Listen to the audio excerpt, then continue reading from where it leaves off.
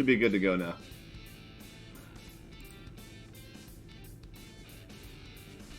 Santa Claus gift at Adelina.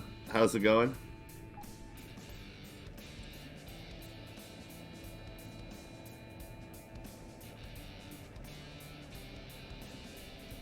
Yeah, it would be really funny if like you could sit between the two stations, and swat down pirates that get sent out. Like if the station just spawns a small fleet every few minutes, and then eventually the station's like, the civilians just put up a bounty mission, like, can you just kill them? Can you just take out the whole station? That'd be cool. Oh. Seems like this station got a little bit of an upgrade. We'll have to wait for some better shielding. Alright, let's go back to the home system. Which is all the way back the other direction. Alright, we good to go now?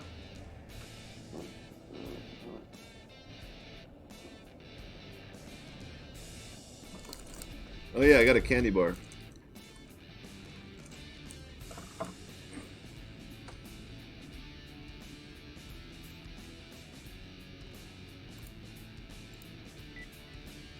There we go.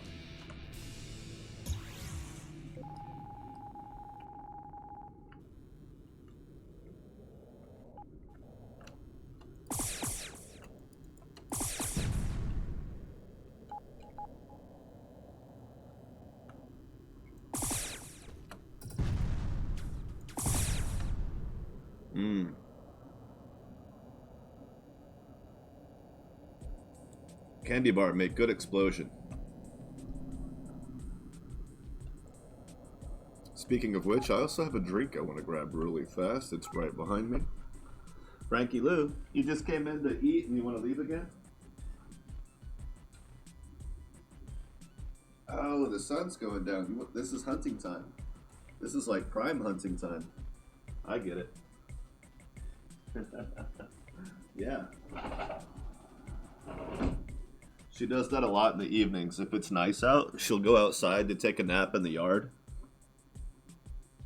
And then right before, like, just like an hour or two before the sun starts to set, you know, cats hunt at dawn and dusk. They like it when it's low light, but not daylight bright, because it makes it easier for them to hide. And they have better vision than most prey, so the worse conditions are, the better it is for the cat, because they just have better eyesight, and it improves their camouflage. So she does this a lot now. I've been kind of keeping track of it. She'll come in, you know, like 5, 6 o'clock, sometimes a little later in the evening, and she'll eat like a little bit of the food that I put out for her, and then she goes back out because she's gonna hunt for her dinner. But she wants a little bit of, I think she wants some food in her stomach to kind of give a little energy boost, because she's been sleeping all day out in the sunshine. So she comes in, gets a little energy to be ready for the hunt, goes out and hunts until it gets dark, and then she comes in and chills. I give her probably about 2 hours, and she'll be wanting to come back inside, but right now she's probably already trying to decide where she wants to hunt for lizards. Oh yeah, this is the thing. So when you're gonna scrap a bunch of stuff for your crafting let me start over and use words instead of noises. When you want to scrap stuff to learn how to make it, which you do typically by scrapping 2 of a thing, it's best to do it from the blueprint page so you can see what do you already have, what do you actually need, and if it was worth your time.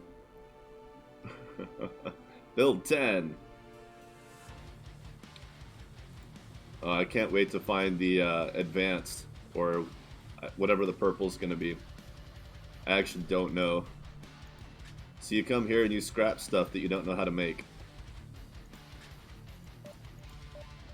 You can do it from here, of course, but, you know, you want to make sure it's not something you already know or anything like that.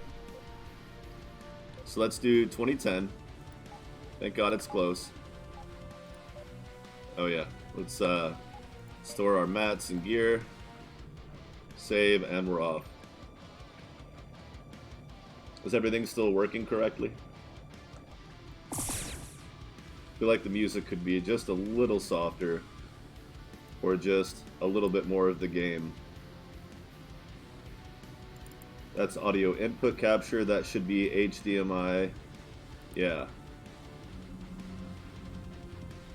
Does that sound pretty good?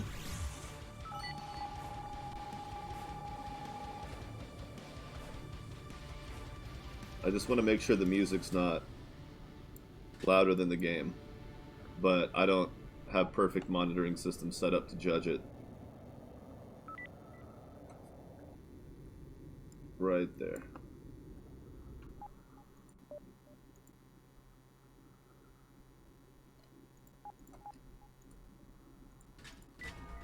Learn that. Learn that.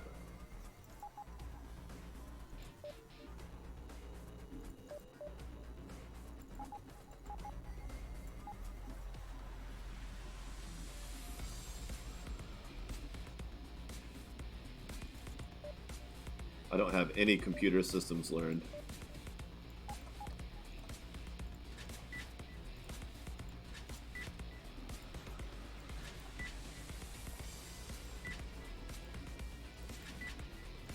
There we go.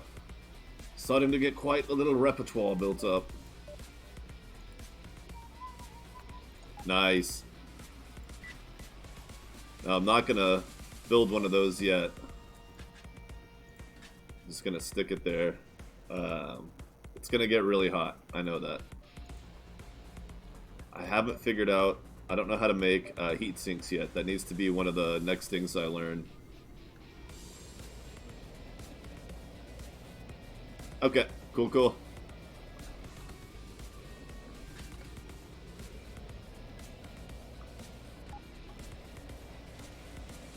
Uh-oh.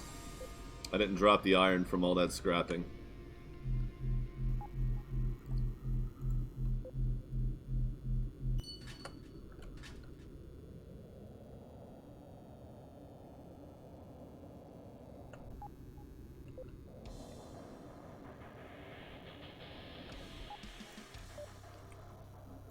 Also, if you really want to, because this ship, I still have a good bit of equipment space left.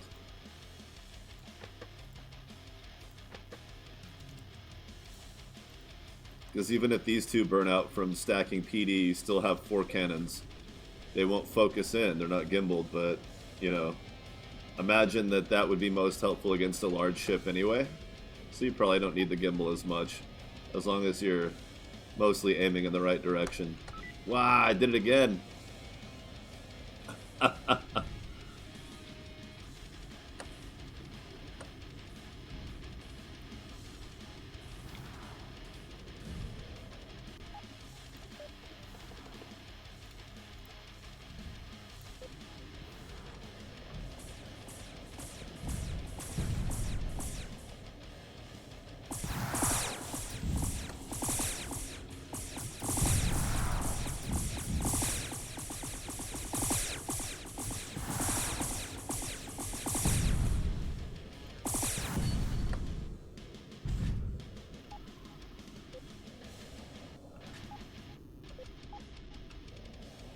Now, one thing some people might not like is that you can't check your crafting catalog from out here.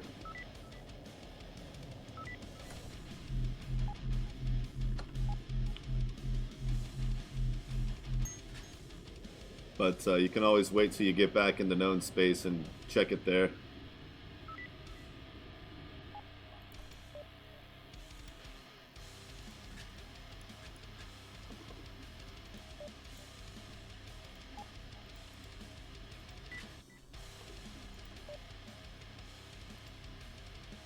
Refined metal.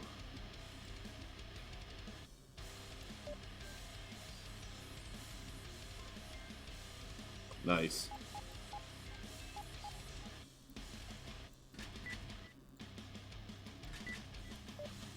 Now, if we're going to get up to 30 cooling, well, that's just not going to happen, let's face it. That's too much. But I can fit a little bit of extra in to try to keep them from going too far.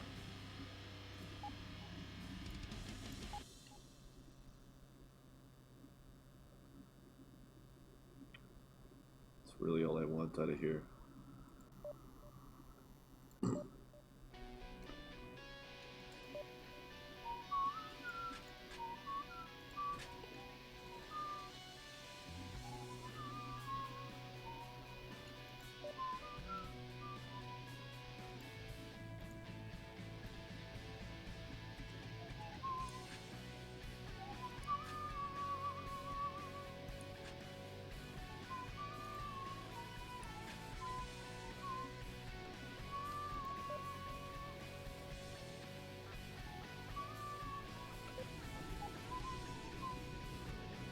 There we go. Let's go make some money real quick.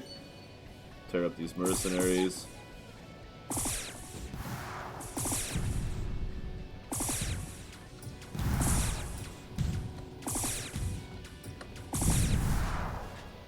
That's some fine components. Alright.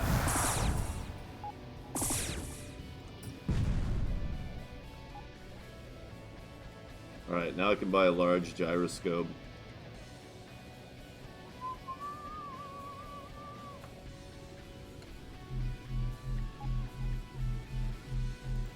I could see it being a second tab under knowledge, like a sub-knowledge tab. One could be the experience knowledge, the other could be the crafting knowledge.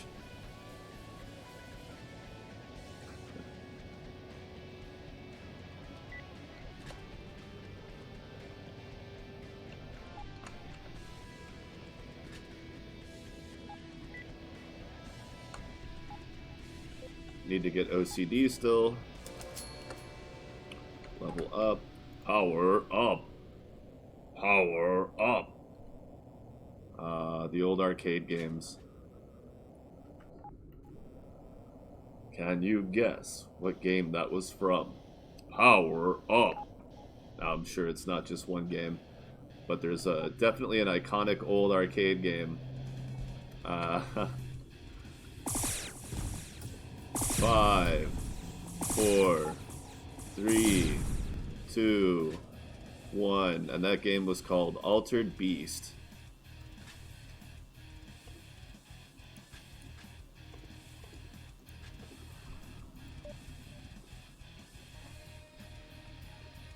And it was an amazing game. Turn speed 29.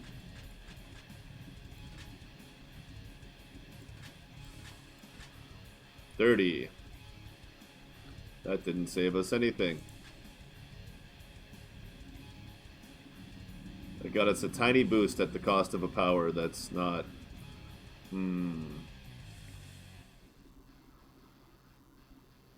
Yeah, at base components, tier 1, white level, you're better off with 4 gyroscopes than one large one because of the power consumption. You save that 1 unit of power, and it only drops your... You're only losing 2 out of 40. See, these are 10, so you get 40 for 4. That's 3. You get 40 for 4 of those, or 42 for one of those. These use 1 power per unit. These use that plus 1. So, unless you really need that 2 extra turning power, which as you saw was less than 1 turning speed, save yourself the 1 unit of power. I'm using it as a placeholder to make things easier along the way. I don't think I need 50 power. Let's see. Okay, maybe it would be nice to have 50 power, but... You guys got a solar reactor? Okay, 40 should be enough. Yes, that barely gets me back to max. So in a combat situation, when my point defense beam is firing, let's look at that. That beam uses 10 per second, whereas it's 24 per second here. So in a full combat situation, if I can shoot forward guns while flying at full speed, then I'll have enough power for all my weapons. Let's see. 10 plus 4, so 14 versus 24. We're good to go there. Let's backtrack to 2114 real quick. Make sure we're not missing anything cool. So exploration-wise, remember that your scanner is not always going to show you everything. Just because you cleared the Fog of War space doesn't mean you necessarily got close enough to see all the loot. So it's a good idea to go back and check. Just give it a once-over, make sure you didn't miss any escape pods or...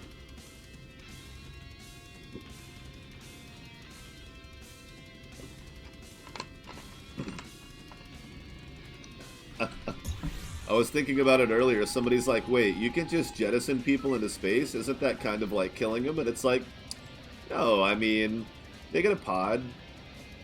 Somebody will probably pick them up before they die, maybe. You know. Probably, maybe. But I was thinking about it. I'm like, at that point, it's not really an escape pod. The only thing they're escaping is me continuing to berate them for not being good enough. Maybe it should be called a rejection pod. When you hit the jettison button, it's like, you're not really escaping, I'm just kicking you out. Not so much an escape pod as a rejection pod. You know what? Screw these guys. Wow, 3 in 1 volley thanks to that extra bit from the lasers. That was a nice little cash boost. Ah, they are diverted. Their attention is diverted. Simple mining laser. I don't think I know how to make those.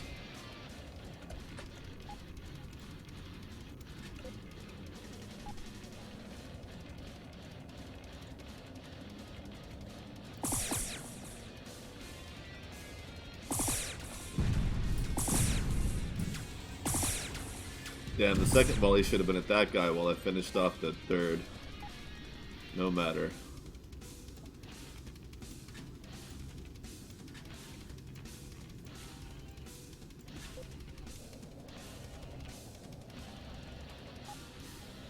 Hull full of iron. Oh, yeah. Raymond OJ, you in? Oh man, I really like it. Oh, you're right, it's just too good.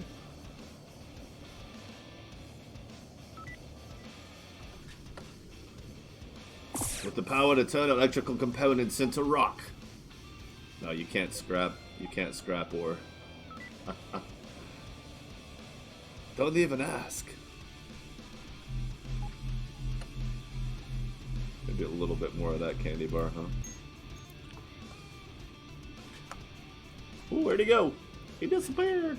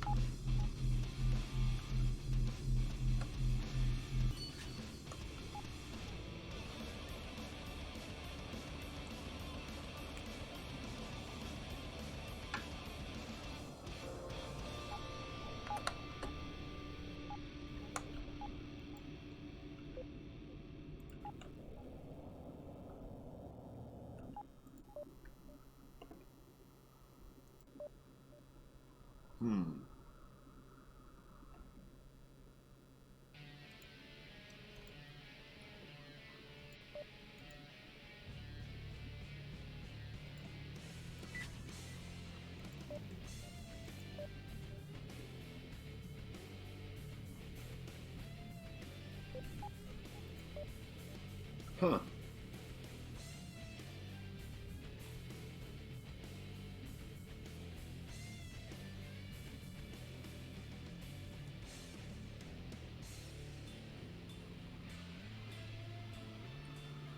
Interesting. Not sure I follow the sorting mechanic there, but whatever.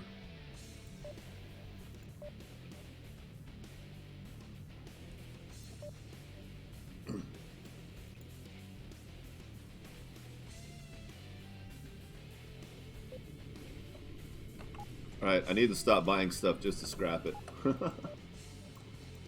It's getting a little expensive. Ooh.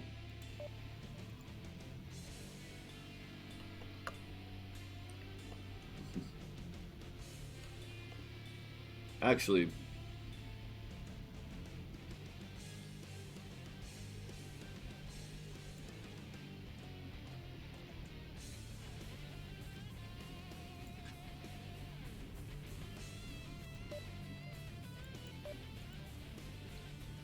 30.2.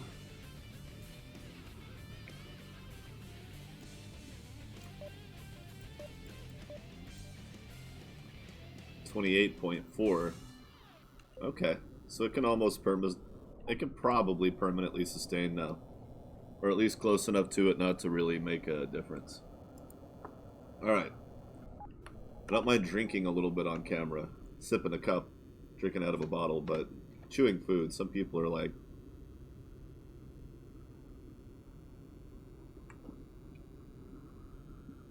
all right, that's enough junk food.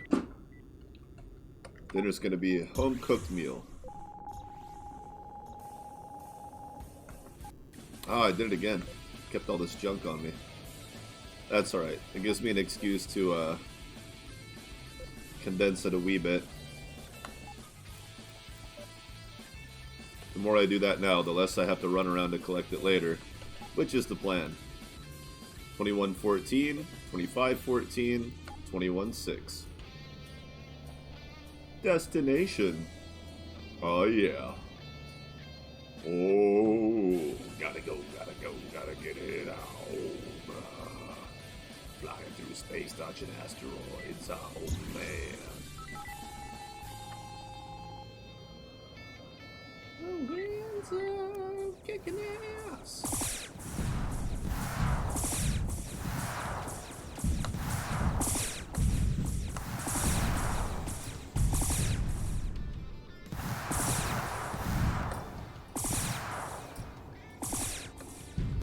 You should stop shooting at it so it doesn't decide to keep shooting at you. Like that. Ah, oh, you moron. You should have just left. You see the price of revenge? You'll never accomplish anything new now. Your existence is completed. You have nothing left.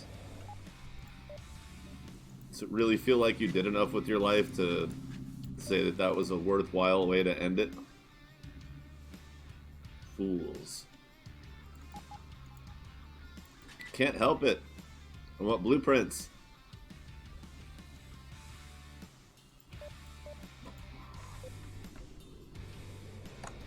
Right.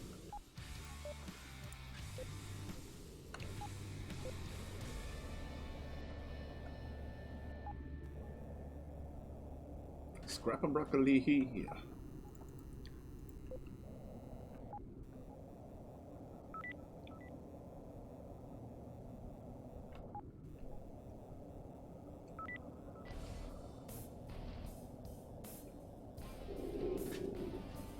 Junk Destroyer. That's me, motherfucker. Junk Destroyer. Gonna get all the junk and blast it. Junk Destroyer.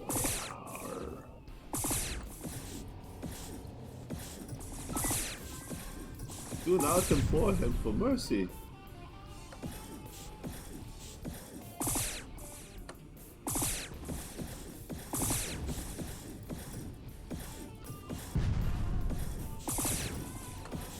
Just die already. Oh yeah. Talk him out of.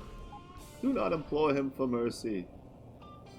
Let's face it, you can't talk him out of anything.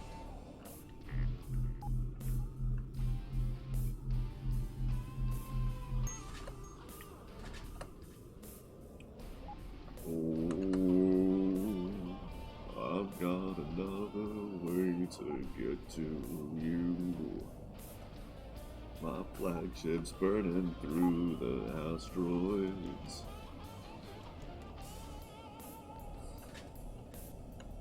Never tell me the odds, kid. Never tell me the odds. I'm burning through asteroids, coming for you.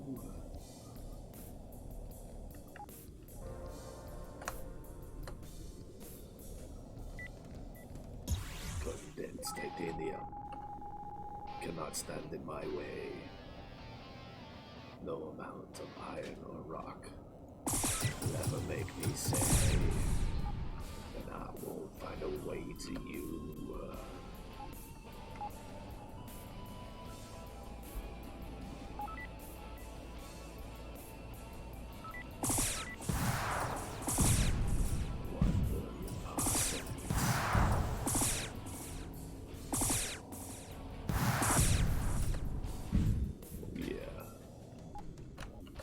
that graveyard with our 24.8 half-full cargo bay.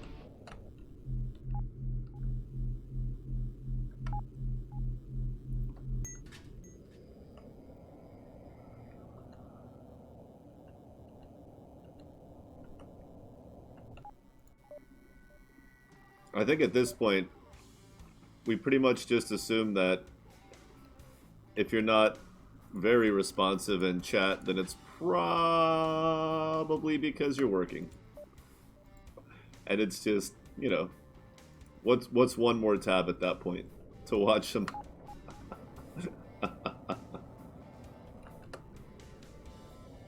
It's good though, the way you see it, when you see other people play, you just go, oh, what if I did this? What if I did this? Stuff you might not see when you're just watching for yourself play, or even watching video of yourself play. We all try different solutions to problems, different avenues that are apparent to us.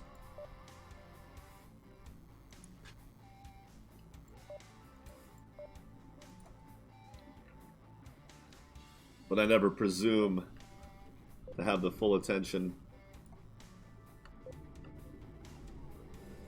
Oh yeah, I have a drone bay, don't I? I do. Suppose I should,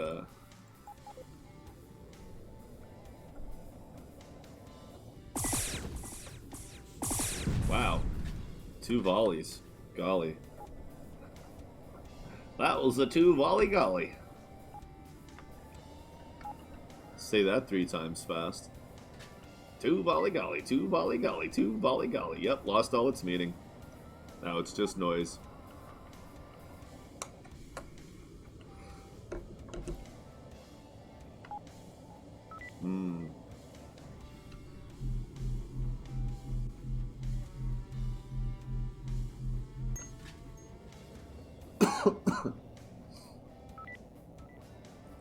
But where are they? But where are they? You guys can't even hit that civilian. And your buddy bailed on you. So now there's definitely no way you can get him. And I saved him. Except he warped out before I got the kill, so it probably doesn't count. But I already have Guardian Angel, so I don't care.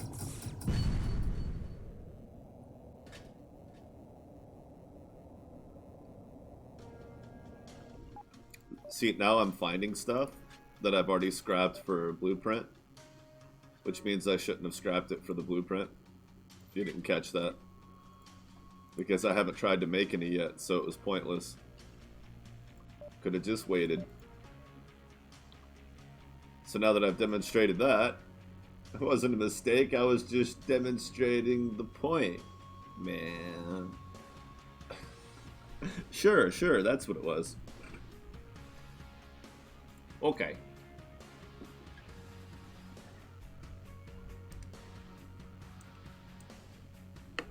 There we go. Ooh. That's not even really much of an upgrade, though. Other than, you know, the cargo. And, okay, the pair of shuttles is neat.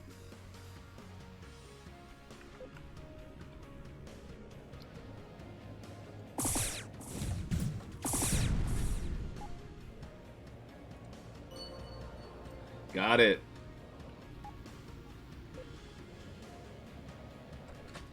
Turning speeds up to 29 now. So remember it was down to like 26 or something ridiculous like that. Alright, we're about to hit the last in this cluster. And it is not enemies. Damn. I was hoping it would be.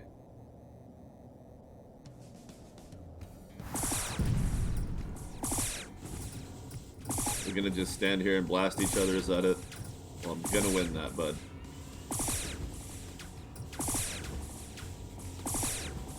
He's like, oh, I've got a PD beam, and I'm like, I'm not using my repair drones or missiles or anything like that. Jump destroyer. Blast off the jump. Blast your junk into space. Oh yeah.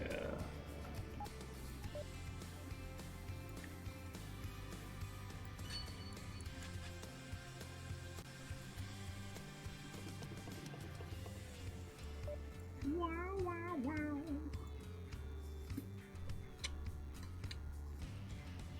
Oh yeah, I'm supposed to be looking for large batteries. Shit. So I don't have to buy a bunch of small batteries to warp out of here. On that note, let's get a little bit more money going, even though 8,000's enough for, well, a lot of small batteries or a couple of large ones, either way.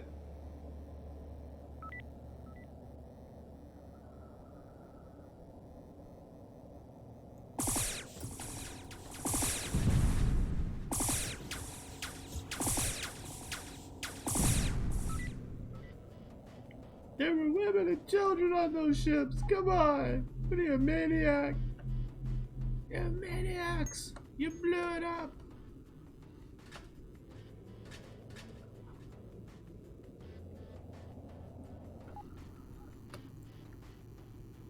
$40.2, 41.6. All right. Behold the power that I wield. Wow, wow, wow. Boom, you're welcome.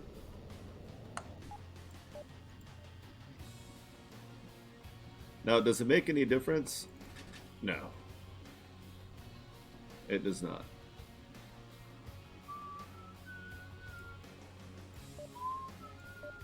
There's not a blueprint for a green version of something. There's just a blueprint for that thing.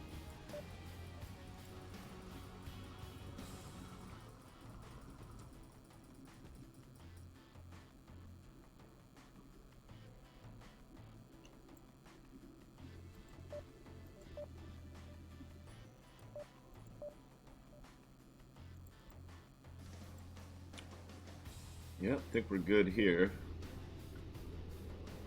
Wait. I did it again. Hey! If I remember right, 4 should be enough. Let's go ahead and test it, though. Just to be certain.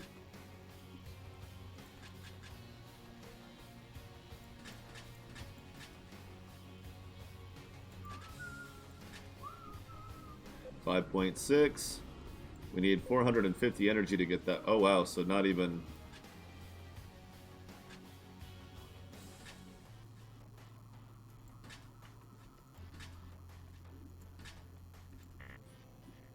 Okay. Cool. So we can get right the hell off this rock. Let's go here first, even though it sounds dangerous. Find components. Junk, junk, junk. Looks like we're gonna get junk collector out here. The real space janitor. Oh yeah. Eat it. Oh, we don't generate enough power for the booster.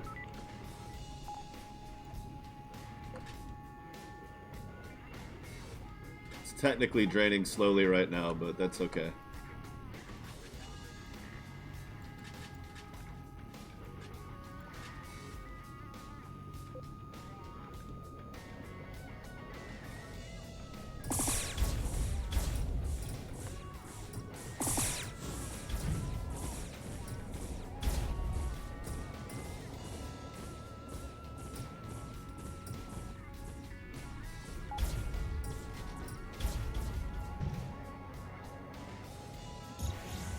Oh, shit.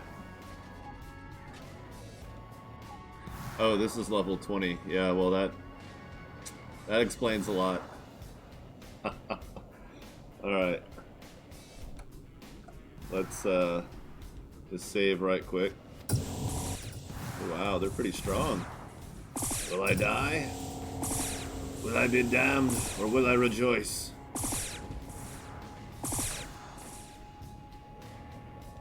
He's going into the Badlands! I forgot, I gotta take good care of... Uh-oh. I gotta take good care of these drones, because now I only have one.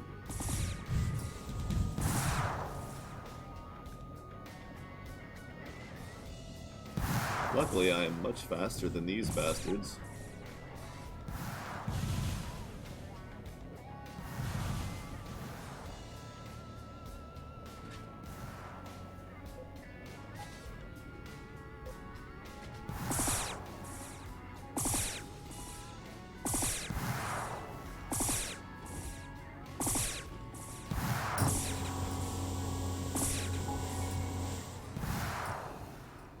Where are they going now? More hits would be nice, turret guy.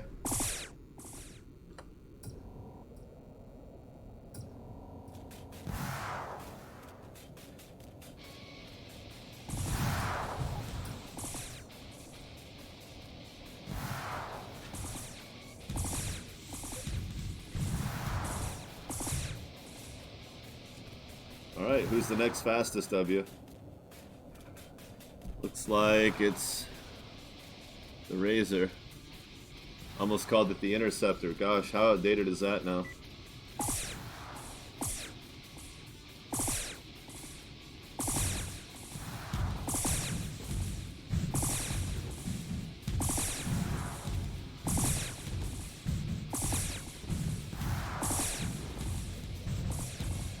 Ha! I barely escaped without losing my shield.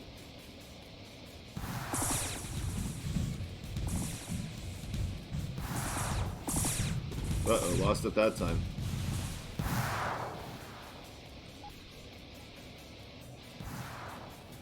Come on, get the shields back up.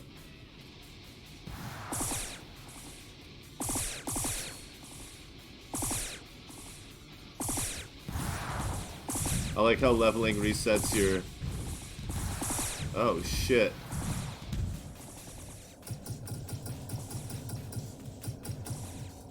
Higher level and faster ships. Any one of those pirates I could handle, but not all of them.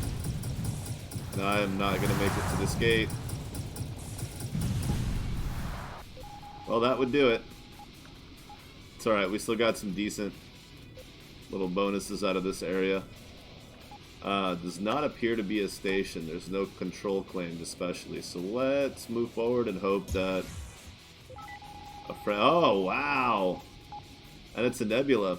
It's a large nebula. Too bad I've already got fun with maps. But nobody wants to watch me do that, right?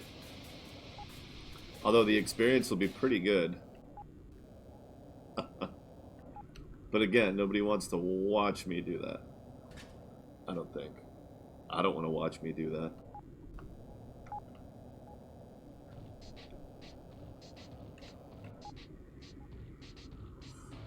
Cross the next grid line, and then just go straight and follow it.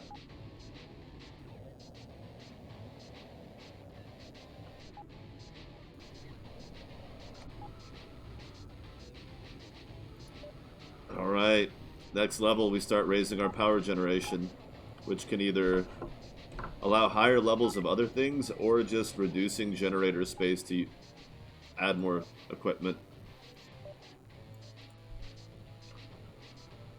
Neat. Needed.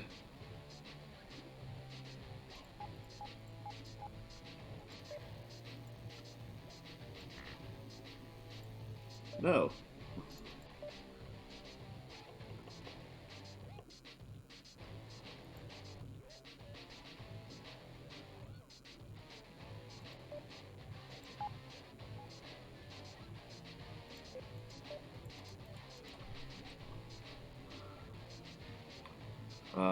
Yield and Archimedes. Oh yeah, I lost my flux capacitor. I mean, I have nothing to use flux for right now, so I'm not going to buy it, but it's tempting. They have charging, but not rapid? Damn. Ooh, 50 heat per second. 50 heat per shot. So 50 heat per shot. I have a max weapon heat of 115. Cooling of 20 per second, so they would do 30 per second, which means I could take 3 shots. The 4th one would overheat, theoretically. Right? Let's test it.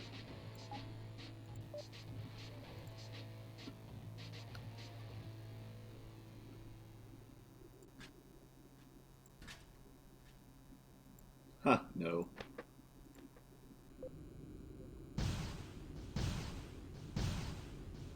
Yep, force shot overheats it. So you just do...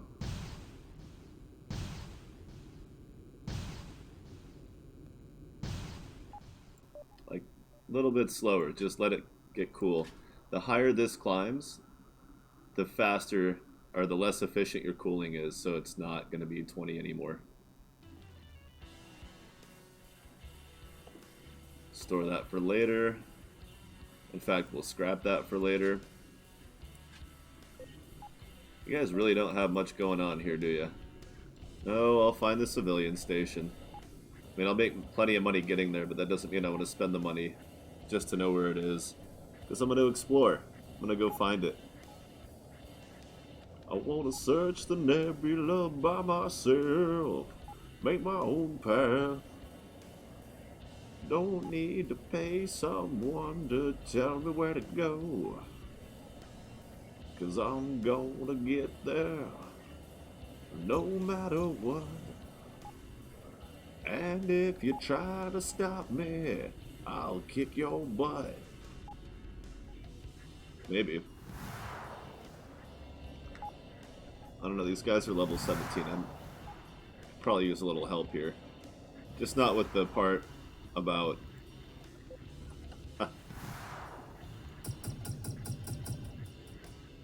Wow. Is that a dragon? Yeah, it has to be. The way they're spread out like that. That is like the slowest dragon in space, but I don't want to get anywhere near it, so it's a good thing.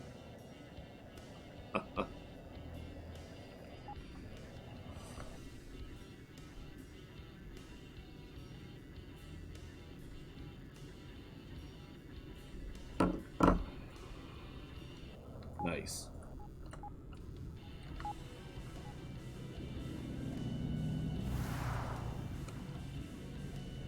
Yeah, no, come on. That's why we're here.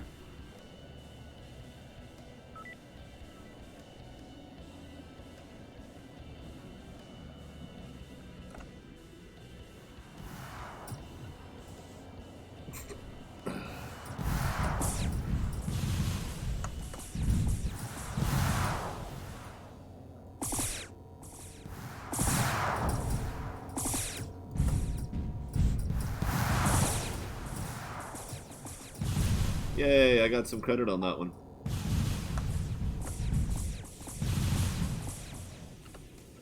Come on, react to the station already. This is bullshit.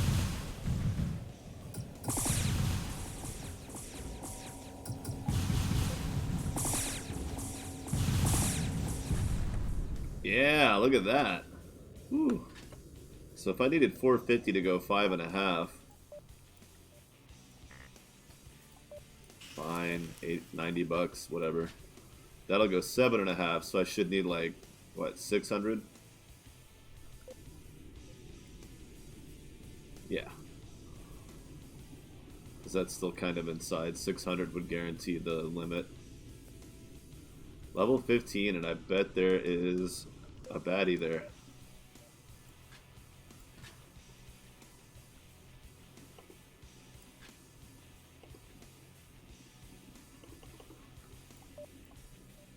Oh, they don't have drones here? Damn it. Fine. Now I got 2 more drones, which is what I was going to buy anyway. Ooh, wow. Rapid medium lasers, anyone? No? No rapid medium lasers? Come on. Oh, they got burst medium lasers. I could see myself putting a lot of money into having 6 of those, which is probably more than they have. They have PD rapid lasers, but oh, I don't have the tech level for that. Wow, they got a lot of good stuff here. A lot of mediocre stuff, but those have a range of 90, by the way, compared to 60. So I need 6 times 7 is 42, so I need $6,420 to do that.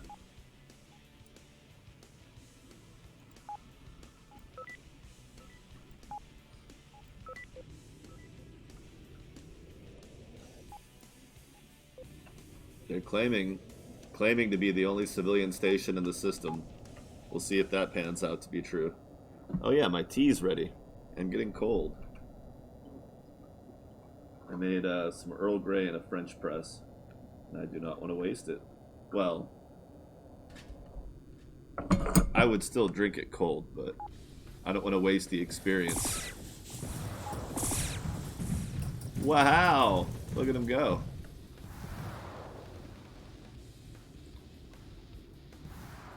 Alright, so what I'm going to do is get my defenses back up, and then I'm going to swoop in on those little ships.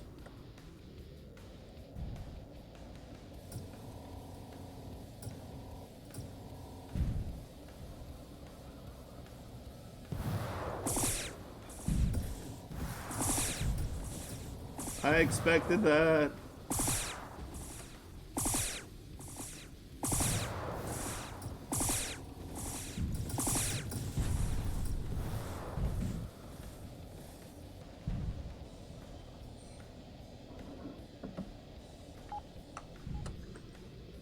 Oh no, that's perfect.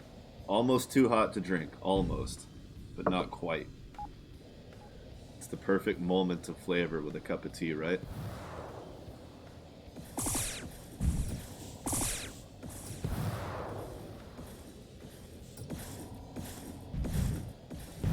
My ancestors used to boil Dr. Pepper and put a slice of lemon in it. Because they're fucking crazy.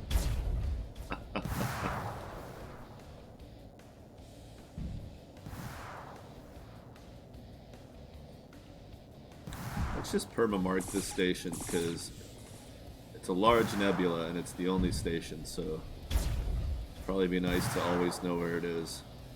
Still gonna swoop through and try to take this guy out. Damn it. Oh well, he doesn't have a repair system. We'll get him on the next pass. See, this is where those medium lasers would come in handy. I'll drop my energy down so I can manage them. The heat output. And then I'll put a second beam on the back turret, since it'll have extra heat capacity.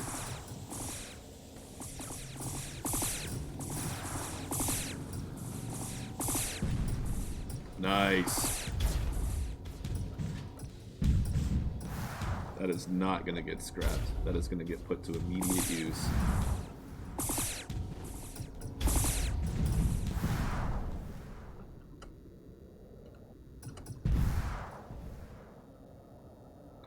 Lure him in closer so the station can hit him. And try to get back to him before the station destroys him.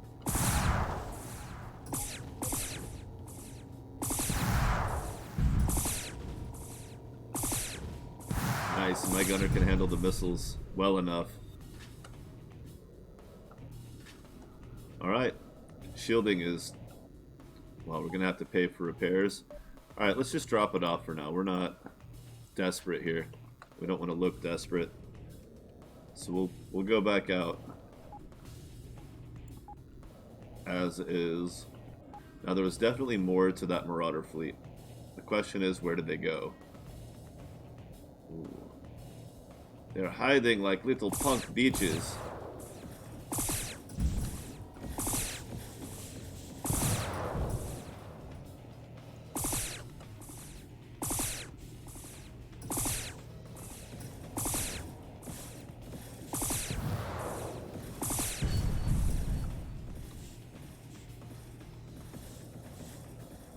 You don't have to win, you just have to make the cost of victory too high for your opponents to continue their assault, which is what they're doing. They don't have to kill me. They just know I can't kill them.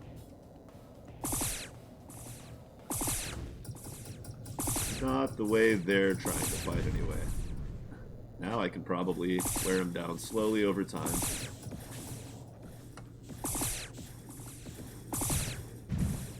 Oh, maybe not. Oh, God.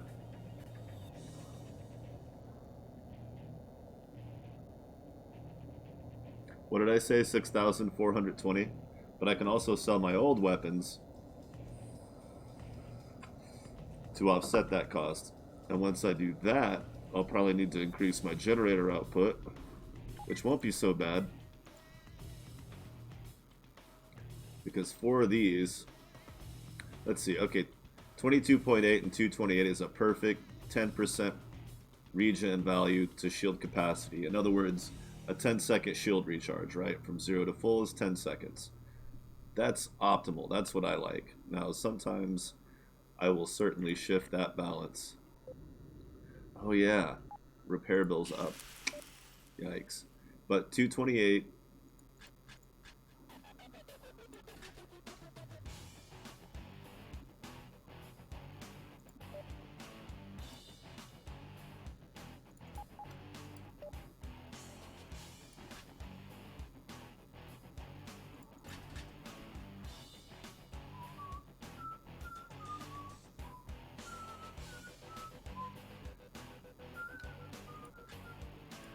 So you see now it's a little bit off. But they're both higher than what they were. 22.8, 228. So that's gone up by over 100. That's gone up by almost 8 points. And, by the way, that's doing the work of 4 shield generator Mark 1s. That's 8 power there. It's using 10, so it is consuming more power. So it's good that I sacrificed what could have been another charger to put us up to, let's see. Yeah, it would have been +3 because it's at 200% power, so it would have been 33 over 30, which would have preserved that, but we would have been really low on power, and I probably have to make room for more power anyway. Although, I don't know if I need to run 6 of these. It's gonna get crazy.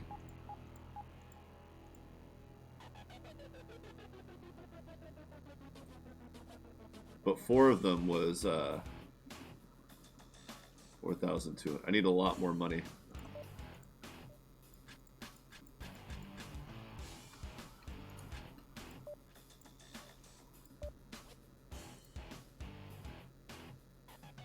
It's still not enough.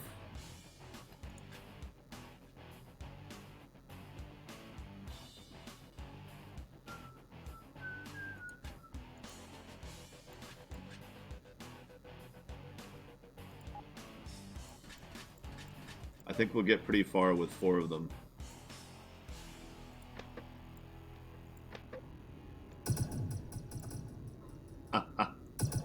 Not even close to a full burst. What is happening?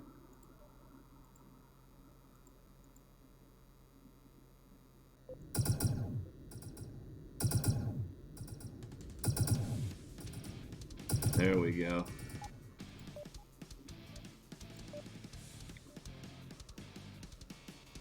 Yeah.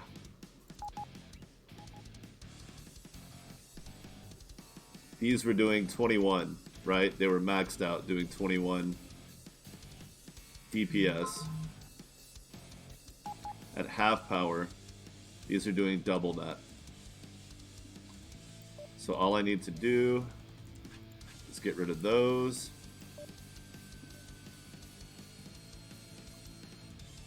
Oh yeah, still too expensive.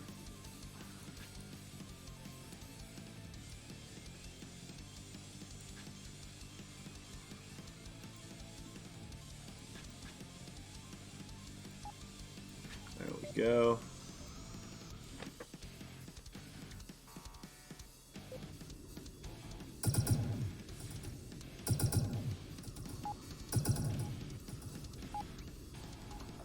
Now let's try out this new range. And our weapon power went down by 1/3 and then doubled.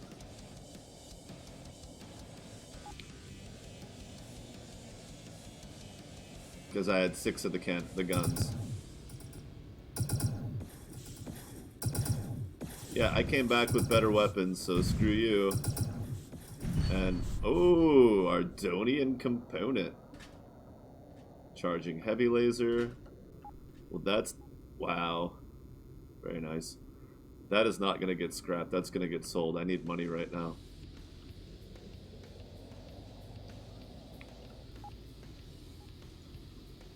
But yeah, it was 6 times 21 DPS, so 126.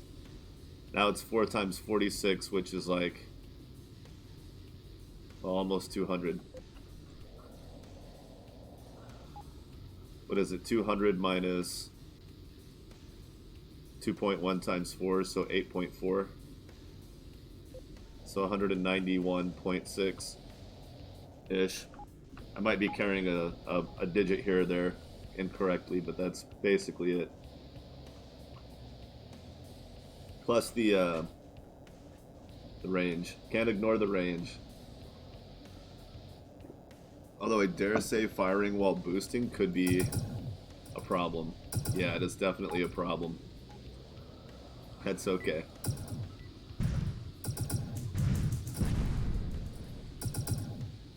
Because with that extra range, I don't have to necessarily be in as big of a hurry.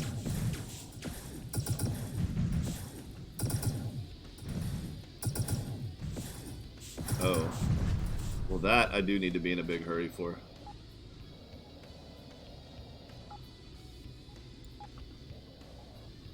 Although... Nope.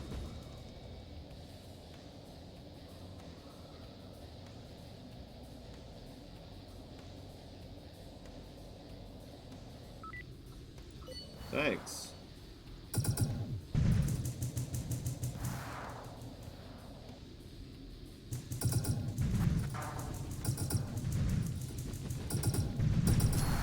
Phew. Very close. Ancient relic! Hear my cry.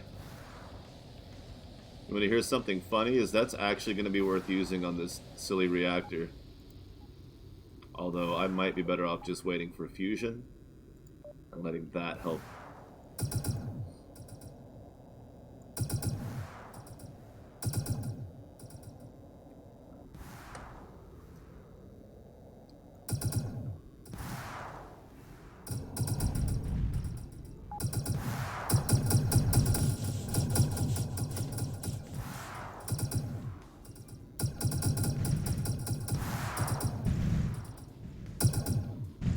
Still got you a little bit. Oh, this is it, bud. You failed.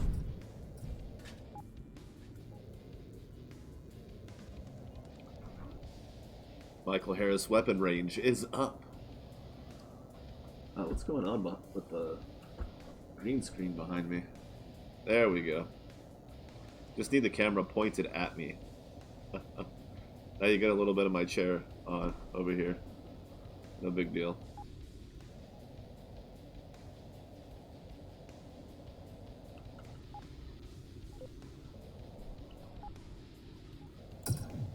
Alright, I took out one pirate hideout. I can't imagine it's the only one in a big nebula like this.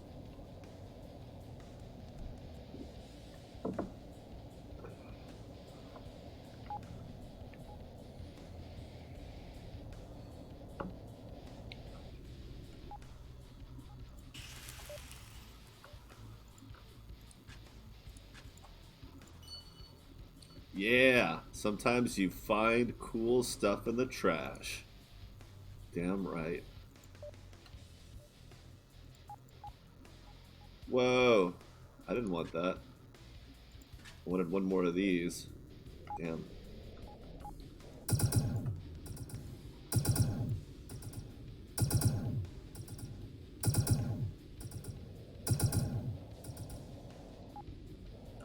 Did I save? I don't know. Still no sign of this other gate.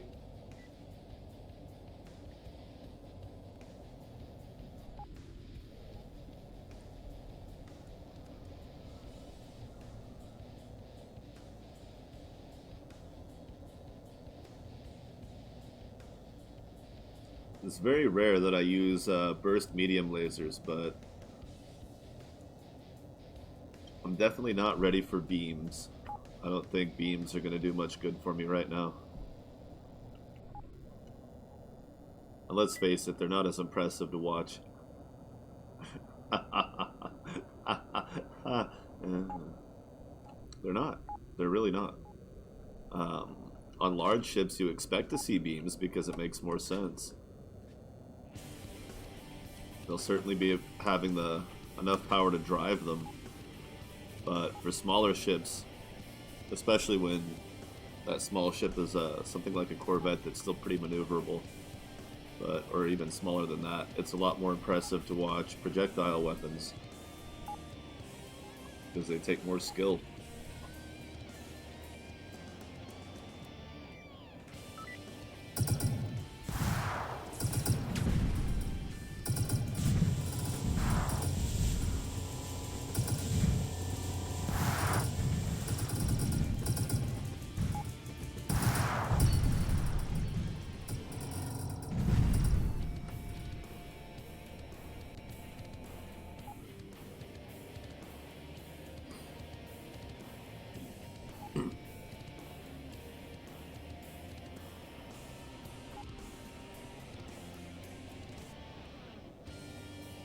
Oh yeah, if you really want to get wild with this,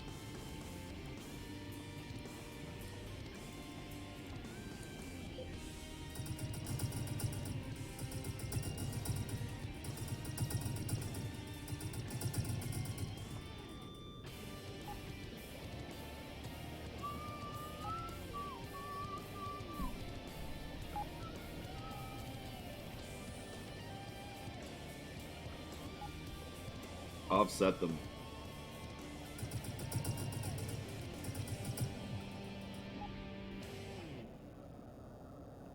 Oh, interesting. Like, Hilarabad interesting. But scrappable nonetheless. You can still learn how to make them off of that, right? Oh yeah, we got our, yeah, excellent.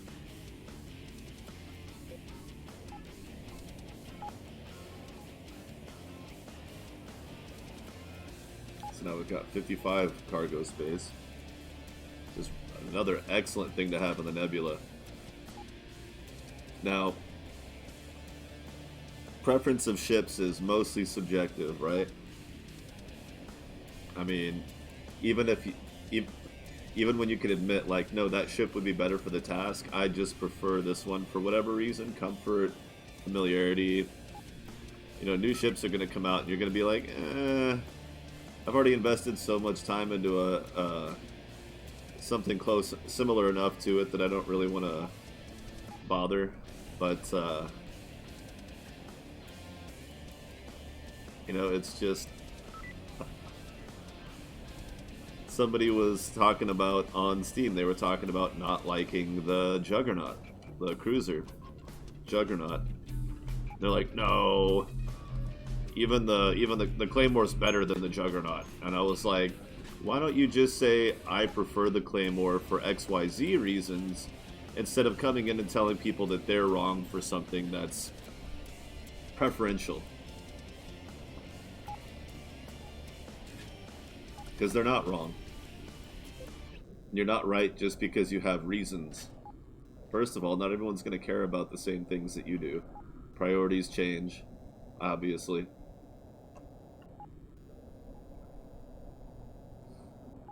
But, yeah, the Juggernaut's slower, but it has more cargo space, more crew, and more turrets for defense. The weapon capacity's lower, but you can spread it out more for better heat distribution, so it kind of makes up for it a little bit, even though it's 4 weapon space difference. But it has more cargo and passenger space, so you don't have to go back to the station as often. You can take more jobs at one time that require cargo or passengers. There will be passenger jobs soon. I don't know how soon. Laios will be back at some point. I assume so, because I should be going for a while at this. But he'll let us know if there is any kind of estimated. And bear in mind, when you get an ETA, the E is estimated. And estimation is based on not only how long you think it'll take you to implement it, but how densely it will comprise your workload from other things. You know, a 4-hour job is not a 4-hour job if you've got 10 other things that you need to do first that are more important.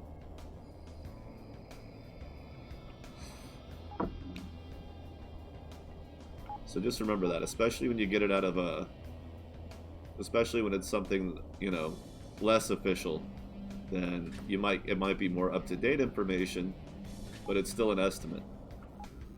So if he comes into the chat on mine or Gotchar's or comments on whoever's video like NovaCat and Ladyhawk, just bear in mind the E in ETA means estimated, which means maybe, hopefully, possibly, maybe, probably, but I wouldn't even, I don't even know if I would give it that much, because you never know what's going to happen.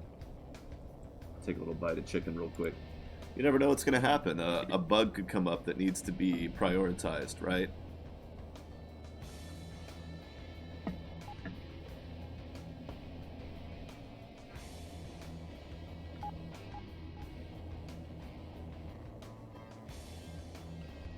I can't tell you how many times in a, by design, creative project, you know, you'll be working on one aspect and you'll get stumped because you can't think of exactly how you want to do a particular thing. Wow, that was sudden. Yet none of them managed to hit my drone.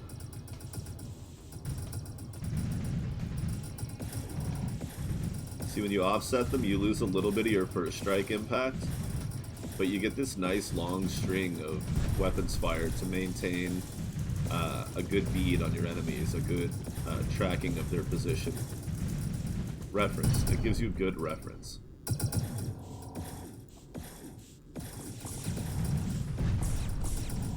So while you lose first strike, there's a good chance your accuracy is improved. Crystal chamber. Oh, I'll build my lightsabers. Don't you worry. Ooh, look at that. This guy's a real badass.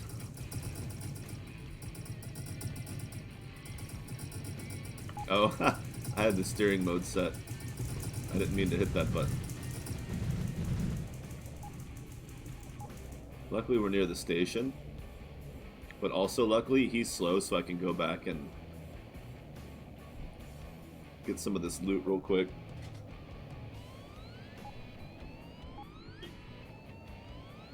Where'd it go? There it is.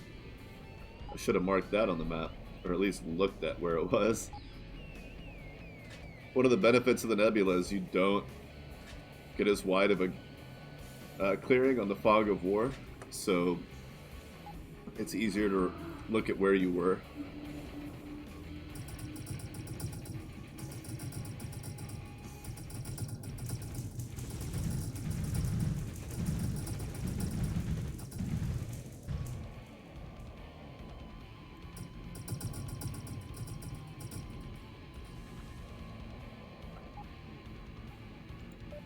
(42 to 47), cool.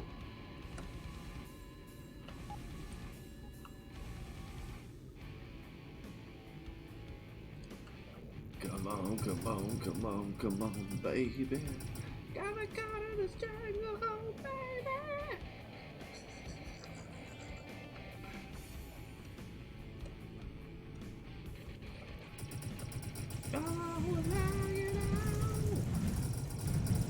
Wow, did you see the relic spawn? I'm pretty sure I just watched it spawn. It looked like it just kind of appeared, like right here.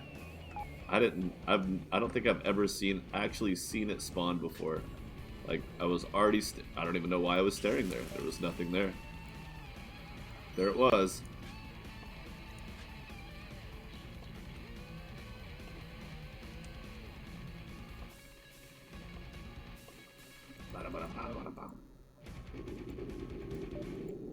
Yeah. There is an asteroid field here, but I don't think I can... It'll be a minute before I can mine green crystal. And that's just assuming that I want to get that far. Alright, so let's withdraw our drone and redeploy it for the cycling. Let's go hit that. Save post-drone cycle. Bite a chicken.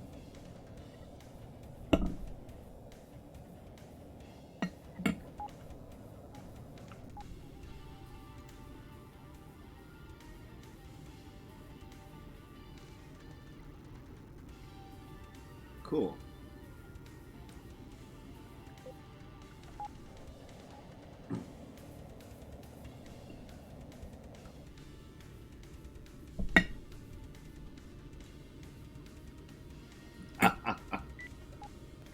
Hungry Cat is back. Oh, that wasn't even, that was barely an hour.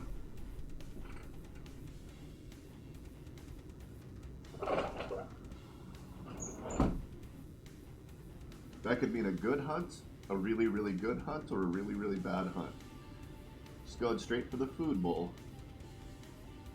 If she only eats a little bit, then that means she wants to go back out. She just wanted a snack for energy. If she finishes the whole food bowl, which is a full can, I think that means she might be done hunting for the night. But that doesn't mean she won't want to go back outside, so... Little cat psychology there. Not saying I'm a professional.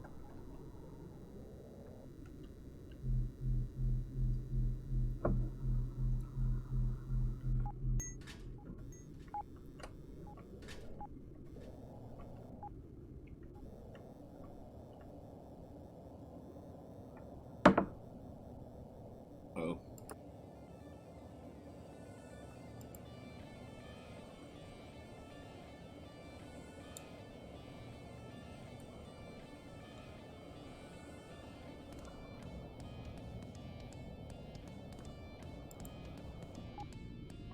There we go.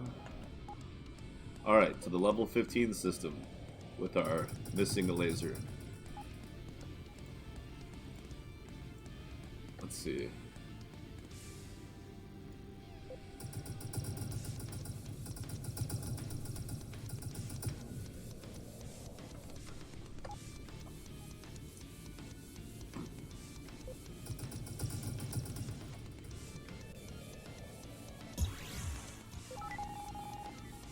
Level 15, no boss. Pitch black, not a nebula. I wonder if I've got enough going on to take down the...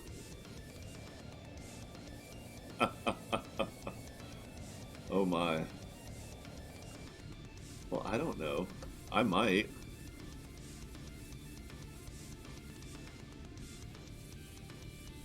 Alright. We're gonna try it. We're gonna go out for the exile.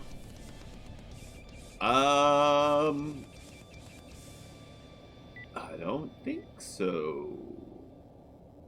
I think you missed a couple of questions and I forgot what they were. Oh yeah, knowledge tab, right? Uh-oh, bad timing. The knowledge tab, it would be nice if there was a second tab, sub-tab down here for experience knowledge, and then the book of knowledge of blueprints that you've unlocked. When deciding whether or not to keep a piece of loot that you don't necessarily need, but might find useful. Is that an Asilo? No. What is it? I don't think I have a headlight. Oh, it is an Asilo. It looked like it had more than 2 gun ports. They pulled... Oh, wow. You're as bad at... I should try to pin you on the Ravager.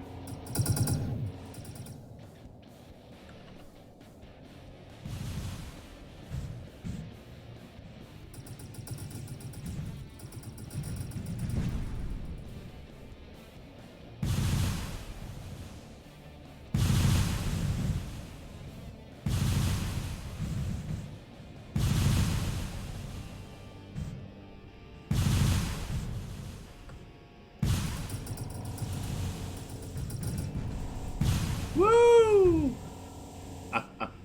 What is that, a seagull? Yeah. Oh! Oh, wow. That wasn't bad at all.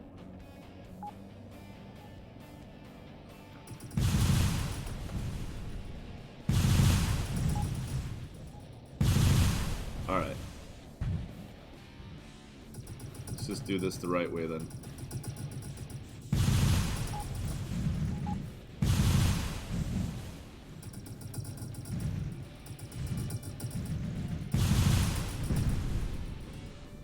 Petty know is the right way, because I'm not dead. All the right ways in the world, they don't have to only be one. Hi, kitty. So, successful hunt or back to it? She wants to go back outside. Nope. She is chasing a bug. Uh-oh. Huh. I wonder, would there be a way for you to buff the exile based on the size of the ship fighting it? Even though it's entirely possible for shuttles that way outpower a Corvette, it would still be just like a little bit, like a 10% uh, damage resistance and damage.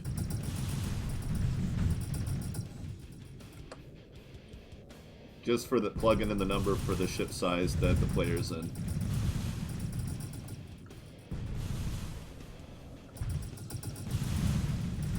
Because let's face it, this is not an impressive Corvette.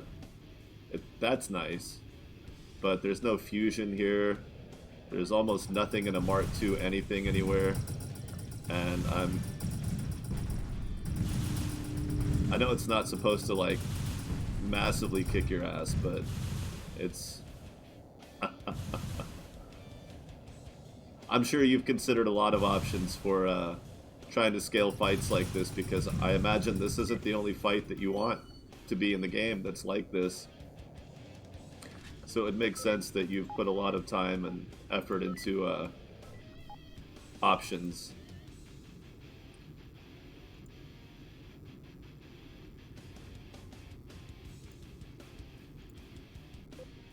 Another ancient relic.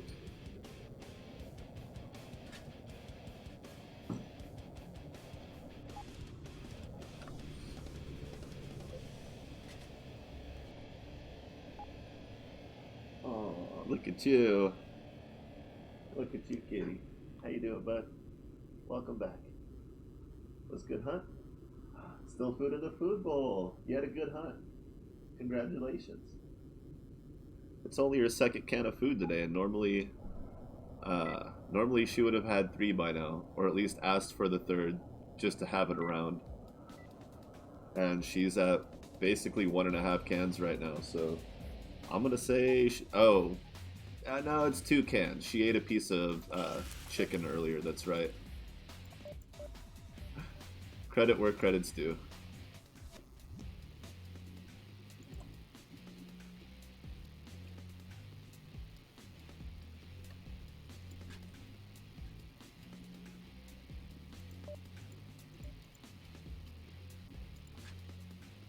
But I think it's fair to say she's probably ate a couple little lizards out there,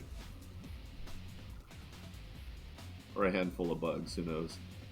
Critical damage bonus. That'll be nice. And what do you have for sale? Ooh, yeah. Oh no, that's worthwhile. I'll buy that for sure. As much as I'd rather have a little more speed in the directional type.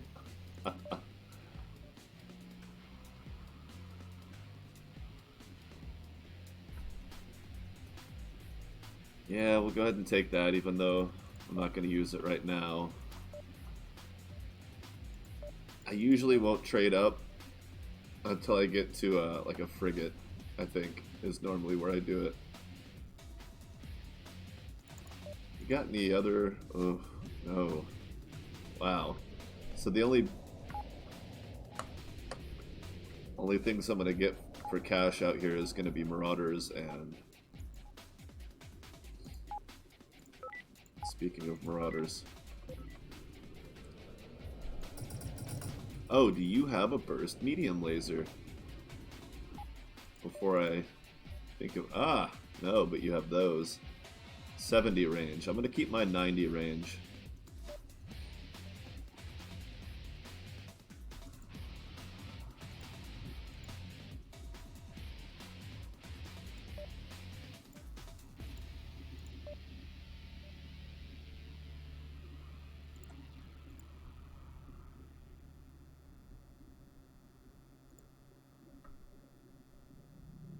Projectile speed's higher.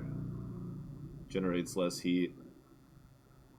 I only need one, but I don't have any green crystals. not be any. Hmm. Mm-mm-mm.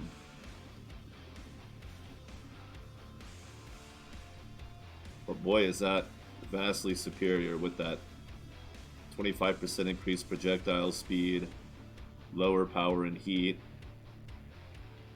and higher DPS, despite the slightly lower crit chance.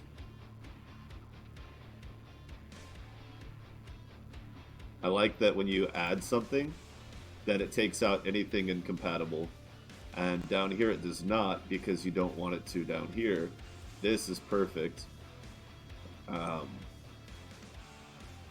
Maybe it could sort between the two, but it's nice to see what you're not able to use. That could otherwise be an option, whereas up here that would not be relevant. And it's better to just get it out of the way so you don't have to... Oh, you can't even add... Nice. Beautiful. Yeah, that makes a lot of sense. I like it. You can't make those. Why not? You don't even know how to use them. That's good organization. I like it.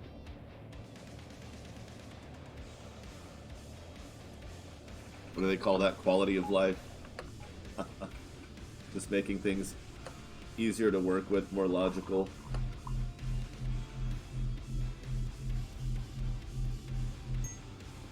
Do I want a little bit of honey in this cup of Earl Grey? It's not as warm now, so it won't melt as easily. What's up, little bud? You want some tension? Oh. He said I need help relaxing because I'm cute.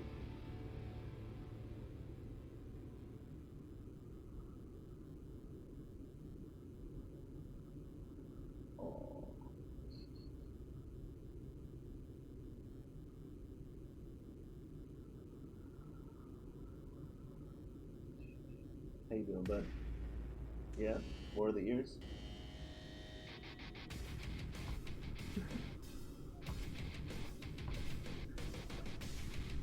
Ow, ow, ow. She likes to play fight, but it doesn't occur to her that she might have actually hurt me until well after, and then she goes, oh, sorry, and she kind of jumps away all embarrassed. It's okay, bud. I'm not mad at you. Oh, I get it. She wants to go outside. Oh yeah, I would assume so. Like improved versions of the boosters, a little more efficient, a little more output. I'll just leave the door open so you can decide when you want to go out, but you won't feel like you have to make a choice. You can just come and go because it's nice out. Oh, you hungry? You want another piece of that chicken? I saved you some chicken. Yeah. Take it. Just take it from me. There you go. There you go. Good kitty. She's hilarious. I love it. She's one of the tortoiseshells who, like calicos, are genetic anomalies that are almost never male because it's something to do with the chromosomes. So the only time a male can pull off the calico or tortoiseshell trait is because of an XXY anomaly. So they tend to have other genetic issues as well that make it to where typically a male tortoiseshell will not live past the age of 1 unless they have incredibly good medical care and kind of just get lucky in general. But like calicos and tortoiseshells, they're almost always female. And they tend to be... Some people will claim there's not really a difference and it's all in your mind, but if you've been around enough cats, they're different. They're a little more emotional.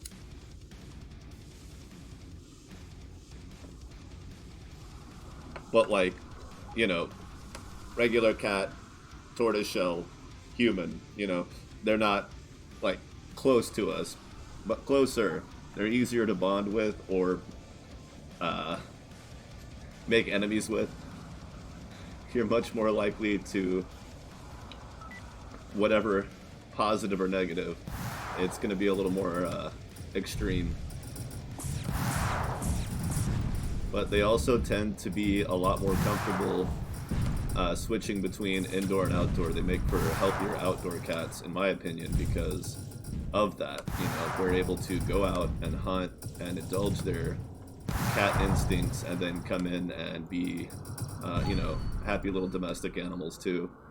But at the same time, because of that, it requires a little more attention. You know, this one wants me to let it in and out all the time, but she also wants me to go out and hang out with her. You know, it's not just let me outside. She'll walk out the door and then turn around and sit there and stare at me like, come on, let's go. What are you just standing there for? And then I'll close the door and she's like, ugh. She looks all pissed off or annoyed. Like most cats, you look at them and you're just like, oh, you're just gonna lay around and sleep all day. She looks at me like that. Like, oh, you're just gonna sit around on your computer all day? You could come hang out with me instead.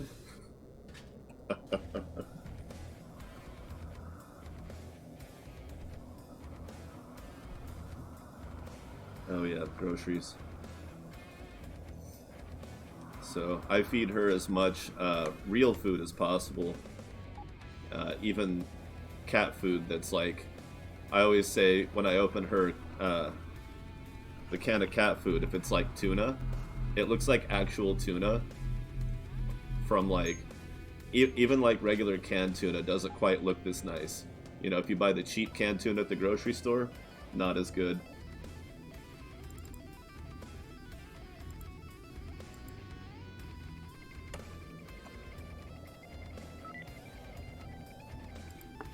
And she will definitely turn her nose to some cheap generic ass cat food if I try to buy it. Oh, nice. Another one of those. Well, that's cool.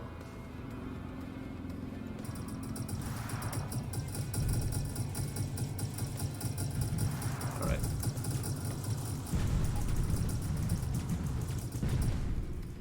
Yeah, just a bunch of ammo. That's what I get for Merc and Mercs.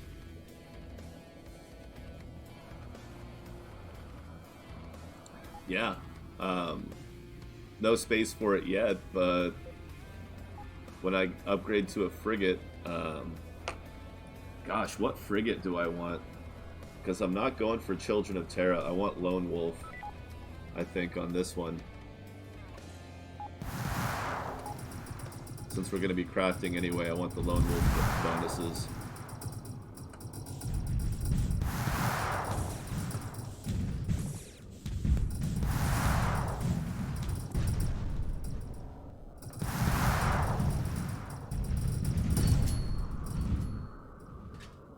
Go. Okay, now I have 2 of these. Boom. Generator power up.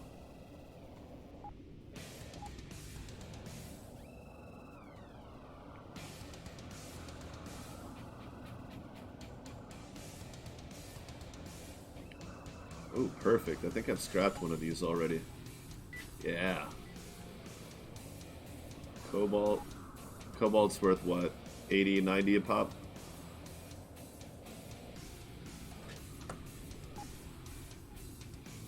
Oh, a little bit more. Okay. Not much, but might be able to get some cash out of that. Should go outside. But yeah, so every once in a while I will... Hey, a driller. Holy crap. Every once in a while, if I, like, bake some chicken... Oh, shit.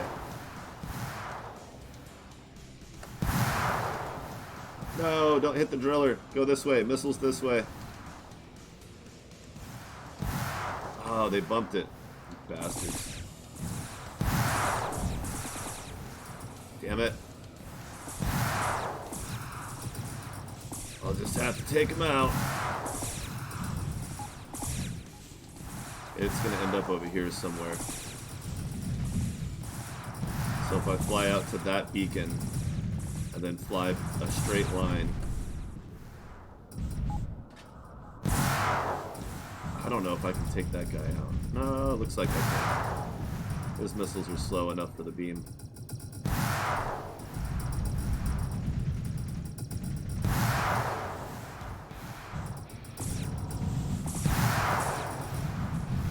Nice.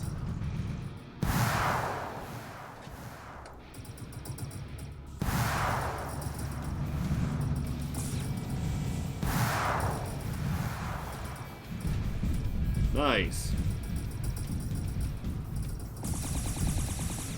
But yeah, when you said that you were going to start making more of the enemy drops components rather than actual equipment and weapons, I, some of the responses I kind of wondered. I was like, you get why though, right? Like, it's so you don't have to run your hull back to the station as often.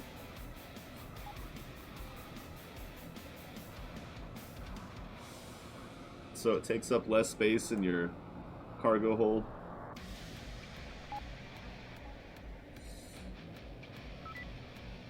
I felt like some people might have been missing that.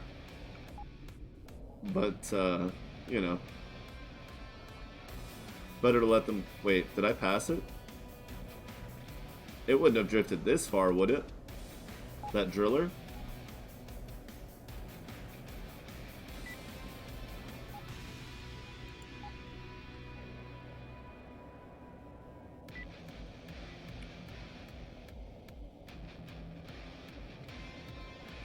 Exactly. It's you have options now instead of, because you blew a ship up. Like, even if something was in their cargo bay, then now you can have the logical odds are it didn't survive, but some of the base components may be salvageable, which feels like it makes a little more sense, and it makes it more rewarding when you do find actual loot that's intact equipment.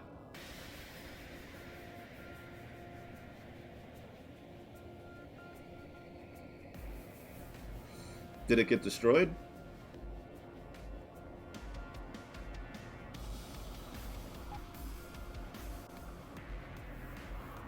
Maybe.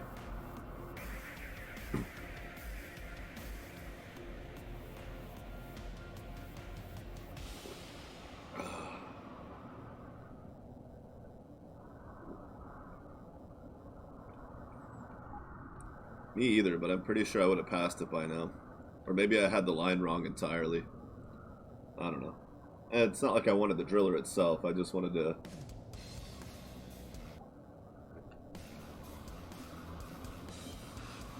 What's up, Cat? How you doing? Ah. Now she's sitting where the spotlight will come on when the sun goes down. I think she's waiting for bugs.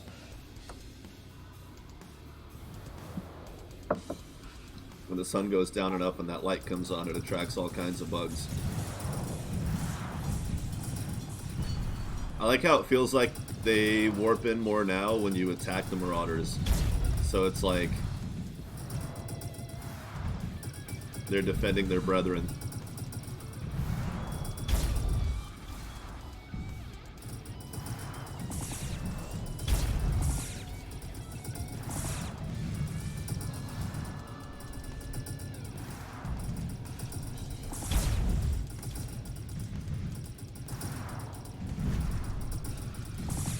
Nice.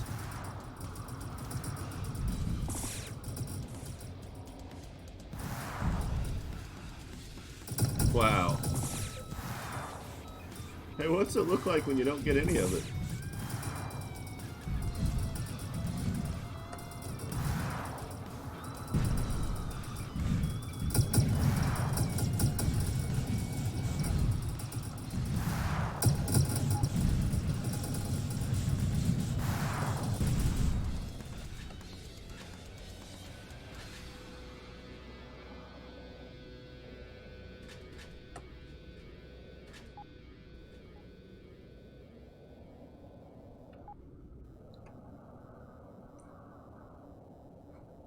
$50 feels so slow.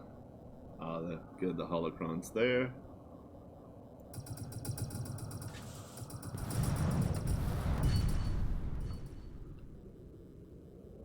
Ah, wow. Am I full? I'm full. Junk.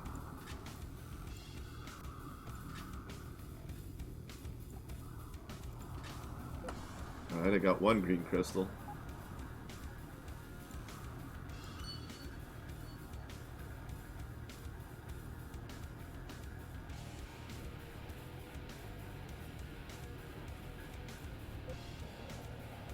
I need 2 space for that because I also need the flux capacitor. Oh wait, the flux capacitor doesn't take up space.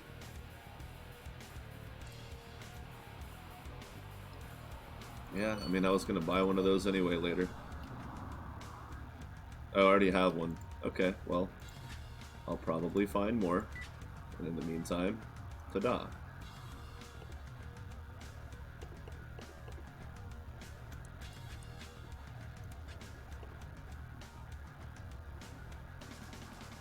I don't have a flux capacitor. I don't need 7 drones, but there they are. Alright, so I need to work there.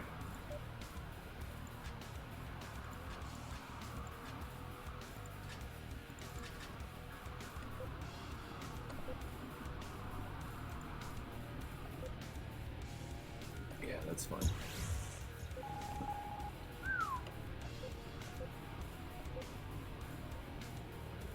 Zoinks.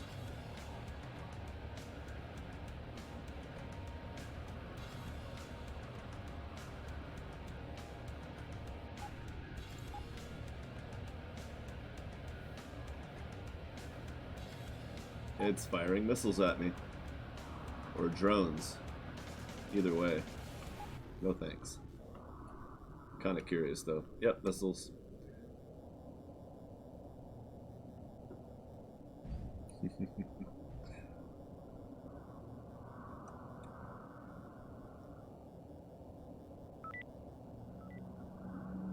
we go.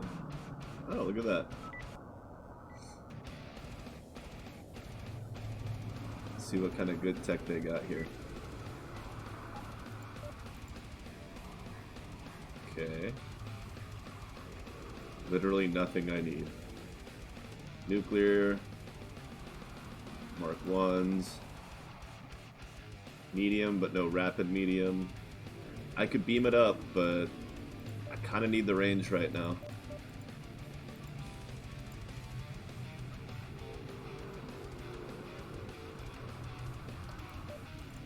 Okay, either way, let's go ahead and do that.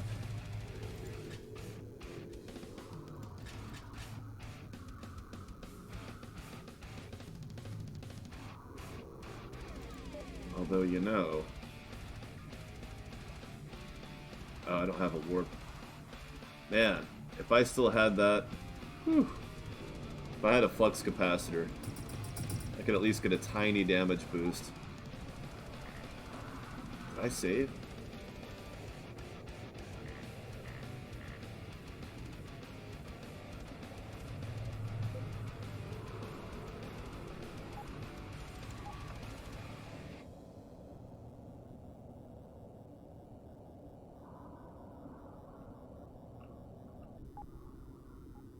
Oh yeah, I still have lateral thrusters on. I don't think I need those, but we'll see. It is nice to have some kind of thrusting power in the lateral. Level 22.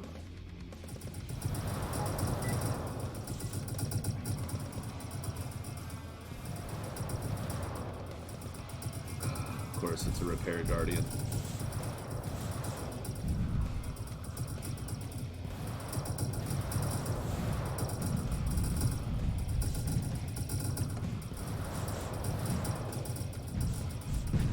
Nice. Cool.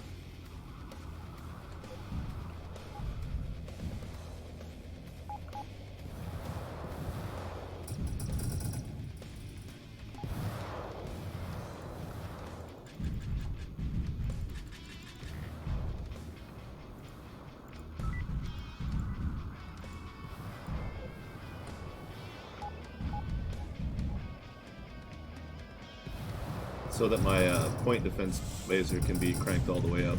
Ooh, God. Yeah, it's a little soon for that guy. That's okay. Thought it might be. I definitely need something faster. The thermal regulator? Oh, okay. I thought it would be for, like, making nitro systems and heat sinks. But... I guess you wouldn't need anything super special for those. They're kind of basic.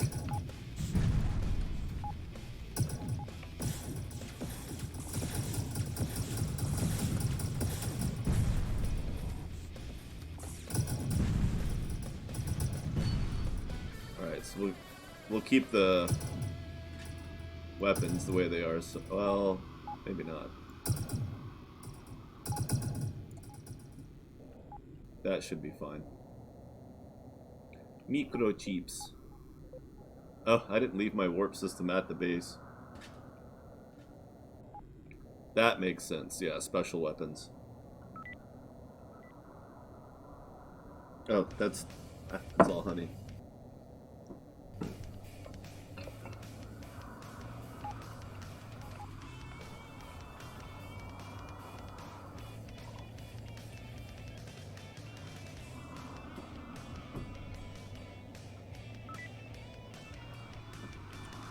Oh, I haven't been following the...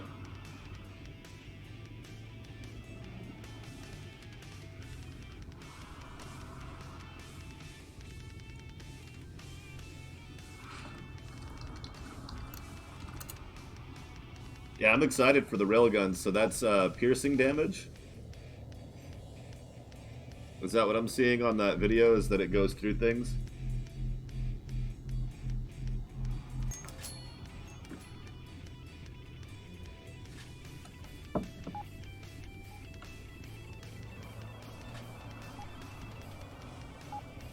Nice.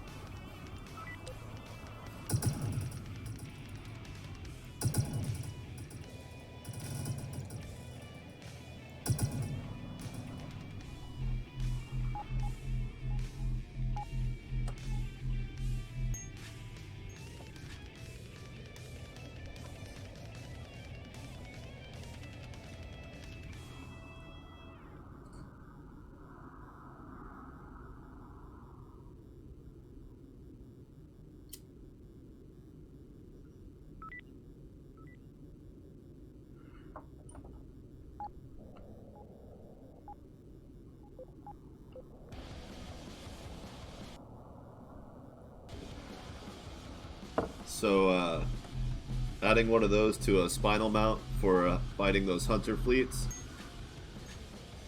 along with a cloaking device, is going to be pretty intense.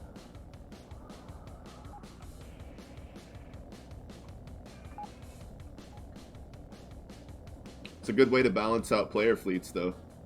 You know, it'll give us more options for fighting against fleets, but it also makes it to where you can't just...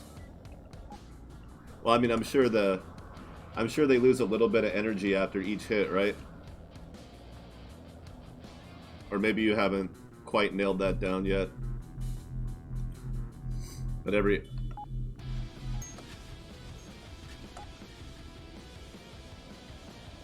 Is that based on simple number of objects, or will distance, width have anything to do with it, or just the mass of the object in general?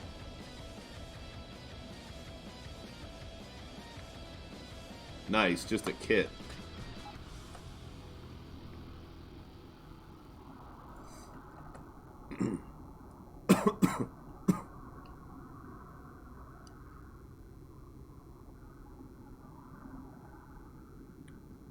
Now,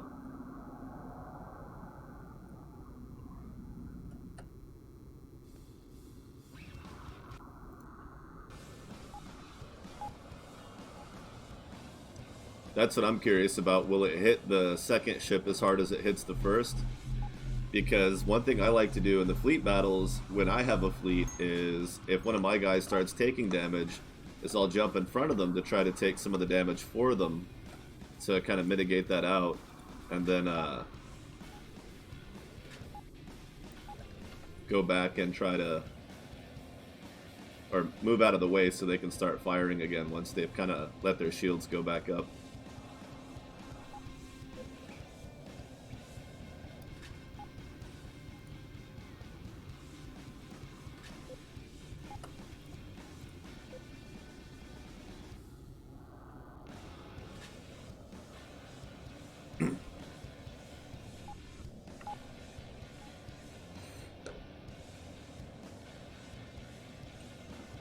And then of course it's scale. You know, you could have it scale out by, uh, like how many. Is there a limit to how many targets they can hit before it loses that ability to go through, or is it just a matter of its range?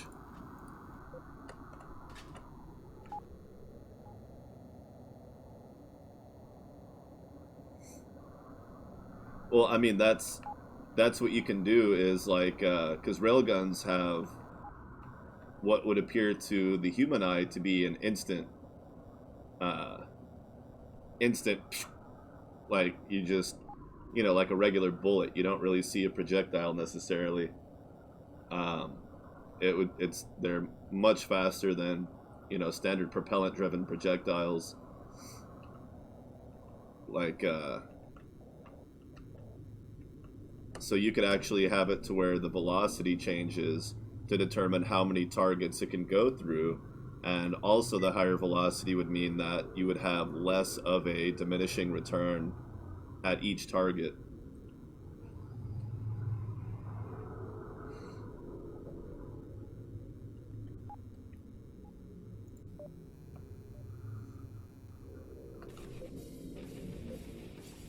So you could actually make it stepped, like the way you would add more steps of burst. So it would basically be a velocity change, so that it would be like 3 targets, 4 targets, 5 targets.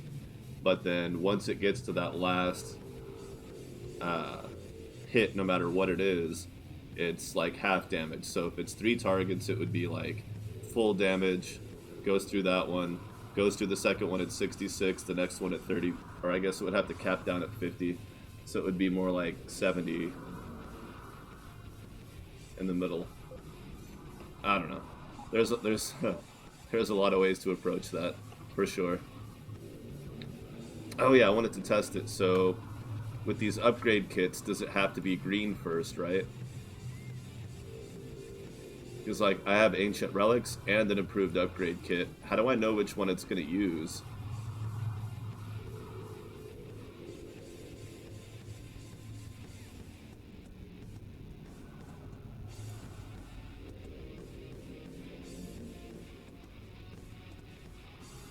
Like, do these work the same? Is this basically just a relic that caps out at blue capability? Does it have to be green first?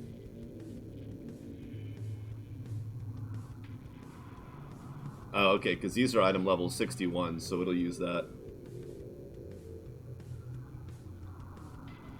So if I upgrade this large nuclear reactor, it's going to use a relic to make it green, but then it would default to the improved kit to make it blue rather than using a second relic, basically, right?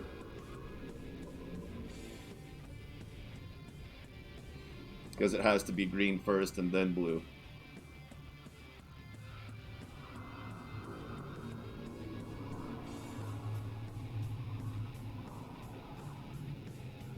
So if I wanted to preserve these relics to make stuff purple,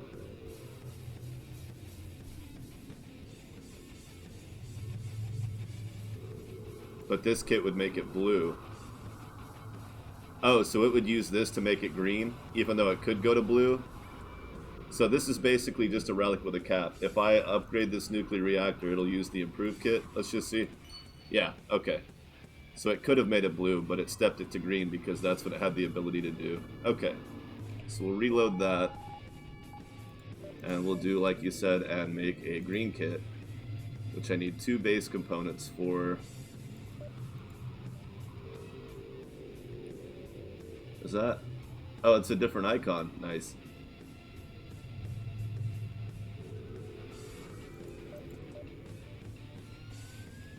And 2 base components. I need some iron, which I'm sure they have here. They don't. They don't sell iron. Damn you, Vengy!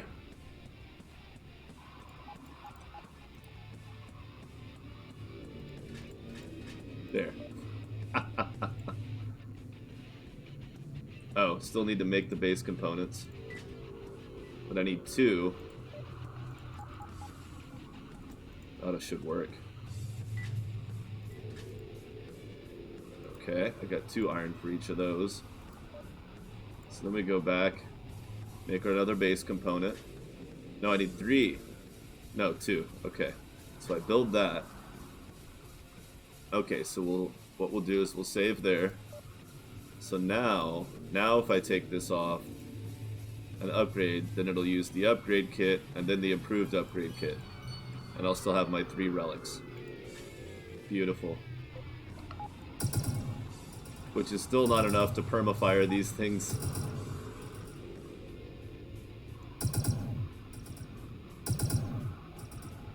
But it is enough at that level.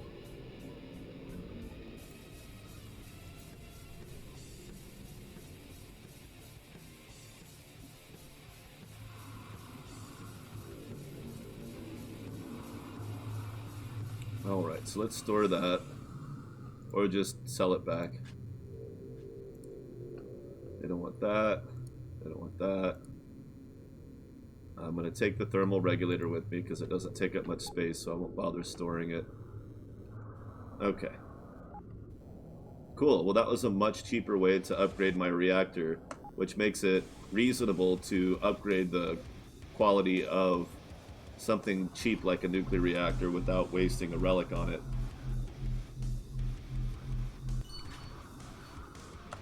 Somewhere around here, I think I have an Ardonian component, another Ardonian component, another improved upgrade kit.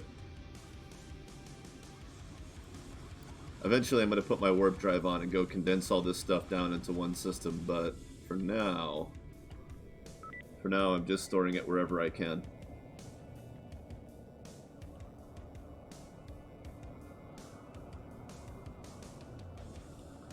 Yeah, I can imagine that if there's going to be a legendary crafting kit that's going to require relics, plural, and other stuff as well. Like a large amount of Ardonian and other stuff.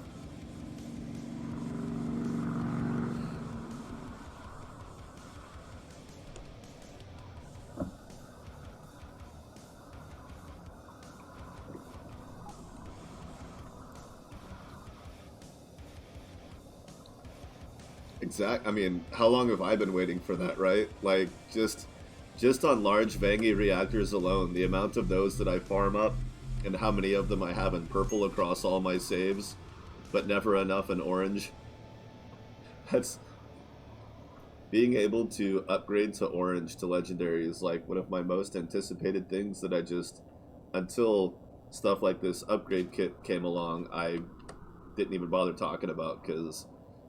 you had already mentioned before that there would be eventually a way to make stuff orange, but that it was kind of like the how and the how difficult was kind of up in the air. And in my mind, my thought was, well, as long as it's easier than what I'm doing, which is fighting hunter fleets to farm them, I didn't really care how it worked. So I was just like, alright, I'll let them figure that out and just not think about it for now. But then the upgrade kits came along and I was like, alright, now is the time to ask the questions, because those questions might actually have answers now, or at least a list of potential answers.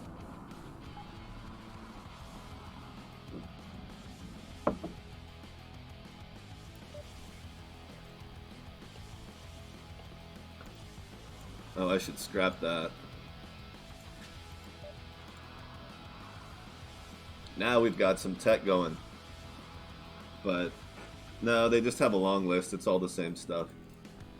Rah! Look at that. Range 90. The DPS isn't as good, but I'm gonna go ahead and learn that.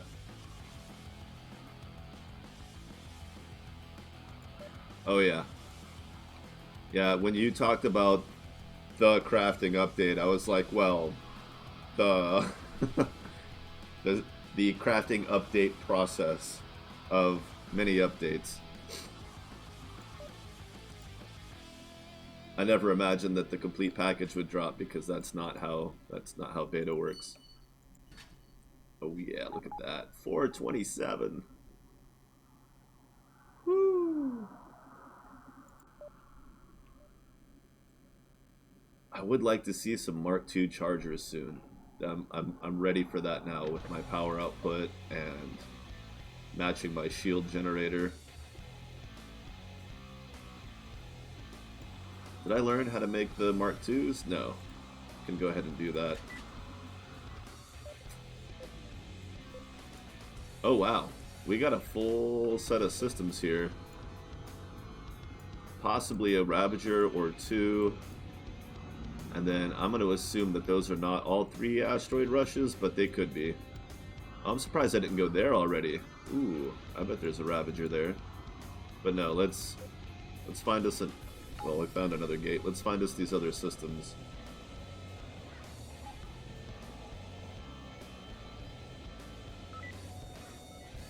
There's the other gate. Alright, and there's a pod down there. Oh, I need to empty my cargo hold. Oops. Might need to empty my people hold too.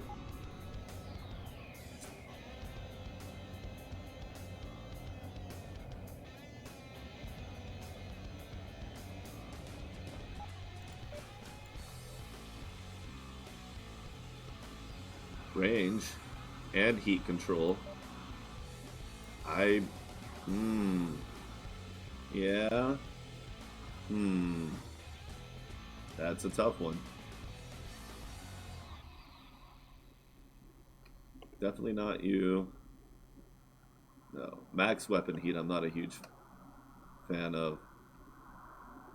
More about the heat reduction. Sustainability rather than extension.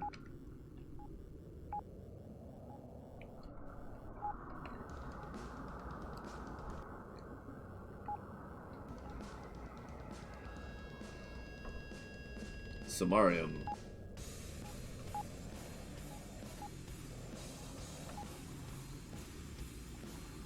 Did I do it? Oh my god.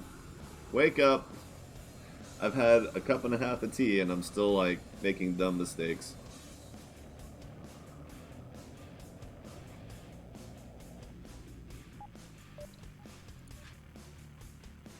Let's just go ahead and drop all this stuff off. And I usually sell iron just because I'd rather have the cash now. And if I do a lot of crafting later, it's all going to be in one place. So I don't have to carry around the iron. I'll pay the extra loss later to have the cash on hand now and not have to worry about a big enough cargo hold when I do go to condense all my materials together. It would mostly be iron. I don't want to be carting iron around, so yeah.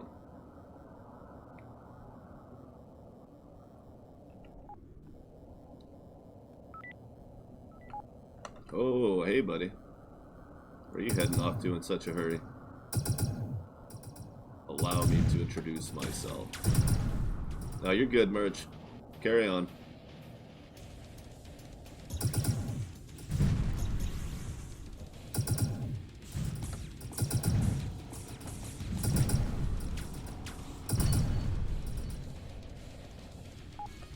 Yeah, second thoughts, huh?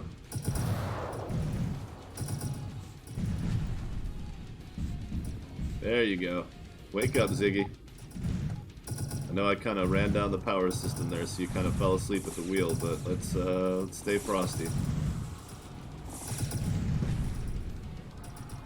Ooh, they should have brought in just one more ship, and then they would have probably been able to mount an attack, but...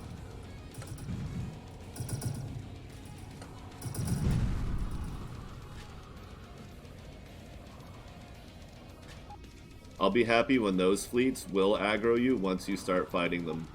Like, I understand why they warp in and then they're like, oh, well, maybe not. You know, now that we see you on the view screen and we've scanned your ship, we're not so interested in the fight anymore. But then if you do go straight out and start attacking them, they're like, all right, fine, we'll at least defend ourselves.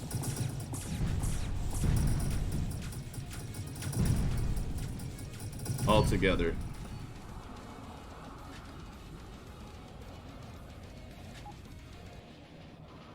Well, it's a lot of exceptions and situations, so all in good time.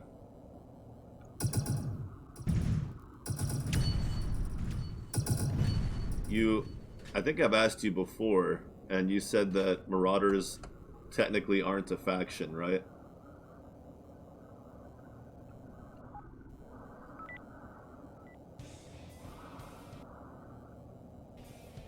Like they're not listed as a faction because there's no reason for them to have reputation. It I wonder if it would make sense to make them a faction just with a permanent, without using a reputation modifier, just so you can have it to where they all, just so they have the faction trait of defending each other. Like when a pirate goes flying by, right? Like, say you're sitting here and a pirate goes flying by, and then a pirate comes up here and you blast that pirate, the other one will often turn back and be like, hey, fuck you, I'm gonna. And I feel like, I don't know if that's something that you have wired into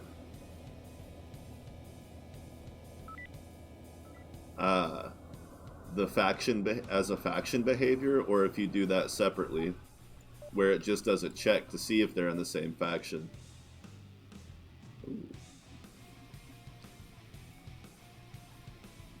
But that's the trait that they seem to be lacking on the Marauders, is that, and you know, at the same time, like Marauders they're Marauders, you know, they don't necessarily care as much when you kill other Marauders. They aren't necessarily buddies, but maybe just as an opportunist.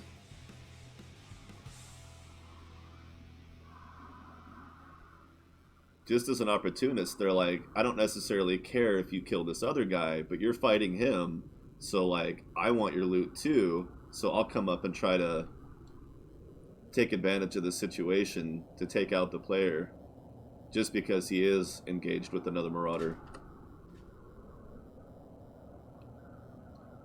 Seize Age, what's up? I'll never forget where the space in your name is anymore, now that you're an NPC.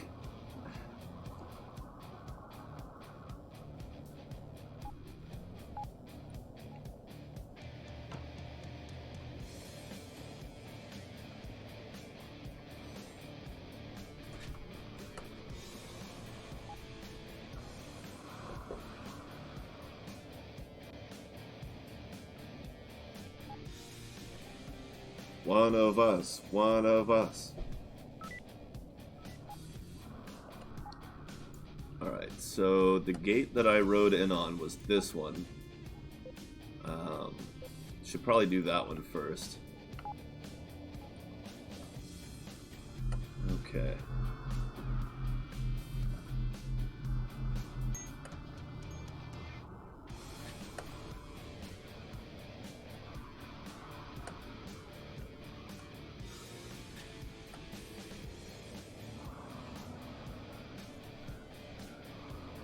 These, yeah. Because I always thought it was Sage, which is fine, right? That's not like the worst misinterpretation. But now I know it's C's age rather than, and then of course,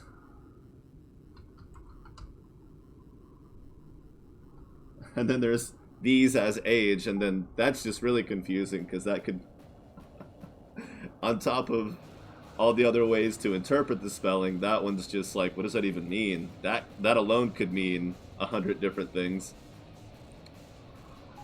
These as age. What?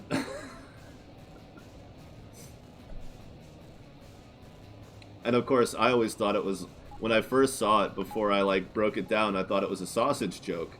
And I was like, I don't get it, but there it is. I don't, you know, Twitch is international, so I don't presume to get every nuance and joke that comes my way. So I thought, okay, sausage, whatever. I'm sure it'll get explained at some point.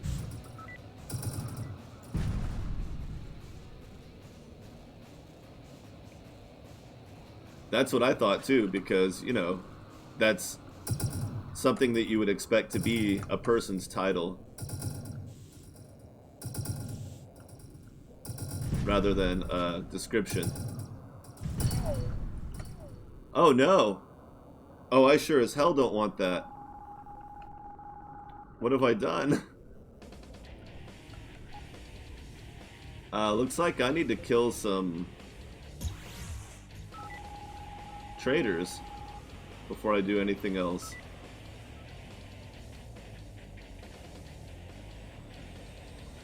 Fair enough. I mean, you know, nothing wrong with versatility, right?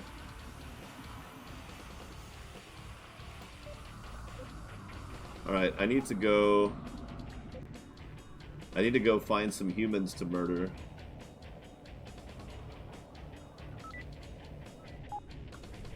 Somebody's like, is it C's age or C Sage? And you're like, exactly.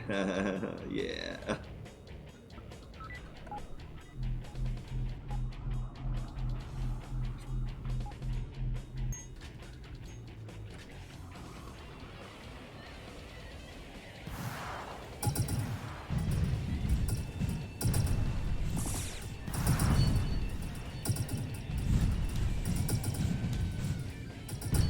It's so funny, I never use burst medium lasers, but they're so damn effective for quick damage, even compared to beam weapons. They're not necessarily the most efficient weapon, but you get so much damage in your initial hit that if you're just running around cleaning up a bunch of small ships, they're so beautiful. And then of course you can custom craft something that is pretty much the same thing, but they don't generate near as much heat, they don't take as much power, they have slightly higher damage, not significantly, but enough that it's notable, and they have higher projectile speed, 100 instead of 80. Oh! Oh. But at least the missions are there now. It used to be when you would get this exception, station generating quest, that error used to stop it from making quests. You wouldn't have any. I wonder if it's just one quest that would have been on the list and now it's not. It used to be you wouldn't get any. Call up inventory, docking UI. So it was an error during the docking procedure. Okay.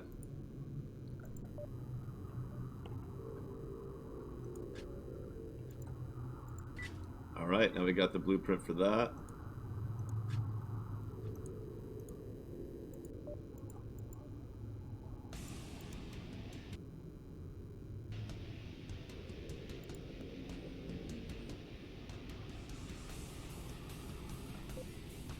Oh, it stuck me way the hell out there too. Alright, well I already have OCD, so we can just leave now. It looks like the same error, but I don't remember every detail of the last one. Just that it was a similar and same situation.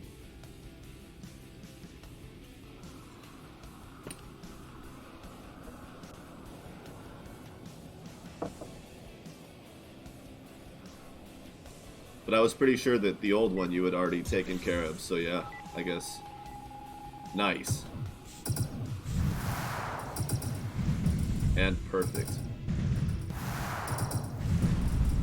Sorry guys, I just want my background perk, nothing personal.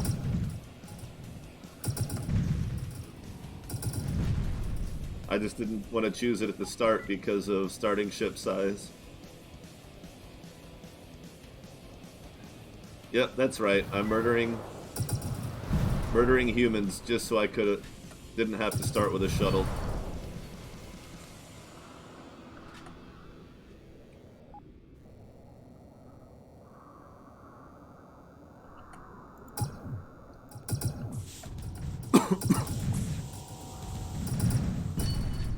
Aggro.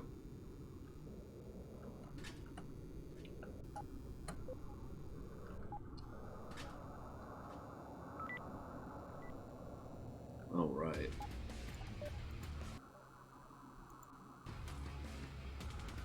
No Mark II heavy, no Mark II turning, no Mark II chargers. Yikes. Okay.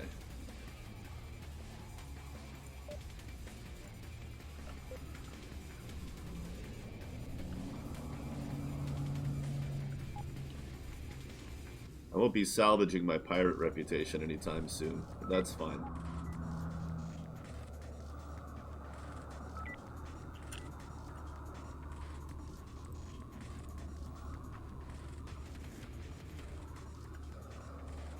There we go. All right.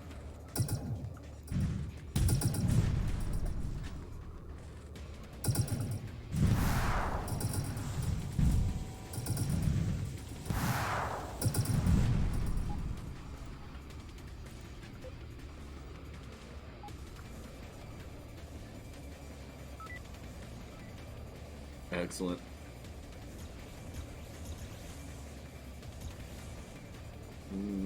Not worried about knights so much right now.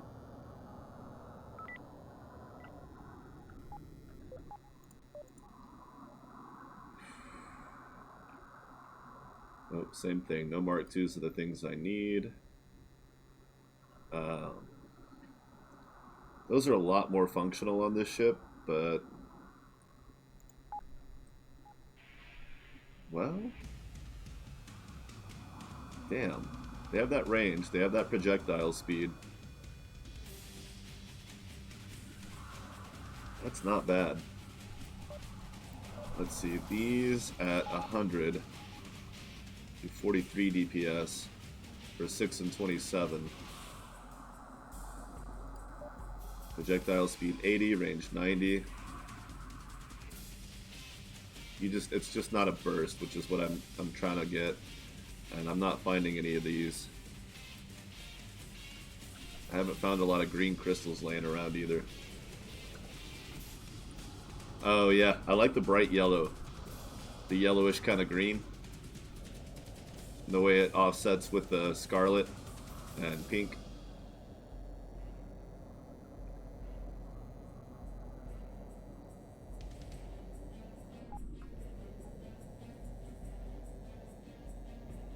It does have a little bit of a brown hue over here, but I mean that's what yellow and red do.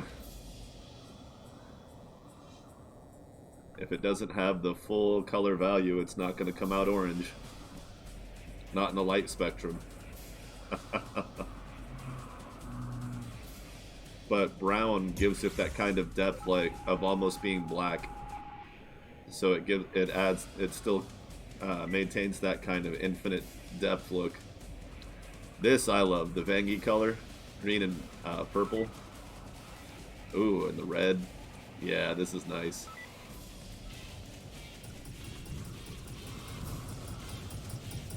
Fight back, civilian. He's whooping your ass.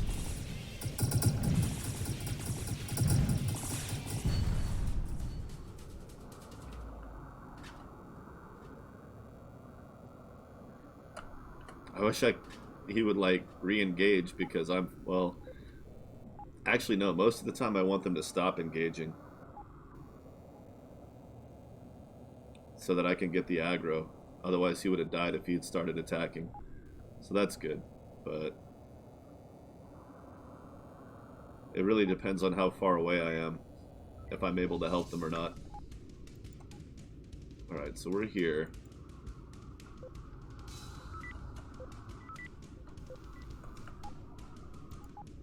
$34.14. Yeah. So that's the one I'll be circling back around to.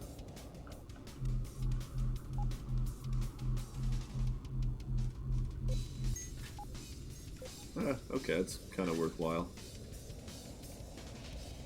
Alright.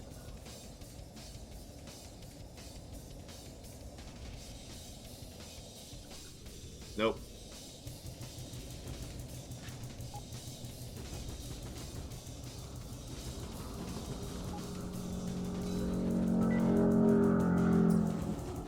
I guess I can afford this one.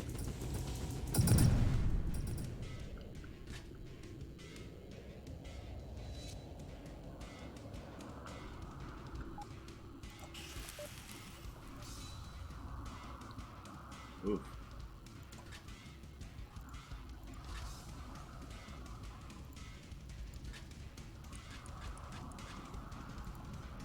Do not need that many drone parts.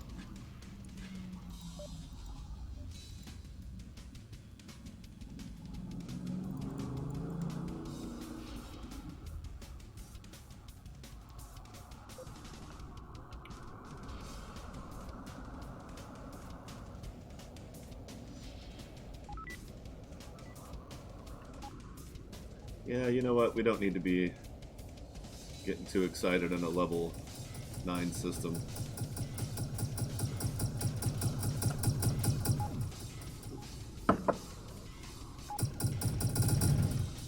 Oh, thank you! You saved me from that pirate! What? Hey! Offset, buddy. Nothing personal. Oh, that was fired at me.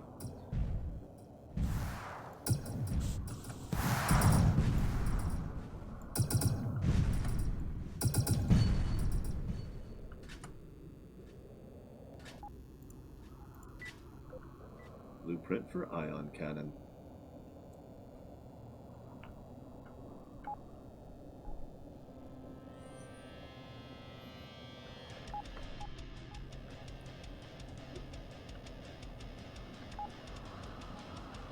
Alright.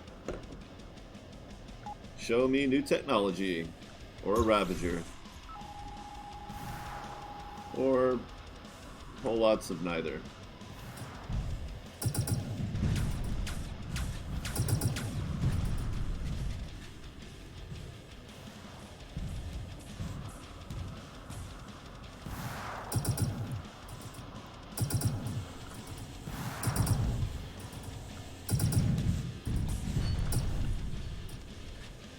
Curse is way out here. Why? Because it's easier to see if a long line is straight versus a short one. Most of the time. Ah, okay, that's going to be our Ravager. Let's poke around. See if we got any escape pods. Guess we can lighten the load a little bit while we're here.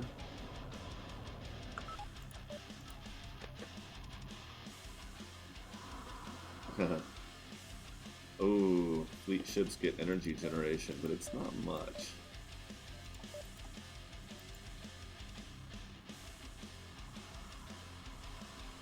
Nope, nothing valuable.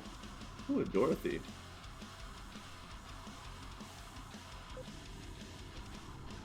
Wait. Almost did it again. Do I have impact boosters?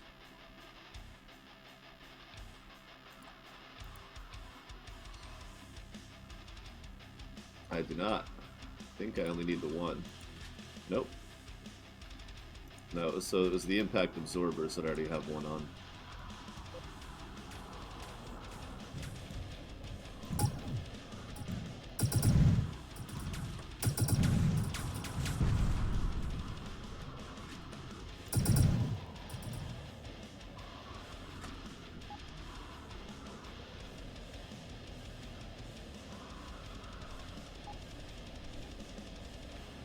Excellent. Let's... Okay. This is going to be similarly useless, but whatever.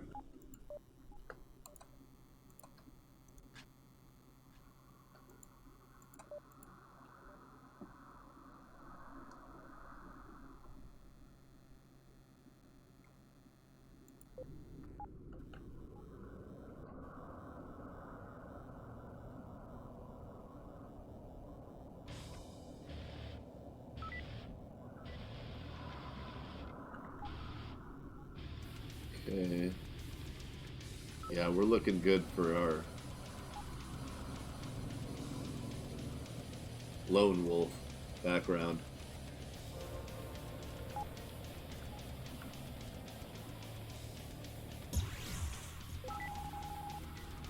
Nice. Level 14 Ravager. Maybe. What was that one I couldn't destroy? There was one, that one, level 19. Okay. That 19 was a Juggernaut. with a Repair Guardian.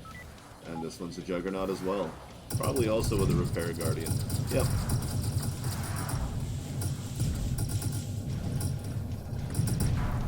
Wee-hoo! With 3 whole armor points left.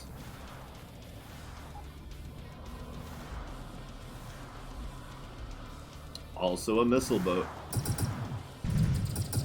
But it doesn't have a shield. Oh, it took out my drone? Well, that's what I get for being an asshole.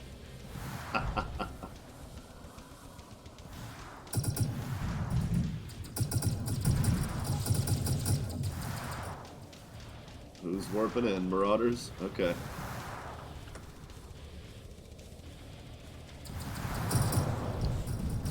Pretty easy to force target missiles onto other ships. Or I guess maybe just take them out myself.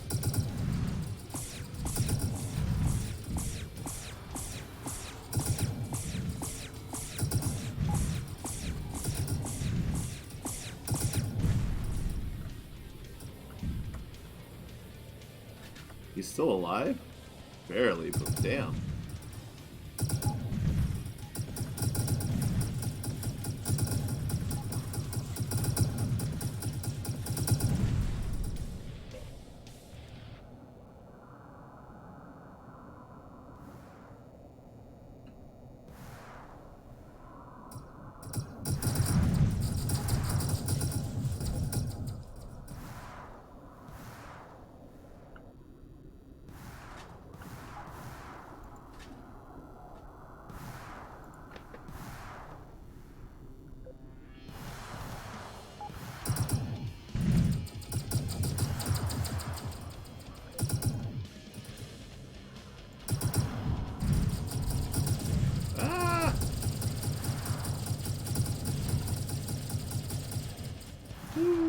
Didn't lose any armor.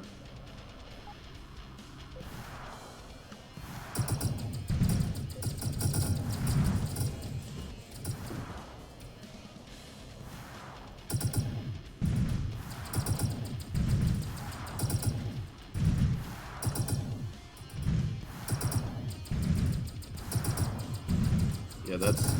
Ah, shit, the rock. It was a rock. It wasn't my fault.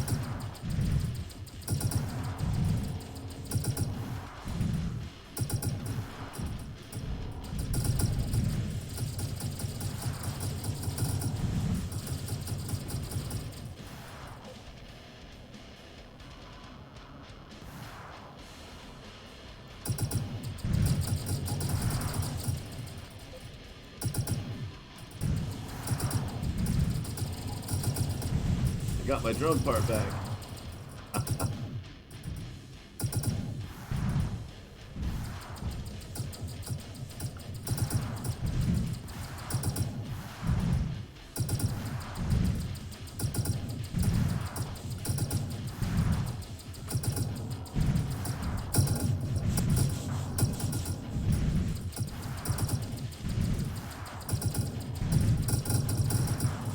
Boom. A heavy mine in orange. And energy cells. Okay. That feels a little sarcastic. You defeated the Mega Boss. You got some AA batteries. Aren't you excited?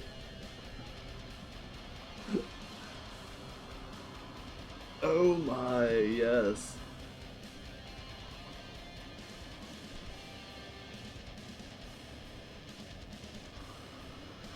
Although I did get that, so I guess that's kind of the offset. Is like, if you're gonna get a legendary item, then you're really not gonna get much else. The energy cells were just a placeholder for the second item, but the value was probably basically 0. Or whatever the minimum is. That is equal to-ish some energy cells. Alright, so we've explored this entire thread. There's no station here. We need to mosey on through.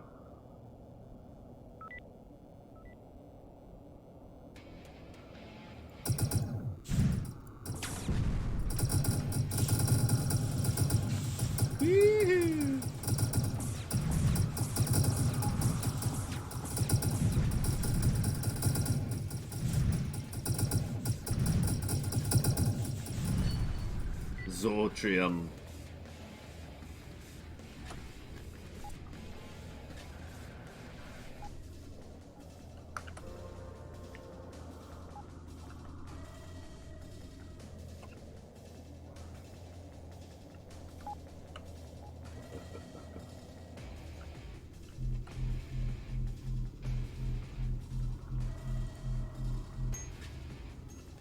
Fair enough.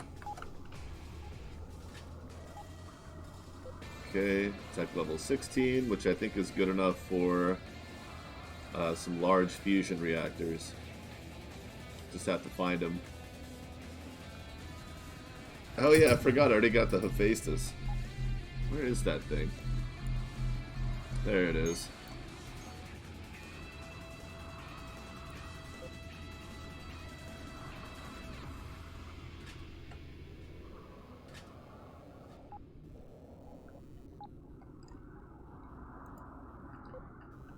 Civilian stations. I think there's one straight up. Nope, they're both over. Excellent.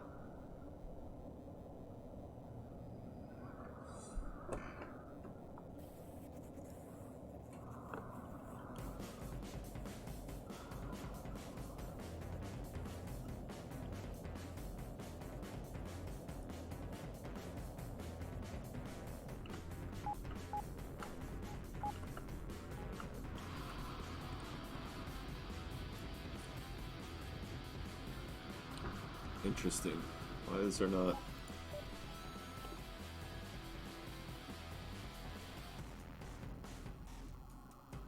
Base hit points don't go up much, but the damage resistance will go up to 20. All right, let's do the warp around game. We don't want to carry drones for that.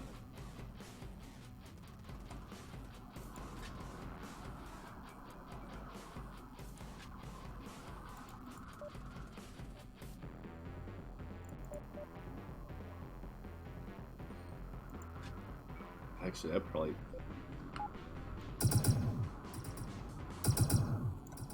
Yeah.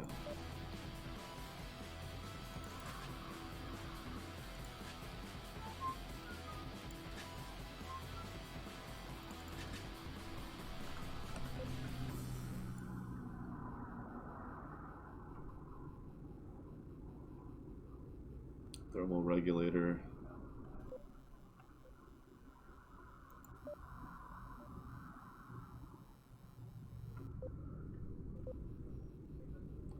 Okay, 30 and 6.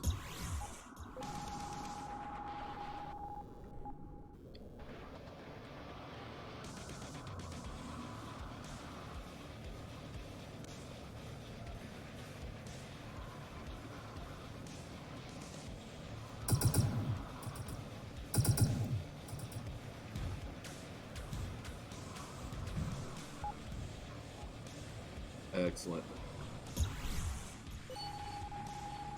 Now, Syndicate 15, good deal. Advanced engineering.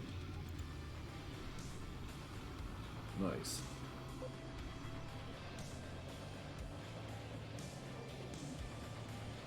If I ever give up those piloting abilities to go straight for engineering, well, it won't be 108 efficiency.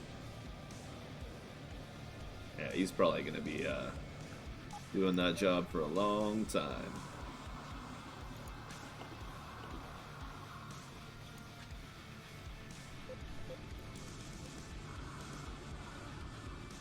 Eh.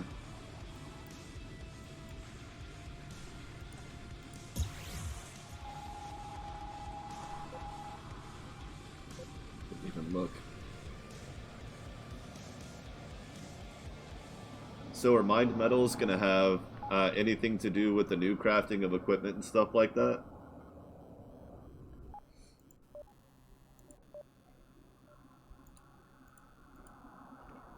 Because for the most part it all seems component based, but of course this sort of thing is still the old school way. Which I like having custom weapons and blueprints for already existing weapons. I think that's cool that there's both. But I'm curious about the role of other metals in the process. If that's going to change at all.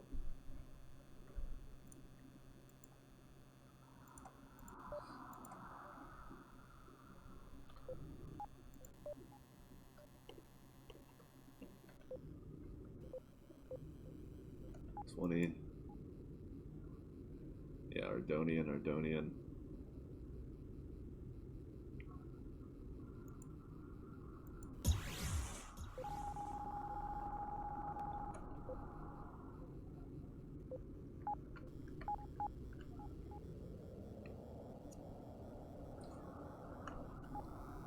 As far as the crafting system for weapons that have always been around, is that gonna change or integrate with the other system at all, or uh, will they kind of mesh and overlap a little bit? Because it's a completely different thing to build a weapon from scratch than to follow a blueprint. So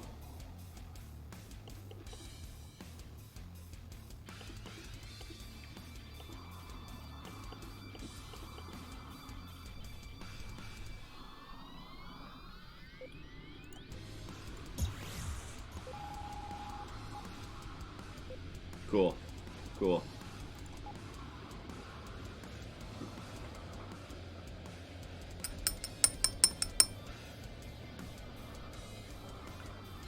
Maybe it should be gated past tech level, where like you can't, for instance, craft a plasma weapon, even a custom one, unless you at least have the blueprint for some kind of plasma weapon, some kind of green core laser, some kind of red core laser. So like, if you go in here, and this will be grayed out unless you have a green core weapon blueprint to go off of. That could be one way to kind of gate it around, so that it's not, so that there's still some kind of a balance of dependency.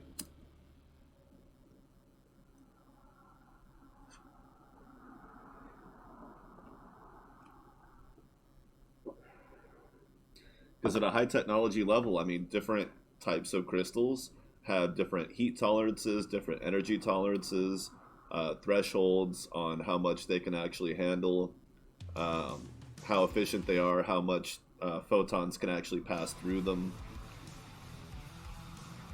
which is why they have different effects, different outcomes. But at the same time, you could say, oh, well, just because you can build with green crystal type doesn't mean that you understand how to build with red crystal type, you know? Something like that, just so they're more interlaced and doesn't feel completely disconnected. But I like the idea of being able to do both. I think that's pretty cool. Because, you know, I like options no matter what. And I will definitely go around in circles trying to maintain options. Oops, I did not save. Probably take this guy out still though. Oops. Assuming I don't... Uh-oh. Oh no. Exactly what I don't want to fight with my crappy turn speed.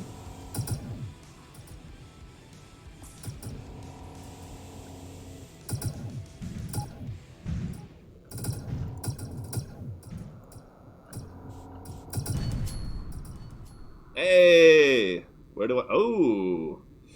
Yikes. That's... Well, these are going to be easy to find soon. These have not been easy to find. Where do I turn that little gem in? Really? Is that right?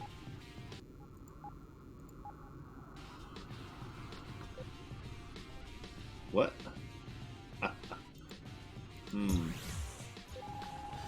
Oh, crap. Well, at least I didn't mess with the top speed. Just have to outrun the missiles. Oh, he aggroed me that time. I got too close.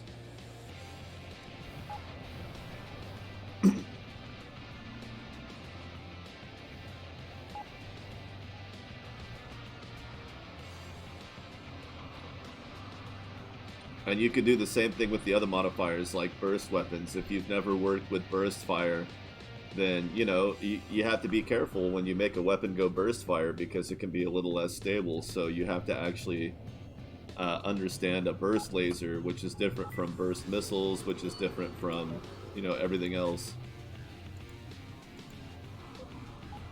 And actually, we're going to put that one up here, and that one will go over here because I want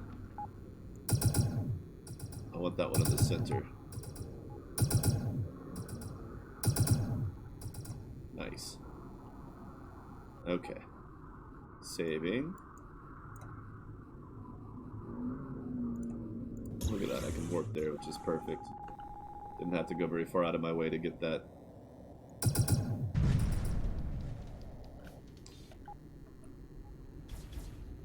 Okay, yeah, we're still killing children of Terra.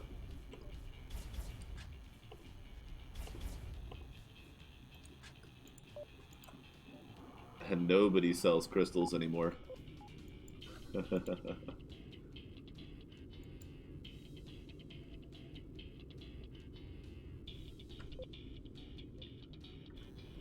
Yeah, we'll do that.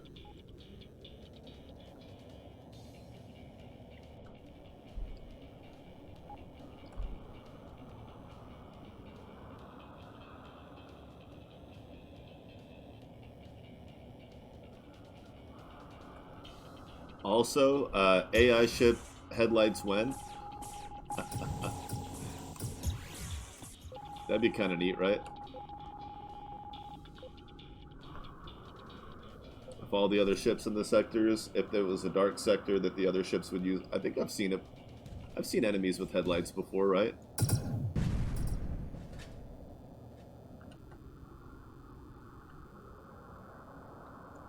Sometimes.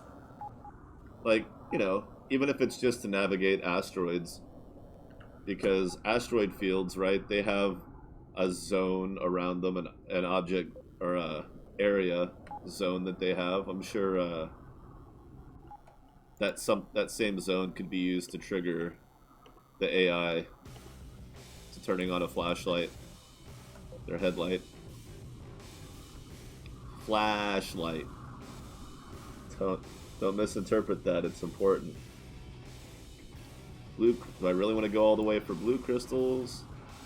I mean, it's kind of on the way anyway. How much scrap metal do I really need to put together?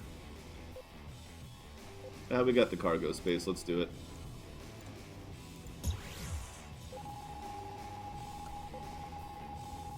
In fact, let's make this level 9 because it's part of the core system, so it'll be easy to keep track of. Find component. Yeah, I don't know which is which. Okay, they're at the syndicate station, right? There's nothing at the mining station that it's too important.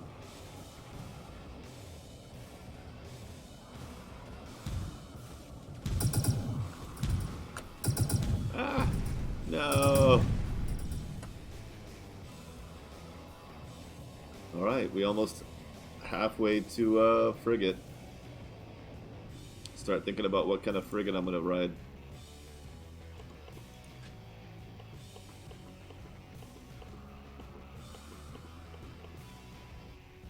Still only the one green crystal. I guess I gotta be a miner for a little while if I want crystals.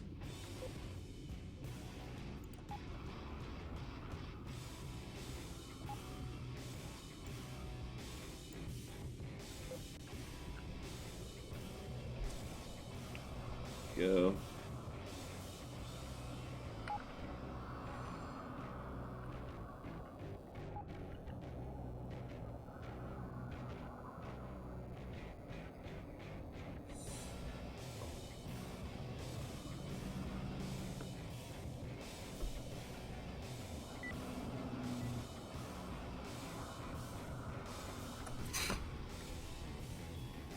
Sets destination, looks away. Passes destination.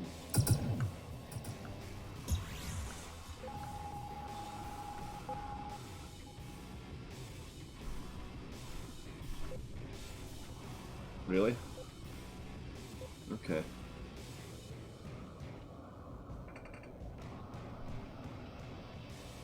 It's nice to have all 6 guns again.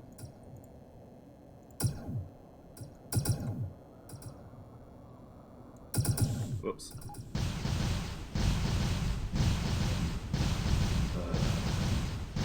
Shut up.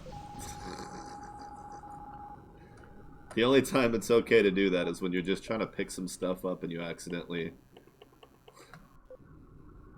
I find that somewhat acceptable. Fine components. Refined metal and fine... Okay. I'm not going to keep piling up scrap. That's too common.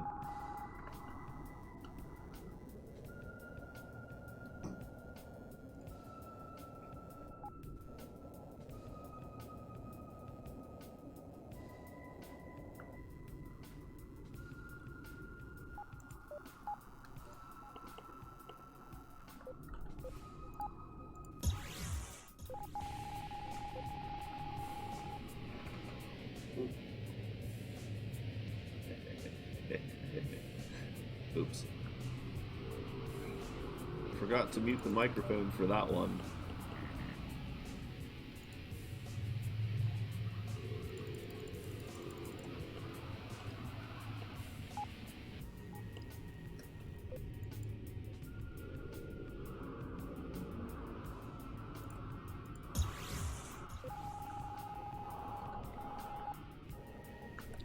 That is the right one, right?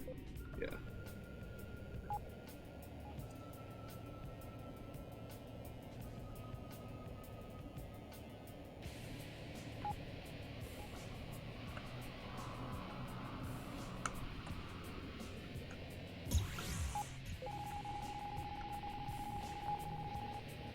Go. Yeah, probably should have gone for the Iridium Warp Drive on that trip, but that's okay.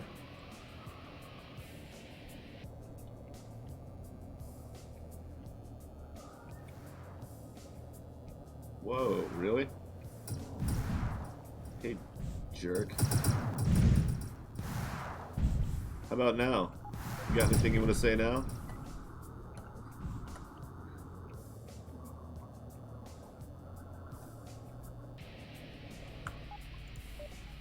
All right.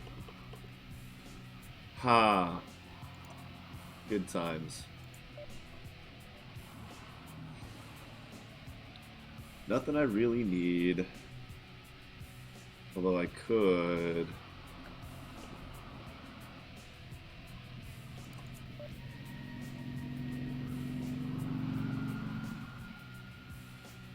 Nope, not really. Well, these don't take up any space. I'll just take them with me anyway.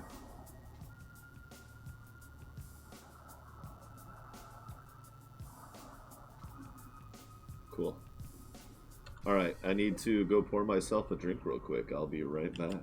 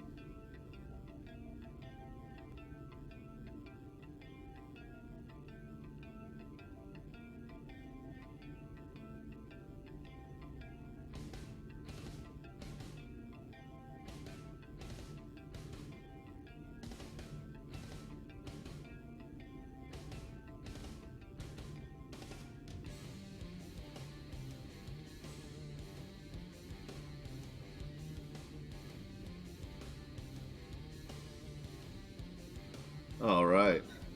Hell yeah.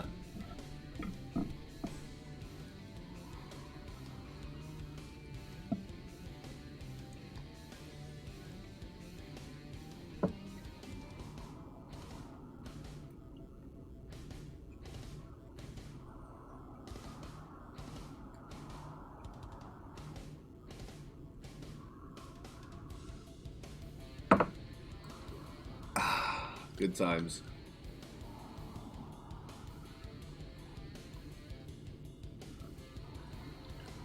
Little bit of the highly anise flavored golden arak, which is basically 100 proof Palestinian moonshine. A tiny bit of honey in it. And just a wee bit of water.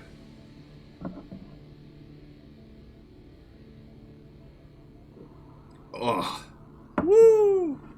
Just enough to bring it down to like 80 proof, you know? Just so it doesn't do that weird thing where your gums feel like they're completely dehydrating. Just means I gotta lay off the CBD for a little while so I don't get completely drowsy. The Sleepy and Sleepy Dragon is from mixing the herb and the booze just a wee bit. Just the tiniest bit of one. If I've been drinking all night and I smoke like 2 little puffs of CBD, my energy level cuts in half instantly.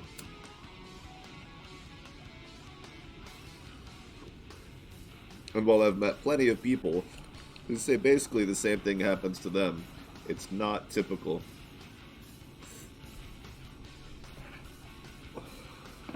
In my experience. I've met a few of us, but not very many.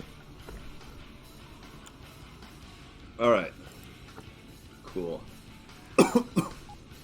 So I've opted tonight for a more booze-oriented evening. As it were. Would that it were. Damn it, where's all the green crystals? I want green crystals, damn it. Come on. Come on, you guys.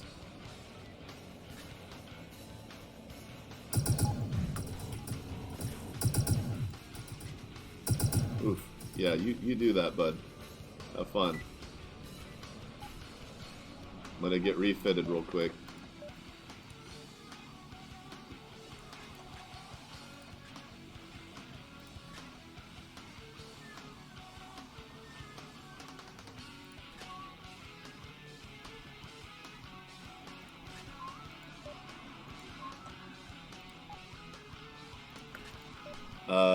Okay, I'm still missing... No? Right, in place of the generator. Okay. I almost want a second drone bay, but I can wait on that. Alright.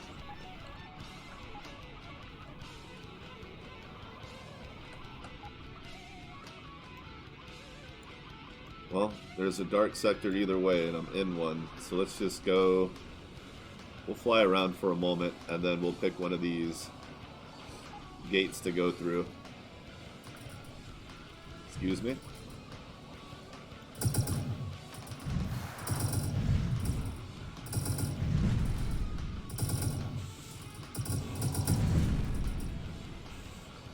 Squeeze me. Oh yeah, I'd gotten rid of all my... Uh-oh. I'm doing the same thing. I'd gotten rid of all my drone parts, so luckily I just found some, but I forgot to put my warp system away, which is a waste of 10 space.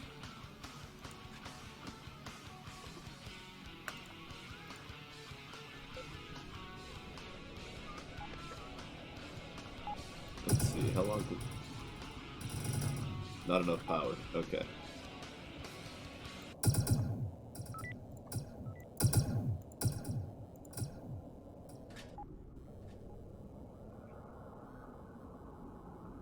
Excellent.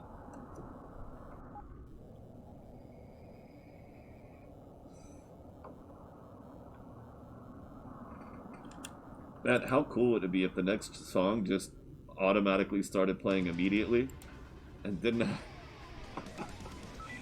It's okay. Instead of upgrading my graphics card, I've decided to save a little bit of money and replace my stream box first, because that will cost a lot less than my graphics card. Um, I'm gonna get like a Ryzen 2600. You know, like a little 2x4 RAM kit and the cheapest motherboard I possibly can, which is like 60 bucks, I think. Because I realized, like, even if I get a nice graphics card, it won't go through the stream. I need at least something like a Ryzen 5 if I'm gonna do 1080 broadcasting and actually get the 30 to 60 frames per second. I need something significantly stronger than the processor that I have now. And well, a Ryzen 2600 is like 50 to 100% stronger than an FX 6300, even though on paper they look ridiculously similar. The efficiency of the more modern chipsets and RAM speed and the, you know, all the supporting components on the motherboard, everything about it is just shit tons more efficient. And all I need is the motherboard, processor, and RAM. I don't need a whole new computer because I've got uh, a bunch of computers that already have all the other necessary components. At one point, I considered taking the 3600 out of my main system and buying a better processor, like something more modern, like a Ryzen 7 of a newer model that would still work in my B450 motherboard, and then put my 3600 in the less important system, and then I don't have to worry about upgrading anything else anytime soon. I may still go that route. Like, why buy an older processor that I'm... Like, I already have the Ryzen 5. It's just newer than the one that I would need. But who's to say what'll happen next year or the year after that? So instead of buying older technology, it might be better to buy newer technology and just phase my current backwards into it. It has not been an easy decision process for me. Because, you know, the more it's just gonna increase how long it takes me to get there. Still no Charger Mark IIs. Oh, this is a level 13. That's a 20. Let's just get out of here. Let's just find the next gate. Stop shopping at these little piddly stations. This is like a gift shop to me, man. So there's a good chance that my stream box will be getting upgraded, and almost as good of a chance that my main system will be getting upgraded, and then probably in another month or two I'll worry about my graphics card.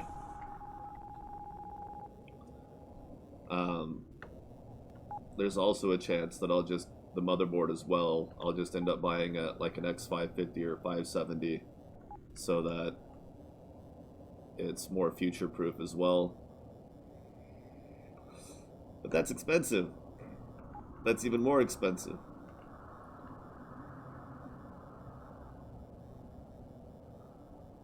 You know, it's like ooh, upgrade kit.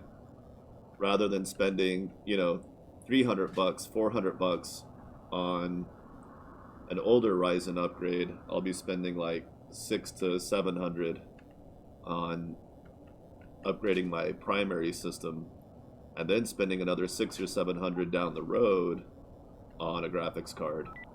So as much as I'd love to just pop a new graphics card in, I realized that I would prefer to upgrade the stream quality first.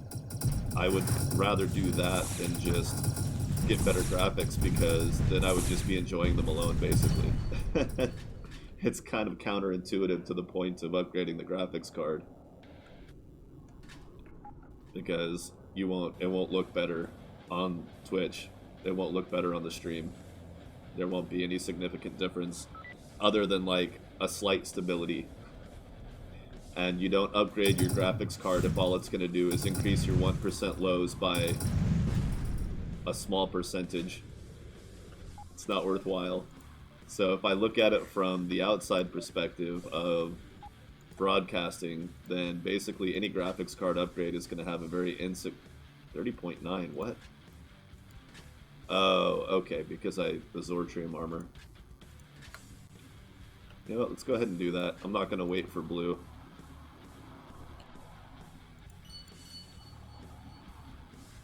There. Compare that to the green titanium I was using before. 630.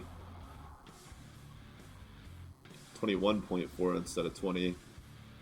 And the ship's mass is much more manageable.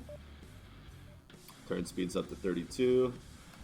They do have a green huge battery. I was talking about... Oh, they got a lot of good stuff here.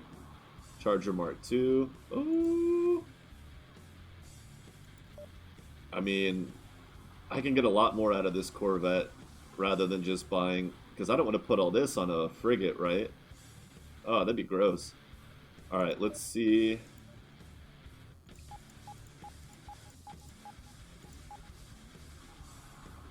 Oh, let's go ahead and scrap that. Don't need that. Let's scrap that. Store just in case.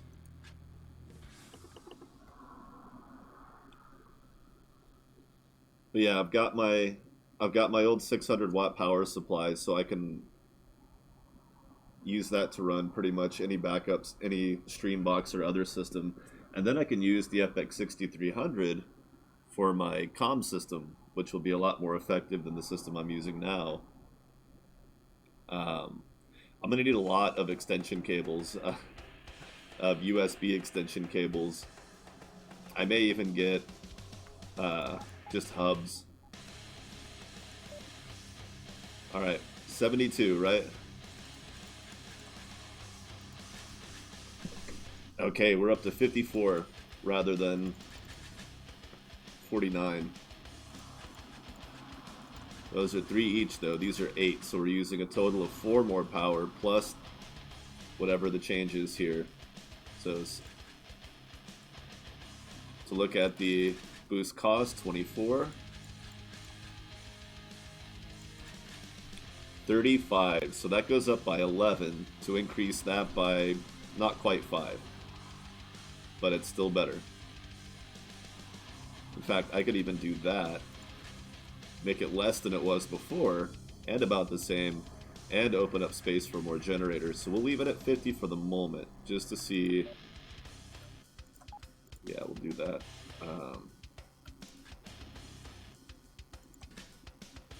Because we're going to be doing a lot of other things that consume power. So we're down to 40 now.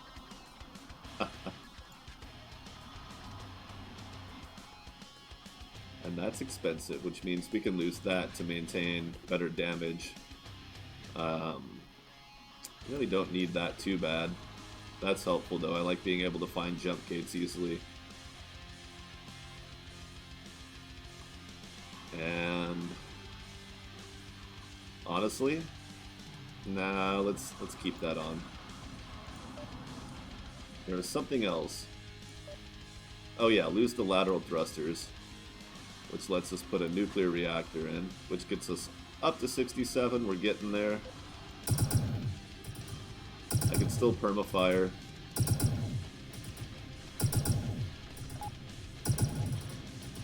Not quite as 150 though. Alright. Impressiona, welcome. How you doing? Impressiona. Ooh. So now our shield charging has gone way up. Just as a point to make here. It was 31.6 earlier, right?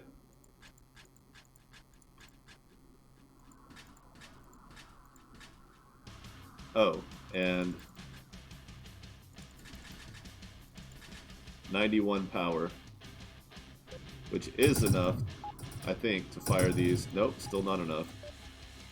So that doesn't matter.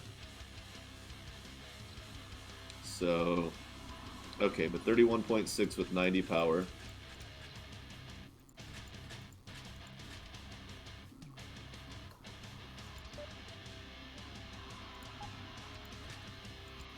.6 with 93 power. But how much do we really need to fire all? Well, that's not going to work. Wrong button. The 60.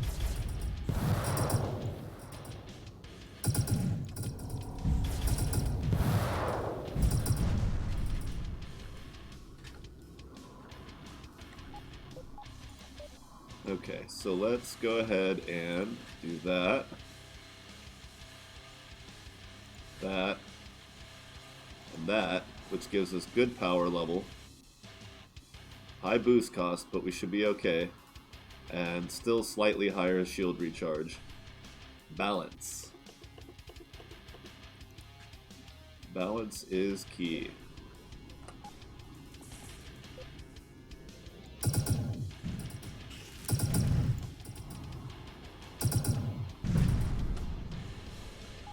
And we're ready. Ooh, that's going to be great. So we just need to find a gate now. I found the gateway. Oh yeah, I was drinking my drink. Woo! Oh, it's so lovely. It's delicious.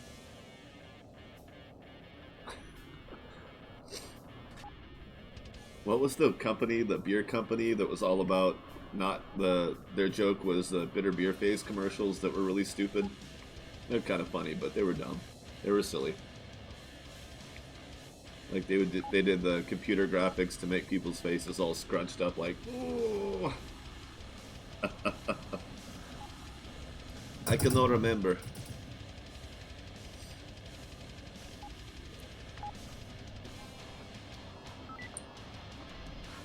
Flying with just one hand.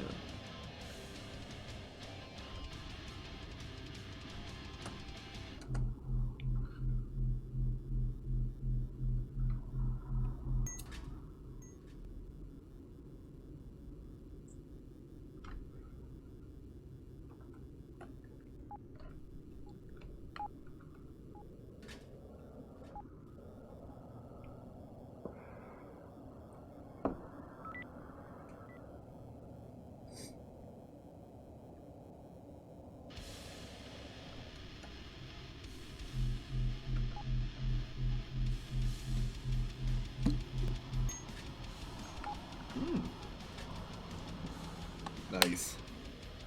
Very good, very good.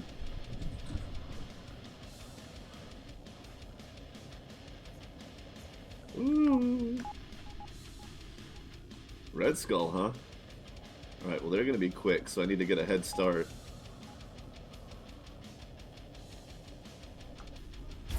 To spread them out. Nice.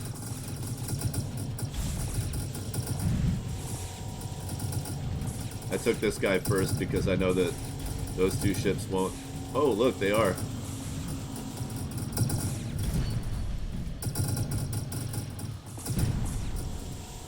I didn't think they'd really be able to do a whole lot to that guy.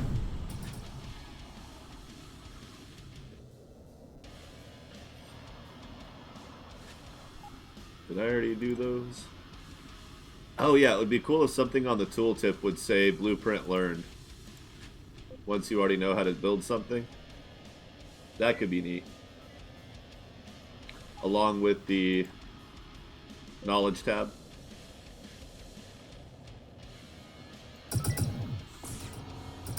Nice. Somebody already requested it, or it was just already part of the plan. Either way, hell yeah.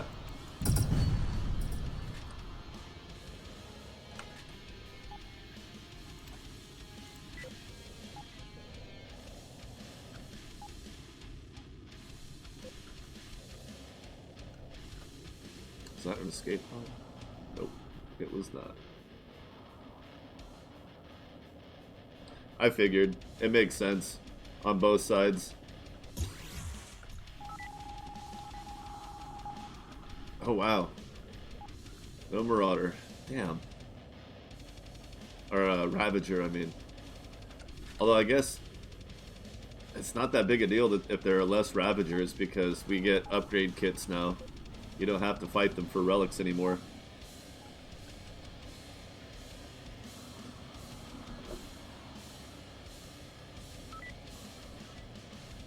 It makes me want to use a relic on those nuclear power generators.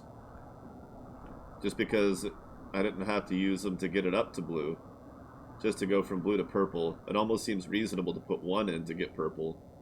But I know I'm going to find... I know I'm going to start finding fusion for sale soon. Just have to get to the large fusion.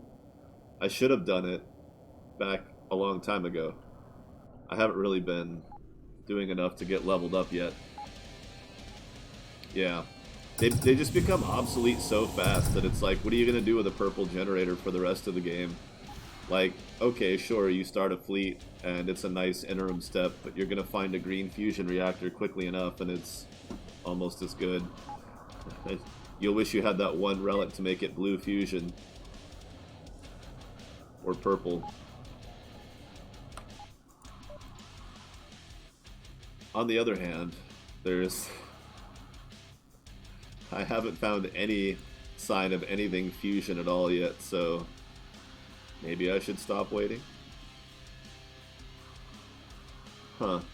Does it seem like the projectiles for charging lasers should be a little faster? Because, like, I mean, I know they can use flux, but, or maybe flux should increase projectile speed too. Just because you're waiting so long for that one shot that if you miss, it's kind of painful, but projectile speed is how you offset any accuracy woes, right?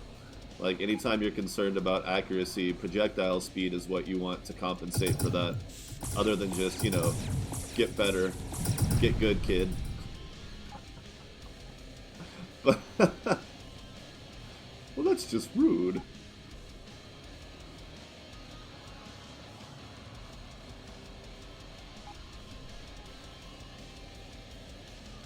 But it's just so costly when you're using a charging weapon. Like, you don't have that. Like, even with burst, you get at least one shot to correct a little bit. You can do a little bit of a wave. But with a burst weapon, it's like you have nothing. Like, unless you have a secondary weapon that you're using to lead off your shots to kind of judge, then you're kind of screwed. Like, it's really hard to make that one shot count.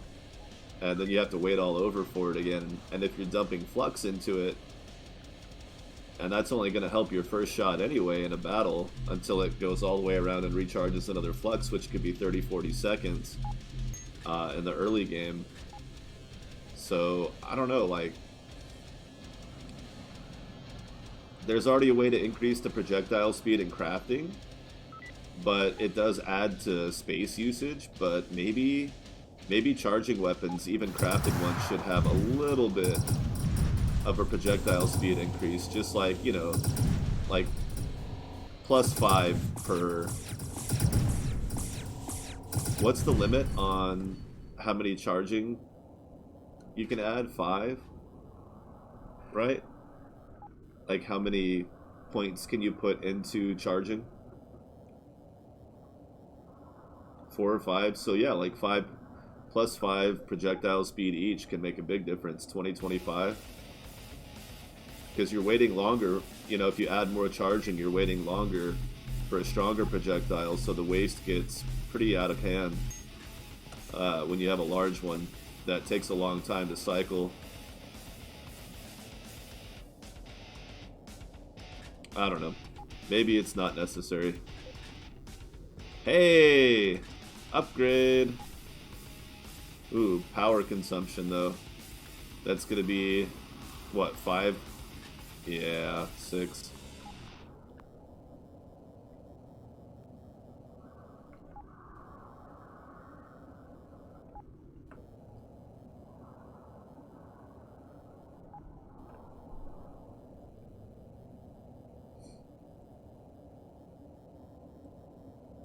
because the DPS doesn't go up a whole lot. It just gives you the ability to, hey cat. To me, a charging weapon is just making the first strike count all that much more. And then after that, the DPS is about the same, so assuming you hit the same amount, you're assuming that your accuracy is the same, then, you know, but when you're fighting against smaller ships, it's so much harder to be accurate. And then a charging, like, you just kind of lose that sense of the leading off the shot, so it gets difficult. But I mean, then again, snipers are considered, you know, one of the most talented individuals. It is considered one of the most difficult skills in a one-man setup. You know, I mean, driving a tank or a submarine or a jet might be a little more difficult, but than being a good sniper. But you have all the you have a lot more support equipment and personnel-wise.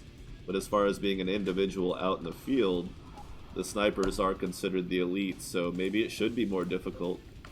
But the DPS, other than the first strike, just having more damage in first strike that might get you an instant kill on a smaller target, there's really not a huge benefit to charging other than the flux use.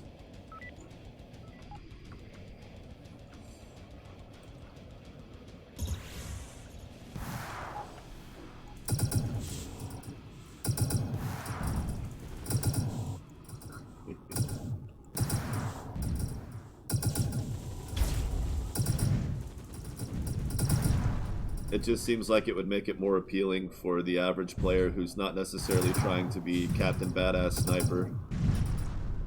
But a range increase totally offsets. Like, the longer range a weapon is, the harder it is to be accurate at its max range. Like, sure, these things go 90 rather than the regular burst, the burst light lasers that only go 60, but if you don't have good accuracy, then that extra 30 is not going to really do you a lot of good. So there's already kind of a built-in offset there.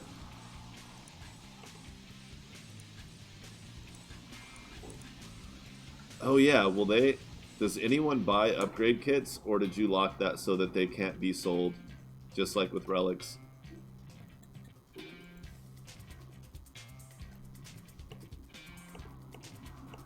Hi, kitty.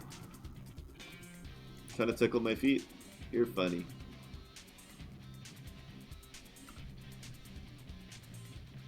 Okay, good. That's awesome.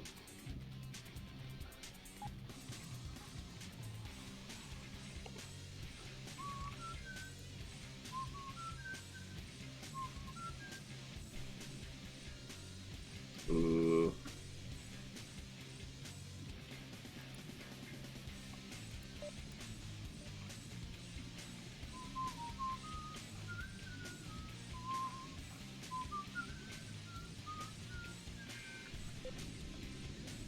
You know, I found one.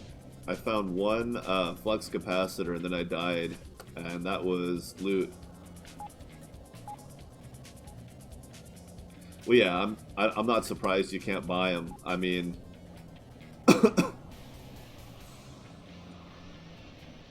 why would you sell an upgrade kit when you could just sell weapons already upgraded? Like, or just, you know, already have the components to not need it one way or the other. I could see them being sold if it was like as rare as an Adalo combat mod or something like that, but not just as an available commodity, you know? It just doesn't seem like something the majority of people would be interested in purchasing.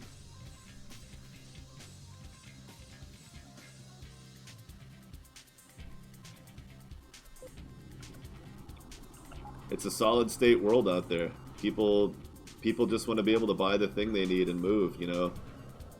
These stations, they're not trying to be Radio Shack, right? They're not trying to sell components for DIY. Maybe there could be... I mean, technomancers their name implies that maybe they're the Radio Shacks of the universe where you would go to pick up stuff like that, but I can imagine that at such a rarity level it would be incredibly expensive to buy those kinds of things.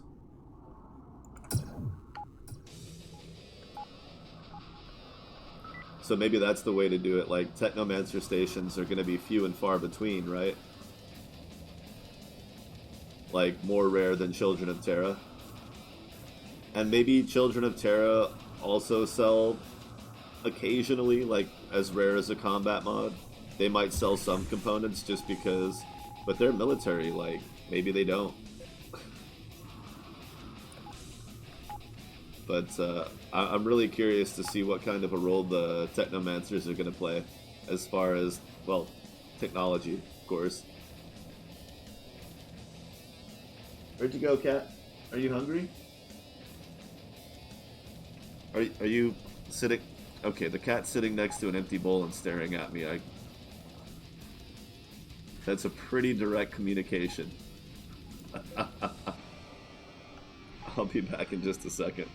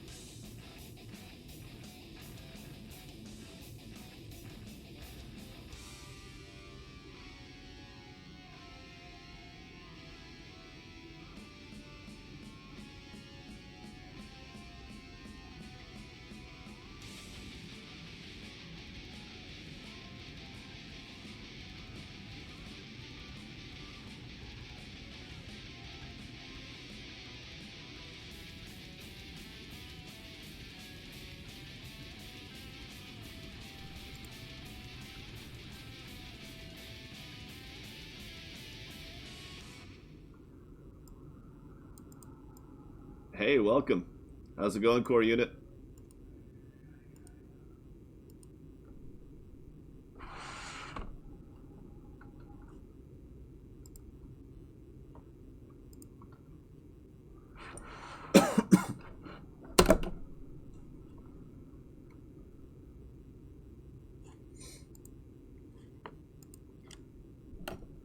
You know, I get a lot of Warhammer references in here, but I've never really gotten into it. Haven't really tried it that much. But I hear enough references to it throughout, not just here, but on the Star Valor Discord. I think NovaCat has played a lot of Warhammer. I think they make the most references to it, but a couple other people have too. I'm gonna have to check it out. Uh-oh. I can't go fight that pirate fleet unless I kill some of these guys.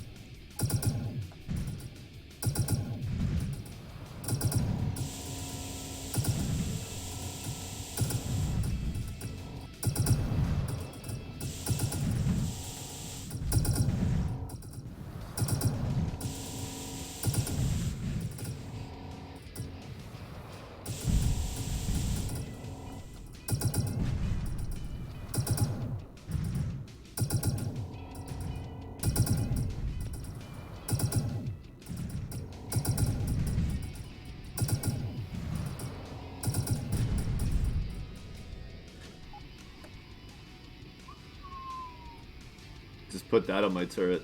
Screw point defense, right? Who needs point defense when you've got massive laser cannons?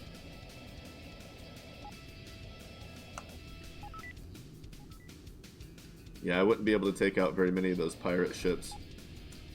I think I just need to mosey on through here. Are you a Star Valor player?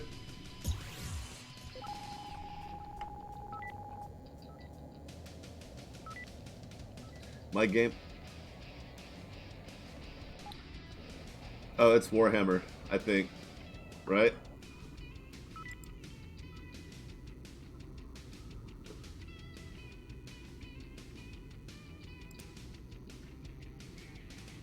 Okay, cool. I haven't been on Discord that much lately, but it sounded familiar.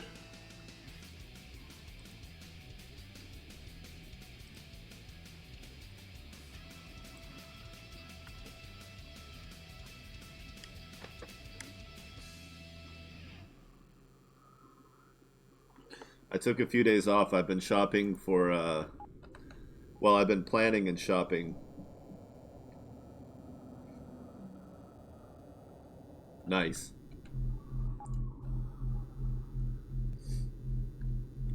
I've been planning and shopping the materials and tools that I need for my furniture stuff that I'm getting into. Buying and refurbishing and selling furniture from like discount secondhand stores kind of stuff.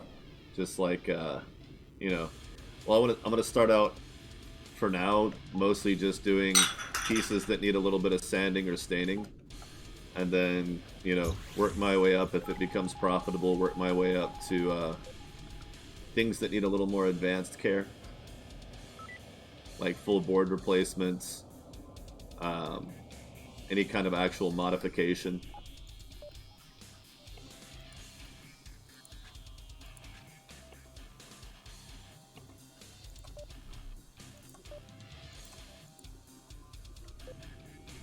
Oh, it's still only 13. We gotta get the hell out of here. No! They don't know where the gate is for this system. I've been shopping for better video cameras. There's a lot of video cameras out there that claim to be 4K, but they're not. They're more like 2K or 1080 that have they just upscale the image to 4K on the camera as it records it, which is better than trying to upscale it later, but it's still not quite, you're not quite getting the quality of true 4K, which costs like $500 to $1,000 for a camera that actually has a 4K sensor in it. So I'm just like, well, do I need better than 1080 or even 2K? Can I get away? Should I just do that because it's YouTube anyway, so I'm not going to be needing much more than 1080 no matter what? And I decided that's probably the way to go, as long as it can do real 1080, like the sensor can actually do 1080 on its own without any upscaling, and at least 60 frames per second, minimum, like for a decent amount of time. I'd like to have at least an hour of battery life, if not more. A lot of them come with 2 batteries, so as long, each battery at an hour is kind of typical. And then of course I can have power banks plugged into them to maintain if I need to. And that's something that's going to be important as well, is if it can run off of USB power without without a battery being installed. That way I'm not charging it with the battery and it's just charging the battery in the unit, which just wears out the battery for no reason.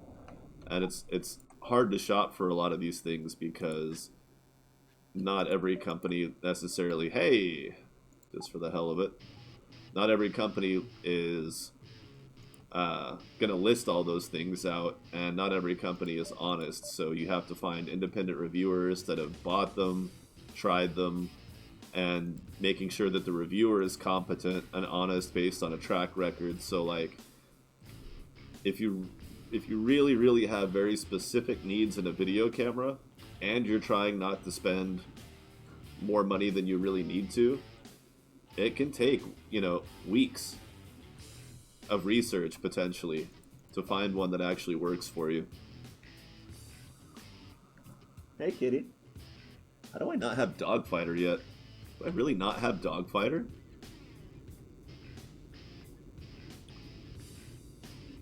It's gotta be close. So yeah, today I bought some, paint, brushes, tarp, I think that was actually, oh, sandpaper. And tomorrow I'm going to be spending a good amount of my day. I'll probably try to use my cell phone to make some test videos. I've done some outdoor videos of following my cat around outside just to see how good it actually is. I may post it up because I did it like a fake nature documentary kind of, but like lazily, so I may redub it.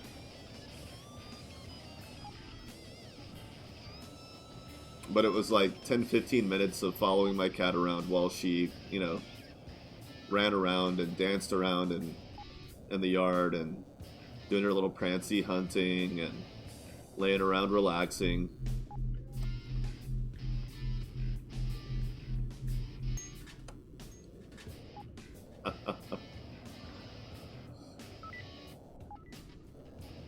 But the video quality was actually pretty decent. So I might end up actually just redubbing it and posting up the video on YouTube. It was kind of fun to do. Just as a silly little side project.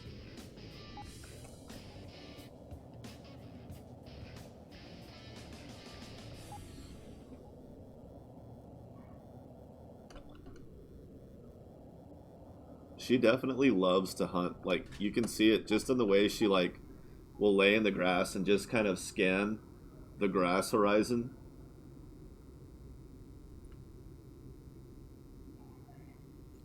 Yeah, that's what I was thinking. Instead of buying, like, the only reason that I might get a full-blown video camera is for uh, accessories and stuff, but honestly, I think the digital zoom works well enough that I don't need lenses. I think the microphone is good enough, and most of my stuff I'll probably be dubbing over anyway.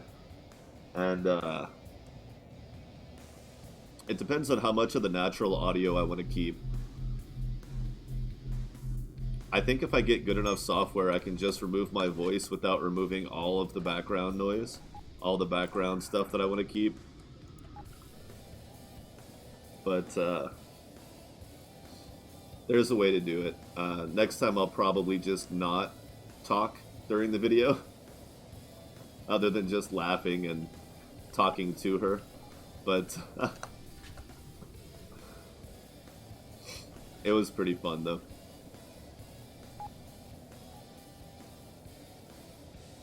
I can't remember what I had it set to. One of my favorite things that cats do is when they're trying to clean their stomach, they'll sit. They almost look like they're sitting like a person, which they normally hate.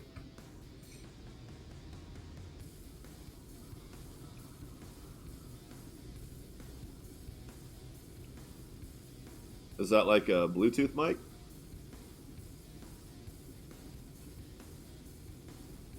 Oh, nice. USB mic.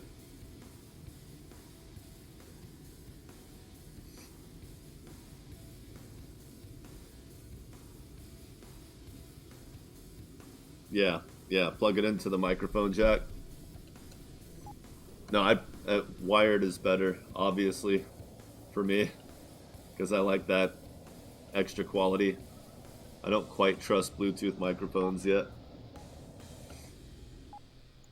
I might do that. Hell yeah. Look at that. Ooh. Hey! Nice. Haven't scrapped any of those yet.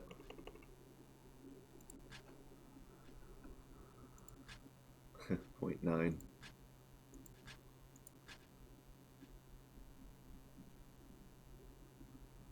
Alright. Two large batteries is 280. Ooh. Oh, cruiser though, right? I can't put it on here. Can't do it. Iridium. Now for that, I will need another large battery. Damn, just out of reach.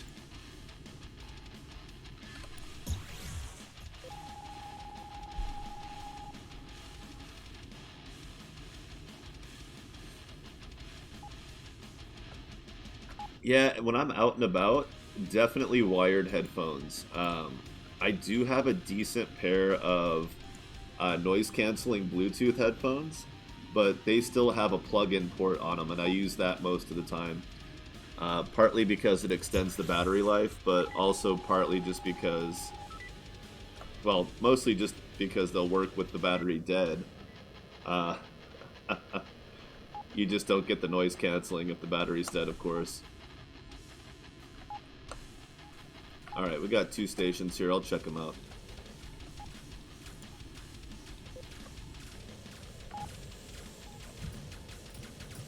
Oh wow, what's going on over here? Marauders and pirates. Oh my.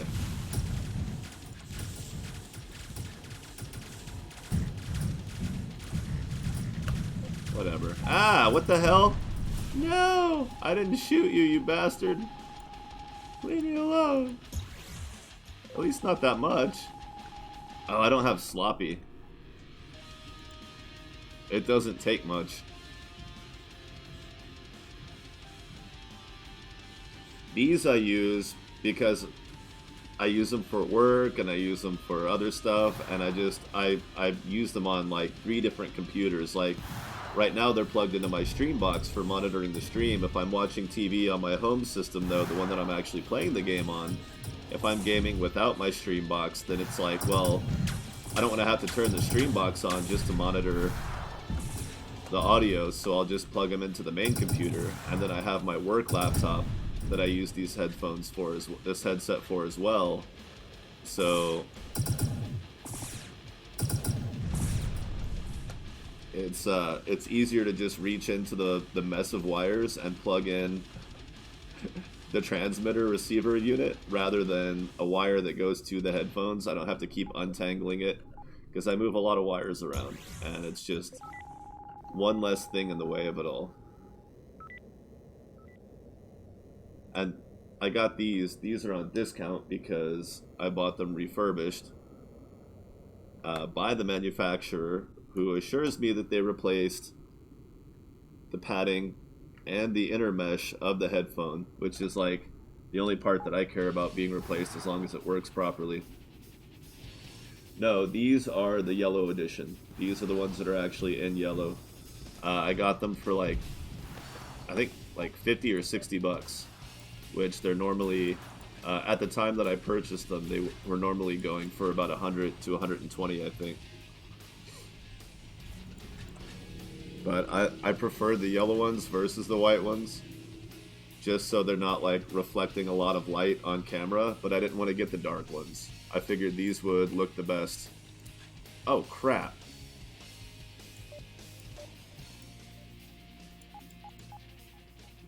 Wait. No, I sold you 3 large batteries. Why didn't you have 3 large batteries?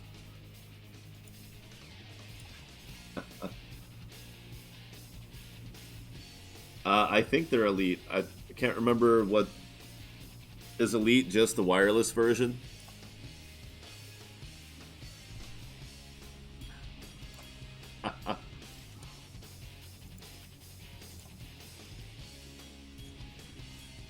Ooh.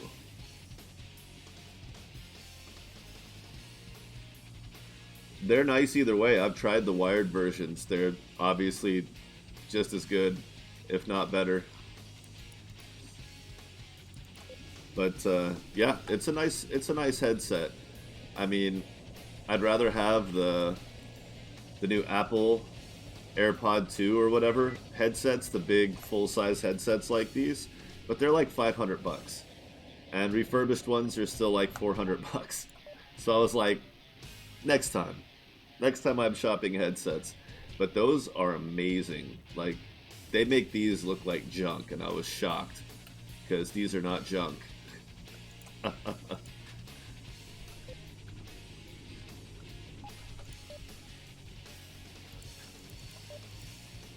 Hey, finally, first sign of fusion. Now that I don't need them at all. Hey, that I want.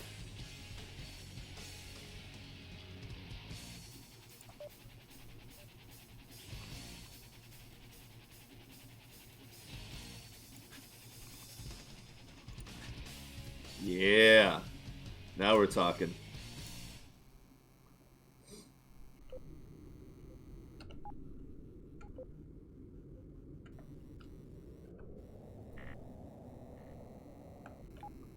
Let's see, flux I usually put on 3. And we will get that charging now. That only takes out 6 power, but we also took one of those off, which was consuming 2 power for being cranked up. Oh shit, look at that.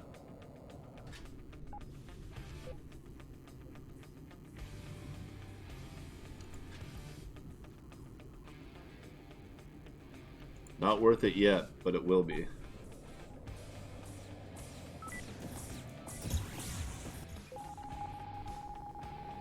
Heard good things about those.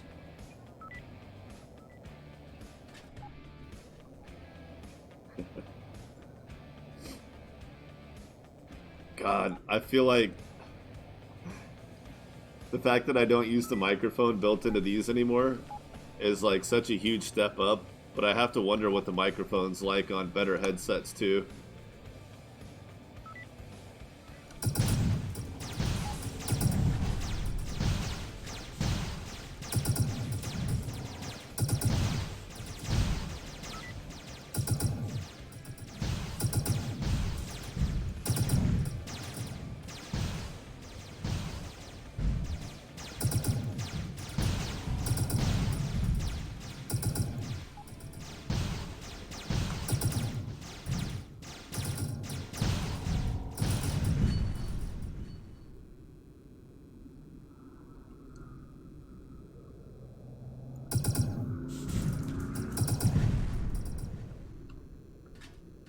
But I'm excited. I'm eventually going to end up getting a small LED floodlight, or like 2 or 3 of them, and then using basically the sunshade, the sun shields that you put in your car windshield to reflect the sun for diffusers. So I'm gonna have like a couple of tripods that just have a small RGB floodlight, so I can dial in the right shades, and then they're just gonna have a couple of wires holding up sunshades. So when I do my videos for the furniture, it can be perfectly lit. And then like, I don't know if I want to buy another, like, I already have an S9 Plus, the Galaxy S9 Plus phone. Honestly, like, my major concern with why I don't want to use that as my primary camera is the battery. But then I looked online and the battery replacement kits for those are like 20 bucks for the battery and all the tools you need to open it. So I was thinking, what if I don't buy a video camera? So I'm going to do some practice videos with the S9 that I have. And if it's good enough, then I'm just not going to buy another camera. And I know they make lenses that you can attach to your phone if you really want optical zoom versus digital. And I know some of them are really good, and there's a lot of crappy imitation ones. So it's like, okay, you know, 30 bucks for a lens kit, 20 bucks for...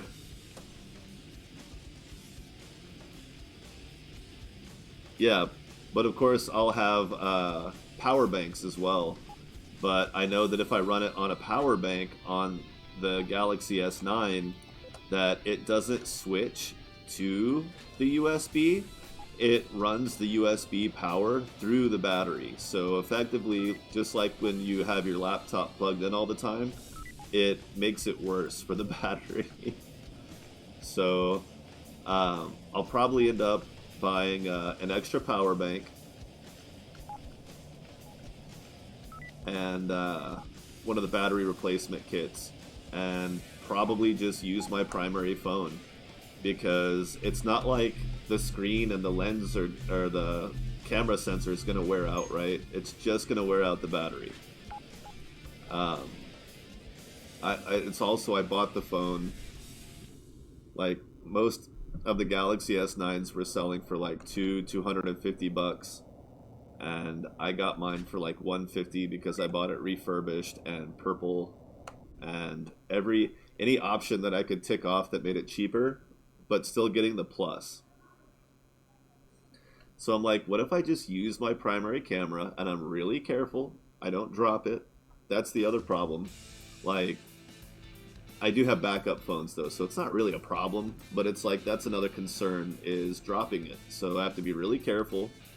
And the lens kit isn't really a factor cost-wise between buying a new phone, because I'll need that either way.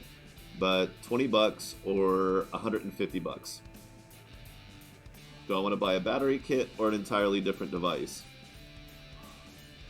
And then I'll add a lens kit and probably a bigger SD card.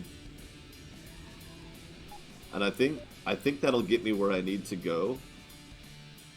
But I'm also kind of want to use it for this too. But I haven't really taken the time to test that yet, so we'll see. It's definitely better than my webcams. I know that for a fact because I've made enough video with it to know.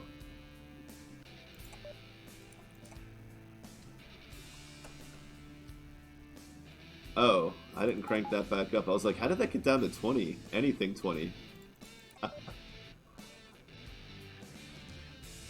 Ah, hey.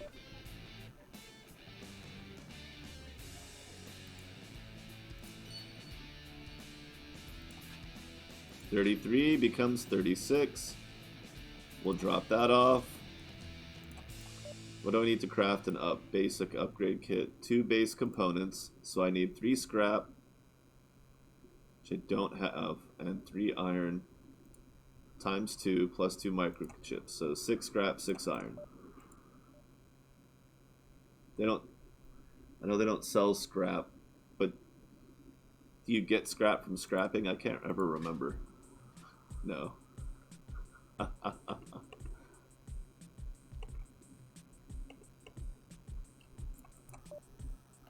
That's okay, we'll do it later.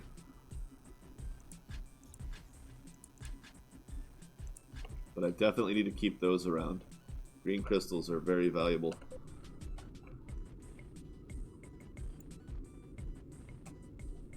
We'll see.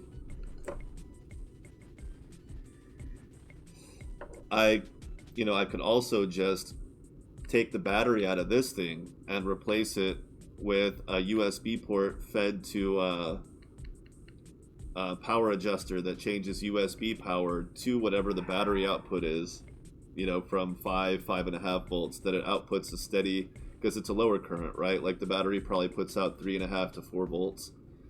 So I could just permanently take a case like the case that's on it and just slap a power bank on it that's bigger than the battery to run it off of, and then not use it as my primary. I would need another one. I would need a second one at that point.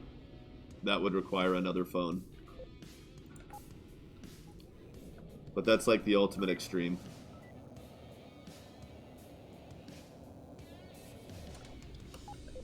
Yeah, I don't have a lot of base components. I have not been finding many.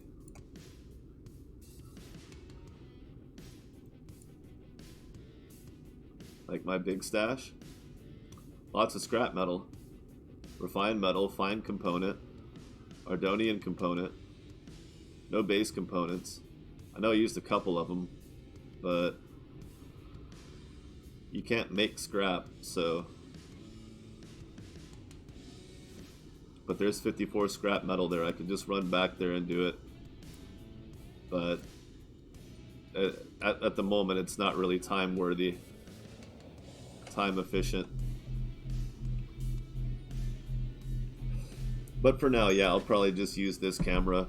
I have plenty of mounting clamps for phones. Lots of them.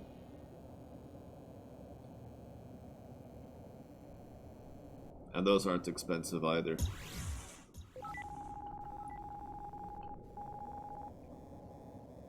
But yeah, I thought, if I'm going to spend 150 bucks on a video camera, I could just get a backup cell phone that's better than all those cameras. And does everything they do.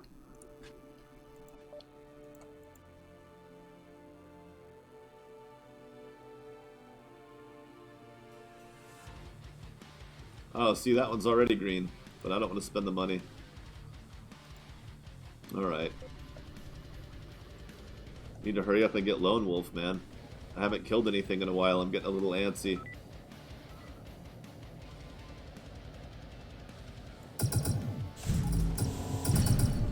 Haha.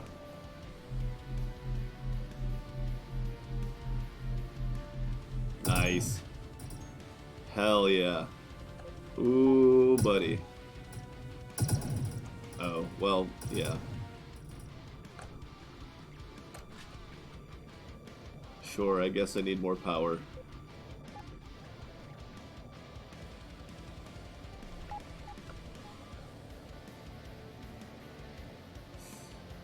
So, I'll use my base phone for now, my personal cell phone, and once I've sold a few pieces of furniture, then I'll revisit whether I should just buy a second phone as a camera that would also be a backup cell phone. Because it would have, you know, fairly modern Wi-Fi for transmitting files wirelessly if I need to. It's got the fast USB port for downloading directly if I need to get it done really fast. The Bluetooth is good. The screen is amazing. It just makes more sense, like, to get a solid-state video camera that's purpose-built for that kind of thing.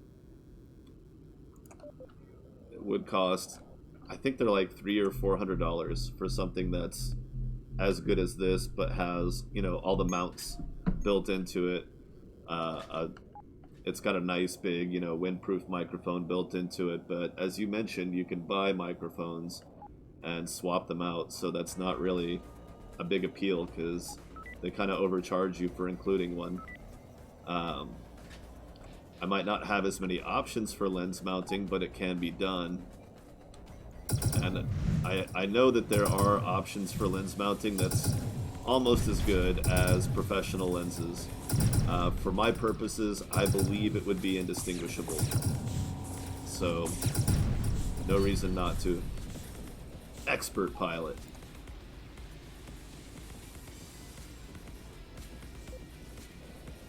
This isn't really going to do anything for me. Uh-oh.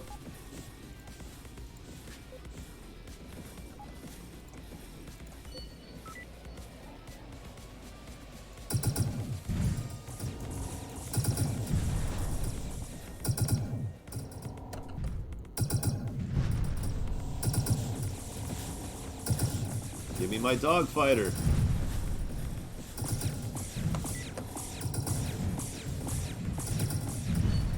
There, was that dogfighty enough for you? Uh-oh. How about Death Fighter? I'm dying.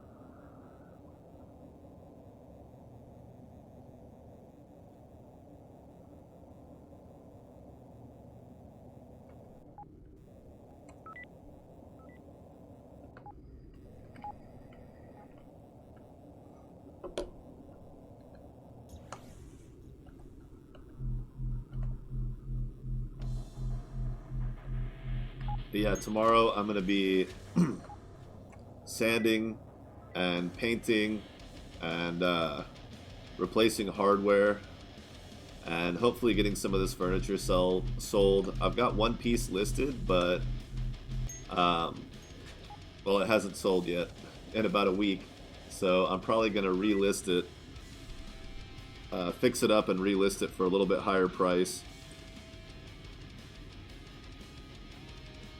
Hopefully it'll sell because it's got some scratch damage on the top. I'm not surprised people don't want it, even for a fair price. It's just kind of like, yeah, but I could spend $40 more and get something that doesn't need a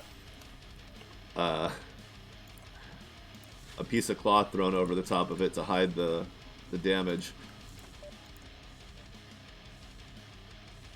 To which I say, fair enough.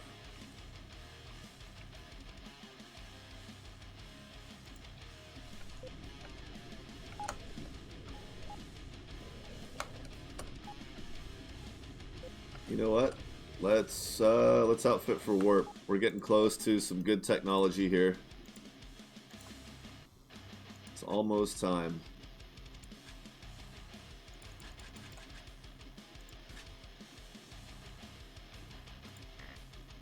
Right.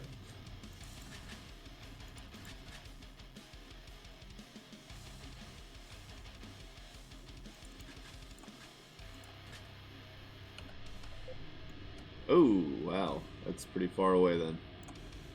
Um, Probably don't want to go there yet either.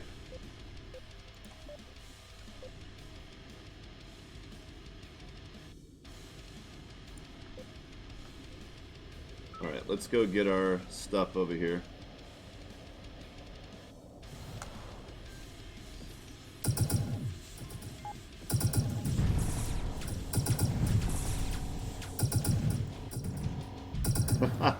You fucked up, didn't you? You didn't think your friend was going to move out of the way of that, and you flew right into it.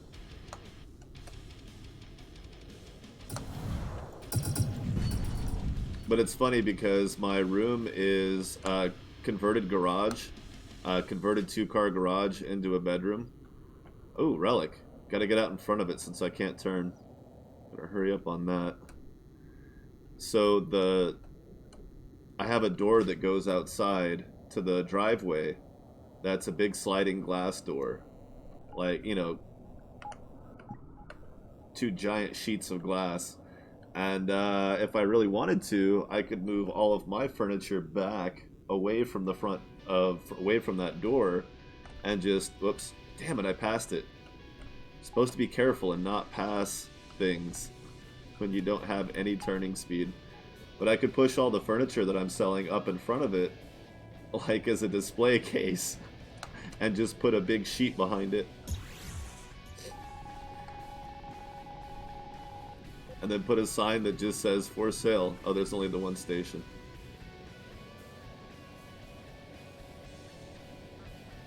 And then set up an email address an email address that's specifically for it.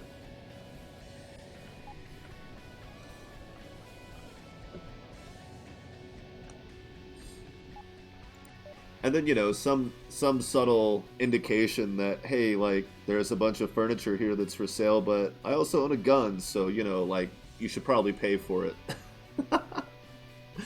Just an FYI, just as a courtesy, let people know that robbing me would be a really stupid thing to do.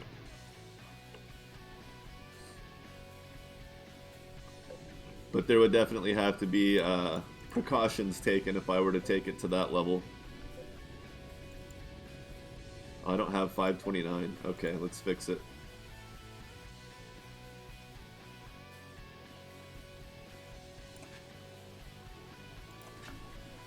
That's not what I wanted. There we go.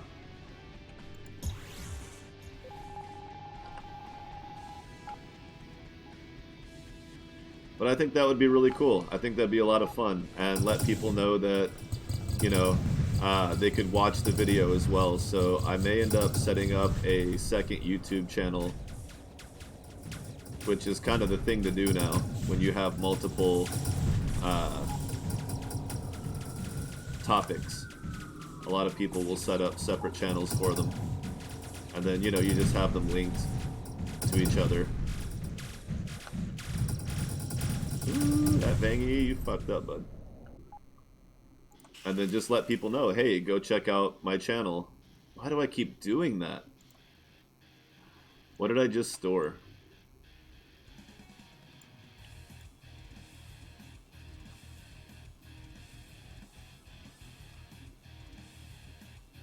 I don't even know now. Oh, that.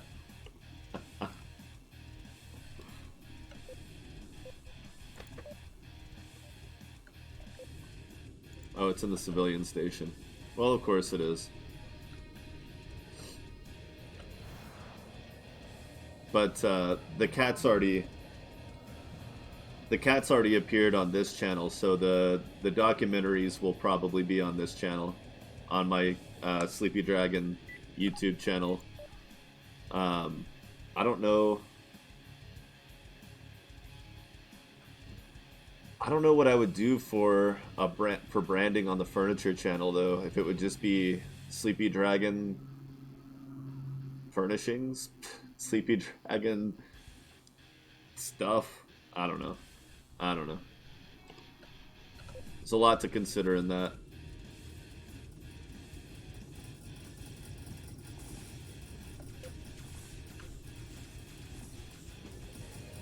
Nice.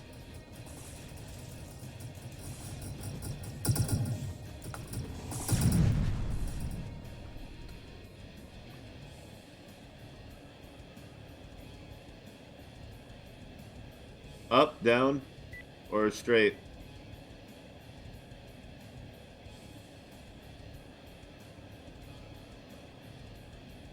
Ah, it's probably too late.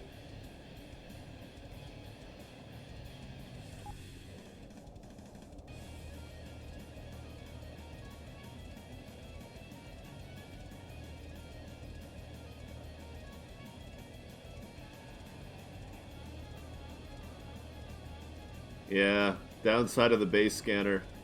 I think it's gone.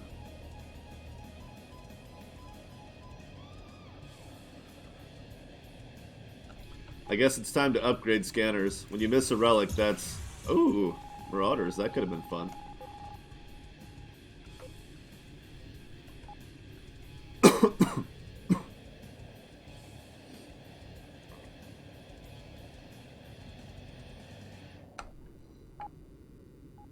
Swear I just saw another one. Yep.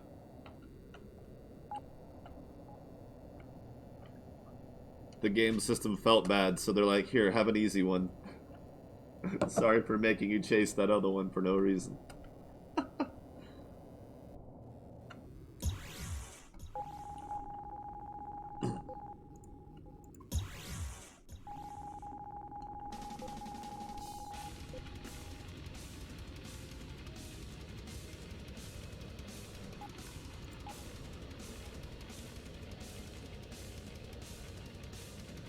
Alright. Oh, yeah. Oh, man. Woo! That does not taste watered down at all. So, traditionally for this particular brand of booze, it's, you mix it 50-50 with water, if not more water, until it's basically within the realm of wine strength. But they don't bottle it and sell it that way because they want it to be transportable in quantity. Oh. Oh my goodness. Wait, did I not? Oh my god. It's the reason I went here. And, I mean, it's tasty, but anything less than 50% water and it still tastes the same. It tastes like full strength. Just because there's so much anise in it, it's like it'll twist your face up a little bit.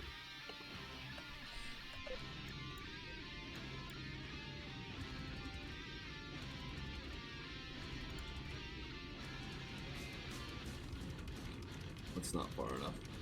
That will be. Whew. I don't know. My local spec stocks it. You can't read it. It doesn't come through well enough. But it's Palestinian. And it's called Golden Arak. And I mean, I don't know how exotic it is globally. I've been drinking it since the early 2000s, but it hasn't been available for sale in the US unless you know somebody who can, import it, like a distributor that can actually get it for you. Unless you know somebody in Palestine who can bring it to you. Otherwise, it hasn't really been available in the US until like a couple of years ago.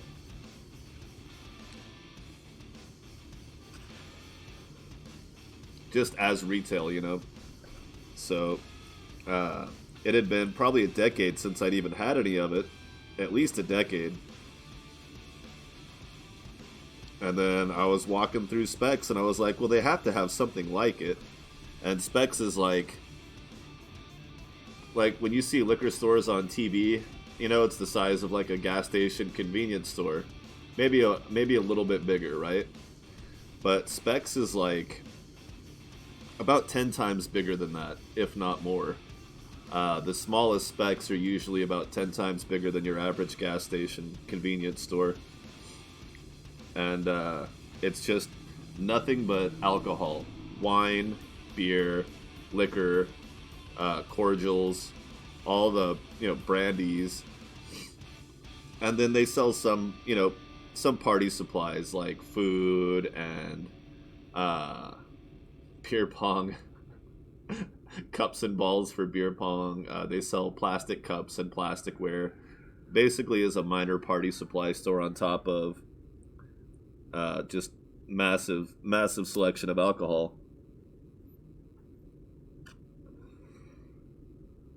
And it cost about as much as a pretty like I mean you can buy a bottle of whiskey, 750 a whiskey for like $10 if you're willing to go to the bottom shelf. And I'm not saying that I never have been. I've definitely drank some cheap liquor in my life, but this stuff is about 30, 35 a bottle. But I don't drink a lot of it. I don't drink it quickly. It's 100 proof instead of the usual 80 for American liquor. And whew, it packs a wallop. And I'm not a huge fan of the flavor even. I'm not into licorice. I'm not into anise. I don't like that. But the buzz from it, the experience of drinking it otherwise is very unique compared to what my poor, simple, stupid American stomach is used to. It's tasty, and it's fun to drink. In small quantities, it's tasty. But if you drink it straight out of the bottle, or drink a lot of it, my tongue will start to get this like weird coating where the flavor, I can't keep drinking the flavor. So, but I've definitely had nights where I've ignored that instinct and drank a lot of it at once. And boy, those are some interesting nights. Those were nights to remember for sure. Because it really is a lot different of a drinking experience than any of your common liquors like whiskey, rum, tequila, vodka, gin. It's not like that at all. The closest I would say to it might be gin. It's kind of like being gin drunk, but not quite the same. It's great mash. I mean, it says it right on the bottle. Made with grapes, neutral spirits, distilled with anise seeds. So, like, it's like if you took all the stuff. It's like if you took all the leftover stuff from making wine and made a mash out of it, and then distilled it with anise, with licorice flavoring. And it's just like, it fucking slaps. Alright, we've got lots of iron and lots of scrap. Let's go ahead and build out 20 base components. Need some microchips. How many refined metal do I have? 6. So, at most 6. Now, do I not... Is there an upgrade kit above a purple upgrade kit? Advanced or something? Gotchar's gonna be proud. I'm gonna be drunk in a minute here. Where is he anyway? Is he streaming?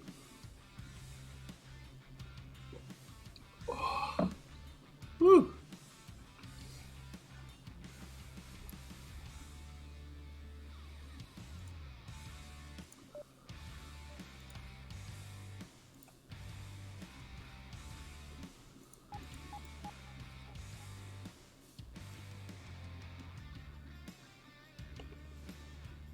Ah.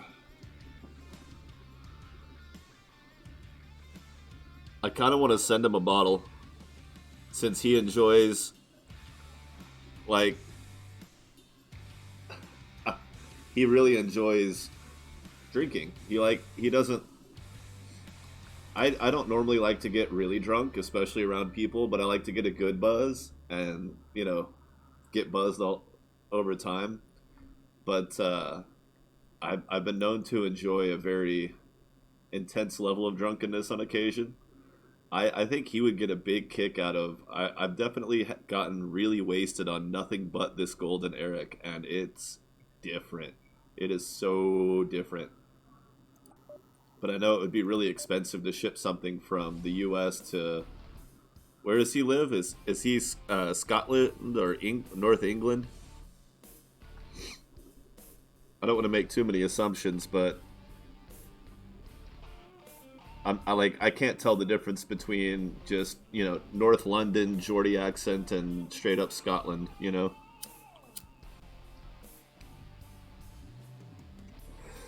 Not gonna pretend I can pinpoint that, but I get the feeling that shipping alcohol to him might be difficult even outside of the cost. So, but I would like to, if it's possible. I may talk to him about that.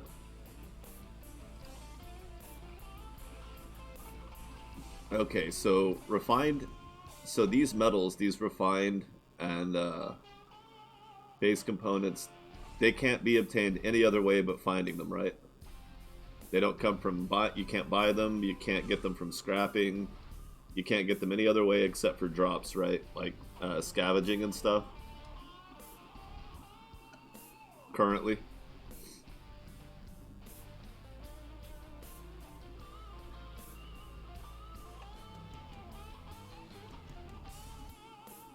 Okay, so I've got 3 improved kits. I'm still set up for warping.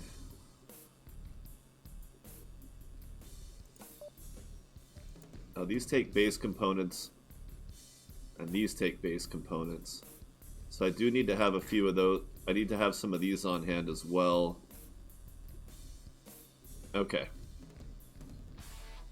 Oh, of course there's an advanced. There's Ardonian components, so that's for making stuff purple.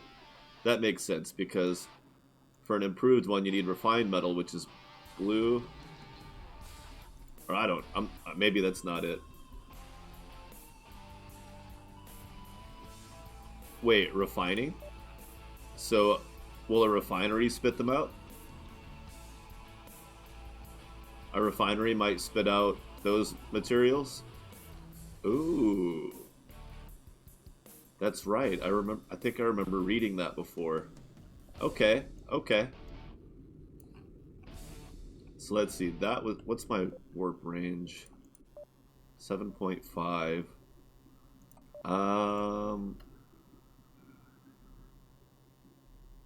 Okay, so that's more for crafting other stuff that's Ardonian type, like barriers and armor and stuff. Okay.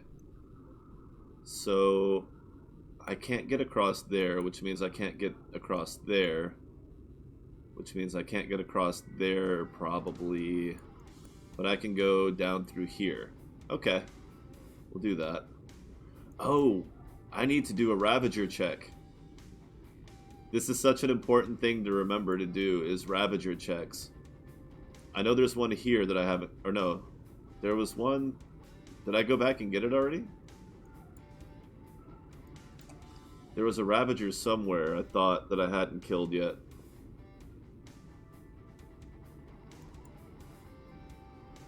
There. Okay. Maybe I can do that now.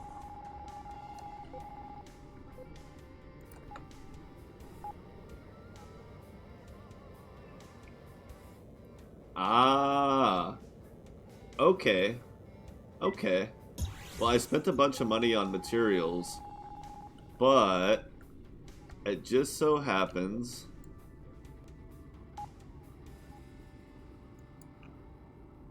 I'm going to try to take out this Ravager first. But I'll build a mining fleet so that I don't have to do the mining myself.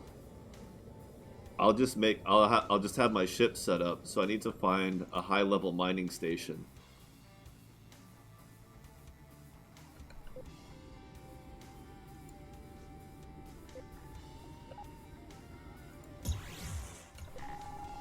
Damn, I didn't get it in time. All right, I'll do the cheating thing and swap equipment in space. But I still need to go save it. Woo! Now it's all jumpy. Okay, so see, that's the thing that I like is it's starting to look like in the end game, it's not going to be enough to have a fleet. You're going to have your combat fleet, you're going to have your station defense fleet, you're going to have your mining fleet, and then you're going to have your trading fleet that's built on cargo capacity, which I think is perfect. I think that's awesome. you know? So starting out, I'll have my ship set up for a little bit of mining, but I'll have a buddy that can help me mine, and then I'll swap equipment for him to, do other tasks as well. Oh wow, this is still a bit much, isn't it?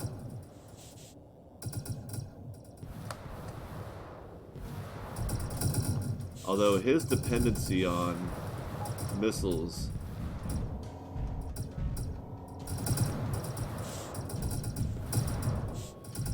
This is going to take a long time and a lot of patience and precision flying, which is great because I'm just starting to feel the buzz. So... Shit. Alright. Okay. This is not the right setup for this.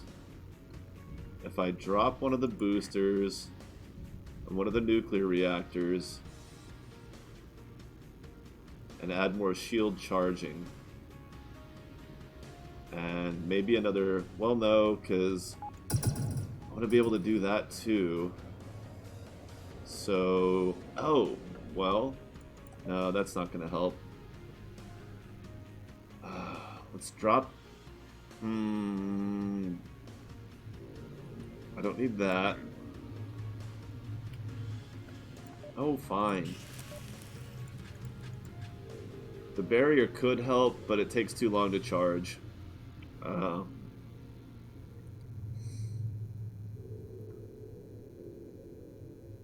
let's get rid of one speed booster. And then we'll add... Boy, what would you do for an extra generator right about now that's not that?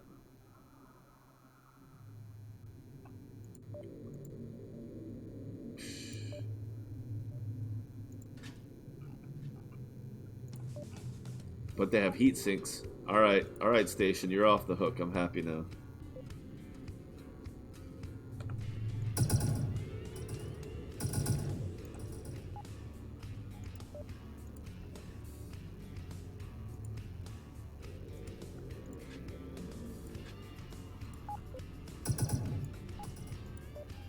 Okay, look. Whoops, that goes there. No, it goes there.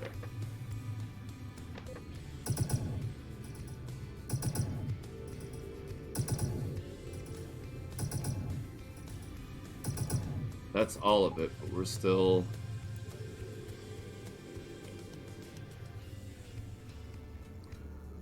Let's just rely... No, that's helping our shielding, though.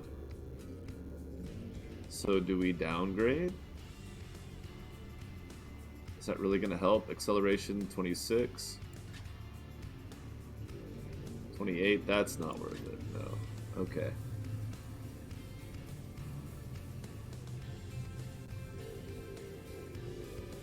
Ugh. Damn. Am I really going to upgrade a heatsink for this just so I can put more reactors on, or... Because otherwise... That's actually not that bad. Okay, that's not that bad. Boosting while we can do.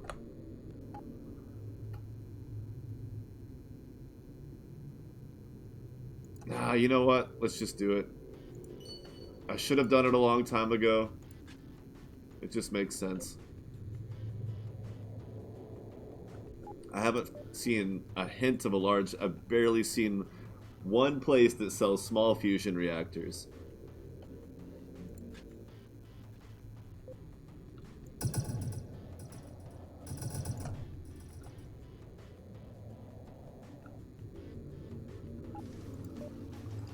Alright, we'll keep that one.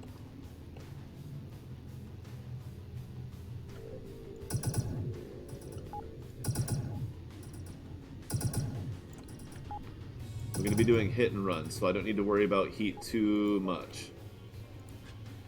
But it will be a problem eventually.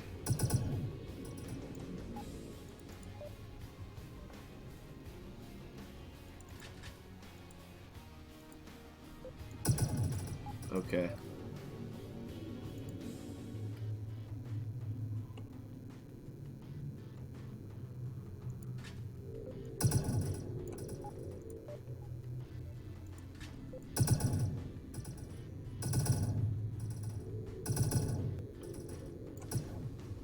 I think this is gonna work. I mean, it would, but well, let's look at it. Yeah. Is it gonna overheat though? Sometimes I use the power drop to mitigate heat when it does a higher DPS than going to 150.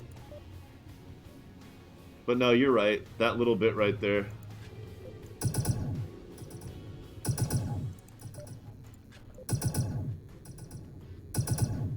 Yeah. It definitely cleans it up. So let's see, how many chargers can I add before it kills it? Nope, still going to full. Alright. Good call. You're right. I just needed a capacitor. I saved, right? I swear I know I hit the save button and I know I saw the banner, but like, even the slight change of having to go refit all that again, I won't remember exactly what this screen looks like. Even though it was basically just upgrading a couple things and... yeah.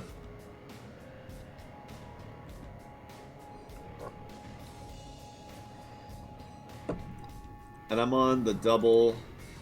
Alright, so I need to keep an eye on that PD to make sure it's not gonna overheat. But I haven't really been... it hasn't really been much of an issue. I've mostly been just avoiding the missiles.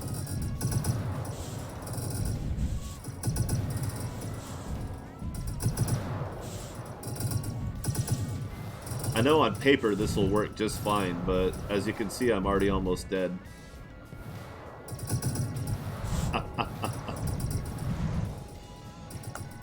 I need to, okay.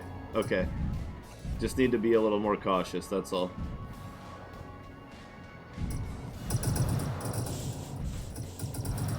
It's just a matter of whether or not a 10-second full recharge is fast enough.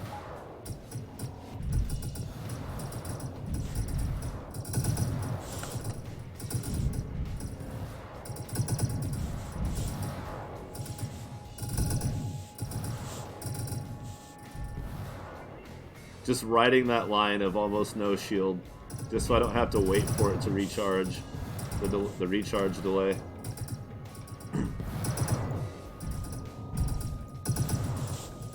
We're almost through the shielding. I just have to quit missing. Again, I know on paper this is going to work. Yeah, both Ravagers were juggernauts with primarily missiles. The difference is this one's using burst lasers rather than point defense. The other one was using mostly point defense. So it was destroying my drones, but it wasn't doing as much hull damage. The question is, does he have repair drones? We're about to find out that no, it looks like he does not. So this is a winnable fight.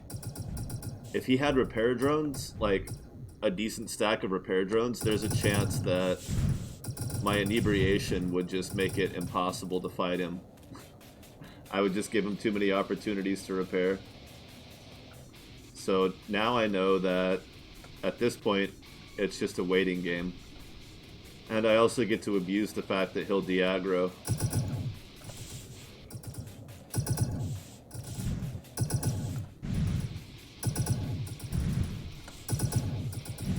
But that's really only going to speed up the fight. Although it's a big advantage knowing that the fight won't be as long. Exhaustion and fatigue play a huge role in these fights, you know? Being able to maintain a specific tactic and pattern over time. It's unpredictable how long it will take you to lose the ability to maintain a specific tactic until you've done it 100 times, which is why it's great that every Ravager is a little different, because then that becomes unpredictable again.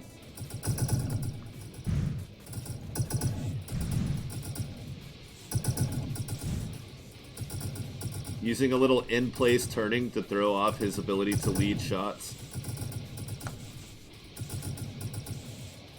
You just have to make sure you're holding forward so he expects it. And remember that just because he's in passive mode doesn't mean he won't shoot at you.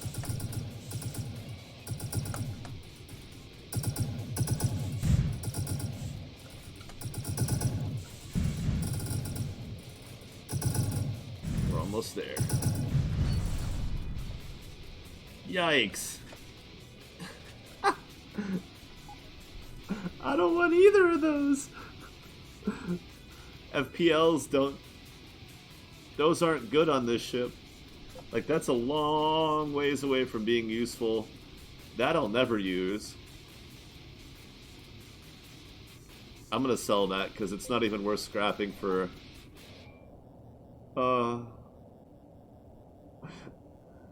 It's okay. It was a fun fight either way, so I don't mind, but...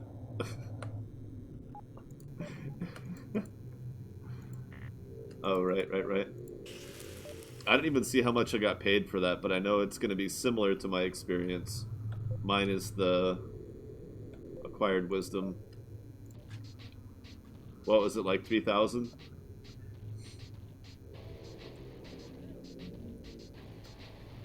Probably should have looked at that.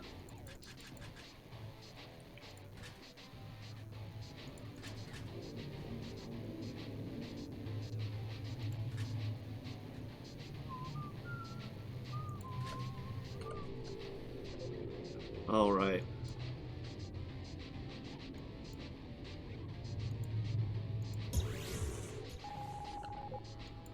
Ah, so close.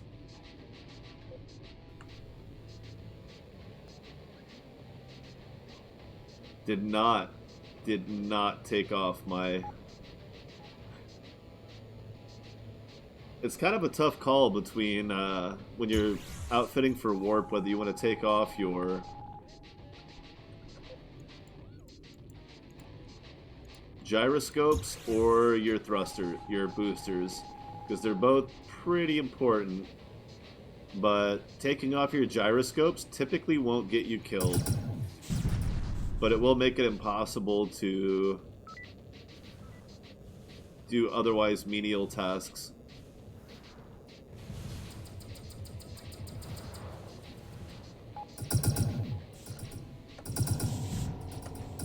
But when you take off your boosters, there's a chance that you won't be able to evade an attack. That's funny, it made it look like the Marauder was running away from the Merchant, when he was just returning to position, and the Merchant was not going to let him get away. What the Merchant doesn't know is that he's next. Hey, look at that. That's a hell of a drop. And that's a hell of a response. My shield charging is not optimal right now, so I have to be careful how much damage I take.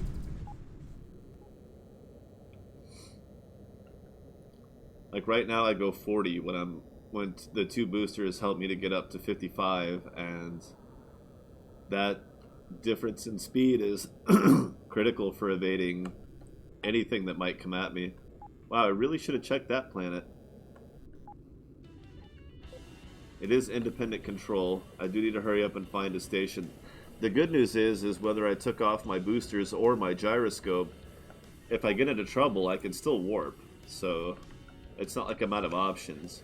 It's just, if I see a relic go by and then a hunter fleet comes after me, I might wish that I had the boosters on instead of the gyroscope. And right now it's kind of doesn't matter, but when we are not able to change equipment in space, it's going to make a big difference. It's going to be pretty important.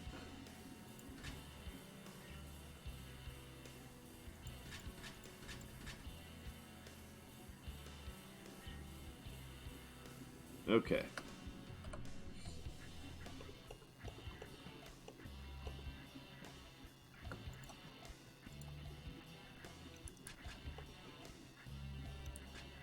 All right. 3 stations.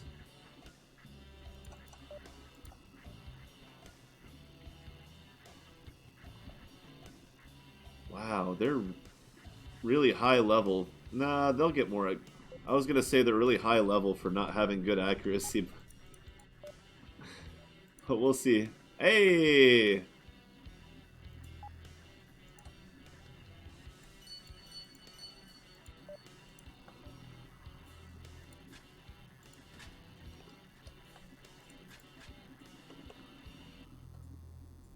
124.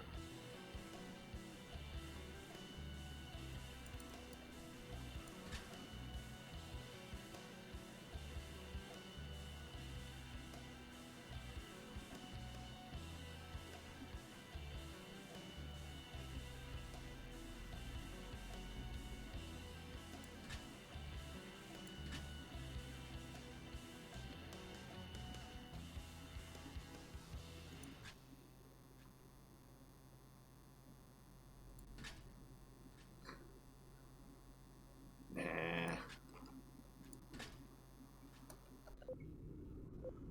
All right. Well, that's a shit ton of power.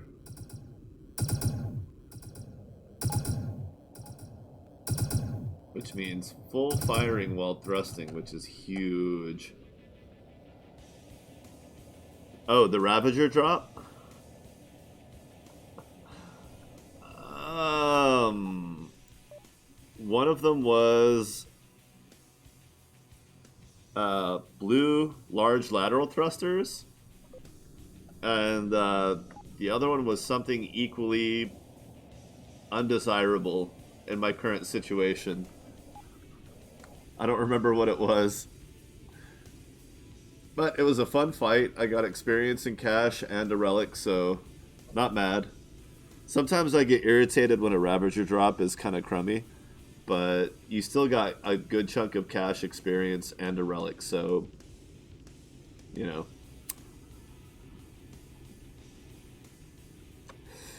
The thrusters alone were worth like $600. Ah, I gotta turn up my air filter. This poor cat. She's on the other side of the room, sitting under a really big air filter, so she's fine. Don't worry about my cat inhaling smoke, please, God. Like, I am super paranoid about that, and I make sure she's well taken care of in that regard.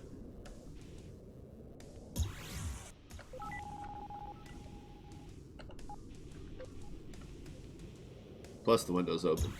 But,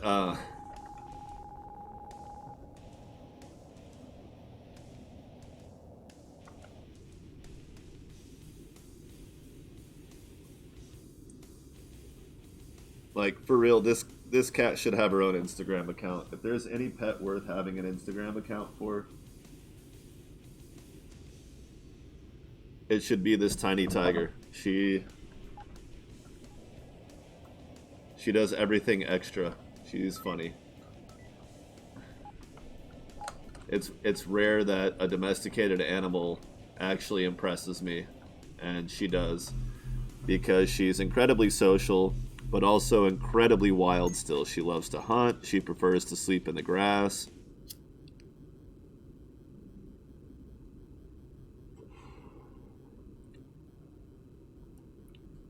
but she also pays attention to me. Even when she doesn't want attention, she's like, "Oh, I'll hang out with you. You seem like you're not really doing anything right now. Maybe you need someone to hang out with."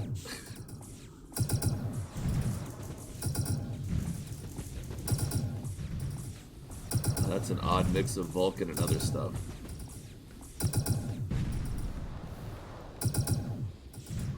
So I'll take some more video of her being her and see how the world reacts to it and let them decide if she's wow, intelligent marauders. They've got a nice cluster of missile boats, but all their forward attackers are using really intense amounts of Vulcan. Their drawback is that my armor is better.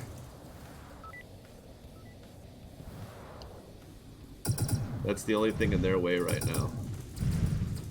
Well, that and they're not keeping pace with each other well enough to put up a united front.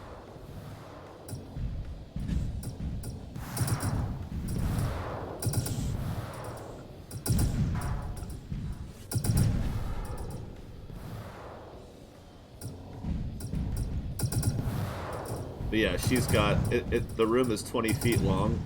She sits on the other side of it with an air filter system just outside of the little box that she sleeps in that is carpeted. She has a little carpeted cat house inside. And she sleeps in it when I'm like working or streaming or otherwise making lots and lots of noise. And the filter is one that I got secondhand, but I cleaned it really well, and it's like a $200 giant tower air filter.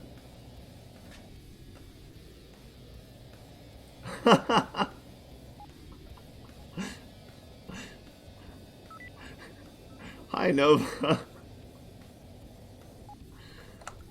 But yeah, so plus I use this thing when I exhale my smoke, which is a carbon filter. So it's actually, as much time as she spends outside, she gets more pollution from sleeping outside than she does from in here.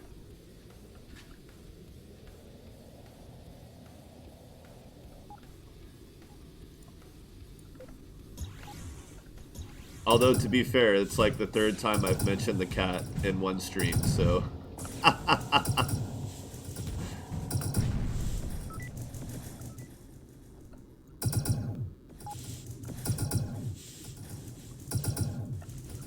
I'm still working on rebuilding the green screen so that I can bring back the cat cam. But we're a little ways off from that.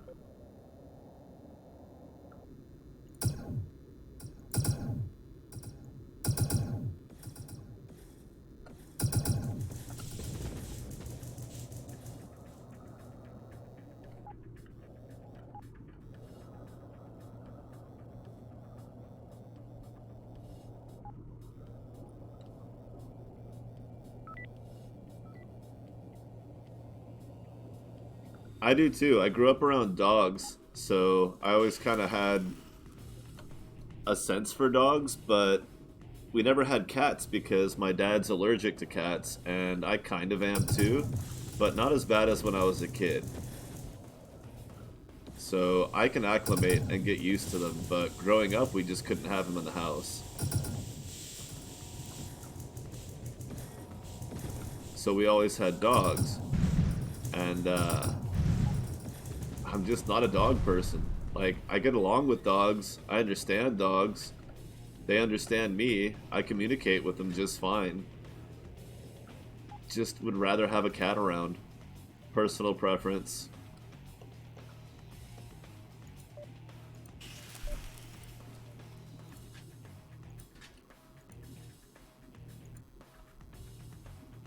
Cats are, to me, cats are infinitely more fun to hang out with and infinitely more functional because I wake up pretty easily if there's something off. I don't have to worry about a security dog.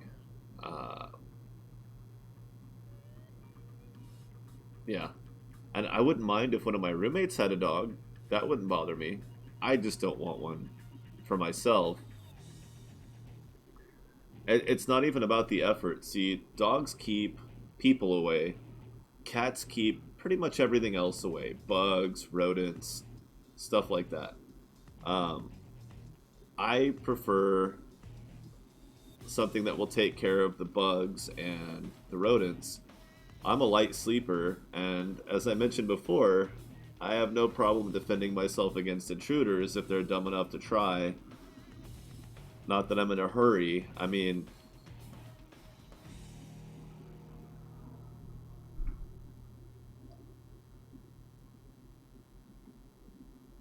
yeah. If it came down to it, I would rather kill a rodent than a person. But I'm not going to kill a person for breaking into my house unless they force the issue. I definitely would prefer to be responsible for deterring human intrusion and let the cat deal with everything else. But it would also be cool to have a cat and a dog. That, if I got them both when they're young and they grew up together and got along, to deal with both sides, and then I don't have to worry about either one. But dogs, I just like, my cat wants me to go out and hang out with her outside like once a week, maybe twice a week. Like, really, really, really wants me to go out. A dog, you gotta walk multiple times a day or they just go nuts, and I'm just like, oh, that's not me. I'm not up for that. But yeah, so I'll have the cat to deal with mice, bugs, stuff like that,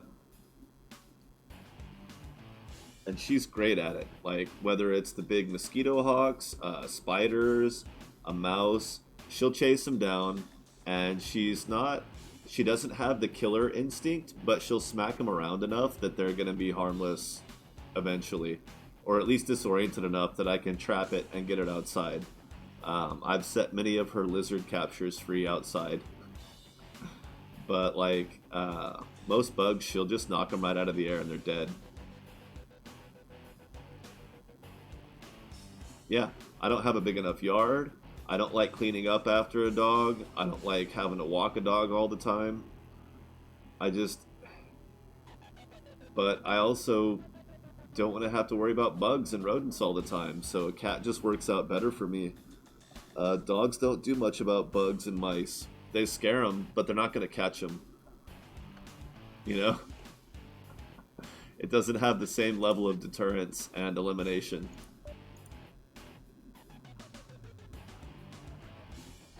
Okay.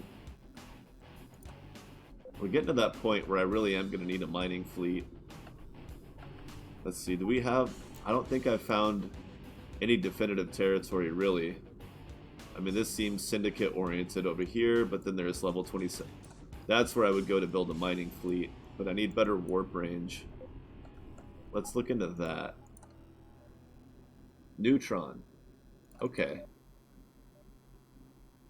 I'm working on Iridium, which is 6.3. Neutron's not going to have that range, but it won't take much to get it there. I just need an upgrade kit. I don't have any of that. Okay, so I need to go hunting for graveyards.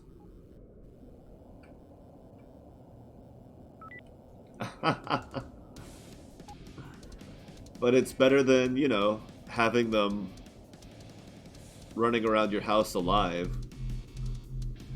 right?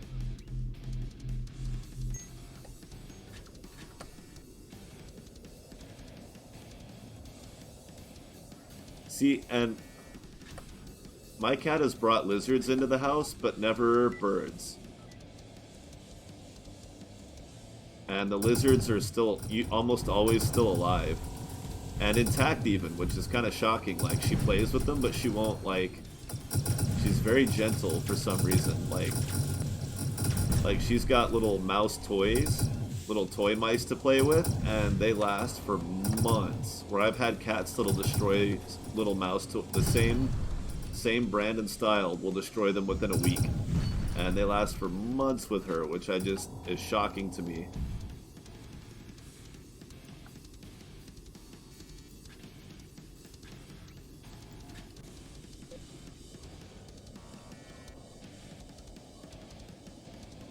Yeah, one of my roommate's cats brought a mouse into the house, and we thought it was dead because she had it in her mouth, and she just walked in all proud, like trotting in, like, "Yeah, I got me a mouse." And then she set it down, and it just took off running.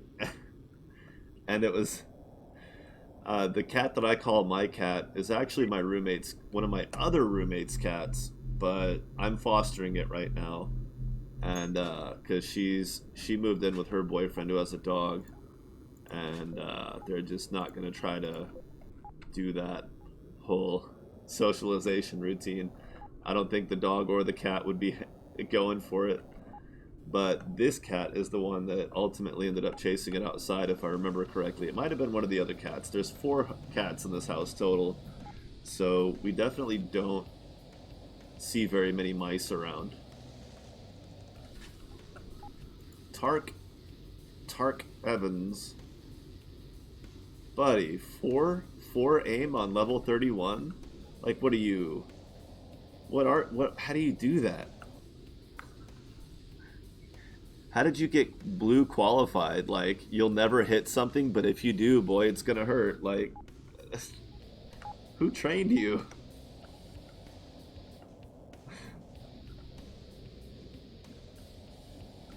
Yeah, that's pretty much all he's good for, is putting on one of the manual slots. Apparently this one.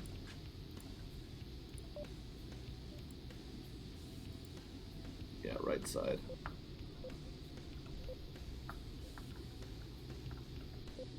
Hilarious. You know what? Let's do the gate thing.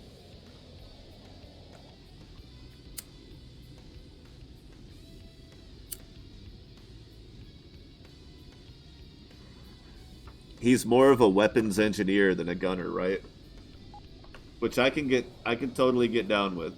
That makes sense.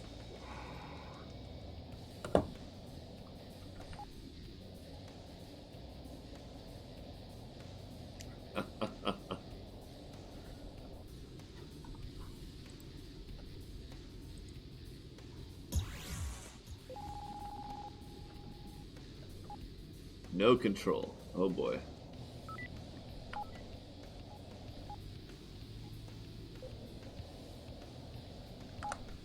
What is that? Oh, rebels. It's moving.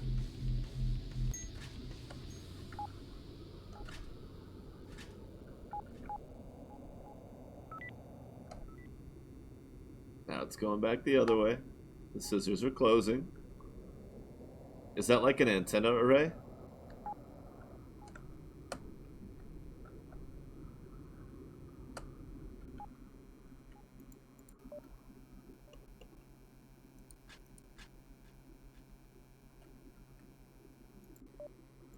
It's the only explanation I can come up with for what it's doing right now.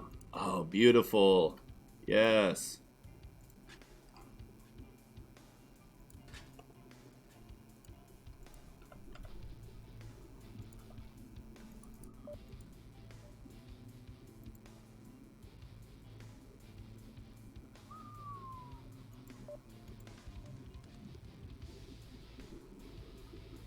Hmm. Still not great technology, though. Like, Mark III sensors. Yay. Let's see. Alright, I'll be right back. I need to refill my water.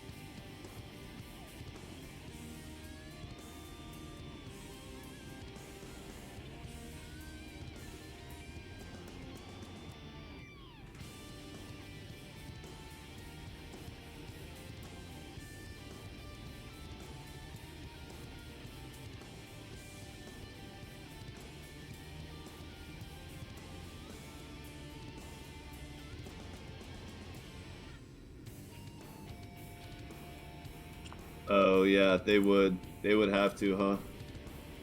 Oh, that's an interesting light angle. That's not bad. Then I don't have to have the big overhead lights on. It's just a little bright.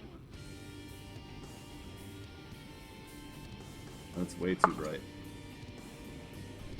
I guess it's alright.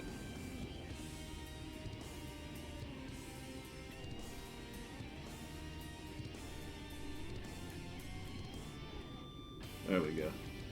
Just direct it away a little bit. Alright, what else is in here? Two rebel stations. No wonder you don't have anything good. You're the secondary, even though you're higher level.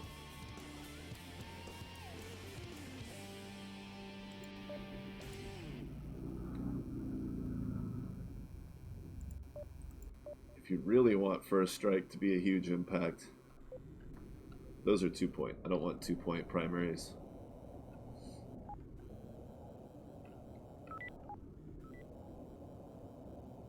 Hey! Oh! Very nice.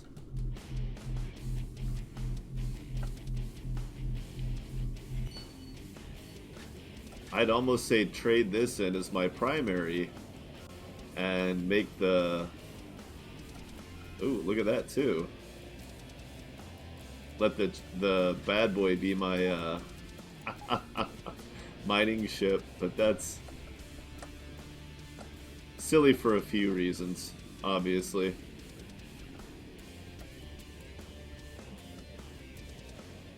I think that's a good line. No, it's a little too straight down. Need to give it a little bit more of a rightward push. Right, like that. Boom. Perfect. Oh, you want to go outside? Really?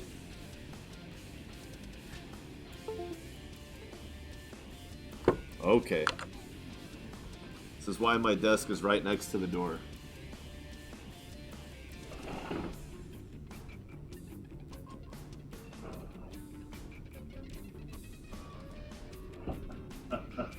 So I can let her outside without having to go very far.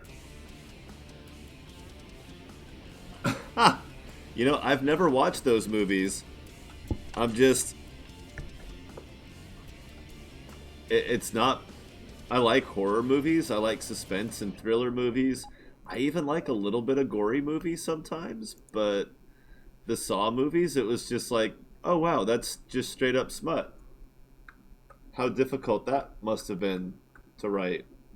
Like,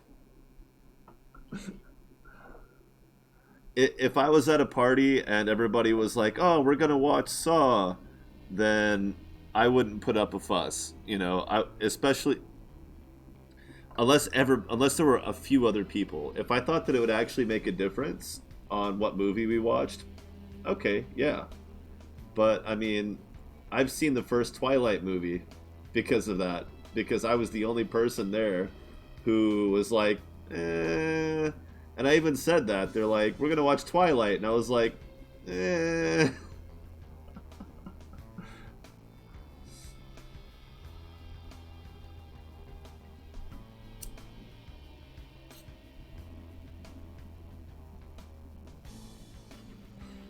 Don't get me wrong. I got super drunk, and the only thing I remember is the school parking lot scene when the car hits them, and then like a couple of clips of them playing baseball. That's it.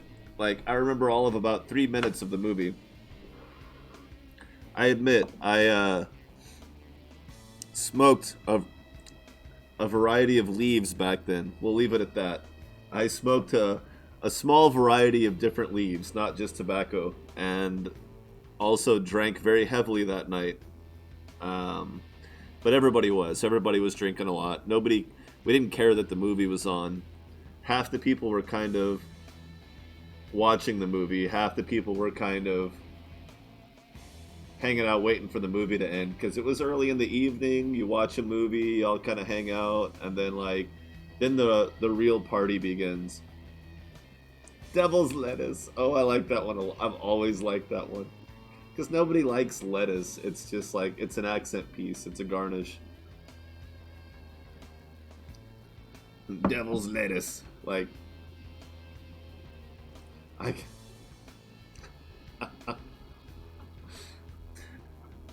my dad's side of my family moved here to not be farmers, and my mom's side of the family has been here for 7 generations as farmers. Like, I was the first generation of my mom's side of the family that didn't work on a farm. I'm the first. My mother grew up uh, on a big piece of land that was not an expensive. It's a big piece of land by today's standards, but it wasn't. I don't know. It's like normal back then for where she grew up. And she worked on the farm a little bit, but then went to school in the city and eventually got a job in the city. Like the classic story of I don't want to work on the farm for my whole life, so I'm not gonna.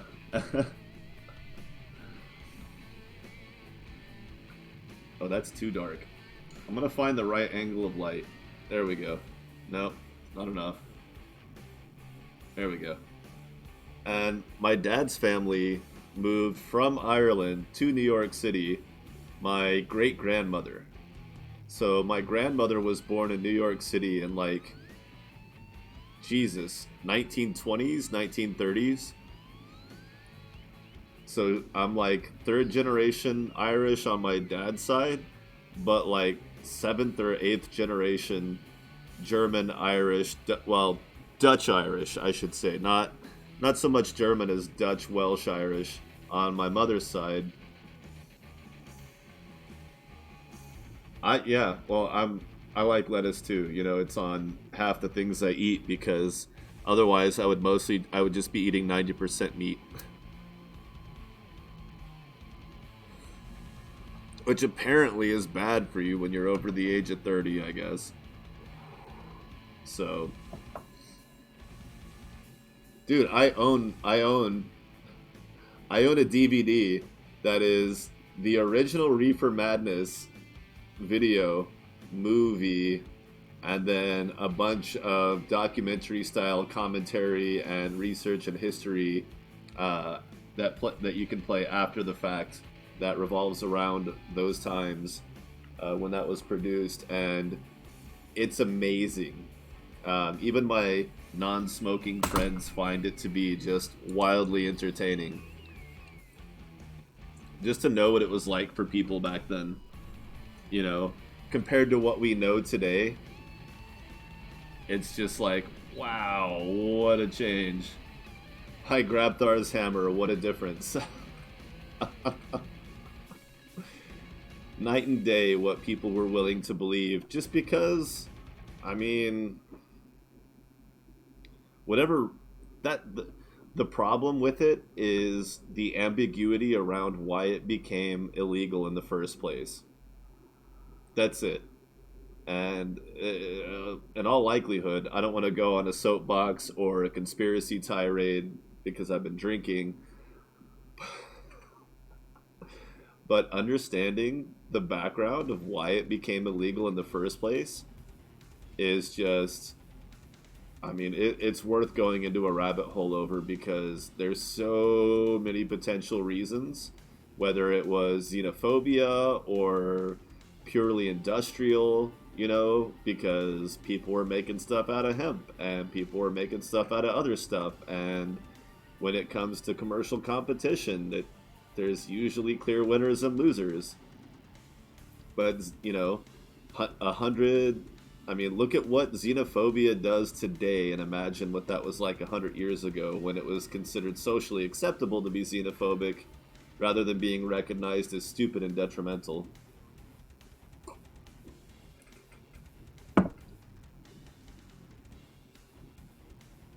Absolutely.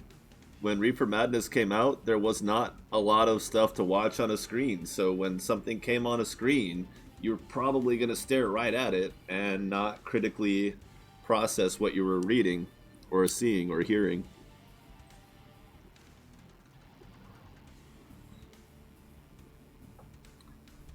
There's there's TV shows and movies where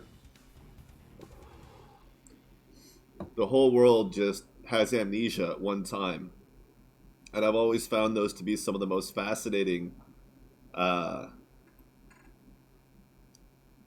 social exercises, because it's like, what would it be like if all of our past prejudices about each other, our cultures, the things that our world is based on, the assumptions that we live on, what if it was all just reset? What if all the media was lost, our memories were erased, and like I'm sitting in this chair with a video game in front of me and all this furniture around me that I bought to fix up? What if I don't know why I'm surrounded by a bunch of random furniture? I have no idea what Star Valor is. It takes me a minute to even realize that I might be live broadcasting to people who also have no idea what they're staring at. Like, why am I looking at this guy playing this video game? It looks like he doesn't even know what he's looking at. All of a sudden, there's just like a desk with things on it in front of me, and I don't know what any of it's for.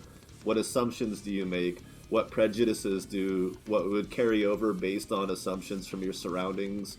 What prejudices would carry over from the people that you live with? I have, roommates. I don't know anything about them all of a sudden. Like, we all have no idea what each other's names are, our own names, our own histories, each other. We don't know why we know each other, let alone why we're living together. Those have always been incredibly fascinating stories to me, because you can't imagine perfectly what that would be like any more than I could imagine how many ancient relics have gone by and I haven't even noticed them. But it's just like, it makes you wonder, like, if nobody had ever seen reefer madness or experienced prohibition of any kind, like, what's a drug dealer gonna be like when he's got bags of all these random powders and these bags of this leaf, this pungent, strange. He's not gonna know to do anything. He's not gonna know what to do with any of it, let alone that he's supposed to be selling it as his profession. And how much memory do you lose? Like, how much goes away? Like, your entire identity, your ability to, would I just be like sitting here until I realized that moving was moving and we don't even have verbal communication? What if you forgot language, your motor skills? Nobody really dials it that far, because it's more of a social exercise. Those kinds of movies and TV shows and books, it's more of a social exercise about, what if our prejudices were just gone? What kinds of assumptions would we make about the people around us? With things like skin color, hair color, eye color, height, weight, physical stature. What kinds of effects would those have on the assumptions we make about each other if, the last 20 to 50,000 years of human history didn't exist? If we didn't have religion, history, our understanding of evolution, and, what homes are, what neighborhoods are, what cities are. We're just like, everybody would just kind of wander out into the street and be like, what kinds of assumptions would our base instincts start to provide for us as we move forward and try to survive?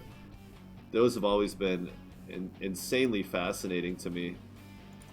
And I just realized that weapon's not on manual control. I've been not firing this weapon manually this whole time. A lot of it would be instinctive and but like interacting with this computer right now, like I have this screen in front of me, right? What would that mean to me if I didn't know anything?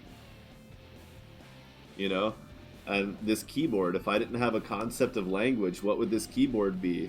I wouldn't even know that these were buttons until I put my hands on it and one of them pushed and maybe there was a reaction on the screen, and I'm like, I would walk away from it because it would be too complex to try to understand from a zero scale.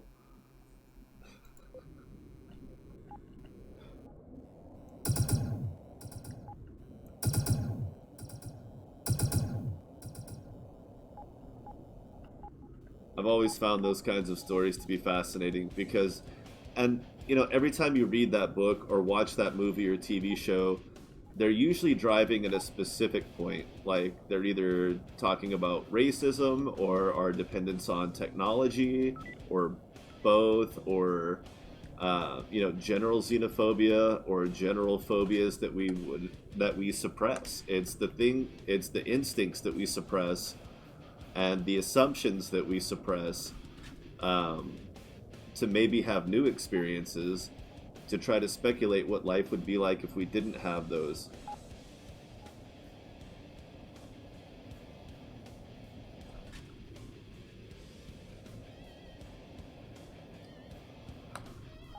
But the human mind is curious. We would want to know why somebody looks that much different than us.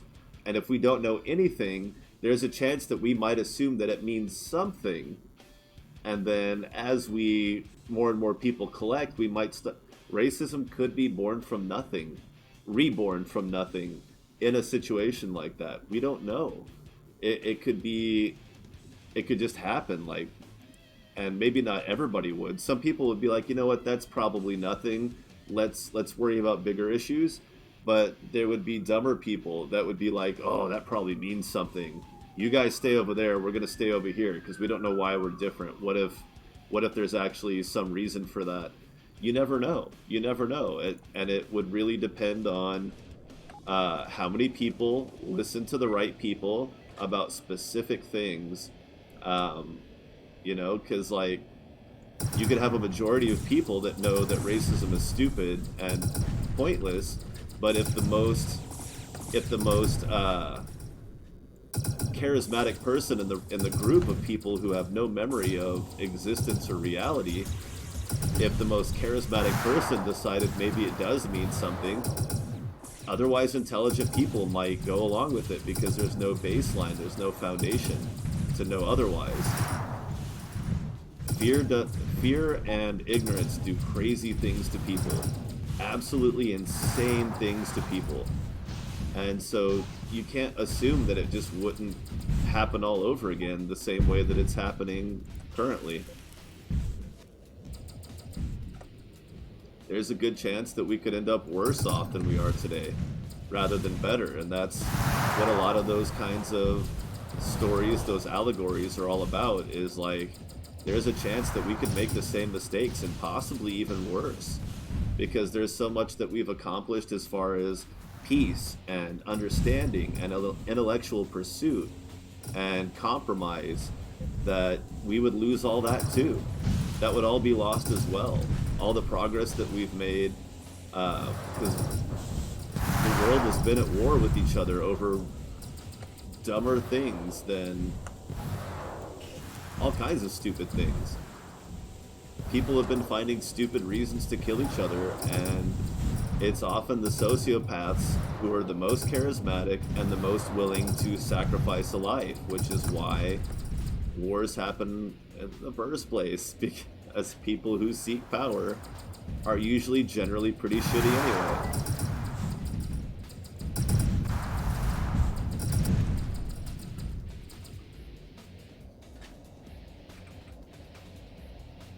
Closely related, you absolutely would, but that's not to say that it wouldn't still take hold. Not everywhere, but somewhere, and you don't know further down the chain how it might come back to haunt us again. And again, that's typically what those allegories are warning against, is that, you know, if you're not careful, those kinds of things can creep up. A sociopath could decide that that's the right way for them to achieve the most power, and they somehow convince a bunch of people.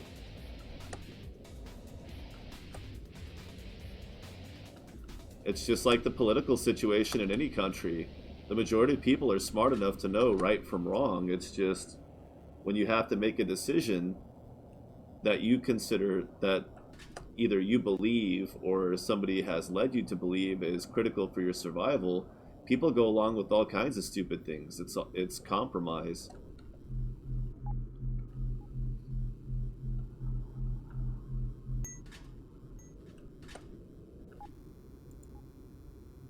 That's what I'm already using.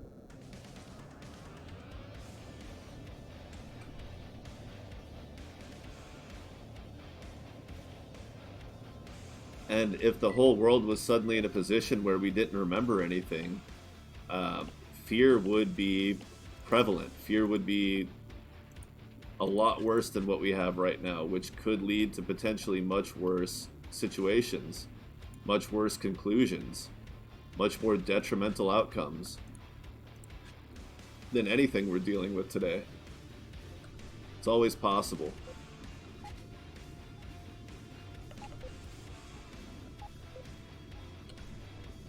My health bar won't go away.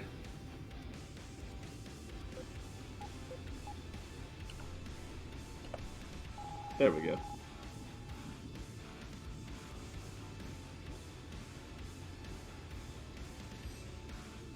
Yeah, but join or die is kind of inherent to human nature. Like, if you want to join a community, you got to play by the rules. And if you don't have options with what community you're going to join, or if there's crappy rules that are persistent through all options,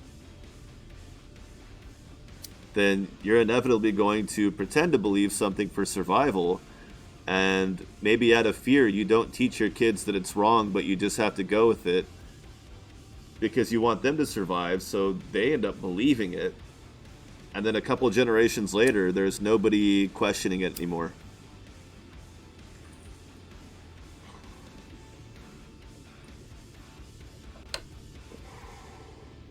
I don't know.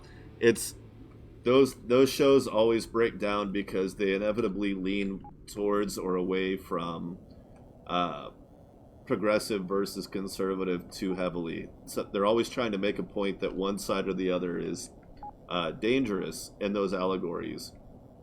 Very rarely do they point to the fact that uh, the mind needs to be open to both concepts in order to survive, which ultimately should be the point of the allegory. And the very early iterations of that allegory definitely were focused on that.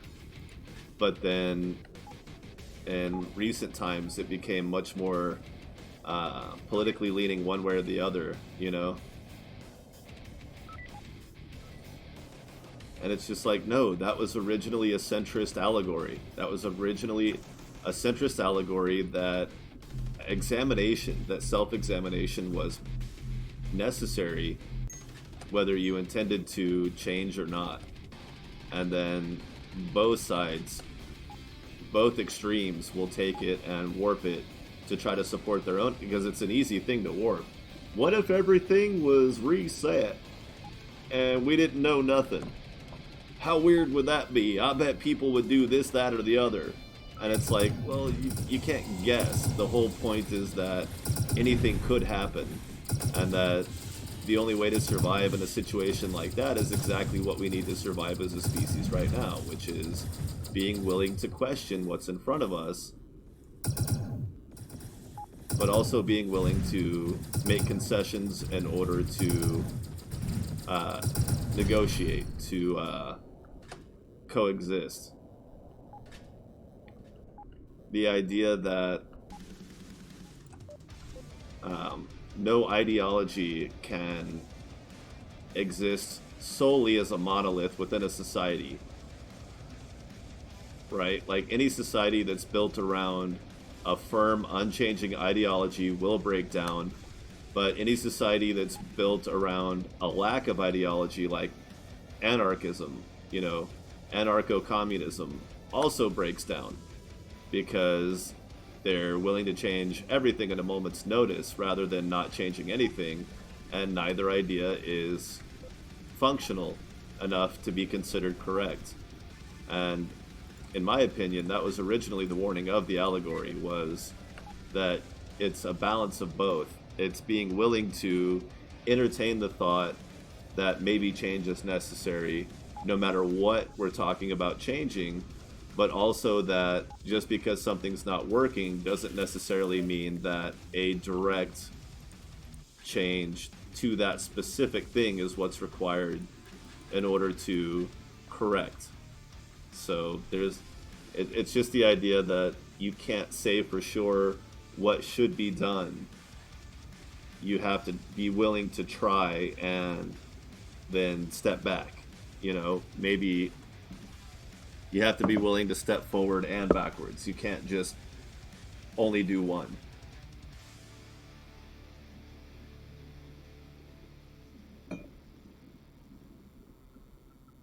Yeah, and you can't force people to be centrist either. But see, that's one of the biggest misconceptions with being centrist is that it doesn't mean taking the middle ground on every issue.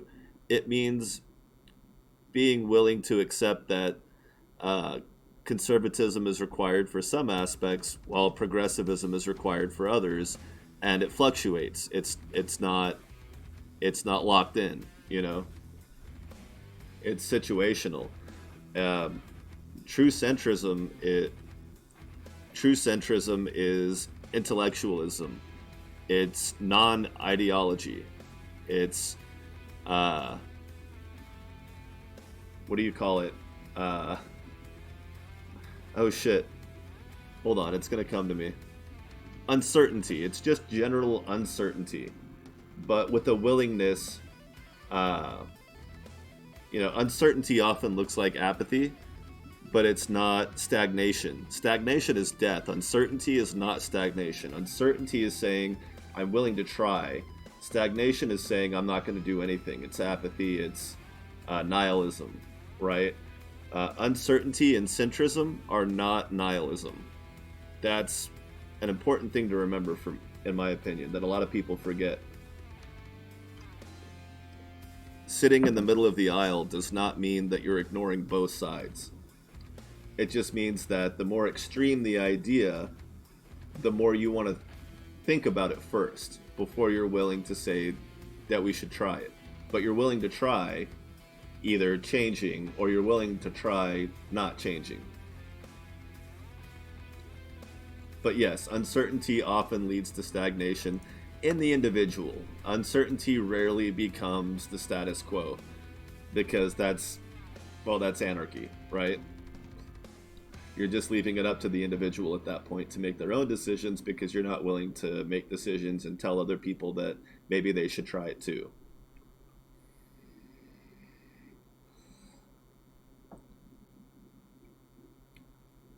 Yeah. Centrism is not cherry picking necessarily. It kind of is, but it's very calculated cherry picking. It's not meant to be stagnation. A lot of people claim to be centrists when they're really just apathy. They're just apathetic. Maybe not to the point of nihilism, but they're just not willing to think one way or the other. They're not going to say that we should try this or that because they're just not going to think about whether, they're not going to go down the rabbit hole to try to figure out what would be a good idea, and they're not going to put effort into trying it themselves to demonstrate it.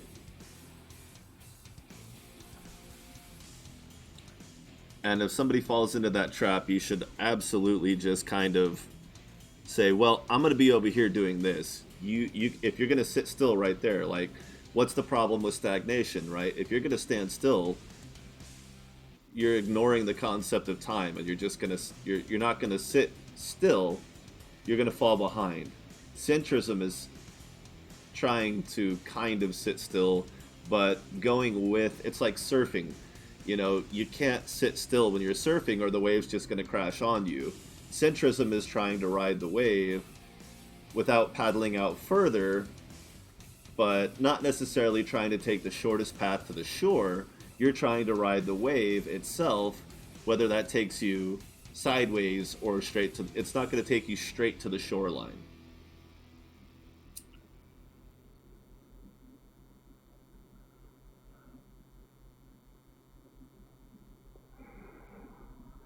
So it's hard to say when somebody says, "Oh, I'm progressive," or "Oh, I'm conservative." It's like, well, do you mean that incidentally your viewpoints tend to align with the status quo of what that tends to define politically? Or do you mean that you're actually a hardline conservative and you want to change as little as possible? Or you're a hardline progressive and you think everything's garbage and needs to be fixed now? It's like, or are you saying that you're just willing to entertain that either side may have value? That there's times when we need to try to change things, and there's certain things that don't need to change. Because let's face it, nobody's 100% one or the other. Everybody's changing. Everybody's fighting change. We're all fighting change in our lives every day. And we're all fighting stagnation in our lives every day. Nobody's 100%. Like, the actual political spectrum is probably like 2% from zero. The extremists are like 3-4%. Like, nobody's way out in one direction or the other. We all recognize that things aren't perfect, and we all recognize that things aren't garbage, right? We can't just burn it all down and start from rubble, but there's no way that it's all going to stay the same today. So things have to change, and everything can't change all at once. Those are, even uncertain people recognize that that's just the laws of physics. You can't fix all of our problems today, and you can't say that there are no problems. You just can't. Like, you can try to say that, but there's no logic to justify it and no path to follow those ideas.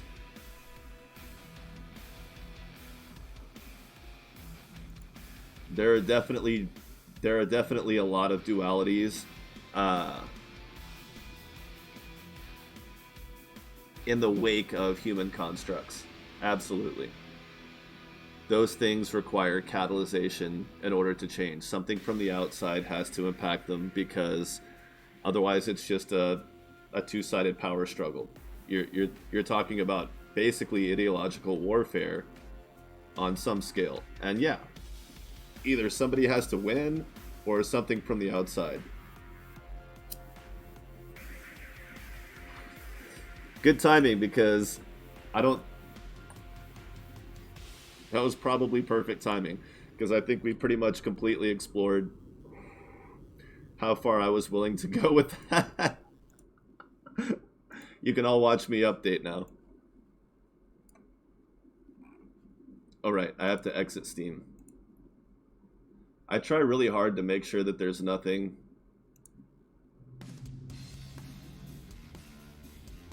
on my desktop. Boom. So this should create the up... Yeah, there it is. Launch game as soon as it's ready. Uh-oh. Not responding. Thanks, Steam. You're really good at not responding.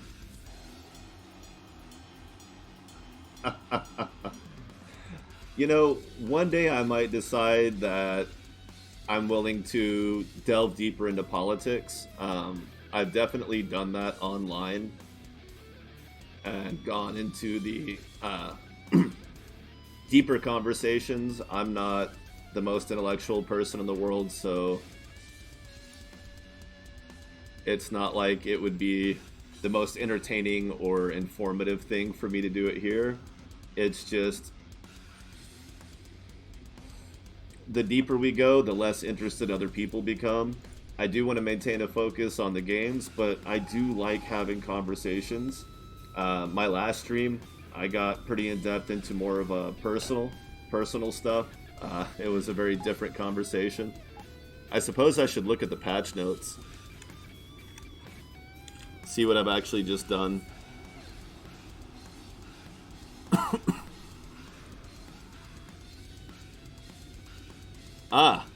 Blueprint known on tooltips, as well as crafting components. Or oh, that was already okay.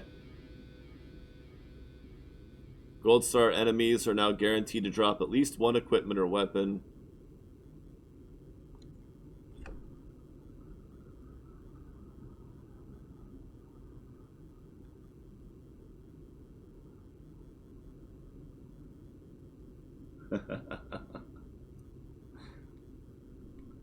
I mean, me and my best friend and a couple of my friends, we've definitely had some conversations that have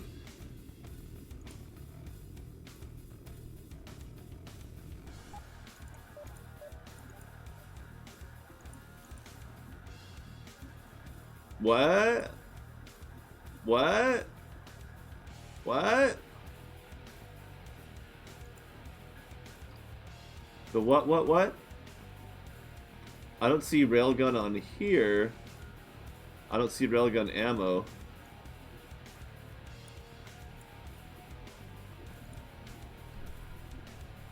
Interesting. Okay.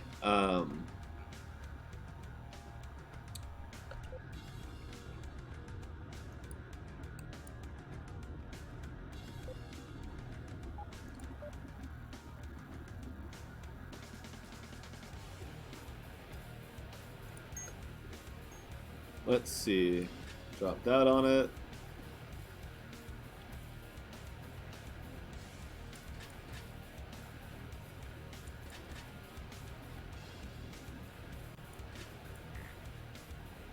Not enough space. That's okay, I just need you to get there. Cheapest. Oh no! I don't have any fleet commander. I can't move my ships around. Crap. Crap, crap, crap, crap, crap. What do I do? What do I do? Alright, I'll come back for him. No big deal.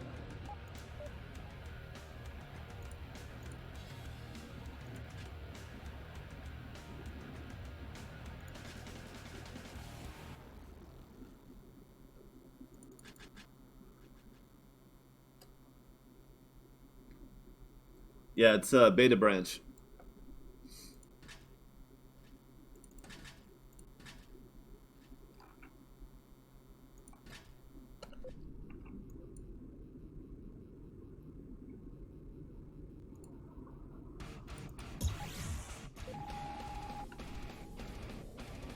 Oh, I've got a thing to do, I've got a thing to do.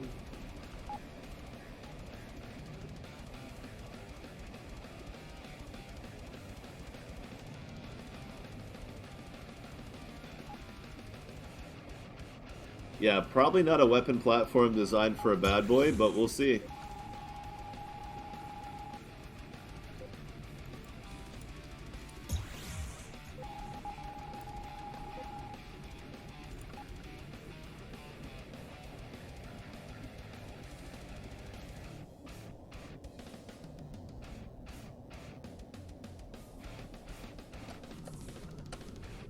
Okay, well, I wasn't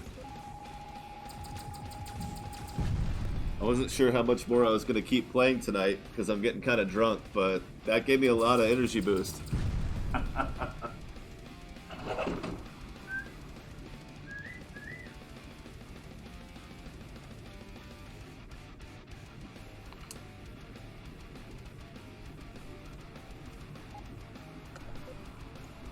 Indeed.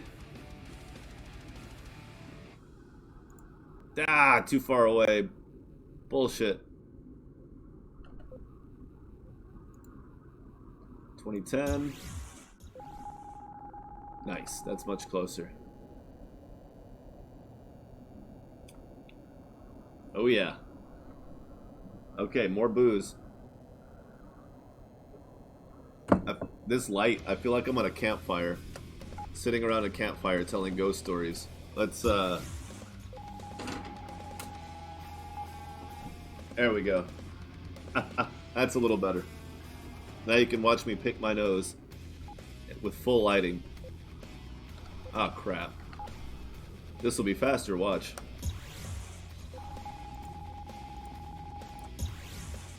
Ha! Now I'm halfway across the system. Okay, probably didn't make a big difference on this one, but sometimes it helps a lot. Warp away and then, or gate away and then use a regular warp drive to get back in. Alright, they're not selling the ammo. Yeah. So, okay. So they're not selling it. But Quantum Pulse Core, what have you done? You gave us the video for the railgun, but then you added something else that's like, I don't even know what that is. That already, okay, base 2 space, 55 DPS. I'm gonna save it real quick.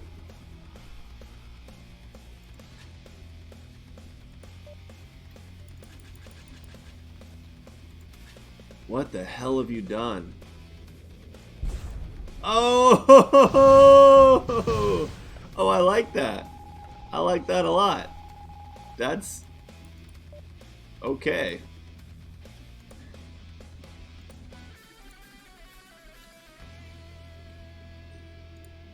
Let's just heavy mount that. See what rapid fire overload does to it.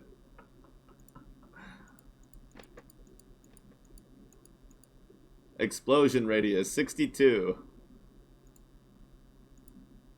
And we'll make it a flux weapon just because I can. Ah, I don't have enough red crystal to add another core. Alright, we'll do one core for the moment. There is an asteroid field here. Let's go see if the asteroid field... Otherwise, I'll buy some high-tech red weapons. What have you done? Oh my god. This is like... I've already gotten all the weaponry here. Or I mean all the crystals here. Woo! Boozy boozy.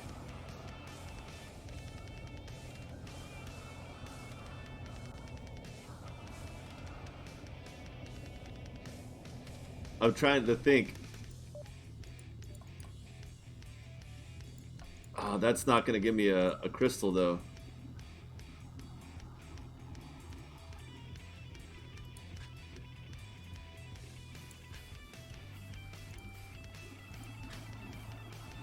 Damn it.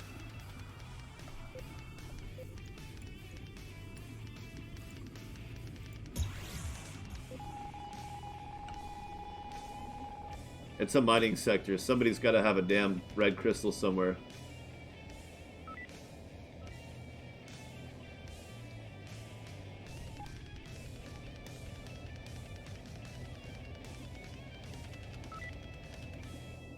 Wait, what am I doing? Why don't we just go way too far right away?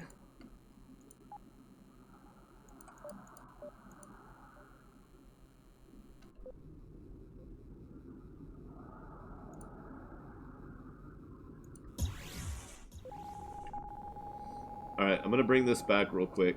And then we're gonna do that thing that everybody knows I'm about to do, if you've ever been here before. When it's...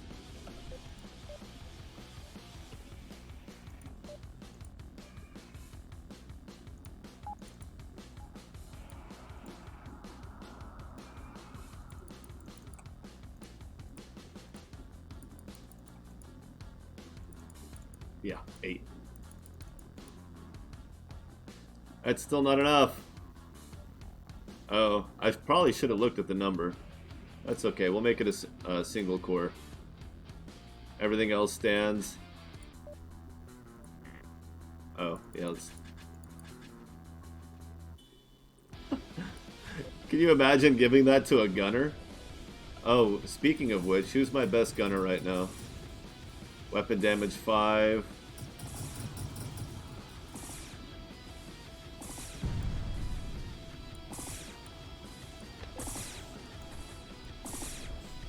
Charge and boom! Look at the self-damage. That nearly... Definitely did 255 damage to me as well. Now... I don't see any faction wars happening nearby.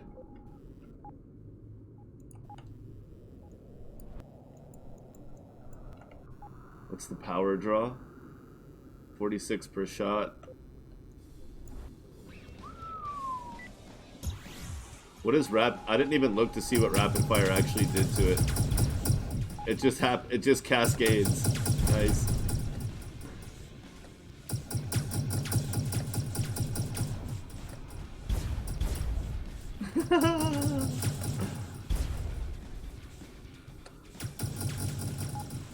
Okay, well, I think we all know what's gonna happen next.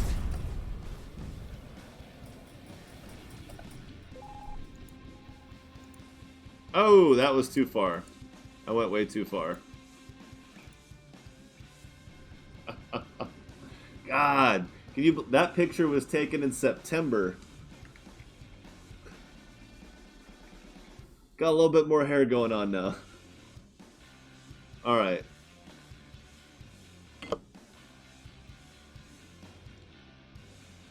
Let's just get into character here. Still a bit warm for the leather jacket.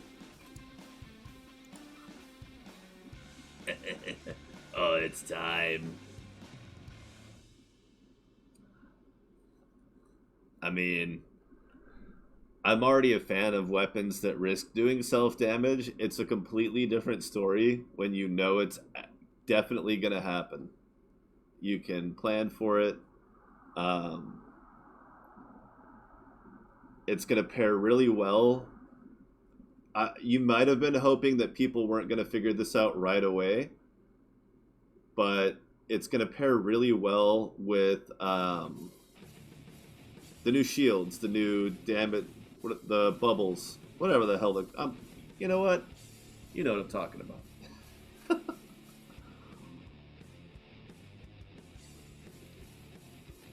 Barriers, thank you. Yeah. It's going to pair really well with the barriers. You can go really far with something like that. You just build a 4-core, put it on some obscure button off to the side. Hell, if you use it on instant, or if your charge time is within the duration of your barrier, you can make them the same button and just wait. Because the barrier will immediately use a flux, and then the rest of the flux will get dumped into the Nova, whatever it is. That is failing. It is failing. Why are you failing, Steam? Oh, because you're Steam. Unable to sync. You know, you could have told me that straight away. Is that because I restarted and quit and restarted before it had a chance to update the... Yeah, it is. It didn't get a chance to update the Steam Cloud before I force started the game again, so it was like, I don't know what you want to do, man. This is like, you're confusing me, and I'm a machine. Not heel toe. Where's the other one?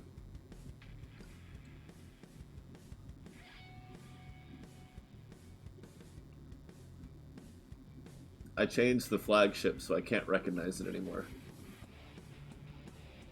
Never tell me the odds.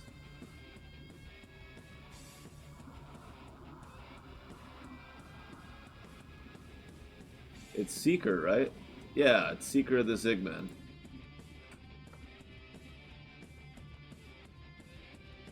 Exactly. So I won't tell anybody to do that. We'll let people figure that out for themselves, unless they ask. But yeah, I feel like that's a barrier-oriented activity.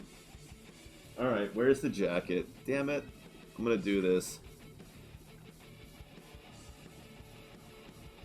It's gonna take a minute for the game to load anyway.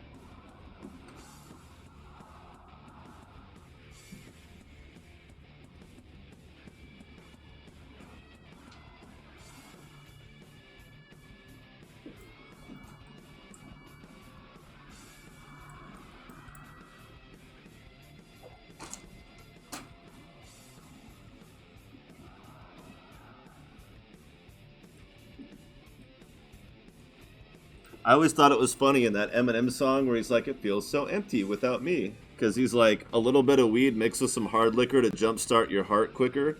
And I'm just like, what are you talking about? If I mix weed and hard liquor, I'm out like a fucking light that just got hit by a fucking hammer. Like, there's no jumpstart there. There's a jump stop. It's like screeching abrupt fucking halt of all systems.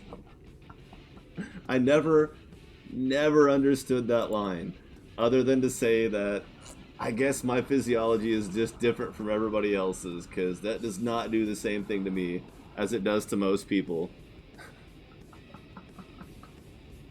Apparently, or at least not the same thing as it does to Eminem, because I'm not advocating anything. I mean, God, I've lived in California and Texas most of my life. I've experienced some things. I've seen some things, man. I wouldn't recommend it.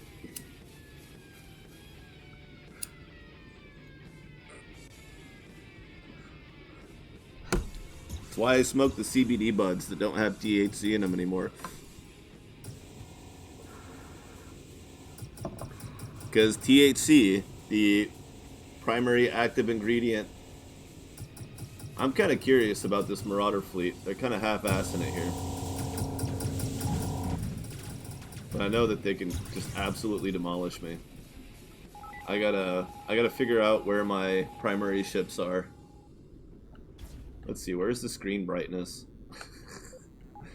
That's not a game option, is it? Shit. Well, that part is. That could help a little. Where is my... Where is my super suit? Alright, first I gotta find... that. Nope. That. That's where all my boats are.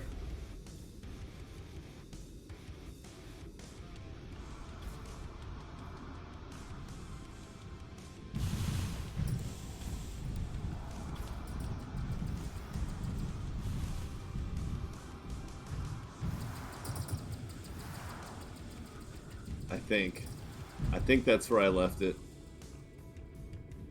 There's been so many experiments on this profile lately. Just lately.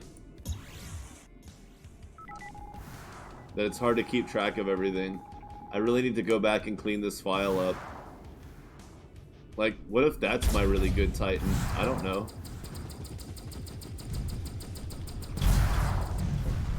Oh, I died. Son of a bitch. The hour-long load again. I can't do purple yet. I could make the headset purple, but that's about it. You won't see it.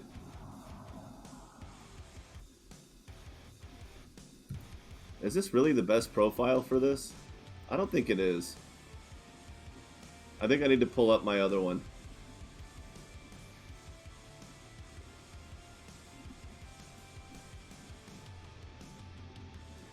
Two hours later. Let's just get rid of this spotlight real quick. It also makes a handy desk light. There we go. Oh my goodness, this is gonna be fun. This is the anti-spinal mount weapon that we've been waiting for. The railgun is too, because let's face it, enemy ships can't shoot through each other, right? If enemy ships can't shoot through each other, then you just wait until the spinal mount enemy is on the other side of something that it doesn't want to kill. And then you shoot it with something that goes through the enemy ship, which is a railgun. And that's a great spinal mount counter. Sizing run, that's the one I want. What was I thinking? This one only takes a full minute to load rather than 2. No, I'm kidding. I hit the load button at 5:43:12. I don't know if the timer on Twitch actually lines up with mine. Could probably check that on the other system here. 5:43:28. Yeah, it's about 4 seconds behind. Yeah, unfortunately, the little light here that I got, it only does beige to white light, so natural lighting.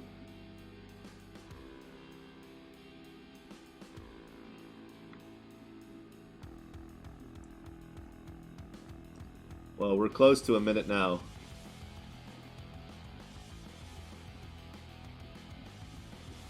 Now, the game is on an NVMe drive, but my operating system is on a SATA SSD. I don't know how much of a difference it would make if they were both on NVMe's, but I know that most people don't do that at all. This is where I want to. This is the system that I wanted to go to. This is the station that has all the crafting materials for normal weapon crafting, as well as all the equipment that I need to run pretty much whatever the hell I want. It's not quite as robust as the other profile, Seeker of the Zigman, because that profile was created back when the Hephaestus and Ziggy were introduced, and I wanted to find them. My primary goal was to find them, and then things went really well, and that profile ended up lasting for a long time. Scrap metal? Ooh. That's a good question. I feel like I stashed some scrap metal here, but I might not have.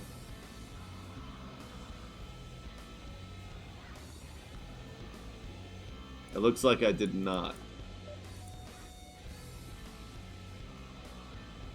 But there's some in the station because I've sold it to them. Ha ha ha! You thought you had me there. Okay. Oh, I'll calm down. It's okay.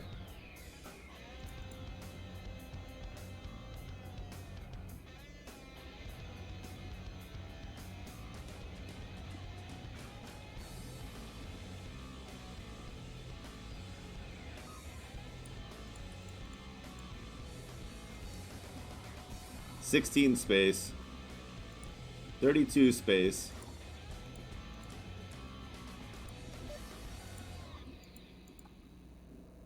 $27.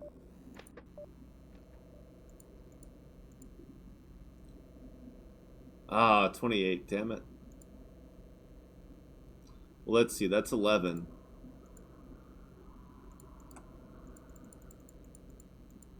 Now I'm running out of crystals. But that is a lot stronger. How many green crystals do I have? 23.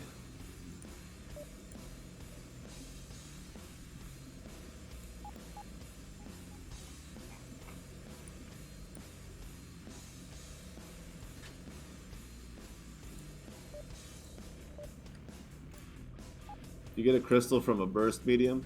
Nope.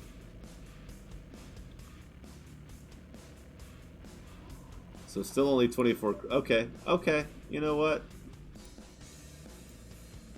24.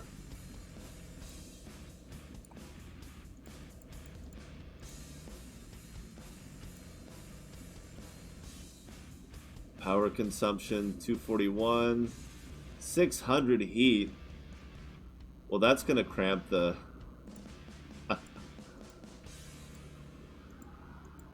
Then we might as well just go way over the top. I mean, you know where...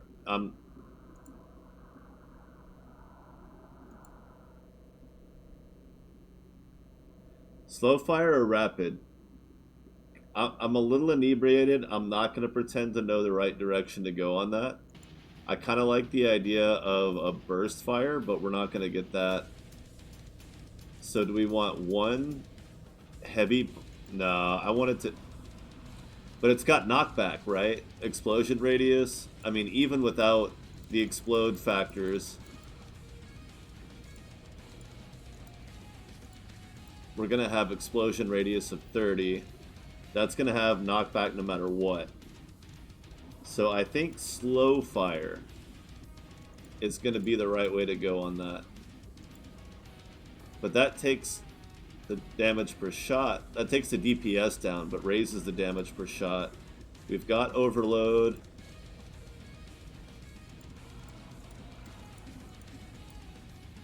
Nah, let's not do that. Let's not go all the way out with that. Because we don't have that many crystals anyway. 35 scrap metal. How much do I have? 29. Okay.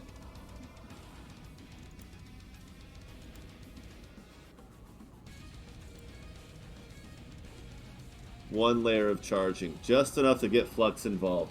Just enough to get flux involved. 24-point weapon. Build it. Oh, yeah, well... Why not? What's going on? What did I do wrong? Oh, there's no infinite hard points on this ship. Derp. Derp. I was going for the full capacity. This ship has no infinite hard points. So we'll just make it a 12 point for the spinal mount. Yes. Yes, that will do nicely. That will do nicely. It's the only reason I'm growing a beard is so I can do the villain beard stroke. Yes. Yes. That will be excellent. Excellent.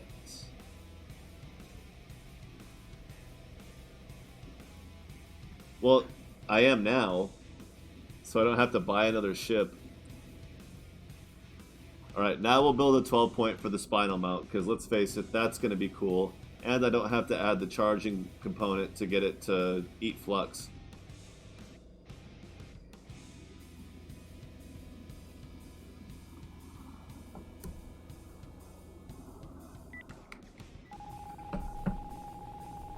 Okay, let's take the grunge look from heroin addict to meth head,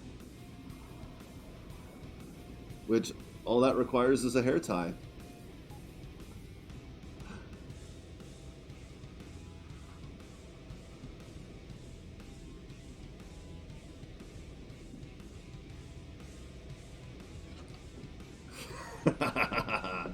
See, it looks like it's just a jacket and sunglasses, but there was like a plan behind all of it. There was a method to all the madness. Alright, let's get it in.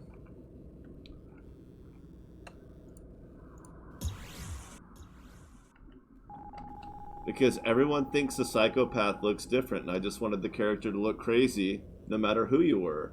And I think I accomplished that. I think the character... Oh, I don't have him on this one. Of course not. No, you'd have to reload and start over.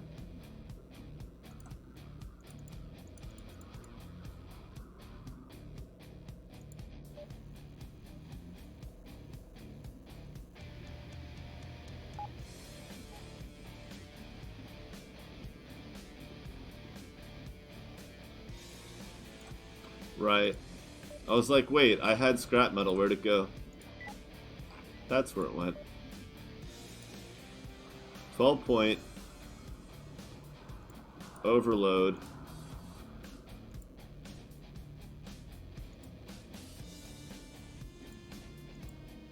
Just supercharge it.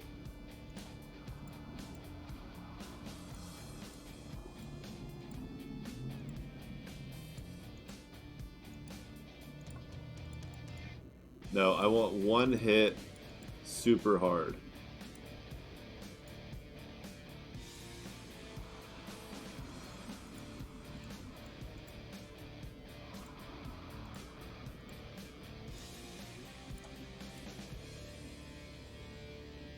Okay. 1800 DPS.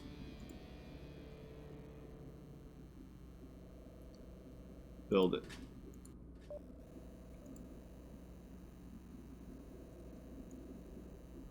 Do I really not have any relics? Where are they?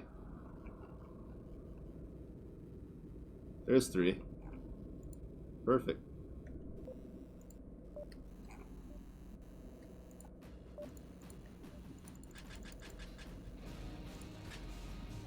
We're just going to test it on its own. That stuff will stay in cargo, but we're not going to use it yet. And I almost saved it right there, when that would take longer than rebuilding everything. Alright, are we ready? Are we ready? Well, same. But I'm going to be up for a while.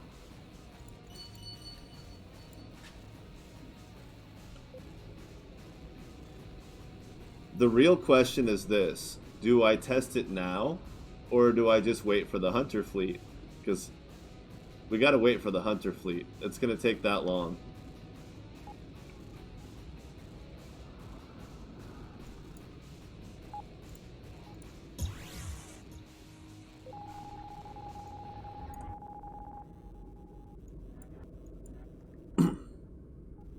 No shots till Hunters. Okay.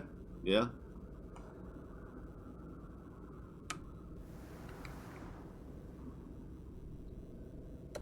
It means I can't fight these guys off, but I don't need to. The real fun is going to be giving Tim the Insane this weapon, because the cooldown is going to reset and he's going to repair himself every time. So, just so you know, if this weapon proves to be any kind of success against this fleet, and then I'm going to end up making one specifically for Tim the Insane that can fire in about the amount of time that it takes for him to die anyway. Or at least to start taking critical damage. That way he'll fire the weapon and then warp out. And then I'll bring him back in, he'll fire the weapon and warp. So, sorry Tim, but there might be some problems with your abilities depending on how well I can abuse them. I don't want to ruin it for you, but these are the things we have to figure out now, right? This is why we're here, Meg. This is why we're here. By the way, if you don't understand why I say this is why we're here, Meg, it's a Family Guy reference. Oh, that's beautiful. It's all the little ships. That makes for a less useful, but more interesting test. So I've got my flux on 3. I need to get the flux generator going.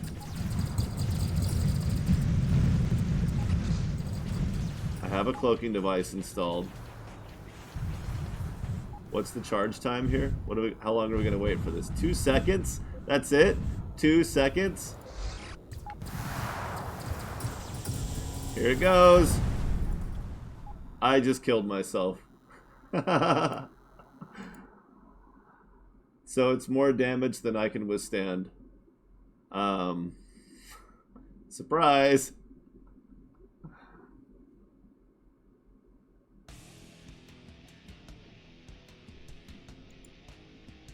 That was the one reason I thought maybe I should test it first.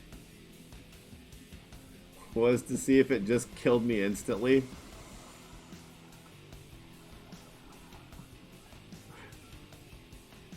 It did. It made me go boom. The one thing about using screen capture rather than game capture is that now everybody can see the little blue circle. We're gonna find out.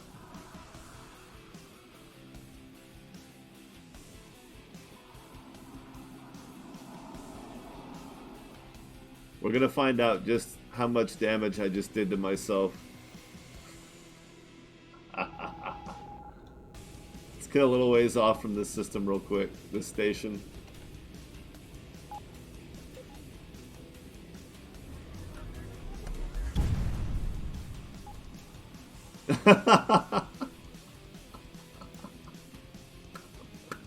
Now that's a super weapon. If I'm going down, I'm taking you with me.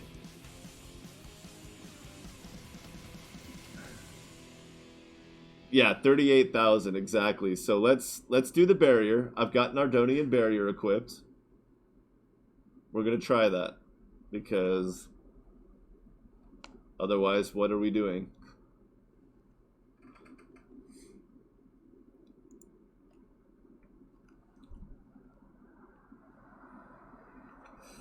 But I do have to try it. No, you're right, because the Ardonian barrier is duration over prevention.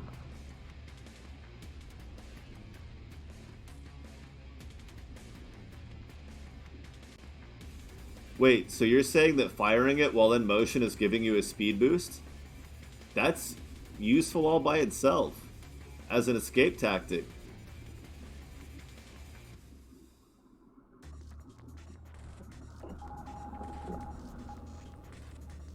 Alright, let's see what I've got here.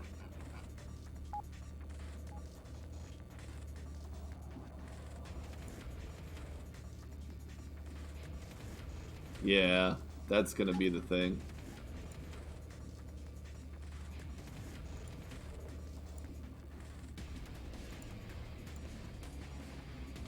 Duration 3.3 seconds. Charge time 2.5. Let's just do this. Let's just do the thing that I was talking about earlier.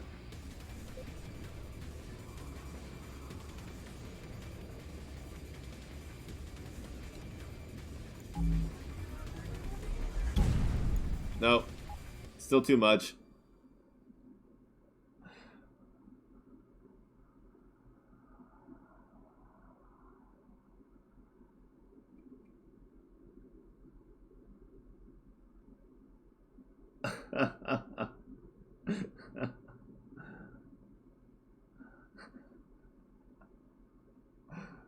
Oh my.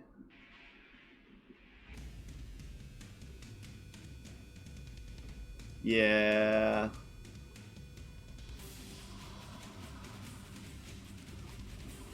General chat.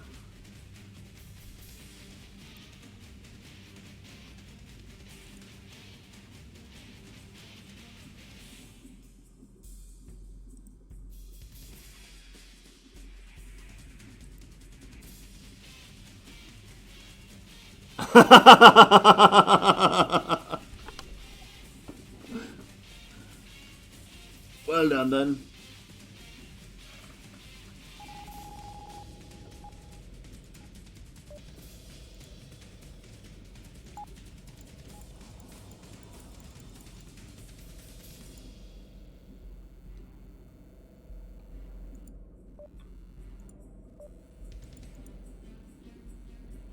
No, there's no putting it on the hard point in the back. I have to put it on this Titan. That's the only way I can see what it's like without a spinal mount.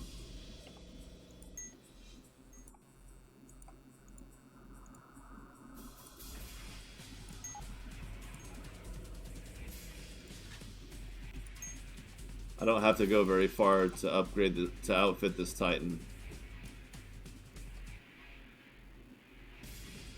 As soon as I find the weapon.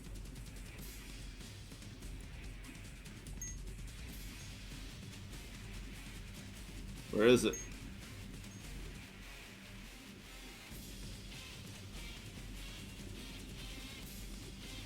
There.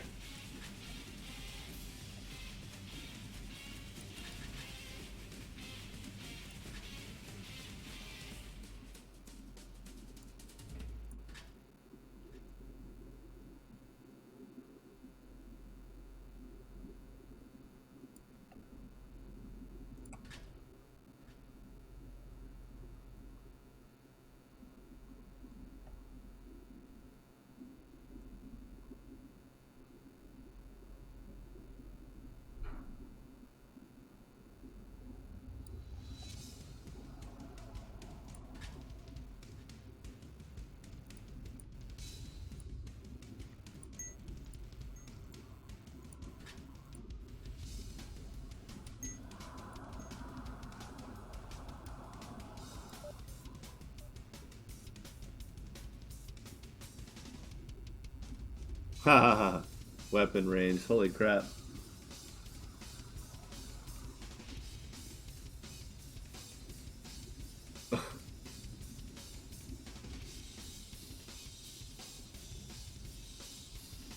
Doesn't need a gunner. We just need the requisite crew to get off the station.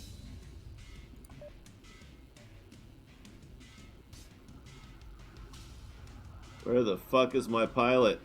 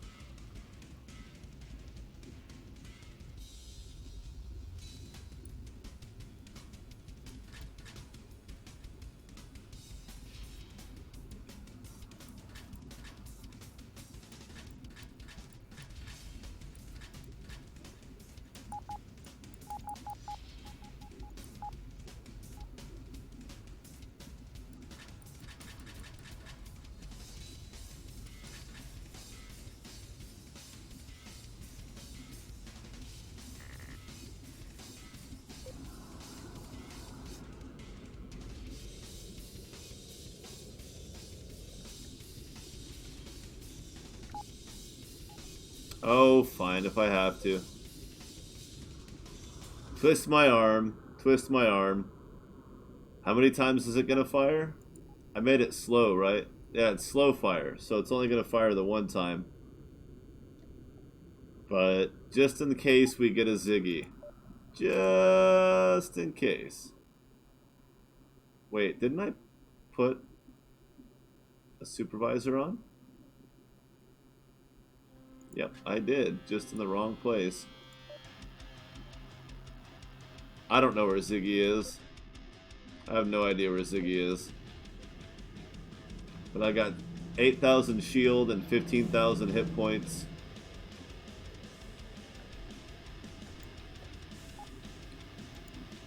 I just need 300 battery.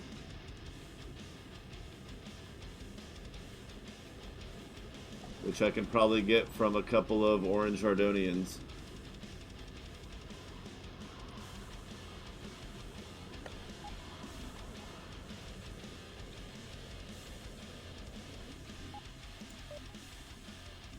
$336. Okay.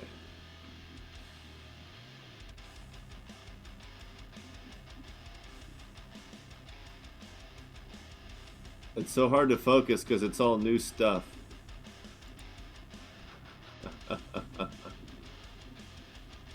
Get rid of that.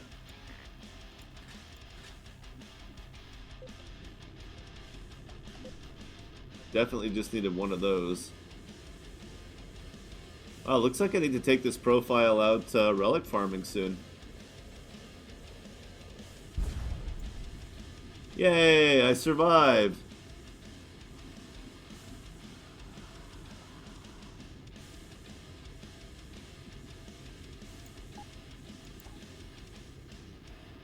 It's only doing 2,200 damage. But it looks like it's hitting me for over 4.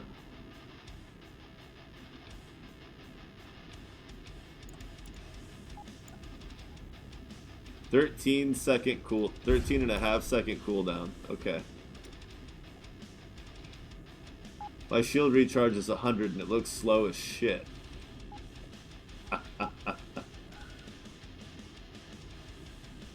Oh. Oh. Oh. So.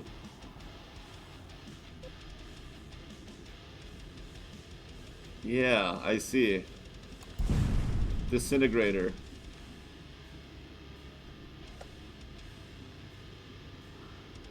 It's a good thing I put miles per hour in the end.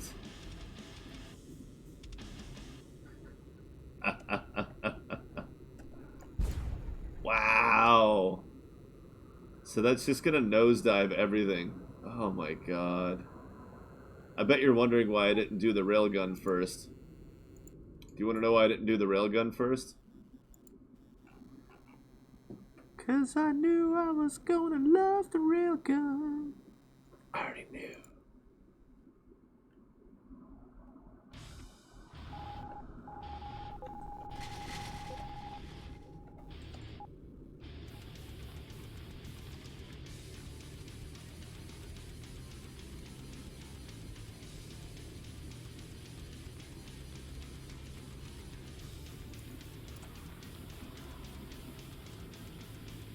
Mat stash.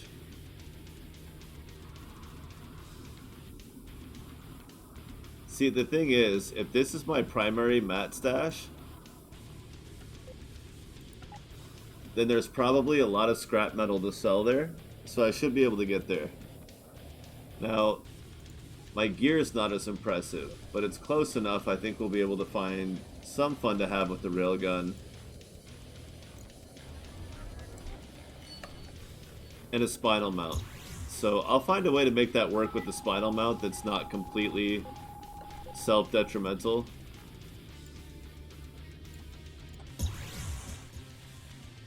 I'll do the math. At some point, I will do the math.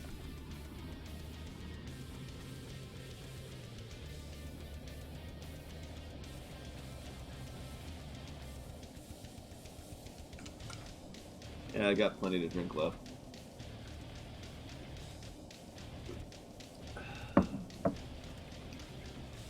I'm playing a video game live, drinking out of a mug that has the lyrics to Leonard Skinner's Simple Man on it. Gotta love it. Nope, no scrap. Damn it. Where am I gonna get some scrap metal from? Right there. 9's not enough, but it's a start.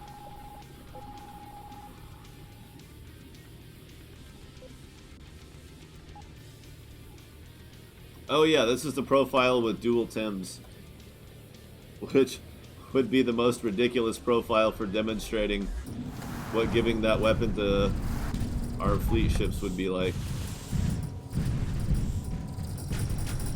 Come on, show me some scrap metal drops.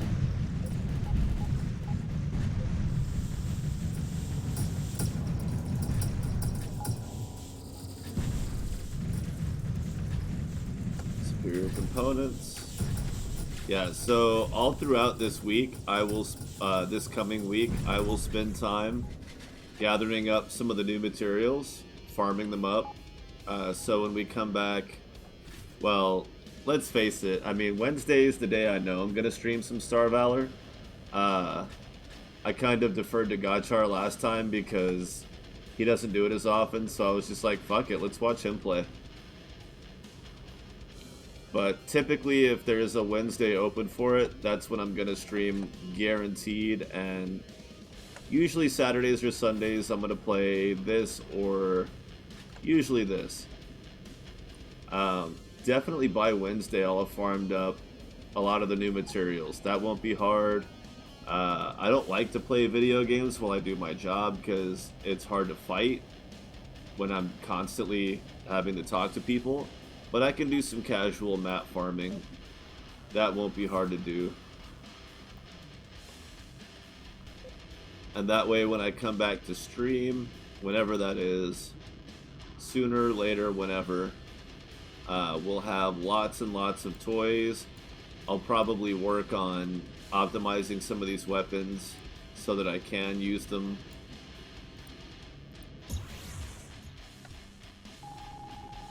So whatever happens tonight is just kind of screwing around for fun, but we're definitely going to very soon we will push the envelope of what I can get away with these new weapon cores. Because, I mean, I'm sure it's predictable yet frustrating for a developer to put, 10 times, if not more, the amount of time into being able to craft all the equipment that it took to add a couple of new cores. But knowing that 99% of the people are going to be more wowed and excited about new weapon cores than they are by being able to craft generators and gyros. So I'm not going to pretend like that's going to be a surprise to anybody. But at the same time, I want to demonstrate and justify both as much. But we're definitely going to have to spend just as much time on accumulating lots and lots of scrap metal for both. So that's going to happen. So next time I'm on, you're not going to be watching me farm scrap metal. I guess that's the point I'm trying to make is I wasn't sure what to expect going into tonight, knowing that I already knew a little bit about the blueprint system. Ah, there it is. Railgun slugs. Those weren't on before.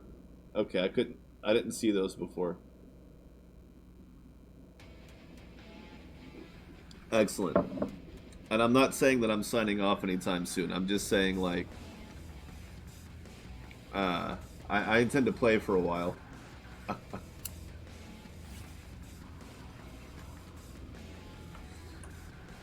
Because I've abstained from the devil's lettuce. The alcohol is actually giving me quite a bit of momentum. Although anybody who's had a lot to drink knows that can actually change. You can feel all the energy in the world, and then 5 seconds later, just close your eyes and pass out. But no, I don't think I'm there. I am definitely Going to try to find a bunch of scrap metal real quick because I want to build a railgun. I want to build a railgun. There's something you shouldn't say over the phone. God, how much modification did they have to do to the Cray system when video games became?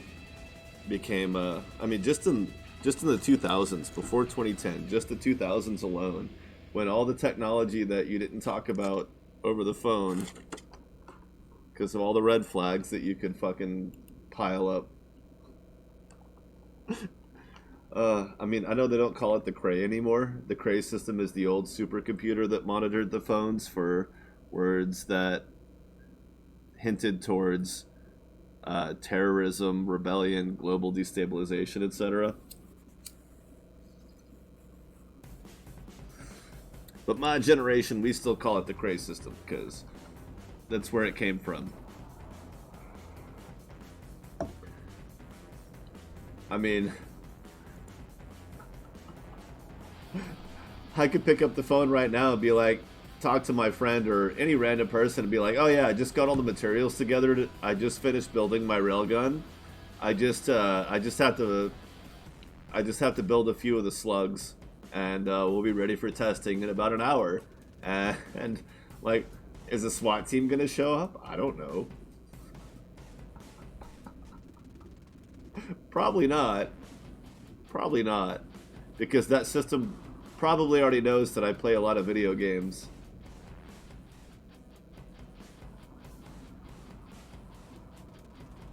We'll just not arrest ourselves.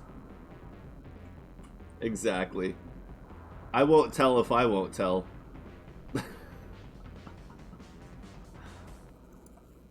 Alright, so let's see. Let's just mock one up real quick.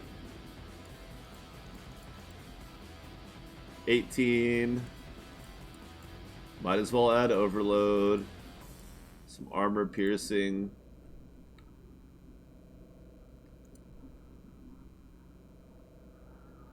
What the fuck? Was that an accident, Laios? Are you sure about that?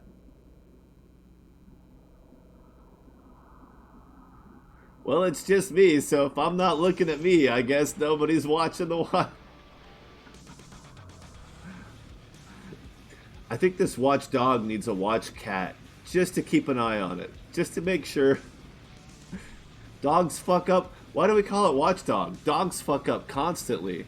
The watchdog needs a watch cat, because the cat never fucks up. Because when the cat fucks up, what are you gonna say? What are you gonna do? When the dog fucks up, that's a problem. When the cat fucks up, it's like, fucking cats. Fucking cats, what are you gonna do?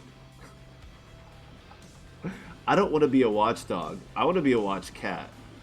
I want to be the one that sits there and go, can you believe what this dog is doing over here? Look at this fucking dog. Gross. What a stupid, gross thing. What? Unless the dog's being good. Watchdogs are good. Watchdog is a great concept. But getting a good watchdog, that's not fun.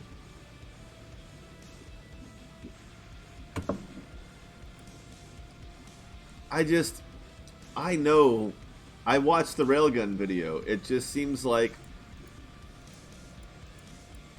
giving it a 32 explosion radius just seems a little crazy.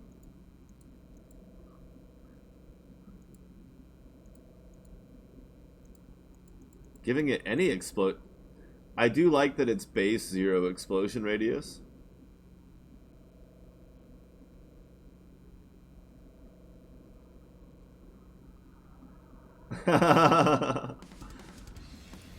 You can totally take yourself out with that thing, man. Be careful. Alright, 26 scrap.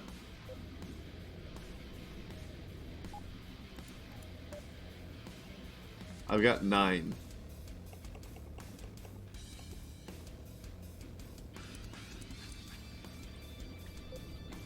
Let's go find 26 scrap. I feel like Scrap drops from enemies, but will gold star enemies drop scrap? I'm only minus 42,000. The Vangi fleets really aren't that big with this profile. And I know there's 3. I know there's a small percentage of the player base that's ever gonna get that low of a reputation soon. Like, I feel like a lot of people won't get that for like a year. 6 months to a year is what it'll take for most players to get negative 50,000 reputation on any one profile. And I would love to see data to prove me wrong or in either direction. Because that's... Well, I mean, obviously it's not going to be exact, so it'll be higher or lower.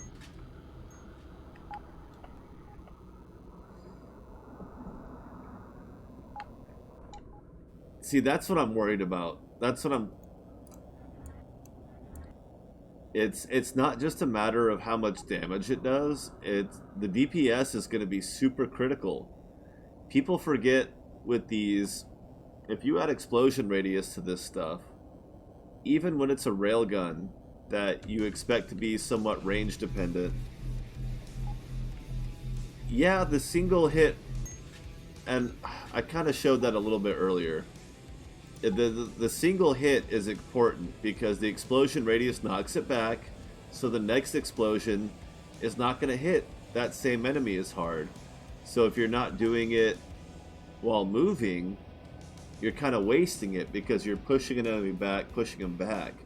But at the same time, you have to think about the DPS because you have to offset your repair system, your shield recharge, whatever it is.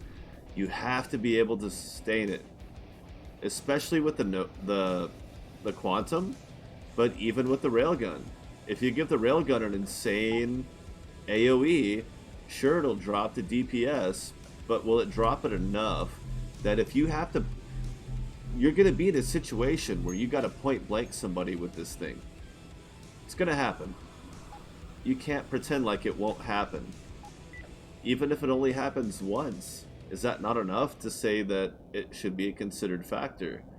You need shield recharge or repair to counteract it.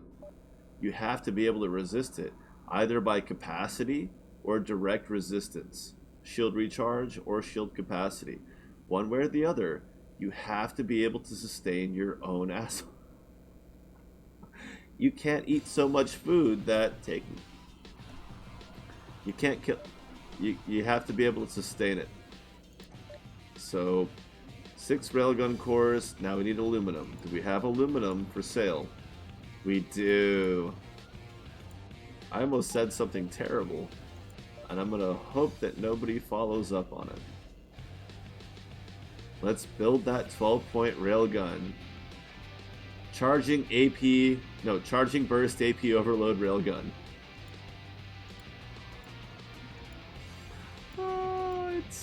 Not even double the base stats. Uh-oh. Oh, look. I only have 2 relics, but I have an improved upgrade kit, so we'll get purple. Because the improved upgrade kit took care of that part.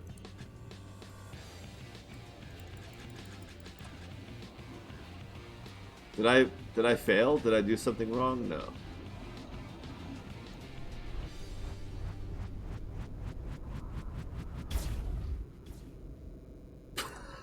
What just happened? Literally fucking nothing happened. Oh, did it overheat before it fired?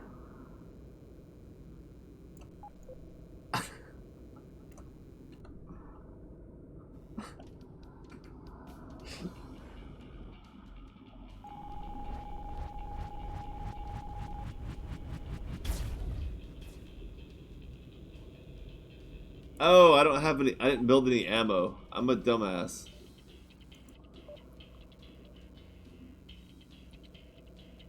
Ooh, but not such a dumbass that I don't remember to check how many ammo it needs for 30!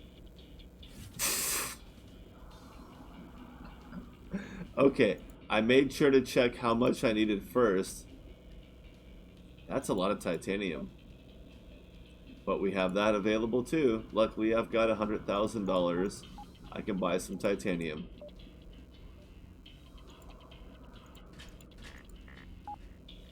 I don't have that much scrap though. Oh my god.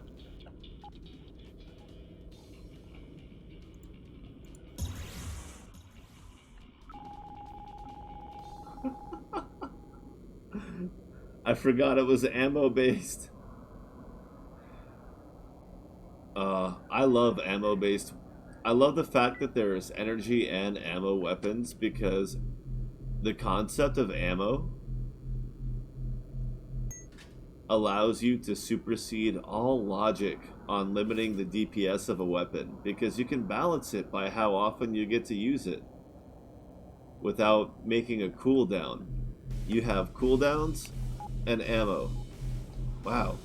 Huge hands because of how close they are to the camera. Ammo and cooldown. It's like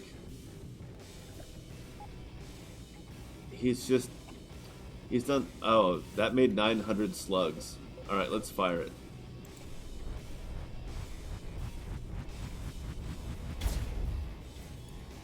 Fuck balls. Wow. Wow.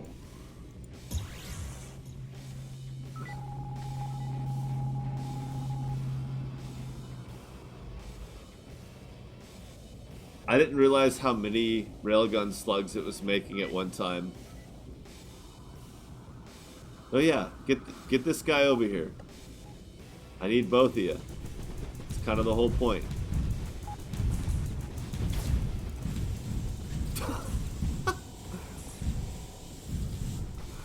Oh my god! Oh my god!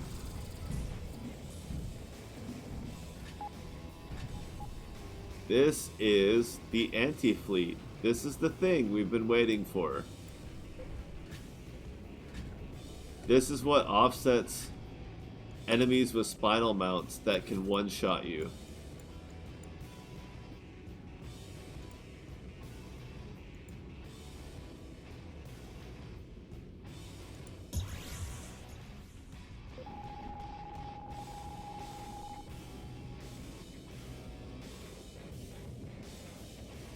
You do not want to miss.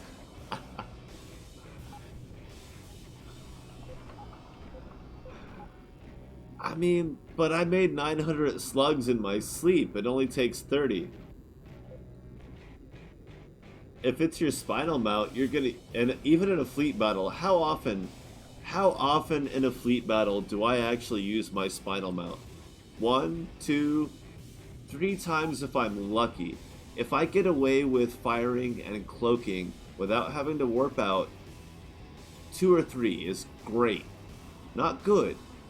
Getting one spinal mount shot that makes a difference and actually gets me loot that I can use, that's great.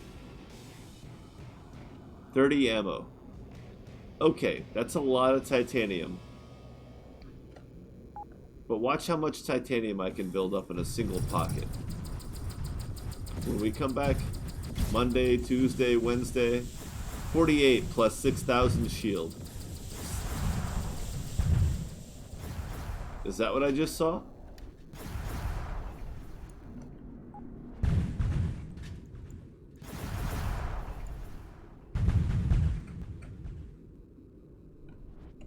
Yeah, I have a feeling it's gonna get fucking nerfed hard.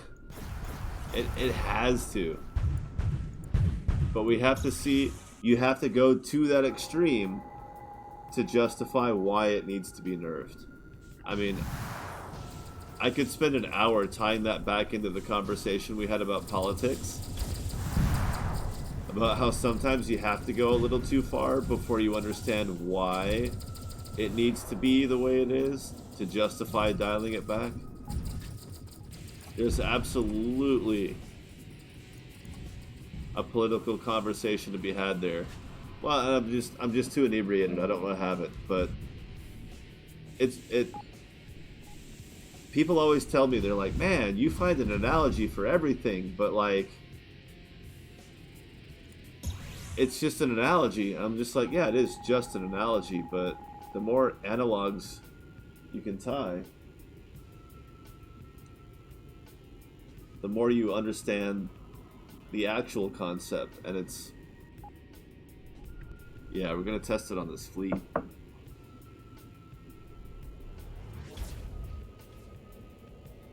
$900 ammo for 30 per shot. Well, that's 30 opportunities to ask why.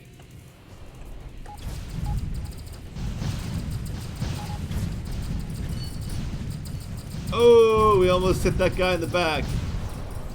Did it really fire twice? It's still firing. Was that a 3 slug? Oh, 5-shot burst. I read everything wrong. I read everything wrong. Oh, shit. This weapon's so much stronger than I thought. I haven't been holding the button down just because I still have 750 slugs.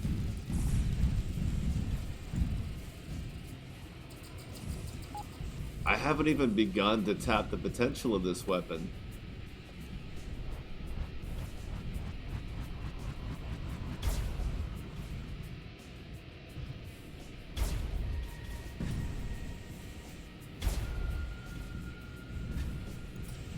I get 3 of those.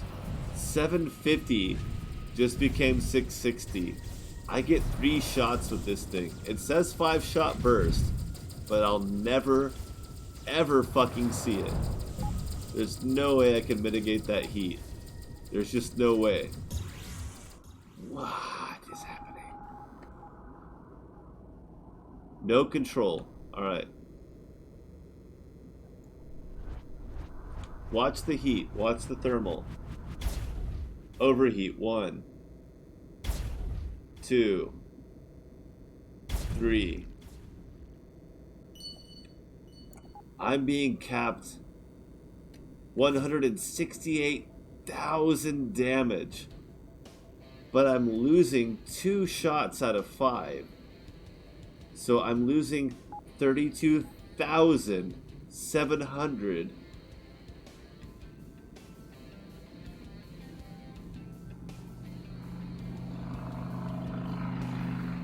I'm losing 32,000 damage just to the overheat because I can't mitigate 1,400.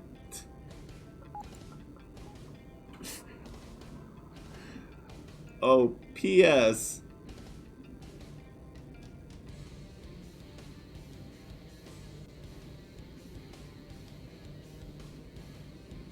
Weapon heat generated 7, 5. I've got way better weapon heat generated modifiers on one of the other, on the Seeker of the Zigman profile. I'm telling you, so I'm gonna be doing a lot of furniture work tomorrow. Monday, Tuesday, definitely Wednesday. But even if it's Monday night that I come back and stream, and I'm sorry, but it probably will be Monday night. No promises, but I'm probably going to come back Monday night. It won't be this profile. It'll be one of the others where I've built up enough materials. I might use one of the newer ones just so the load times aren't so bad. But we're going to use... Oh, hi Tinker Steve. Oof. Hi there. We're going to find one of... Oh, I'm carrying around Nova. Why is Nova not my Oh, Gene's my navigator for the scanner power rather than the...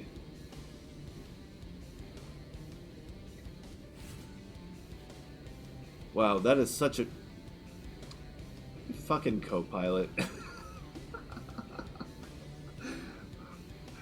Man, it's gonna be really hard because people that prefer the playstyle that I prefer are going to use the term co-pilot as a derogatory, I came to this conclusion a long time ago, which is why I just said that, you fucking co-pilot. But your character really is a co-pilot because you have a weapon heat generated stat under Navigator.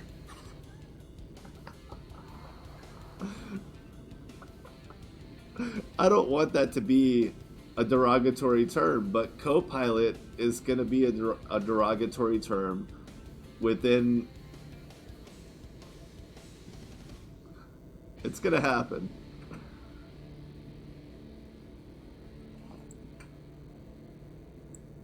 I know, but putting a weapon modifier under, uh, uh like, yeah, where's my?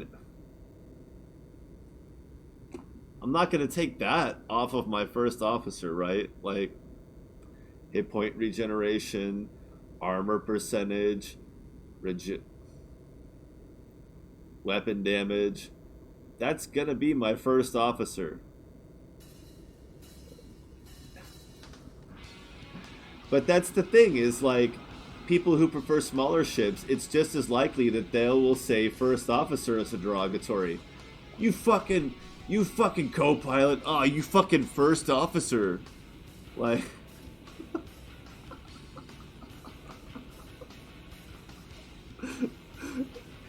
it wouldn't have mattered if it was just the randomly generated NPCs. The RNG NPCs. You call yourself an XO, you can't even shoot straight. Fuck off.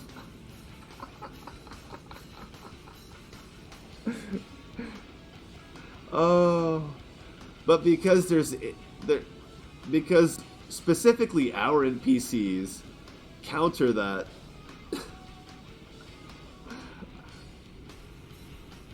It's not that I was trying to exclude being useful to smaller ships.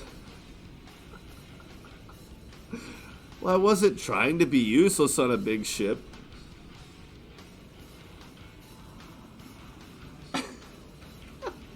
We're right back to that political discussion. What does centrist really mean? Well, it means you're fucking useless, doesn't it, bud? Well, I'm a centrist. Oh, you mean that you don't care if nobody cares what you think? I played the Diablo 3 demo. I was not impressed. I stopped playing because there were so many other games. I told you, I played Diablo 2 out of nostalgia. Not because I think it offers anything to the genre. When I played Diablo 3, I was like, this is every game now. There's nothing special. There's nothing special about Diablo 3 to its analogs. Diablo 2's fun because of nostalgia, but it spawned a genre that by the time Diablo 3 finally came out, everybody was doing it better. Diablo 3 was a token game because WoW was already successful. World of Warcraft was already successful, and we'd already forgotten about Warcraft 3, and nobody needed StarCraft 2. StarCraft 2 was a graphics update. There was a lot of gameplay changes, but it's the same game. It is the same strategy game for the most part, and it's a fun game. I don't hate StarCraft 2. I don't hate Warcraft 3, but I'll play original StarCraft and Warcraft 2 first, and I'll play WoW before I play Diablo 3, and I don't really like either one.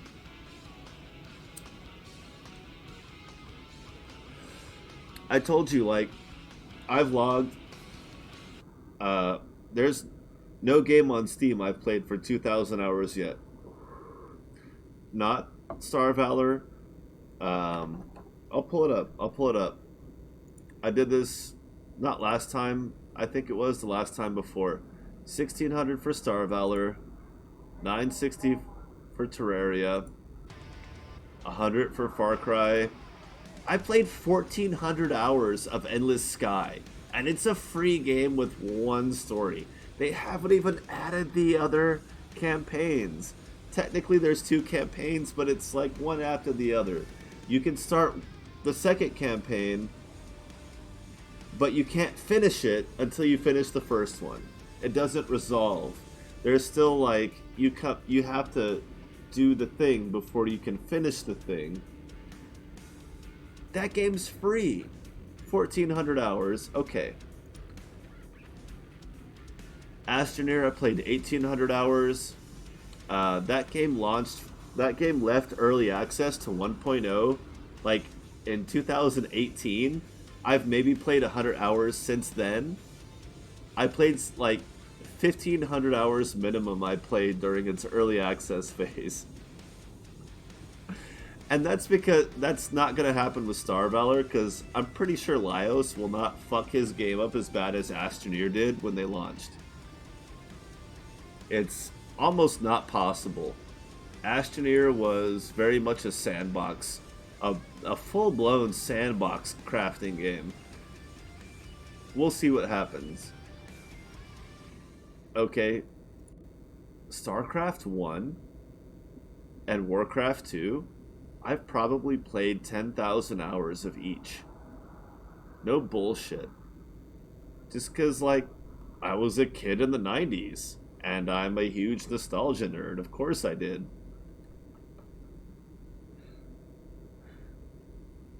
So when Warcraft 3 came out and it wasn't like significantly better, and I'm not a huge World of Warcraft fan, they're like, people are like, oh yeah, but the heroes and the units. I'm like, really not that diversified. Like all those units did was eliminate the need for diversified attack parties. Like the drawback of going from Warcraft 3 to Warcraft 2 is the unit cap, the scale. But the battles were the same. It was a matter of diversifying your unit pool. And I can command an army of 100 in Warcraft 2. Even though you only get to command 9 units at a time. I mean, come on. Like, we all watched those videos online in the 90s and early 2000s when it was really hard to download and watch a replay. We all saw those tactics. Me and all the peers, all the people I knew that were playing those games. We watched the replays. We saw what they were doing. How you command and synchronize 9-unit attack groups when you have an army of 100. You know, it just took more work. All Warcraft 3 did was simplify things. People are like, oh, it's so much more complex. I'm like, actually, it's simpler. The game itself is more complex to simplify your level of interaction. But it's easier. The user has less to do. The decisions are more complicated, but the actions are simpler. The actions you take are much simpler. And it was the same with StarCraft 2. Like, you can have more complex attack groups, but your interactivity was much simpler. And it was just like, it kind of didn't make, it really took the face value scale of the game, but it wasn't really that much different. It was a trade-off. It wasn't an expansion, it was a trade-off.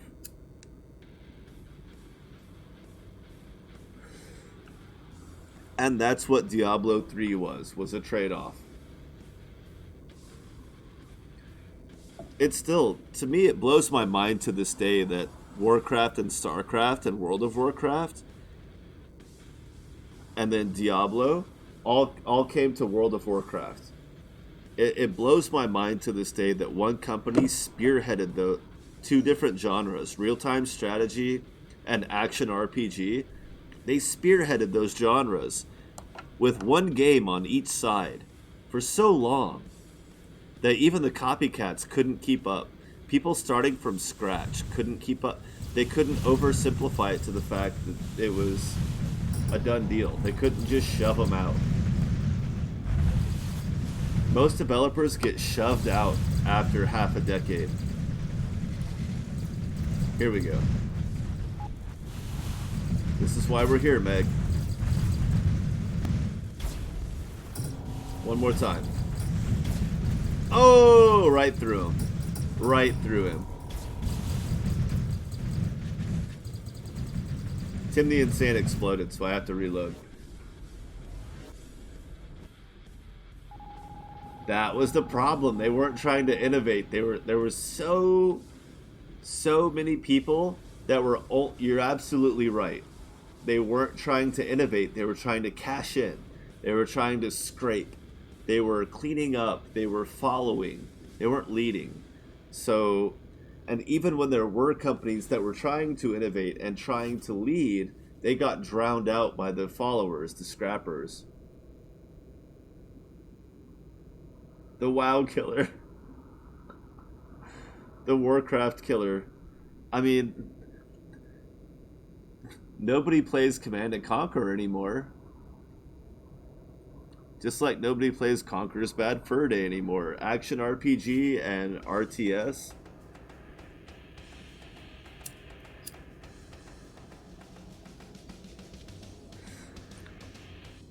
What did you do? Scale the graphics resolution by 10%? Oh!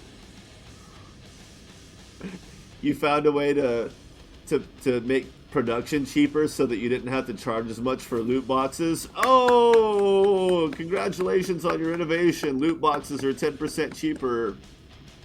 We're all super gonna jump on that instead. No, it never worked.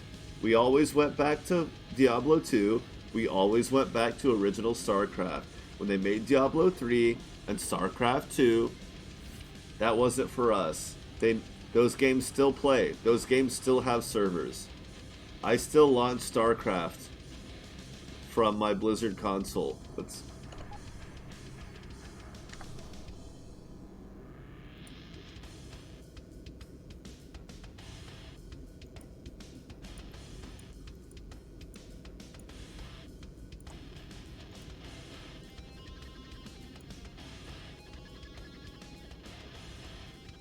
Yeah, original StarCraft still launches from Blizzard. Your BattleNet. Diablo 2 doesn't because they wanted Diablo 3 to win. They thought Diablo 3 was going to take over. They thought, you know, Dark Souls is going to come to PC. Fucking... what is it called? Path of the Exile, games like that. They thought they had locked games like that down with Diablo 3. They thought Diablo 3 was going to have the staying power. Yeah. Which enabled all those other games to go online only. And what were they going to say? Oh, well, I'll just go play Diablo 3. Sorry, it's online only too. If Blizzard had stuck with their not online only, like Diablo 2, then nobody else would have done it either. Elden Rings wouldn't be online only, even though it's a console port we're playing on PC. I don't want that to be online only. That's stupid. That's stupid. Let me fucking play my game without having to be online. Uh-oh, I ran out of ammo.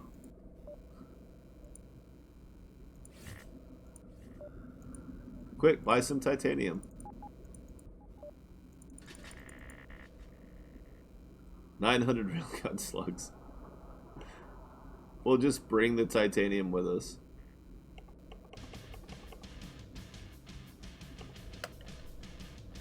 That's aluminum. There we go. Yeah. They thought they were providing us with an experience, but people know what a fucking prison is. There's no delusion there. It's stupid.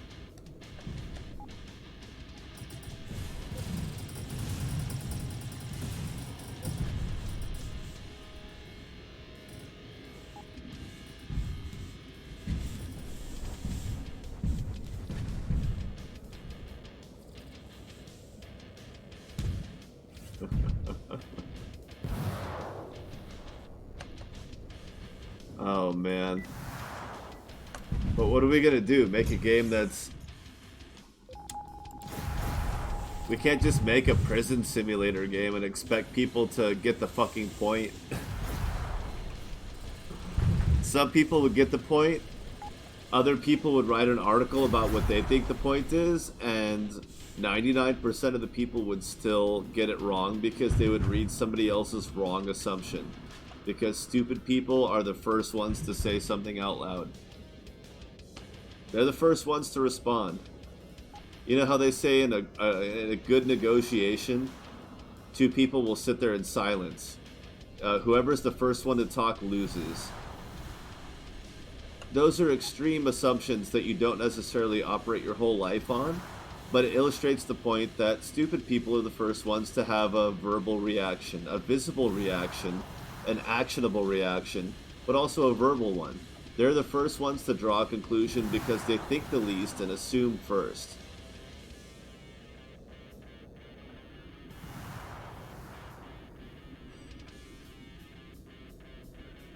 Oh yeah, where he's just like, he just looks at him. His interrogation technique was only leaning.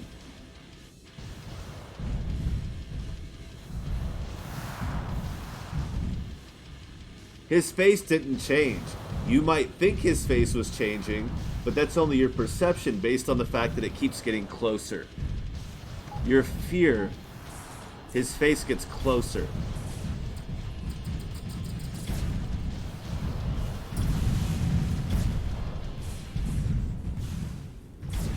But he wasn't doing anything.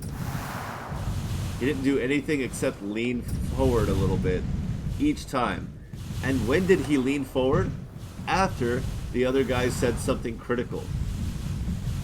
Not just anything, but he just sat there. He just sat down. And the guy's like, look, I'm not going to tell you anything. And he's just like, he didn't move. And he's like, I didn't know about the thing. And he like leaned in a little bit. He leaned in when the other person was saying the thing he was wanting to hear about. Only. And yeah, it's the technique of, I have all the power. I have all the power. I don't have to do anything. All I have to do is signal to you when you're on the right track, when you're saying what I want to hear, when you're on the right path. And you can't lie to me because I already know the truth. He literally leaned in a little bit to signal to him that he was getting close. Teal'c was getting close to let the other guy know that verbally they were getting close. And he leaned in a little bit more, and a little bit more, until he was right. He couldn't really lean any farther. And the other guy knew. This guy cannot lean over this table any farther. If I don't tell him exactly what he wants to know right now, the only way he can get closer to me is to reach out to me or to move this table that is the barrier.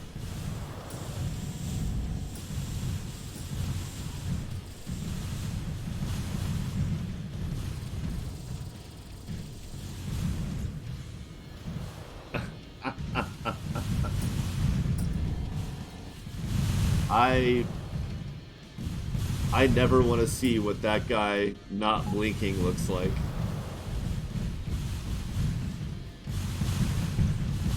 The longer I see Teal'c not blink, the more I become convinced that I know nothing. It's detrimental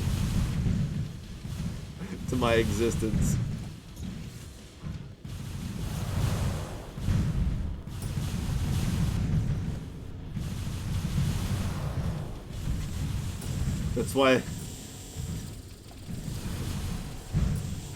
That's why Stargate can't do a pure drama movie, because 2 hours of Teal'c leaning and staring at somebody would not.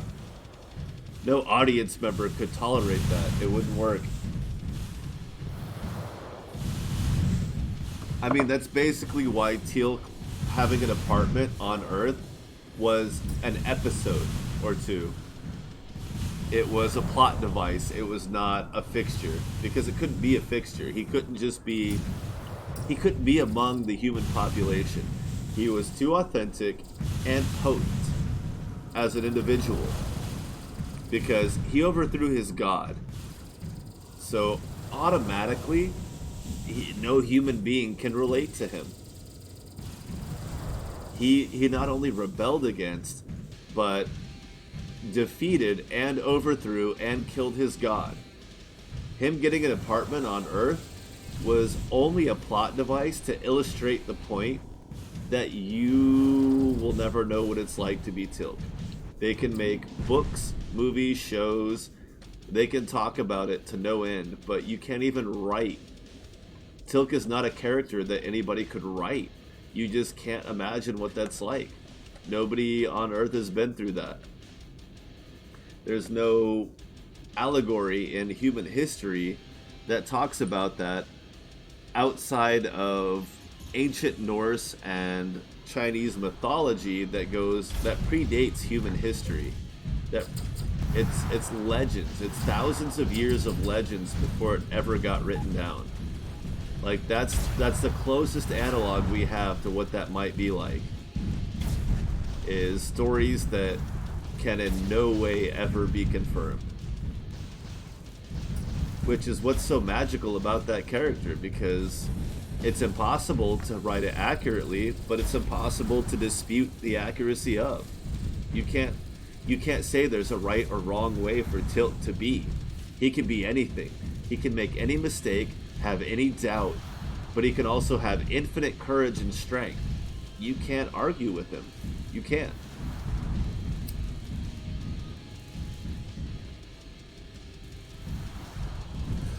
On top of the fact that he's not human. Exactly. His god was tangible, but every bit as much of a god to him as any god that we know in today's culture. Because that's how the Egyptian gods were. They were real and tangible in their mythology. Just like the gods of ancient China were real and tangible. You can't imagine what it was like to be human beings that, or anything else that could interact with them. And on top of that, he's Jaffa. He's not human. So it further detaches him. He was such a magical character, and how do you play that? How can he be anything but incredibly stoic?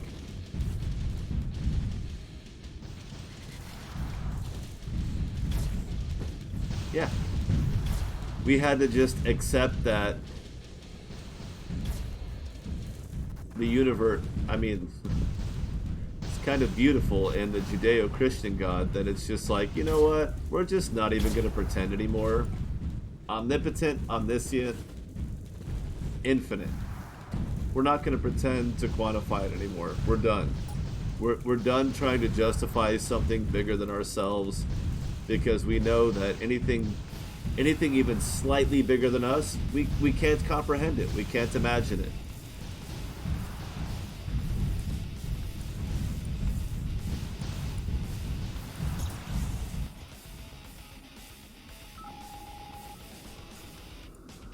Any technology that cannot be comprehended will be perceived as magic. Whatever that quote is, it doesn't matter. It's just saying, you know what, if it's not something that we can quantify, then it might as well be infinite. If we can't quantify it, it might as well be infinite. That's the Judeo-Christian God to me. It's just like, you know, fuck it. It's just the ultimate fuck it. If we're going to try to make something happy, it's probably going to be by making the most of what we are right here and right now. It's doing the most with what is in front of us, because there's literally nothing else we can do. If God is slightly more powerful than us or infinitely more powerful than us, what's the difference? If we can't kill it and we can't understand it, then what difference does it make if it's slightly or infinitely more advanced than us? What difference does that make? You know? They say it in Stargate all the time. They're just like, look, he's not a god. He's just got better technology than you. And the people would always combat that with, well, what's the difference? What difference does that make? If, especially with the Ori, when they introduced the Ori, that was the ultimate slightly or infinitely. What's the difference?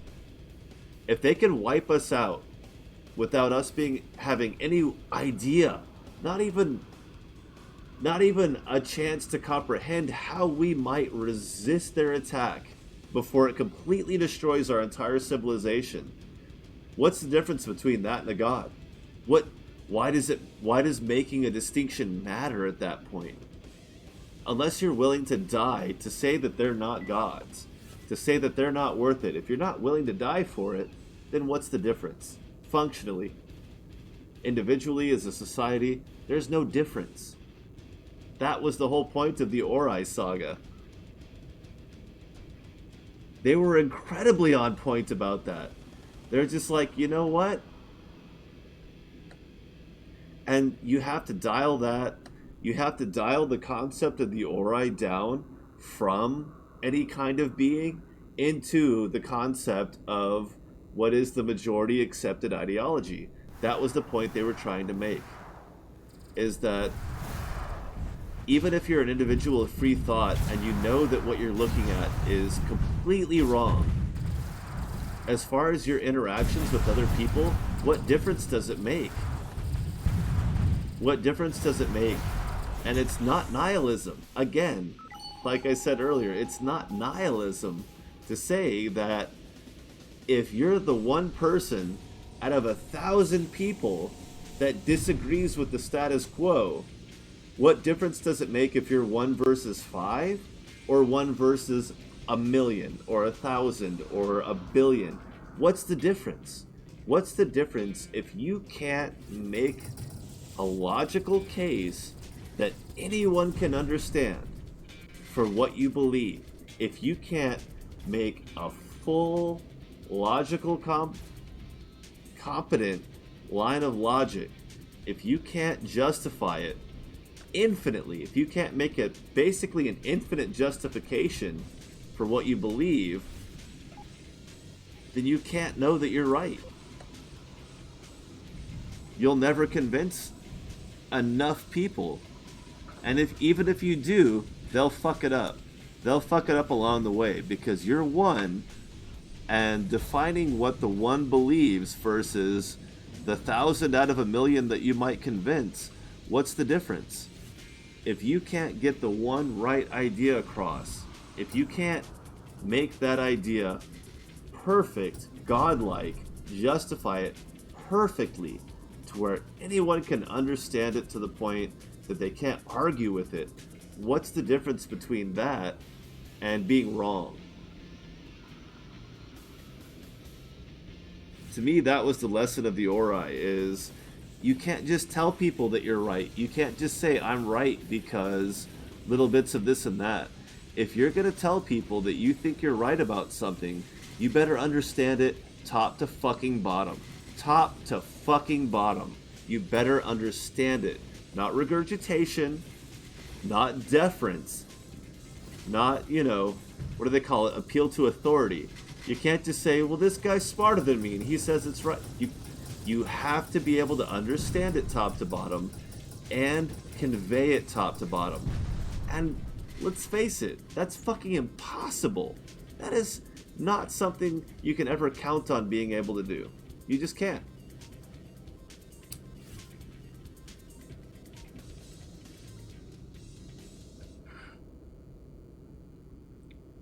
Well, they definitely set the foundation with the ancients.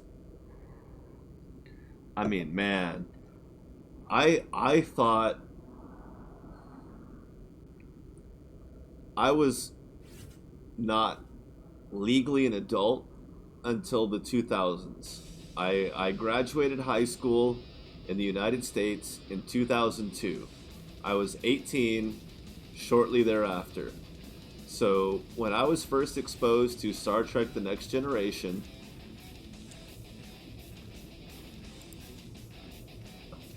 I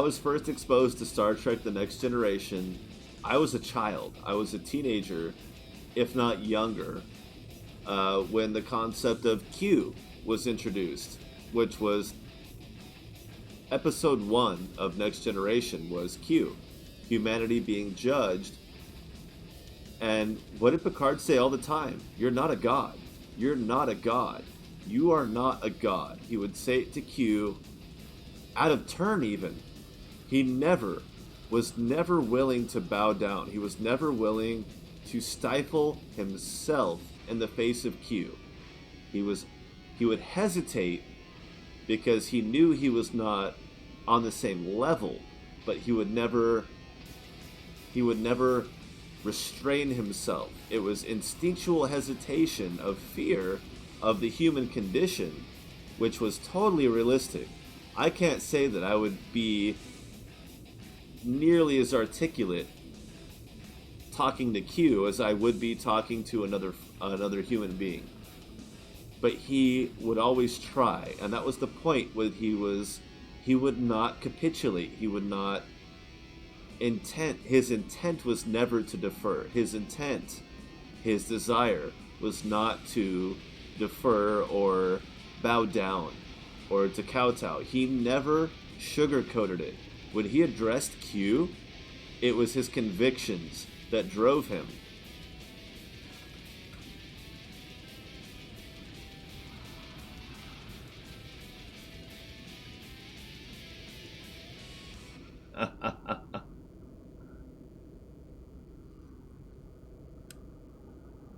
See, Star Trek Next Generation, it aired in '89. I was born in '84. So when I say I was kind of raised on the show, I was kind of raised on it because um, I didn't really have the social capacity to get into things that were fringe or niche. But when it came to things like X-Files and Star Trek, I was young enough to still be impressionable for that.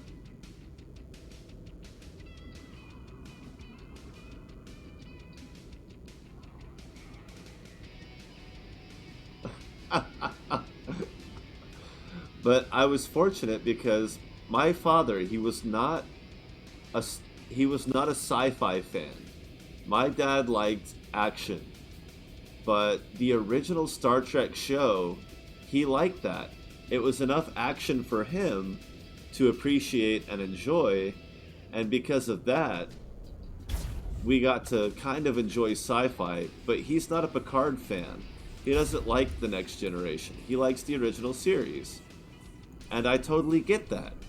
Not a lot of people, especially people who had children, people whose children were born in the 80s,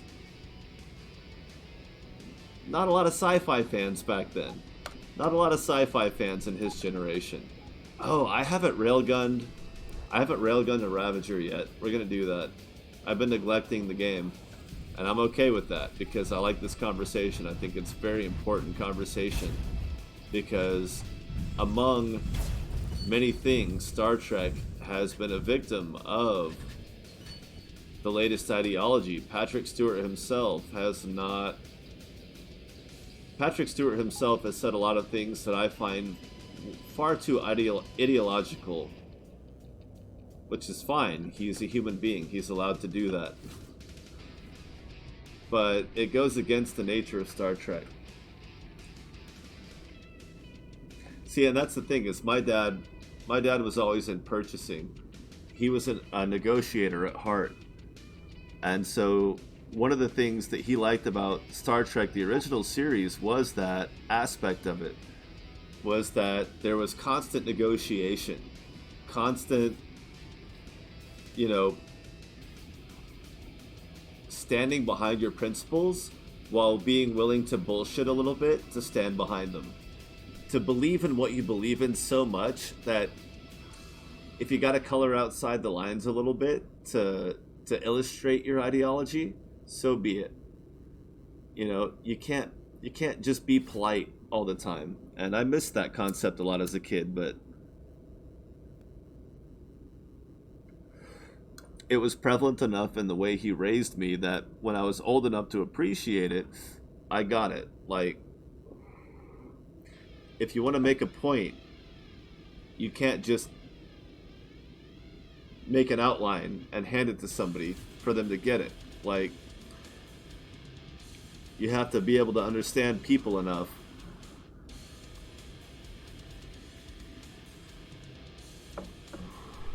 You have to have enough empathy.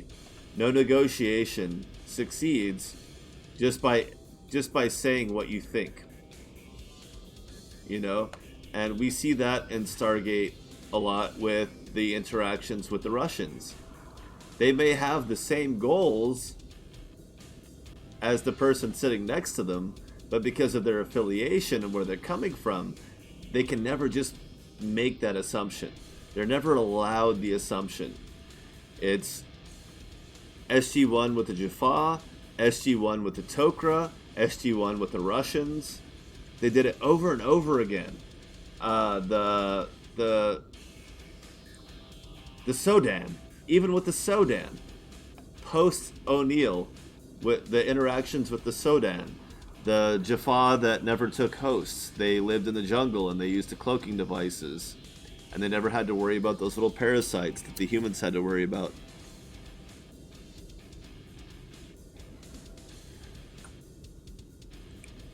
There was always, no matter how straightforward SG-1 or the crew of the Enterprise were, there was always a reason for the other side to be skeptical. There was always a reason, whether it was general xenophobia or previous dealings with that species or any other species or people that looked like you or people that said something similar to you, or we've been down this road before. They said, oh, they had the same prime directive, but it's still our entire planet blew up and nuclear winter,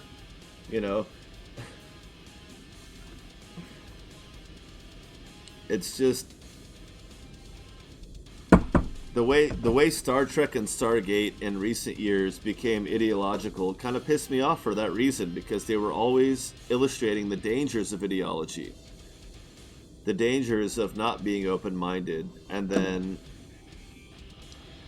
in recent years, both Stargate Universe and Star Trek, whatever that O word, Odyssey or whatever it was, it seemed like both took SG-1 and Starfleet and regressed them to an ideological state.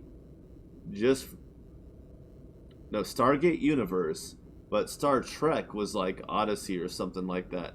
They both did the same thing.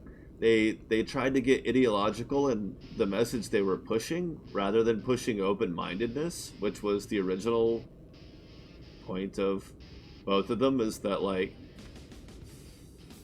Discovery. Yeah, not Odyssey, Discovery. Thank you. I always forget because I didn't watch it. I don't like it. I watched a few episodes. A hologram sat on a table in the room that they were in. A person was using a holographic in the first, like, the pilot of Discovery.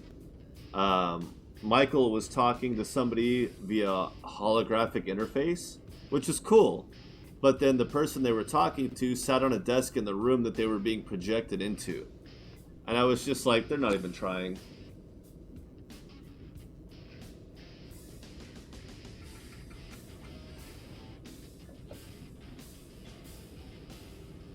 No, the original series was super ideological. Very much so. They were very forceful of their way. That was the whole point of the original series, was to not make those mistakes. They were very ideological. Next Generation came in and they're like, hey, we're not like that anymore. We're super not like that. In fact, if we think that a society is not ready to interact with us, we just leave them the fuck alone. Which, I mean, how? People were like, that's so progressive. I'm like, no, that's uber conservative. To say that we're not even going to interact with people, that's giving them that's almost forcing conservatism on it, because they have the opportunity to interact with a higher technological level, but we're going to deprive them of that opportunity because we don't think they're ready yet. We're forcing the Next Generation forced conservatism on some while demanding progressivism from others. It was crazy. It didn't even make sense. But it was a result of the way the original series was super imposing of idea. It was very religious in a way. Everyone they met, they're like, we believe this, this, and this, and we think you're fucking stupid if you don't. Kirk was a massive conservative, and people are like, we're surprised because William Shatner became such a conservative. I'm like, no, Kirk was always conservative. Kirk was a conservative character. His beliefs, whenever he encountered someone who didn't believe what he did everything he could to force his beliefs on them. Picard did it in self-defense. Kirk was very aggressive about it. Kirk was an aggressive conservative. He was almost too extreme. But he was coming from a position against cultures that he couldn't control. It was only through his telling them about what he believed that he was able to influence them. The next generation was like, well, we could force it on them, but we're not going to.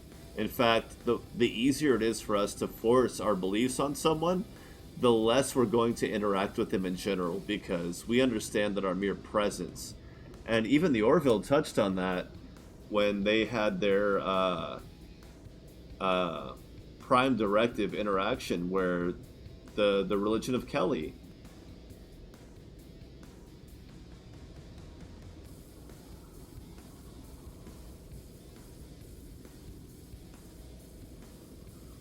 Exactly.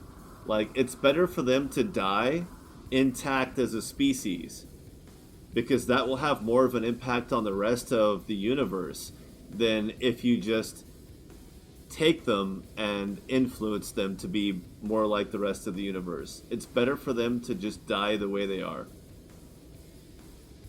to become a history lesson. But the religion of Kelly touched on that because what did Isaac say? They were like, the planet would go out of phase for 100 years within a small time frame for the Orville, and so they eventually became more advanced than the human race. And they're just like, Isaac, what did you do? And he's like, I didn't do anything. I was just there. The mere fact of me being there as a thing that represented something beyond what they understood, that they eventually caught up to, that's what changed their society. That's what influenced them. And it described the importance of the Prime Directive without having to go back and rehash it all. The very fact that Isaac the robot was there shaped the way their culture developed. That was the purpose of the Prime Directive, because even revealing yourself to a culture that was less advanced would have that much of an impact. They didn't do that episode to rip off the Prime Directive. They did it to fill in the blanks for what future generations might miss about why the Prime Directive was important, because just the fact that he was there, he didn't tell them what to think, he didn't give them new technology, he didn't do anything except exist. And that had such a profound effect on their culture, such a profound effect on the way they perceived existence in the universe. That's all there was to it. Everything else was their reaction to him. It was such a beautiful episode that could easily, isolated, easily be written off as, yeah, well, you drop in a super advanced piece of technology on people and they'll never understand it, but they'll do more collectively to move towards it. It was such a profound notion, and I feel like I haven't talked to a lot of people that have actually grasped how significant a step forward in explaining why the Prime Directive was significant. Why do we even why did the next generation have the Prime Directive? Well, because in the 80s, in the 60s, 70s, and 80s, we saw what happened to societies on Earth, like Korea and post-World War even. We saw what happened to Japan because they were exposed to Western culture and technology. We saw what happened to Korea and Mongolia and Indonesia and the Philippines and all these cultures that had otherwise been very isolated from their own desires and from us just not it was a lot of it was incidental because the advanced societies didn't see value in them. So they were allowed to continue to progress. And so we got to see less advanced cultures, and at different points in their own evolution, when the advanced society stepped in and interacted with them, and we saw that no matter what point they were interjected with, if they hadn't made it, if they hadn't caught up, that it fucked them. It destroyed their culture, it destroyed their history, it destroyed the principles they stood for, and any possible contribution they could have made. North America, South America, the Caribbean, the Philippines, Africa, exposure to more advanced cultures completely fucked them, completely ruined them, because because the advanced cultures had their own interests at heart. There was no way to avoid the corruption inherent to exploiting a less advanced people. We couldn't conceive it. We couldn't conceive what that meant to not exploit them, to interact with them on a level that didn't. It was only those seeking profit or power that were interacting with these people. There was very few and far between did we have explorers going out with only the benevolent intentions. And then what happened then? Religion, the Caribbean, Central America, South America, it still fucked them. Even when the most pious monk who was willing to live the simplest life would go and interact with these people. They had they didn't bring technology, they didn't bring the knowledge, they didn't bring the money or the value. It's just a couple of dudes with a book on how they thought life should be. Showed up in Central America, still fucked it up. Still fucked it up. That's the prime directive, to me, was the Spanish missions and the European imperialism. No matter what it was, the most benevolent or selfish thought, whichever side it was on, you could have all the benevolent thought in the world, and you're still going to ruin them. That was the prime directive to me. And then Star Trek Discovery and Picard come along and completely throw those ideas out the window and say, well, it doesn't matter who you are or where you're from. We think these thoughts are inherent. It's just like, but that's not how everyone thinks, even when they're an isolated culture. You can't force those ideologies on people. And Stargate Universe seemed to just not care about those principles.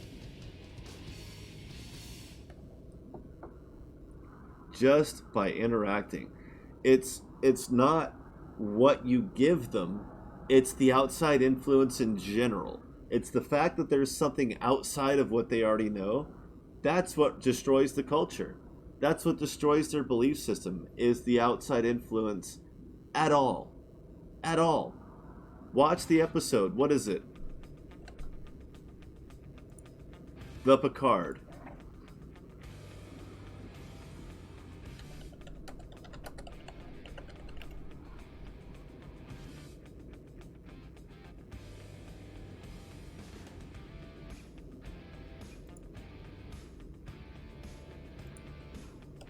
I could spell things right. Or spell things right. Who watches The Watchers? Picard becomes the god. Picard becomes their god. Why? Because he was there. Because he was there. Just by showing up. Just by existing and revealing himself to them. It started out with a few social scientists in a holographic blind, basically a deer blind. watching a population. But here they were. Here's this guy. He's in charge. Here's this technology we don't understand. So it's magic. And then the whole idea with the Ori came into play, where it doesn't matter if you're actually a god, whatever the hell that means. We recognize the fact that you're advanced enough that we can't comprehend. That's enough to become godlike, to be so much that we can't comprehend. That's the danger that I see in our political system and imperialism in general. That's what happens, is even the people within the empire, eventually the empire gets so big and so vast that even the people within it can't comprehend the whole thing. And so whoever's in charge becomes godlike. The pharaohs, that's why Stargate was all about the Egyptian gods, because pharaohs became godlike because the empire became so big that the average person couldn't comprehend it, couldn't comprehend the amount of power that it took to control an empire like that. That was a god to them. That was godlike to them. It was enough. Yeah, the tiniest bit of exposure, the tiniest bit of influence. It was just the idea. Only one person had to experience it.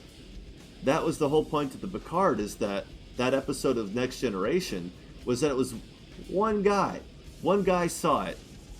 And then they tried to show it to another person. You remember in that I think it was a two-parter. They brought somebody up and they're like, look, we're not gods. This is a vessel. This is just a really cool boat. Like the canoe that you use to cross the river, our ship is just a cool version of that. And to the end of the episode, even when she got that they were just better than her, she couldn't. It took her completely setting herself aside to explain that these are not people to be worshipped. But she still couldn't help. You can't help but to defer to that. How do you not? You see somebody that advanced and they're like, oh, we're not gods. And you're like, I get it, you're not gods. You're me with more knowledge.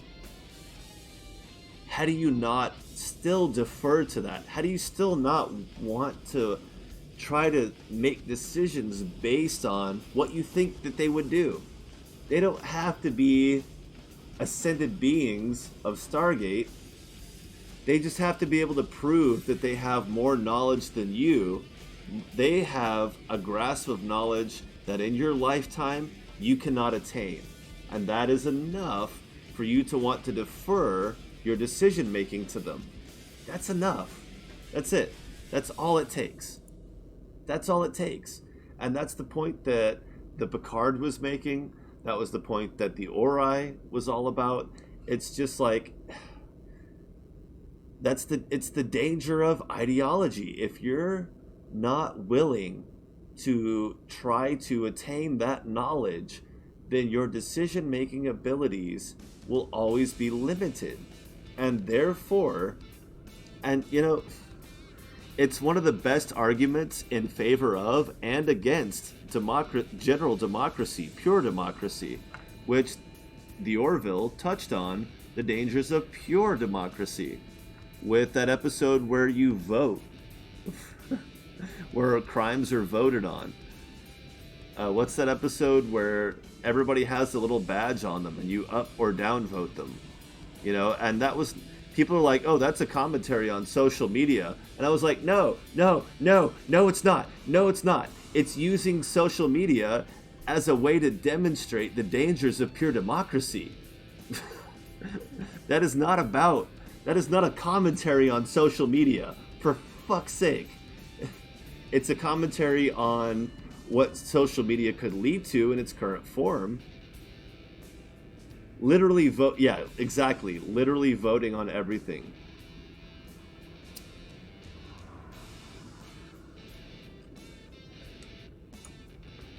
That episode was not like, yeah, it was a commentary on social media. Okay, yes.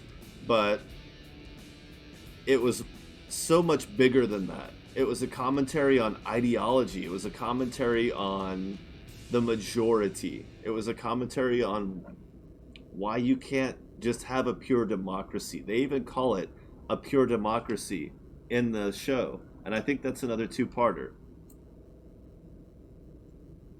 Yeah.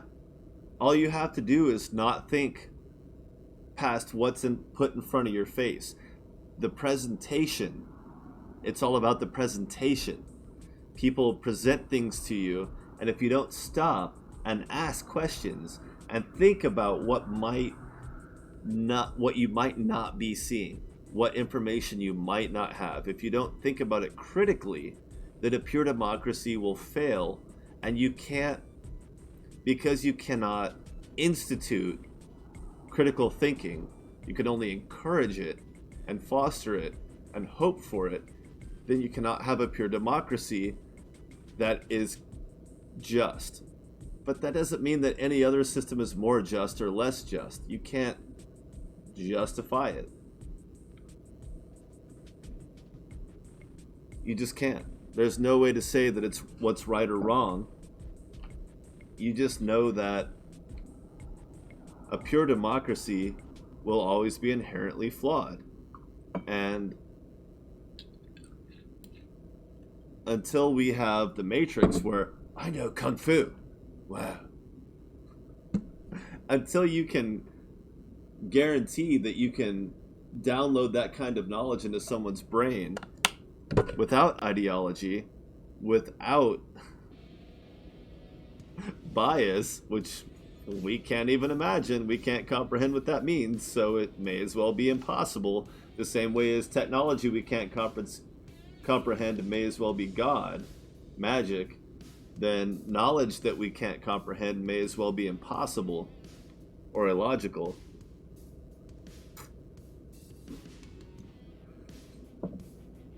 Yeah, presentation.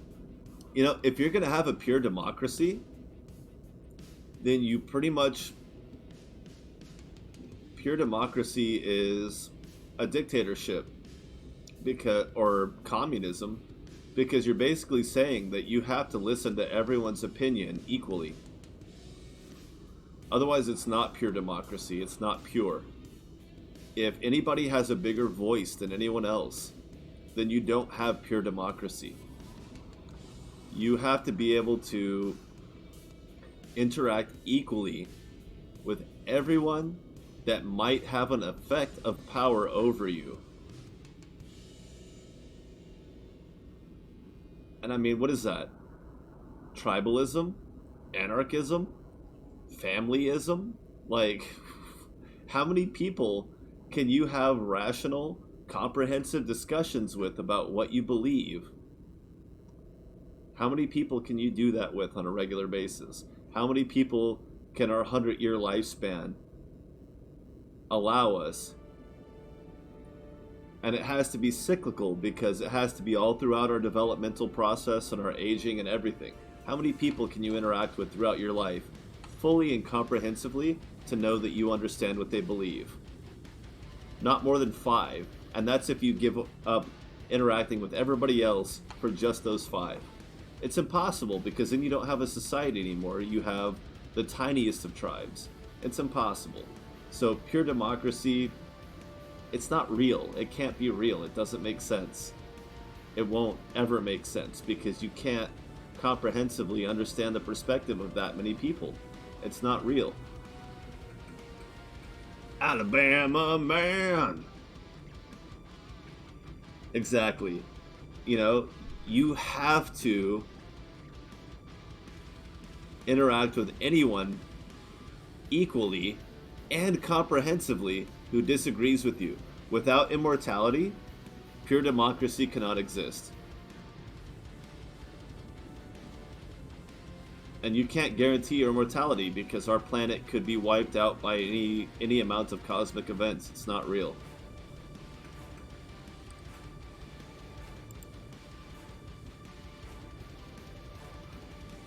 Exactly. And nobody's going to be right. In a pure democracy, how do you tell somebody they're wrong? You downvote their group. But when you downvote somebody's idea, that idea came from a billion neural pathways across thousands of people that reinforced that idea before it got to you to downvote How do you justify? You can't.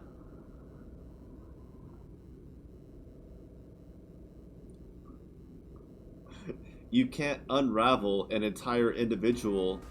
I mean, we don't even die understanding ourselves. I mean, when people are ideological, it's just like, yeah, but you can't even die without understanding yourself. You can't possibly understand yourself before you die, let alone understand other people. So what the fuck? What do you think pure democracy is going to accomplish other than nothing? Pure stagnation.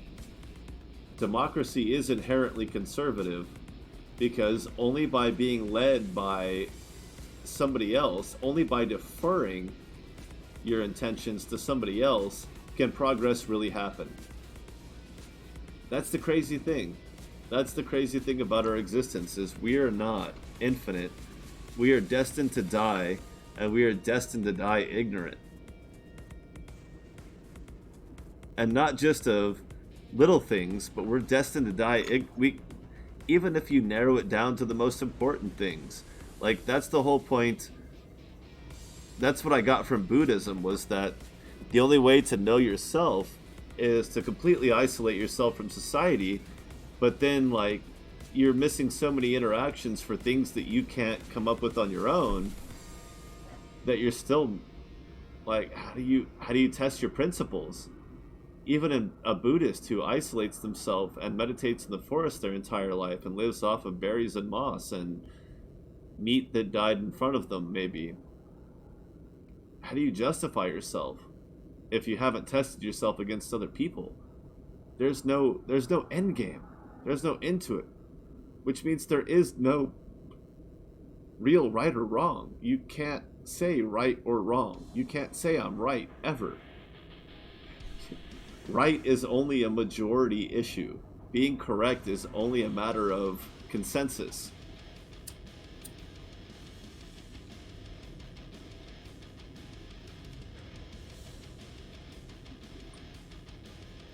And I don't know if we can ever comprehend how many people understand that concept without knowing whether or not they're willing to kill or die for their beliefs. You know, we've got lots of people that are willing to kill or die for their beliefs. What does that mean? What does that mean? You know, when somebody's willing to die for their beliefs and willing to kill for their beliefs, we act like that's conviction. But that makes conviction sound so stupid. That makes the very notion of confidence sound absolutely idiotic. And it's just like, oh gee, I wonder why this guy's single. Yeah. Where do you find people like that?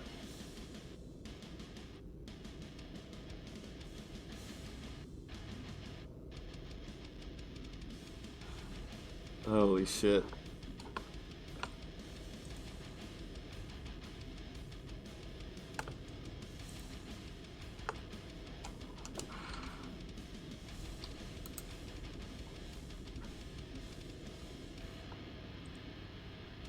I don't know SMBC. Are we talking about... Okay, I googled it. Are we talking about Saturday morning breakfast cereal?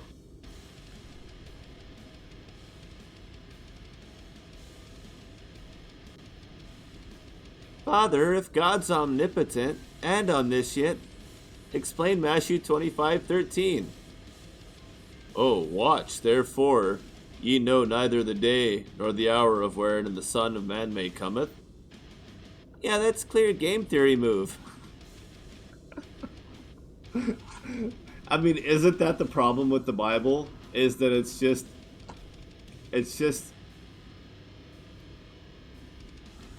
I mean, any religious text, it's so obvious, the bias. It's just biased. It's like, you have all this philosophy, but you can't escape the bias. You can't escape the I'm right, you're wrong aspect of it. Whether it's the Quran, the Bible, even the Buddhist teachings are pretty self-righteous.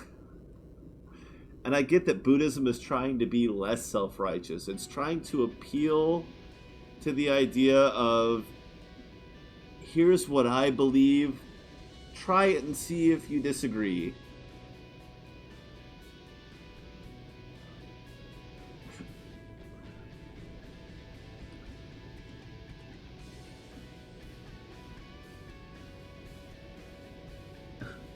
Every atom is a clone. Every atom is a clone.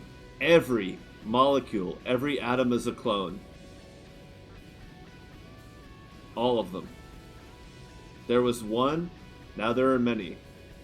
They're all different now, but they all started out based on the same principle. We thought we found the God molecule or the God particle, the Heisenberg. It's just like, but that's just backing centrism. That's just backing centrism because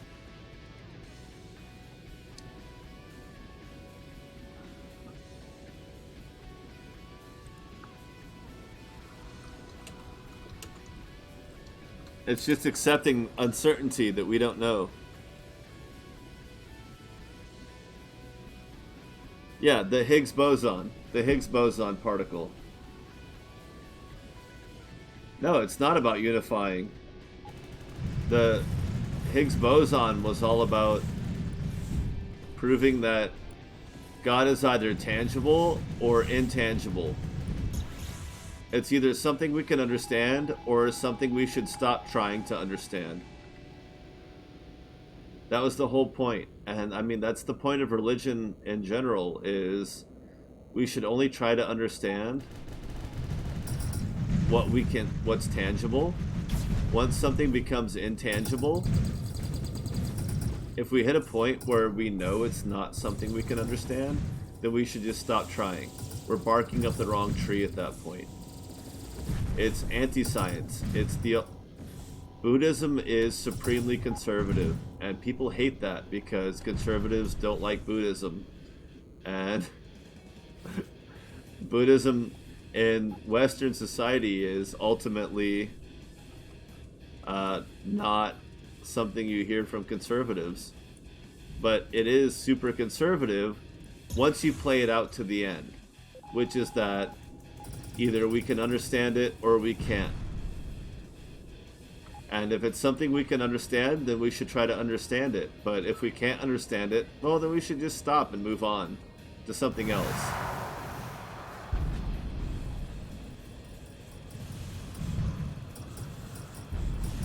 Yeah, well, exactly. It was... We just recognized that we saw something that was so far beyond... We just didn't want to say... No, you're right. The Higgs boson is... We thought we could create it, but... It was a thing that happened, and we don't know what the fuck happened. But we know that it's still happening, and that it's always gonna happen. It's a thing that's there that we're pretty sure we won't ever get.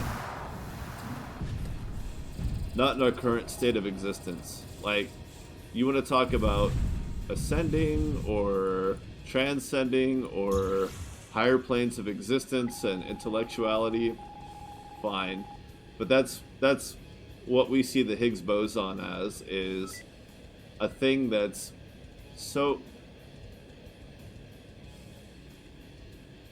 Religious people, when people say like, what... There's a lot of people who believe in a higher power, and I'm not saying there's anything wrong with this, or that I believe it, but there's a lot of people that say, you know, I look out and I see the trees, and I see the animals of the forest, and I see the wind blow through the trees, and because I don't understand it, I see God in that. And they don't say the I don't understand it part, but they're like, that's where I see God, is in nature and the vastness of existence that we don't understand. And I think, if I'm reading correctly, that's what you mean by the God particle is, it's just like we saw a shadow of a shadow of a shadow. Like we don't even get dark matter, but we're pretty sure that our galaxy is surrounded by it. But we don't know what that means, or we don't understand anything about it. It's just this force that we know must exist because otherwise we would be able to see through it. We can't see through it now. We can't see past our galaxy without acknowledging that there's this dark matter, this invisible force out there. If we're going to accept that anything we see past our galaxy to the other galaxies, if we accept that that's anything even remotely real or tangible, then we have to accept that there's this vastness of infinity in between that we don't get. That's dark matter. Dark matter is God. It's magic. It's the thing we don't understand that appears to be magic. It's technology so advanced that we might as well call it a god because there's nothing we can do about it. It's a force that resists us infinitely based on what we have the ability to express. And that's always going to be where people see God. And it's like, yeah, but don't you get that that used to just be a tree? That used to just be breathing. There was a time when the concept of suffocating, the concept of blood loss, the concept of wind blowing through a tree, we didn't understand any of that. That was God. That was spirituality. That was infinity. Understanding those things was infinity. That's why there are scientists who are religious and believe in a God, and scientists who don't. Because there are scientists who believe that we'll never understand everything, and scientists who believe that enough knowledge and we could understand everything. To me, that's the battle of religion right there.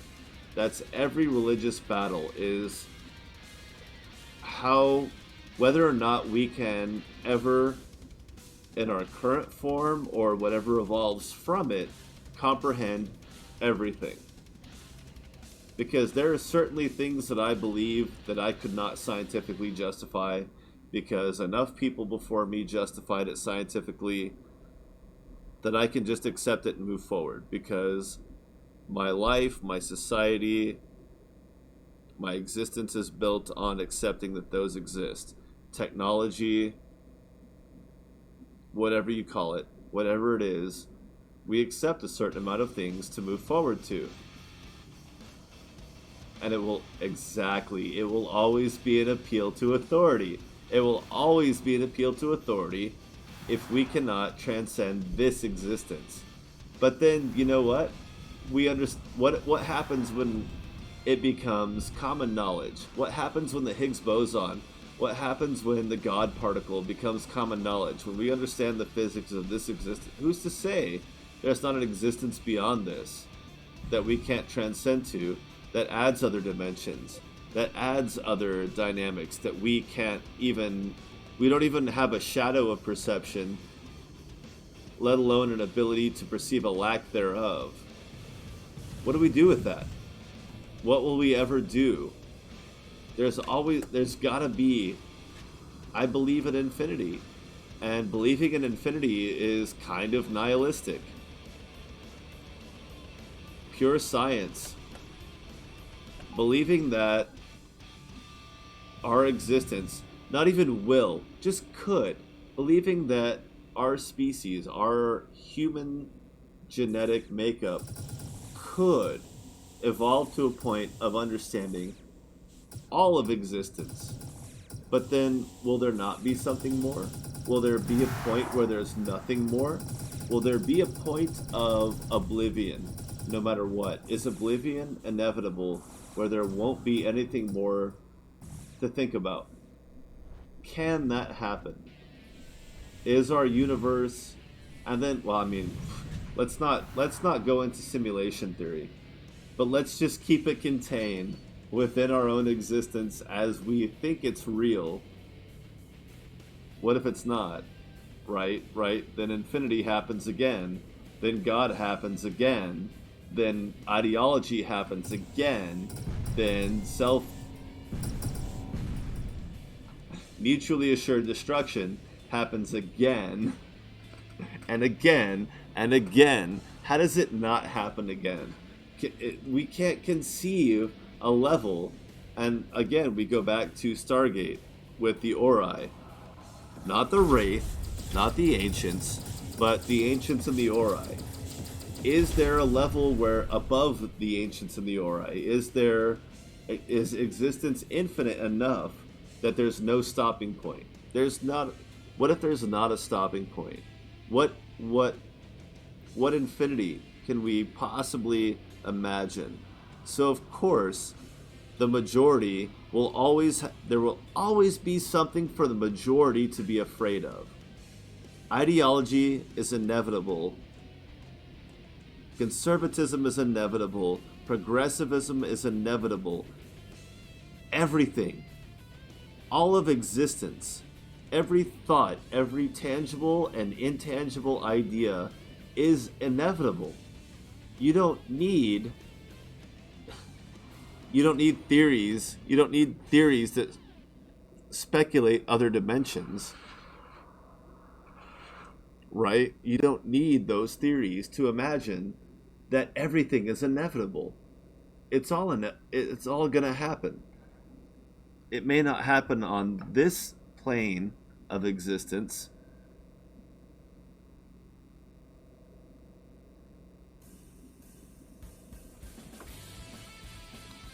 but the theories of existence, whether it's multiverse theory, string theory, and let's face it, string theory was a cool stepping point, but it's gone. But multiverse theory, there's no theories that we have now that can put a cap on what might be. We can't. Because no matter how advanced you get, you exist, and therefore something better than you might exist.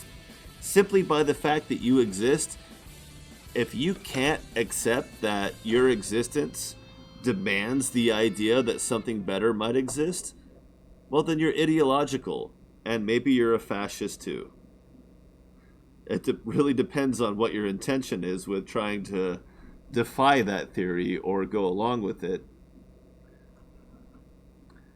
And well, I mean, that's where nihilism and anarchism come into play, is trying to not go completely insane because of the not just acknowledging the fact that there's no such thing as infinity. And if there is affinity, a finiteness to the universe, well, I could die tomorrow. I got other shit to worry about. I got bills. I got a job. I got a car that could break down. I've got to worry about my blood pressure. Like, what kind of time do I have to ponder the infinity of the universe? Ideology is an easy thing. It's a necessary deference to death.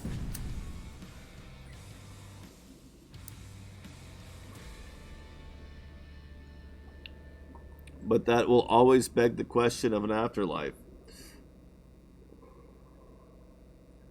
And what it means to be infinite.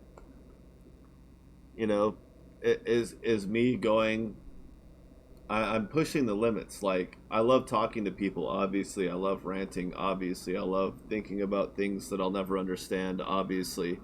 And I've now put my thoughts, and I did it last time, on a more personal level with my personal experiences, and now I'm being more broadly philosophical today. What does it mean?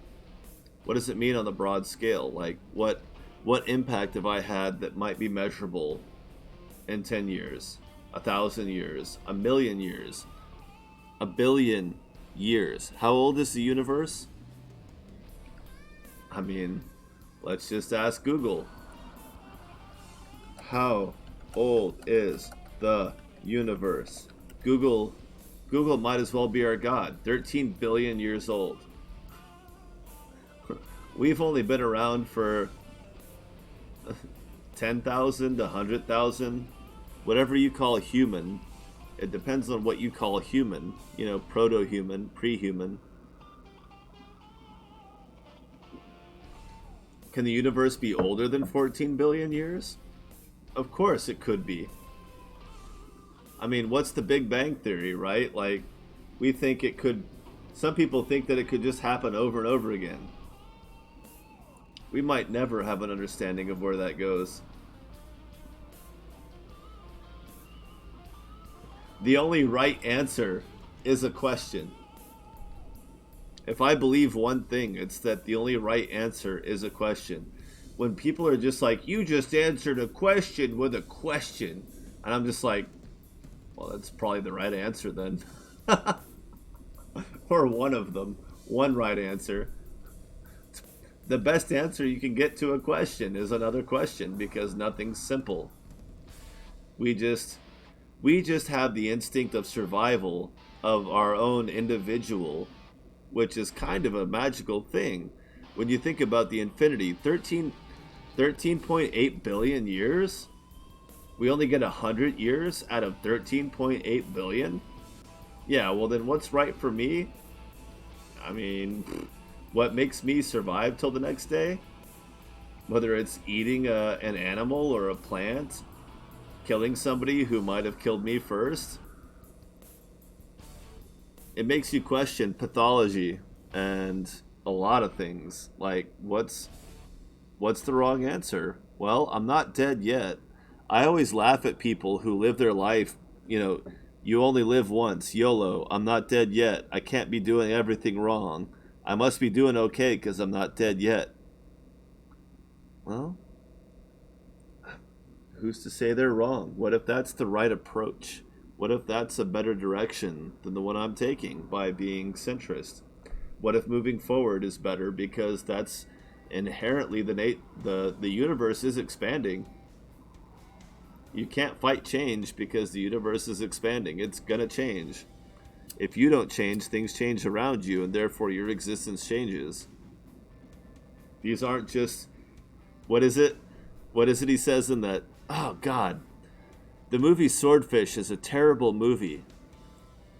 But the opening monologue pretty much makes the movie. It's the only relevant thing about that movie. He says, I'm not just some wannabe existentialist. No, I'm not just some wannabe hippie searching for existentialism through a haze of bong smoke.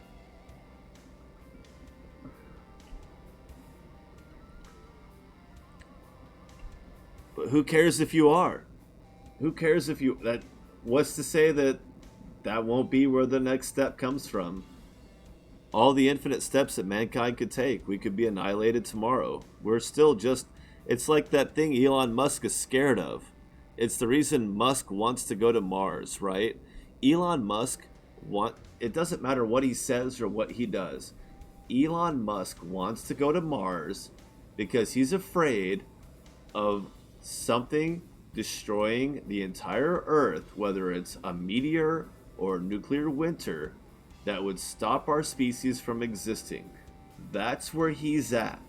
He can say or do whatever he wants, but he's exposed that that's what he thinks about.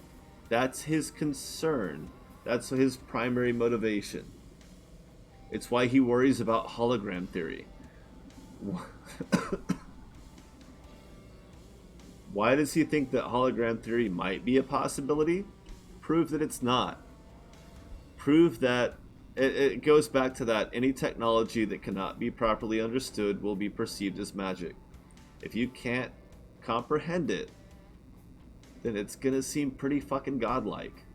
Who's to say that our species didn't advance way beyond what we think we're at right now into a simulation that we're born and stuck in, like the Matrix? Prove that we're not. Prove it. Go ahead, just do it right now. Jump up and down in a way that proves that we're not in a hologram. You can't. Okay. His concern is that we'll be wiped out as a species and become nothing. That's why he wants to go to Mars. Elon Musk does not want to go to Mars. Elon Musk wants to populate the galaxy and understand everything.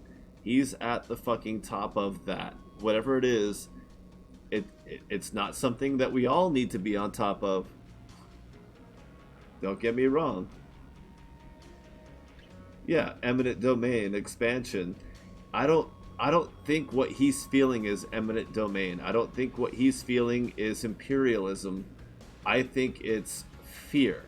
He is afraid that humanity, the species that he comes from, will become insignificant. Whether it's Hitchhiker's Guide to the Galaxy, or what if we're the top of the food chain and the universe decides to take us out with an asteroid? We're contained on one planet. That is his concern, is that we are contained to one planet that could be easily taken out by a cosmic event. He doesn't want to stop at Mars. He wants to get us out of this solar system. He wants to get us out of this galaxy. He wants to get humanity as far as possible, because that's the level he operates at, that he wants us to survive as a species at an intergalactic level, where I would like for my neighborhood to survive. I would be really stoked if my city did not get nuked in the next World War. That would be great. That's something I feel like maybe I can contribute to.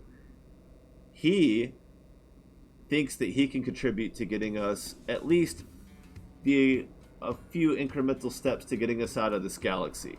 Whether that's Mars tomorrow, a next solar system the next day, whatever it is, that's why he is such a unique X Factor. He's that ant that goes way off the path of pheromones of the other ants. It's necessary. We need people like him if we're going to ever survive our sun dying.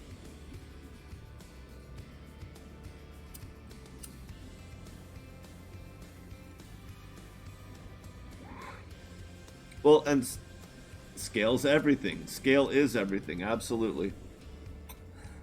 I'm not going to pretend that I can make contributions at the same level as Elon Musk. And that guy could stop tomorrow and never do another thing for the rest of... He could die tomorrow. But he stepped on a stone nobody stepped on before. He stepped on a rock. He found a deer trail that we haven't gone down yet. And it may be a branch of a branch of a branch that somebody else took before him.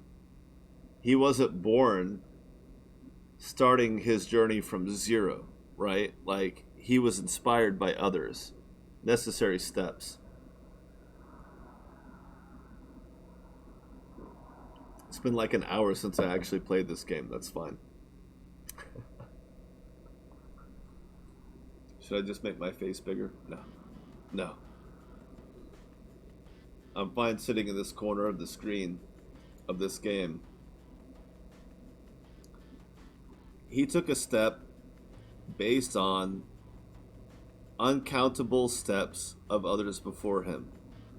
If Elon Musk had been born with the exact same genetic makeup 1,000 years ago, his parents would have led him into the woods and left him there.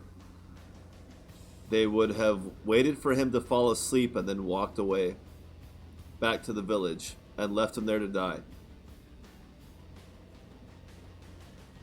It's kind of something you have to accept as an intellectual, because you're not a hunter, you're not a craftsman, you're not driven to do one thing over and over again for the rest of your life. That I have shit vision. I'm nearsighted. If it weren't for glasses, I have contacts in right now, I can see functionally, like, well, for about 3 feet. And then it's just a blur. Faces become hard to distinguish, if not impossible. If somebody had left me in a forest, even at the age of 18, there's a very slim chance I would have made it back. And if I did, I would probably have been an animal. It would have required me to sacrifice everything human to survive. 1,000 years ago, I would have been more trouble than I'm worth as an individual. I would not have been a good child to have. Elon Musk, 1,000 times more. Questioning everything?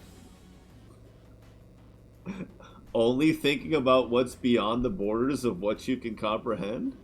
Nobody wanted that kid 1,000 years ago. That was a massive burden to have a kid like that 1,000 years ago. No, absolutely not. I'm allergic to almost everything naturally occurring, and I have crap vision. Like, I have a strong survival instinct, but I don't. I mean, I don't know. A wolf might have won. Maybe I could beat. Maybe I could have survived like a wildcat or something with a decent stick, but a wolf probably would have won.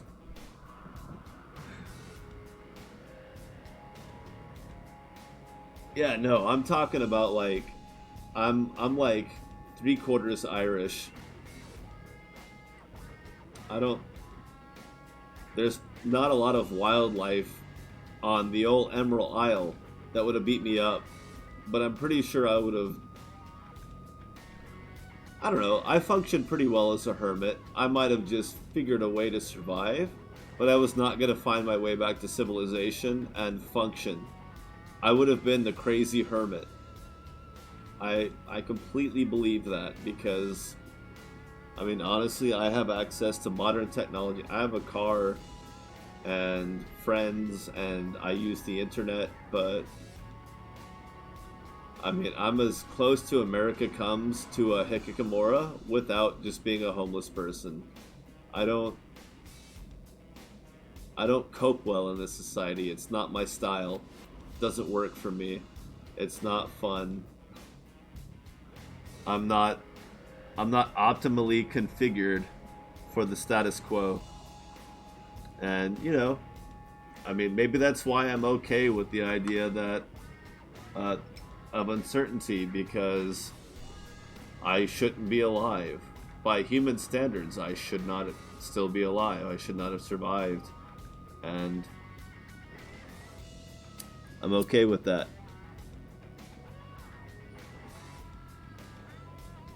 Because I accept the value of struggle and the nihilism of the carried. It's why Jesus I it's why the movie Willow had such a bigger impact on my life than any story from the Bible. Those parables, it's just like everything in the Bible, it's just like, well, that's obvious, either right or wrong. I feel like it's pretty cut and dry. But there's one line from the movie Willow. Well, no, it's not. It's not a line. I shouldn't simplify it that much. That's not right. It really deserves context. It's this. It's Willow and Mad Morgan walking through a field. There's others with them, but Val Kilmer, his character, Mad Morgan, he's done. He's had enough. He's out. He's calling it quits. He's just like, I'm a soldier. He's a Ronin. For all intents and purposes, Mad Morgan is a Ronin. He does what works for him. He fights to survive. He was a soldier. Now he's a soldier without a cause.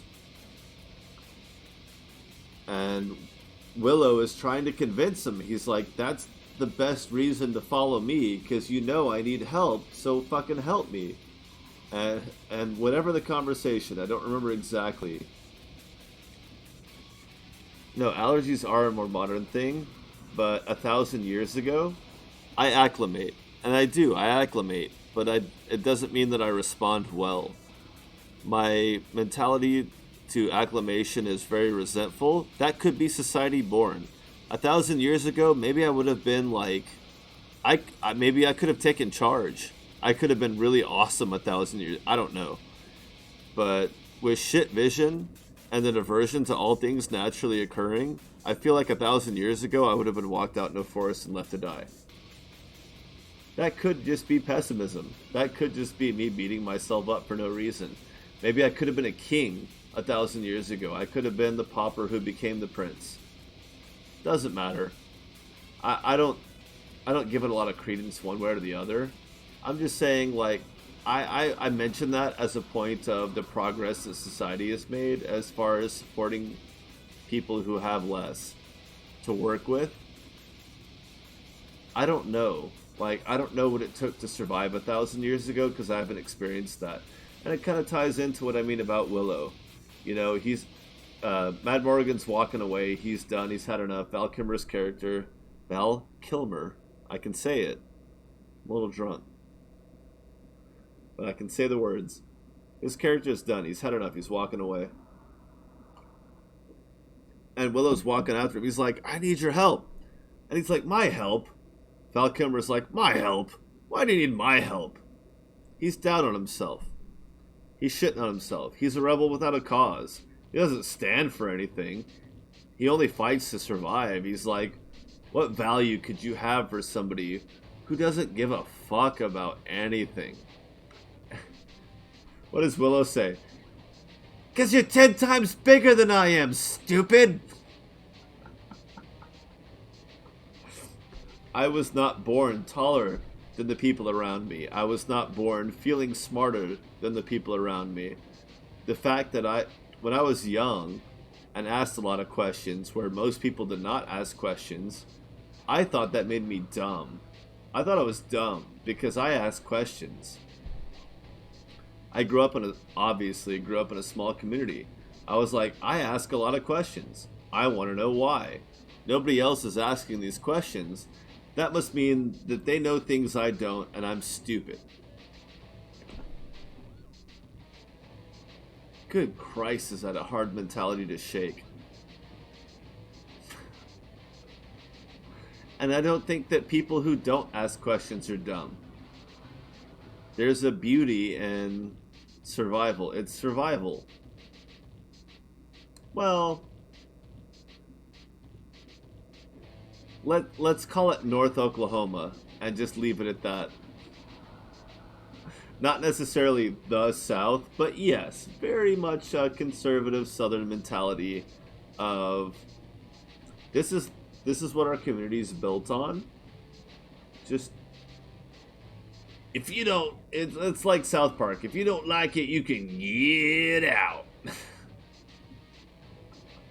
Boy, hearing that in South Park has saved my life more than once.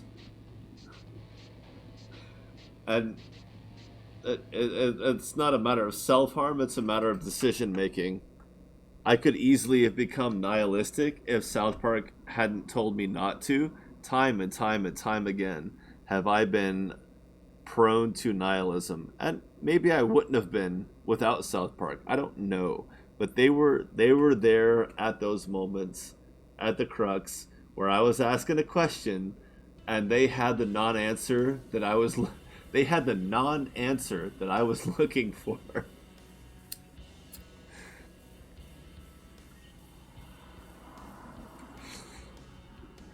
And it wasn't until I started to look into history and realize how many non-answers were the answers to my questions that I finally stopped feeling stupid and stopped feeling sorry for myself and not feel dumb anymore. Well, no, Mr. Hanky was pretty invaluable. But, I mean,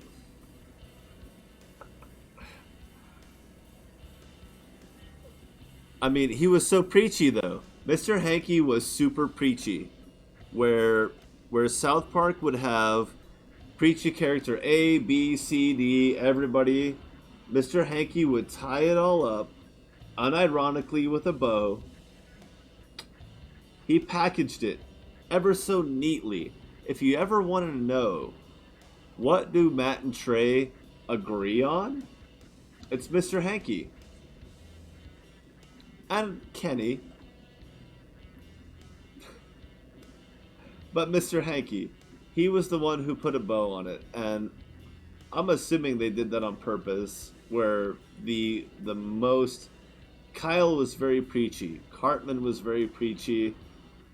Stan and Kenny were kind of just like, we just don't want to fuck up.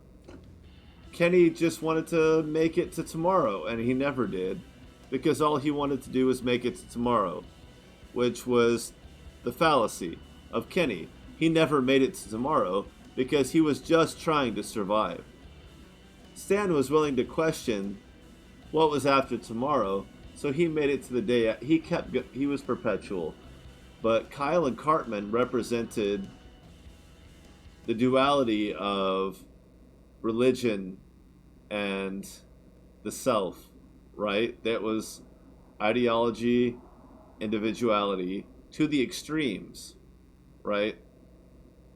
Mr. Hanky was the one that came in and put a neat bow on it, ironically or not, as not Santa Claus. But let's face it, if there was ever a character, if you don't identify with the core four children, Kyle, Stan, Cartman, Kenny, then you're probably Towley.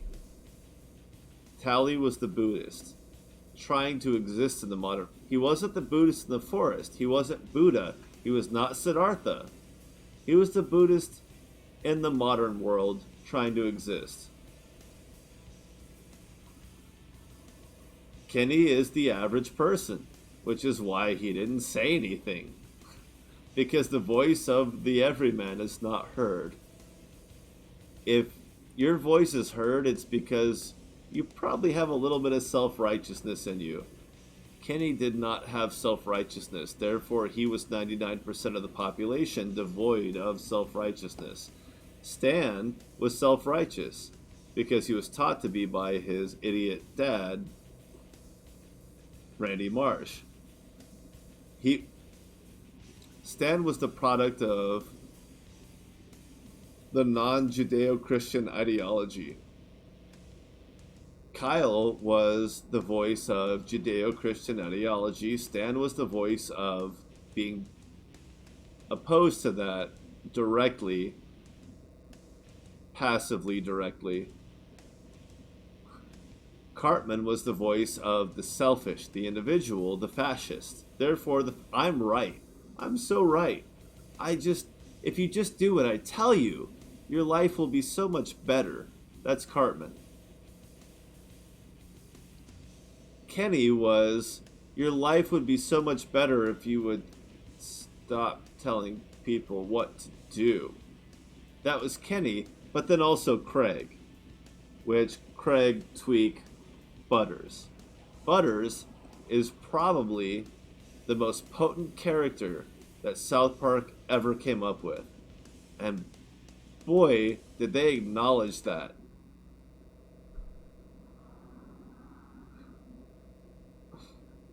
Butters may have been the most potent character to... Yeah, I think that could be true. That could be true. Towley represented a whole generation, but Butters may just be the universal, or at least the most timeless. I can't guess what humanity will look like in 1,000 years. Thank you, Star Trek. Thank you, Stargate. I don't know what we'll look like in 1,000 years, because 1,000 years ago, what were we doing 1,000 years ago? Trying to dodge rats that might fucking give us the plague. Okay. Life's a little different. I feel like Butters is probably going to be the most timeless character from South Park. Towley will be the most iconic, but Butters will be the most timeless. Cartman's too obvious. Kyle's too obvious. Stan is the centrist of the stagnant side. He is the warning of stagnation of being a centrist. That is Stan, right?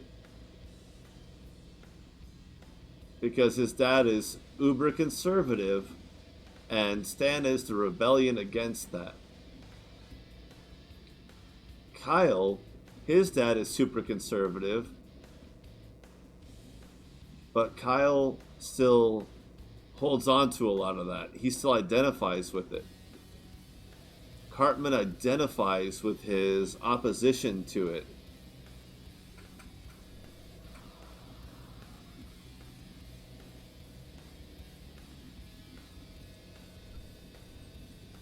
Well, yeah, without going full Gattaca. God, Gattaca, man. I know why that movie is not more watched. I get it. Cause it's not a good movie. And it like misses its own point to a certain extent.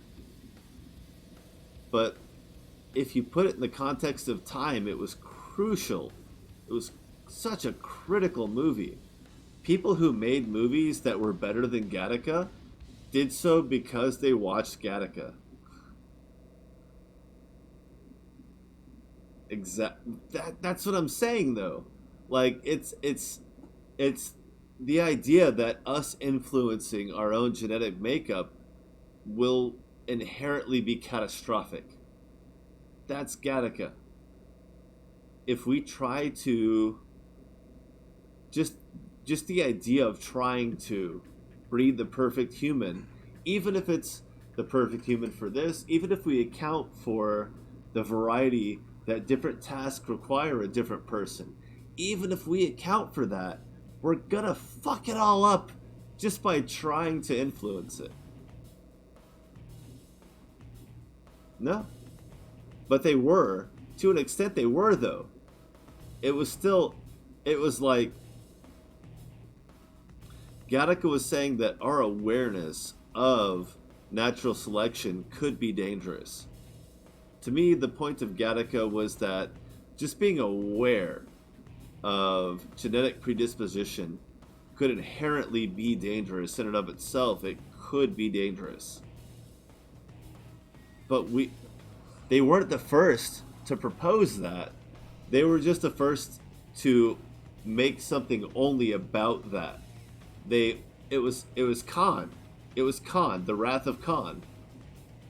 But they contained it within a bubble and said, just being aware of that could be inherently flawed. Dangerous. Even saying it's dangerous, even saying that being aware of that is inherently dangerous, that's still obvious. Everything's dangerous. But the idea that we need to be aware of that it won't necessarily get better just by being aware of it. And, I mean, that's what the Matrix was trying to tell us. That's what Existence. Oh my god. Okay, Novacat, Alt-Reds, you've seen the movie Existence, right? It's another one with that guy. What's his name? He was in Gattaca.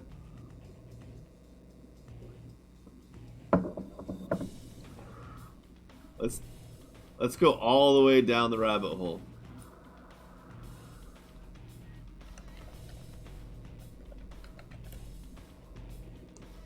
Because Laura Sandra Como's break into sci-fi was not limited to Stephen King movies.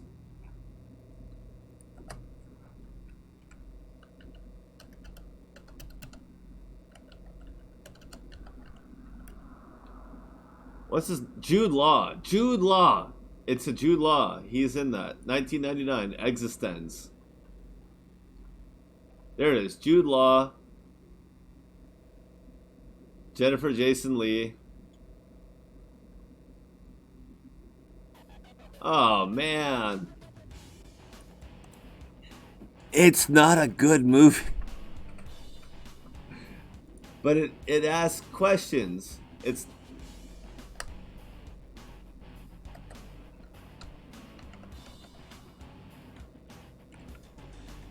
I'm not going to ask you how old you are. It doesn't matter. I already told people, I've already said I was born in the mid-80s. I may have even said what year.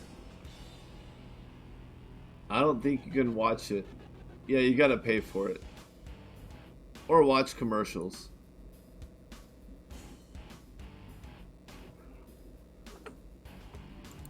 We've gone so far off topic. My cat hates me right now in this moment.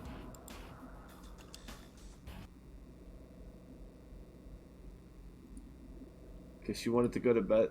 She's been trying to sleep for like 3 hours.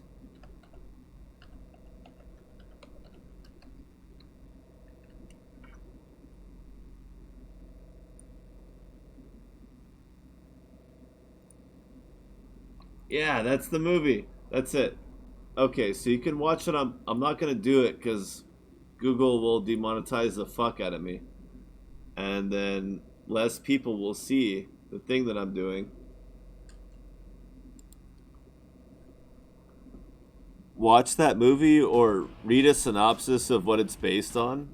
It's The Matrix, but it's definitely not The Matrix.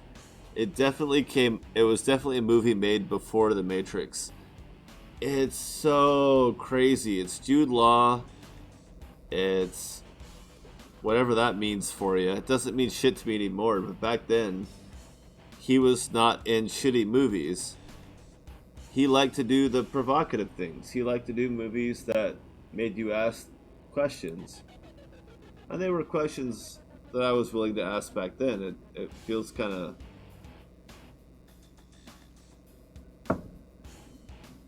No, it's not good. It's not a movie that you watch because you want to watch a good movie.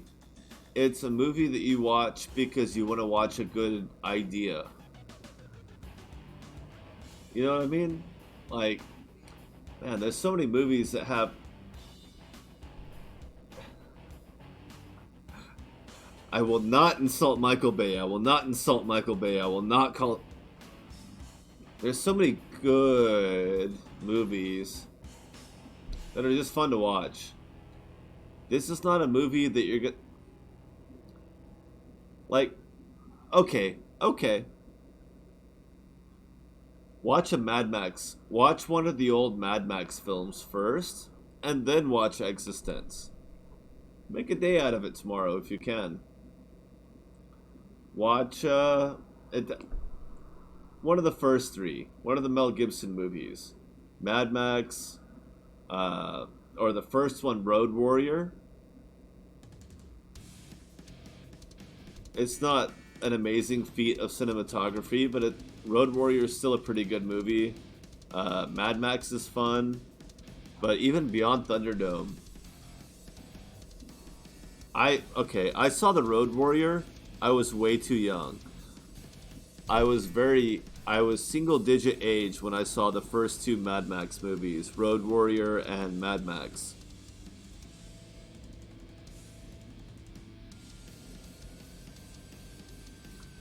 And there's a lot of Existence that is just kind of let it hit you. But there are questions. And there's questions behind the questions they ask that people probably, a very few people were probably thinking of back then, but it's a little more prevalent now. And when I tell people to watch Existence, it's more for like roots, cultural roots, history lesson. It's more about like when the Matrix feels like it's spoon feeding you. Existence is still not going to feel. It's not profound. It's not Gattaca's not profound. They're not asking new questions. They're asking old questions, but it's in a way that maybe it feels more relatable. Maybe they'll stay more forward. Good Christ. It's not things I usually talk about when I'm playing Star Valor. Not things I normally think about when I'm playing Star Valor, but it's like it Existence brought some of these questions more forward in my mind, that I was more willing to see the world through their lens. The Matrix came out. The Matrix did not really change my lens of the world because of movies like Existence. It was the Matrix before the Matrix, and when you watch, if you watch Existence, you're gonna feel like you're watching made-for-TV movie, like an old Stephen King movie. It's gonna feel like a B movie compared to even the standards of 20 years ago. It's not. You'll see where their budget went, but you'll also see the questions they don't ask, where they leave you. They leave you to ask questions. The Matrix tries to answer a lot of those questions, which is why there is now a fourth one and the Animatrix that comes afterward. They realized that they got too pop culture with the questions that they asked, and they had to answer them for some people because they left too many people in a nihilistic state because they made it so cool. Their movies were too cool for their own good, and it made people nihilistic. So they had to kind of dial it back and spoon feed a few extra answers along the way. Existence is one movie. Whatever you fall off that movie with, that's all you get. That's it. There's it's not like there's not even a fan fiction realm, let alone post. There's no sequel. There's no TV series. It's very Stephen King esque. Of, hey, aren't you glad you got that weird shit rattling around in your brain now? There's very much a blur of, did I just get a thumbs up or a middle finger? I can't tell. And there's a beauty in that. And it's something that you don't get anymore. Everything is. Everything in today's media definitely wants you not necessarily to believe something, but to know what they believe. There's definitely an idea. It's so specific. There's a vagueness that got left behind in the 90s, and movies like going from Existence and then watching The Matrix, you'll see the transition where there's almost a turning point between those movies. I don't know what that's like for people that aren't my age, because, I mean, what, The Matrix and Existence came out pretty much at the same time. And there's just like, but then there was a sequel to The Matrix, and then another one, and it's a trilogy, and then now there's a fourth one. Bill and Ted got a third movie. Like, what's that all about? That was all about asking questions and recognizing that the stray ant is the one with all the answers. But that's when being progressive was passé, and now being progressive is the status quo. So how do you rebel? You can't rebel by not changing. You can't rebel by not changing. But being progressive is popular, which is why it's defeatist and nihilistic to be progressive now. Watch Existence and then watch The Matrix. What? I feel like that's kind of the.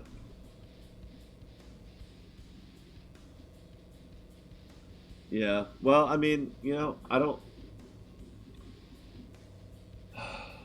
I'm not going to have kids just to have social experiments, but it would be interesting to see what somebody born 10 years ago, 10 years from now, would do with watching Existence, The Matrix, and then trying to catch up from there, from 20 years ago, 30 years ago.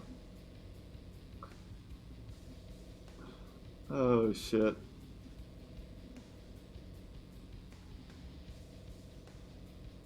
That's what makes it fascinating. You almost have to be between the ages of 30 and 40 right now to watch Existence and The Matrix and get what the difference is.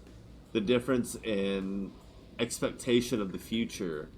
Nihilism versus uncertainty. It. Damn. I don't know what the analog is for other generations other than what 2,000 years ago there was going from Judaism to Christianity. 1,500 years ago, 1700 years ago. I don't know what that was like. I'm talking about watching a couple of movies. You can do that in one day.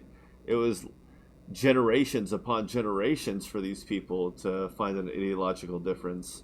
I don't know what that's like.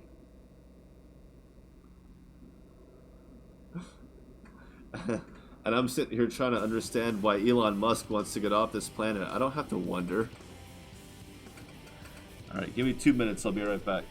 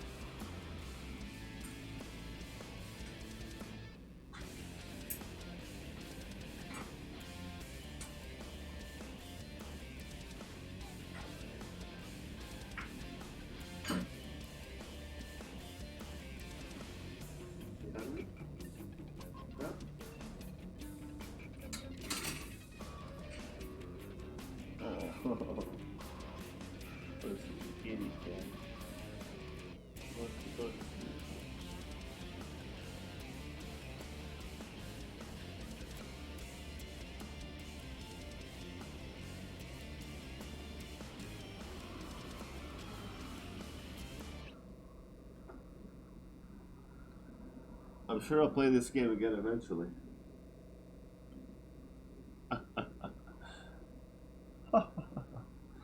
Oh man.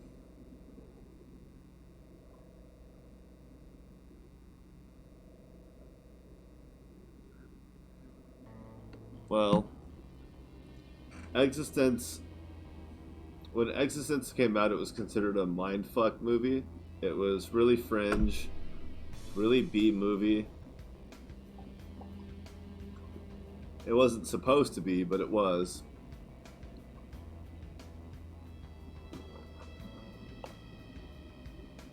And spoiler alert,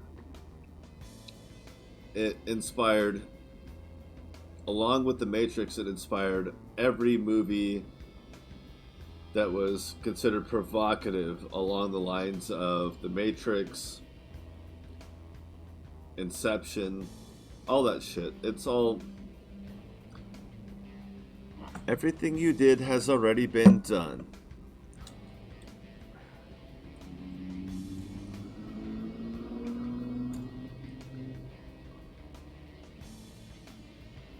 M. Night Shyamalan.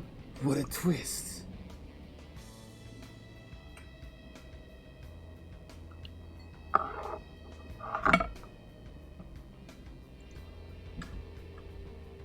A couple people thought it was. People... Don't pretend everybody's read the same books you have. You know better than that.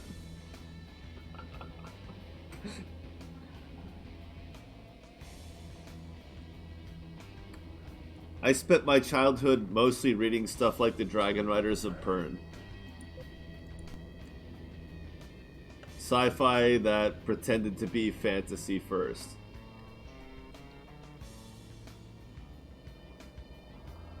Oh, yeah. No. The Matrix wasn't provocative until the Animatrix, until a generation was born on it and then grew up. Yeah, then it became provocative. Before that, it was just like, yeah, computers are weird, man, right? Ha ha ha! What if virtual reality was crazy? That's what it was like when the Matrix came out. 10 years later, people are like, oh, AI could actually fucking destroy us. That's what the Terminator was about. I mean, the Matrix was about. What was the Matrix but the Terminator inverted? That. Come on. And I'm not saying that takes away from the originality of the Matrix, but if you're actually looking for the message, then when you watch the Matrix, you already knew that was just where Terminator was phase 1 through 3, right? Return of the Jedi, then the Matrix was just a Force Unleashed. Because the Matrix is just Star Trek, based off of the Terminator.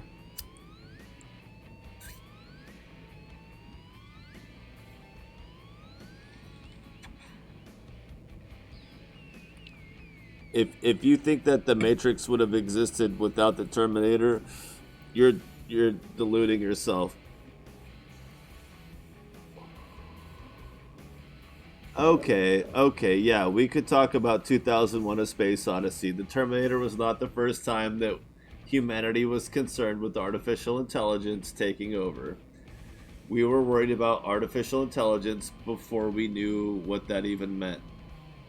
Because, I mean, Jesus, we made swords and armor, and the Japanese believe that any inanimate object could inherently invite the will of a demon into it, which I've always found fascinating. East Asian culture, they're just like, that hammer is possessed by a demon. That's why it makes weapons that are like high quality, but that person always dies. And it's like, well, no, that guy just makes really good weapons, and because the sword is so good, it gives the wielder a false sense of skill, and they bite off more than they can chew and get killed. That's the demon, is biting off more than you can chew. But we say the hammer's cursed, so that guy will maybe tone the forging down a bit, maybe focus on, farming or herding or something, and stop making good swords for poor people, because it gives them a false sense of hope and skill.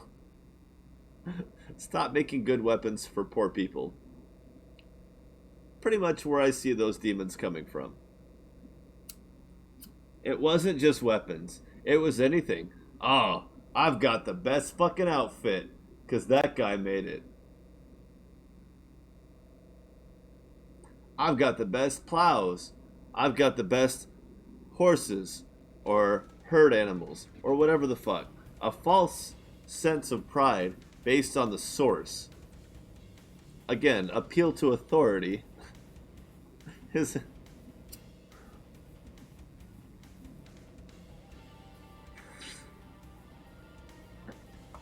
You know what, though? Historians aren't going to tell you that. You know why? Because they know you'll just do the same thing. You'll miss the point. My toilet's made of gold. Because I poop into a thing made of gold, that makes me better than other people. Yeah, I don't doubt that that happens to people raised on that. I have no doubt at all.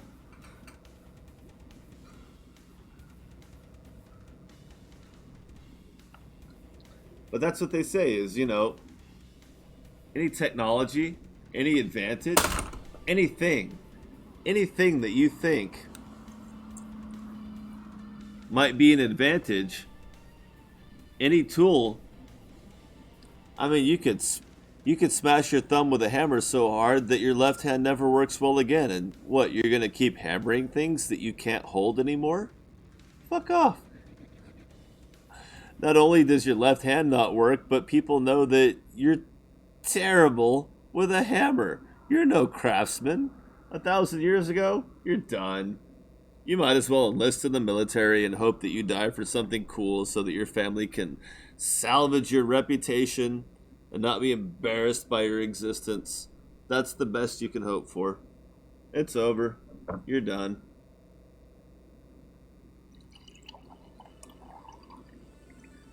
All because you missed with one hammer strike.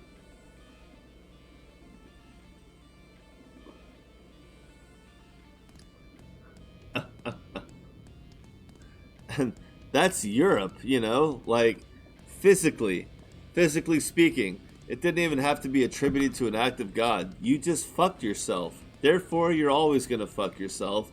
Therefore, nobody should depend on you. That's it. That's what your life now amounts to. No amount of philosophical wisdom is going to ever influence anyone unless you just happen to be the wisest person in the room or sound the best out loud. You better have some fucking charisma if you don't destroy your hand. Or if you destroy... Jesus.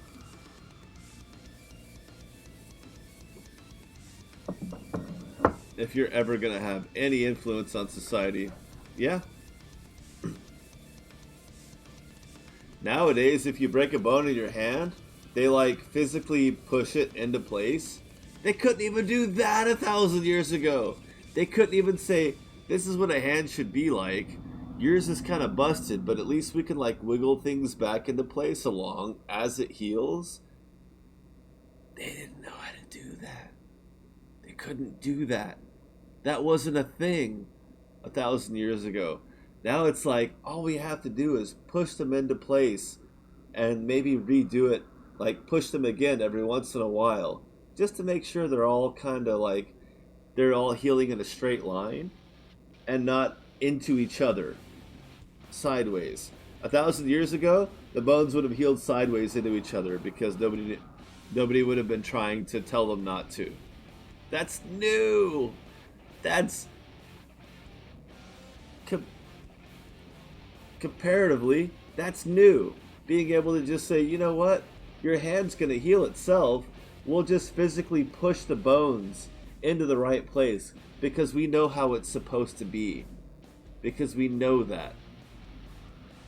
That took 10,000 years of self-awareness, written history, and why would you record something if you weren't willing to reflect on your past? So we call that written history as kind of the epitome of self-reflection. We weren't just telling stories to convince people what to do, but we were recording events that we thought were significant regardless of their impact. Word of mouth, stories, parables, back in the day, nowhere near the impact of actual written history. Because parables would tell you, man, you should probably just not hit your hand. Whereas written history has led us to being able to figure out what's a hand supposed to be like so you can push it back into place. I've broken my hands many times. Not just fingers. This metacarpal has been completely shattered more than once. And I still have this hand, full dexterity, forget what my left hand, because it's the dumb one that I rely on for brute strength, because we know what it's supposed to feel like when you press on a hand. And I can go to a doctor and they're like, that's correct, that's correct, and we're gonna like, ah, and I'm like, ah, I'm over here in the corner like holding my arm out, ah, screaming like a little kid, like this is the worst thing I've ever endured. But he's aligning the bones, and then they heal, and then I've got a hand again. They couldn't do that 1,000 years ago. 10,000 years of written history. 9,000 was not enough to say, this is what a hand should be like. We'll just press it back into place. They didn't get it. They didn't understand it. The mechanics of it. The idea of it didn't make sense.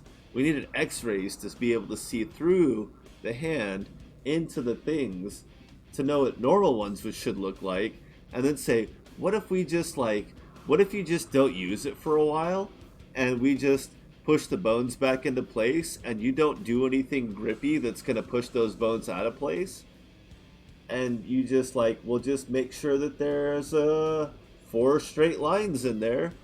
If there's 4 straight lines in there, you're probably okay.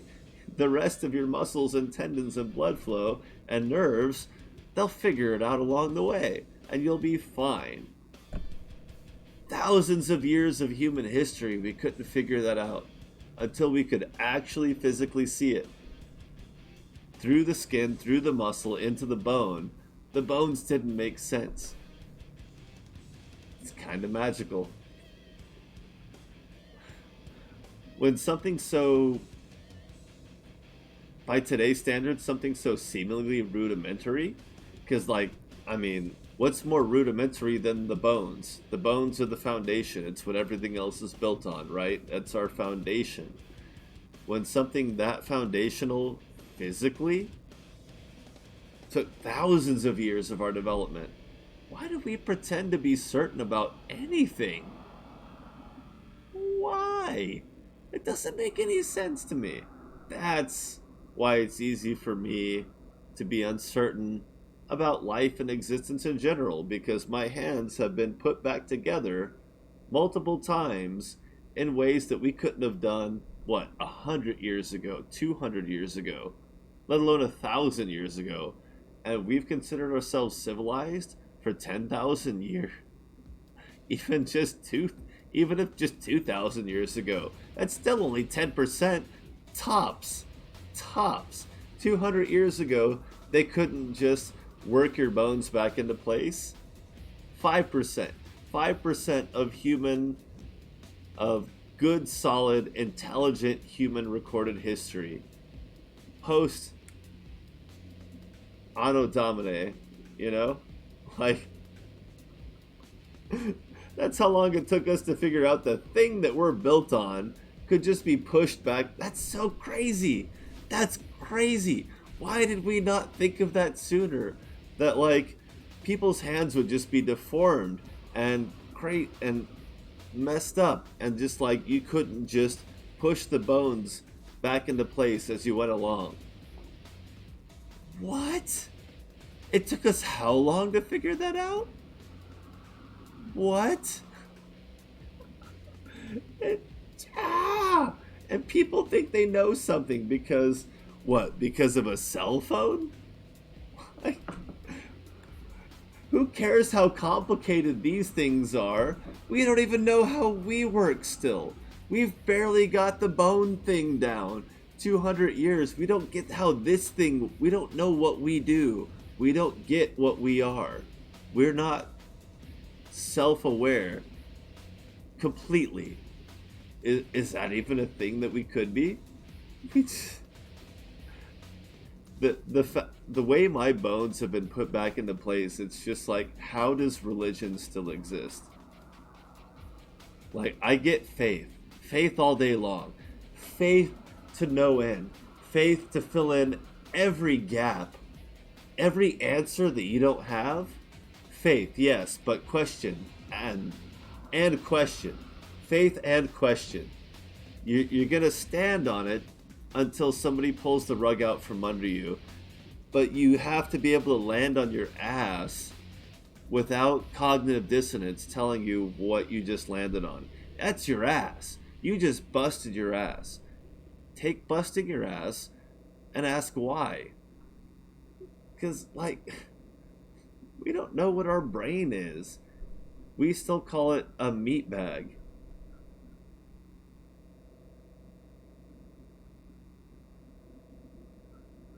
Well, yeah, and I mean, that's the foundation of science, right? Is asking the question, and then if you think you have the answer, you have to be able to repeat it. That's that's science, is asking the question but not accepting the easy answer. Wanting confirmation. So we get confirmation bias, where we assume the answer without actually analyzing whether or not we've done sufficient amounts of science. It's like, well, no, I asked this question a bunch of times and I kept getting this answer.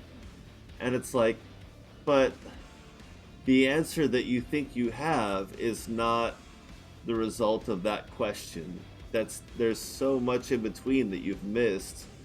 You're assuming, so you have a confirmation bias where you see an answer. You're stuck in probabilities, which is, let's face it, our entire existence is being stuck in probabilities. Again, with Elon Musk. Elon Musk is worried that we won't get to Mars in time or another solar system in time to avoid a cosmic catastrophe that wipes us from existence. So I can't, like, it's it's experience. Experience is the real thing, which is why our task as humans in today's world is to find a way to either condense understanding or expand human life, because the accumulation of knowledge is all we have to move forward on. It really is. That's all we have, is how much knowledge can we contain is irrelevant if we can't convey it. And so that understanding, which is why it took less than 100 years to envision what World War III would be like. Now, World War I started more than 100 years ago, but World War III, Star Trek explores this option, that there was a third World War before we ever got close to an expansion that would take us to galactic war. And let's face it, that the war with the Klingons was World War, because that was the world as we knew it. It was just the next step of World War, right? Galactic war. You just can't call it World War IV because it's beyond our world. But the war with the Klingons was World War IV. It's just galactic now. It's known World War. And that's what World War was our perception. Because let's face it, World War I did not, if you count each, what do you call it, sovereign state, World War I did not involve very many. Yeah, the dark side. Sith is conservatism. It's the individuality.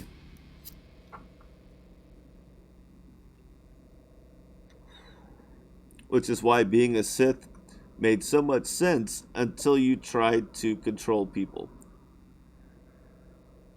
And then it fell apart. If you're going to try to control someone, at least control them to ask their own questions.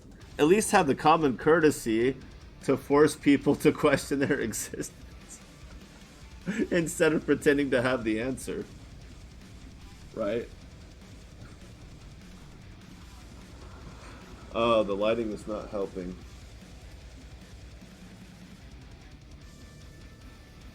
Well, that's okay. The cat brought in another thing.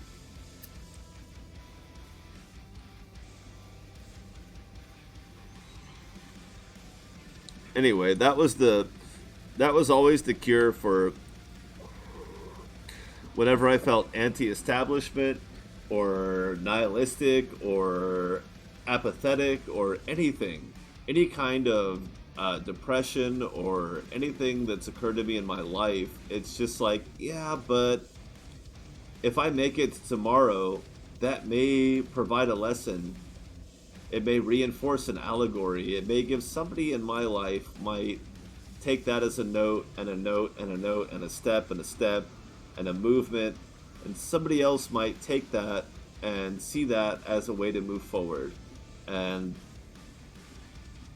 if nothing else, humanity is existence is one big survival instinct. Like, if we're not going to survive to the next, if we're not concerned with our own survival as individuals, let alone as, then what can we say about society? What can we say about the endurance of society if we don't care about the individual?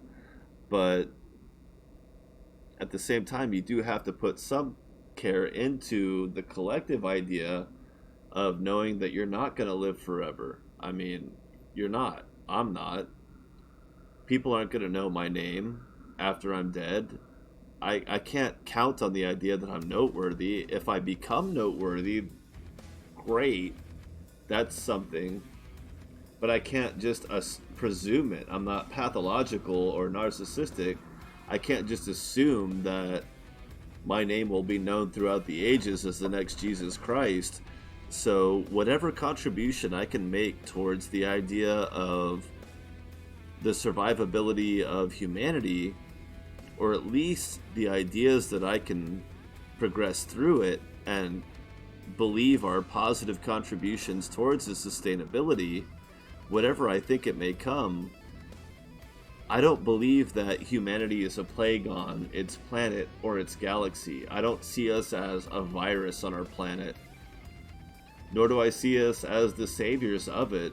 I just see us as a conceptual expression of existence that if I don't feel inclined to perpetuate, then there's no reason to exist. And it's like, no, I think we should at least see where it goes. I think people should be willing to see where humanity goes in the long run. Whether it looks shitty today, whether it looks like we're a virus cannibalizing our planet and each other today, I think there's a long game that will be better, that could be something, and maybe that's just because we haven't encountered a species that's better than our own. But we haven't.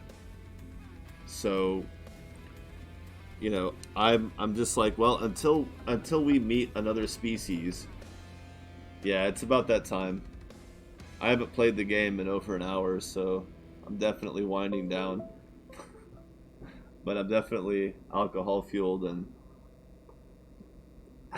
whatnot. It's definitely tomorrow in my time zone. But if I'm not willing to accept the fact that we could, as a species, be a positive impact on existence as a whole, in some way, shape, or form, then tomorrow doesn't matter, and I should stop now. But there's no reason for me to believe that. So why get in the way of it? But I should definitely do what I think expresses my understanding of it.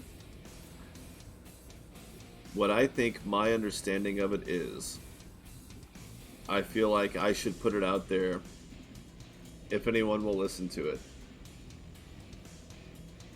And I feel like that's my tomorrow. It's just like maybe it's just part, even a small part of what humanity needs to move forward. It's just people saying, yeah, let's see what tomorrow is. Why be nihilistic?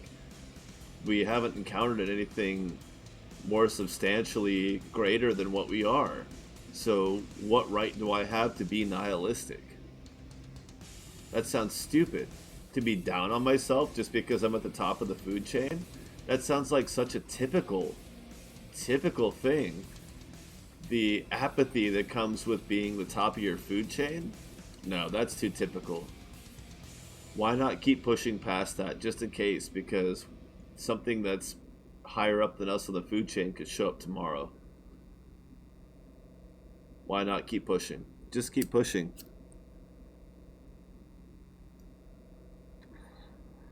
What if it's so close that you're like, man, if I had just done one more push-up, if I had just done one more mental exercise, maybe I could keep up with that, but now we can't because we slept in that one time. They have bazookas. Oh my god. The the purge could start tomorrow. I don't want to die. I don't want to just not exist.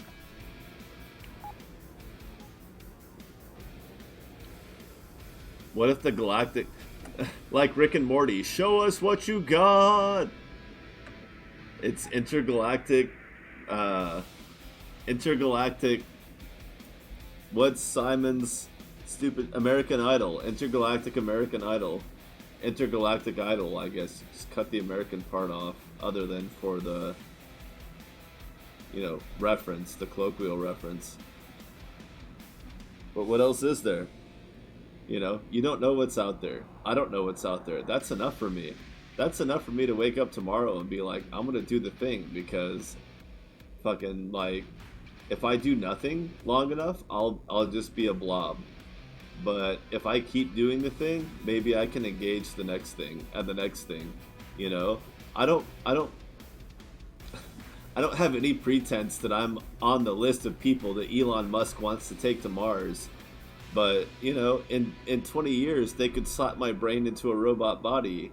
What if I ask the right questions, and they need my questions, and they need my balance of what if I can contribute, even if I'm a voice in 1,000 like the Borg.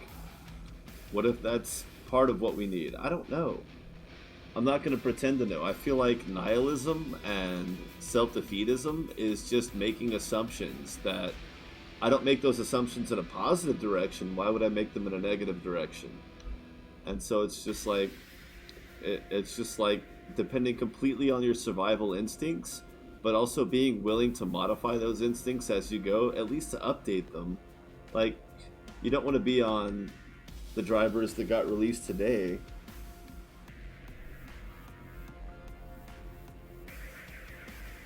Maybe you want to let some other people test those drivers before you put it on your hardware.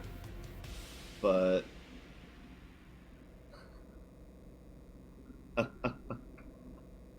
Better Call Saul. I started watching Better Call Saul, and it's like he's complaining about having to be public defender for these 3 kids that got really wasted and defiled a corpse inappropriately in several ways. What if those kids are like, in 20 years, what if they're Jesus Christ? We don't know. Yeah, me too, man. I think that's as good a place as any to call it a night. Oh, man. My lighting is terrible. My face looks ridiculous. There we go. Full brightness. But these are the kind of conversations I like to have. Even if it sounds like I'm talking to myself.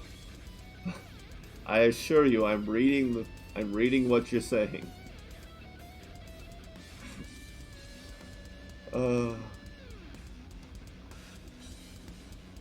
Alright. Excellent. And again, if not Monday, definitely by Wednesday, I'll have pushed my way through collecting as many materials as I can, because this game is just way too fun. And I've only begun to scratch the surface of what pulse cores and railguns are doing. I wasn't expecting anything like the pulse core to exist in this game. That was kind of a shock to me. I didn't see where he mentioned that in the Discord.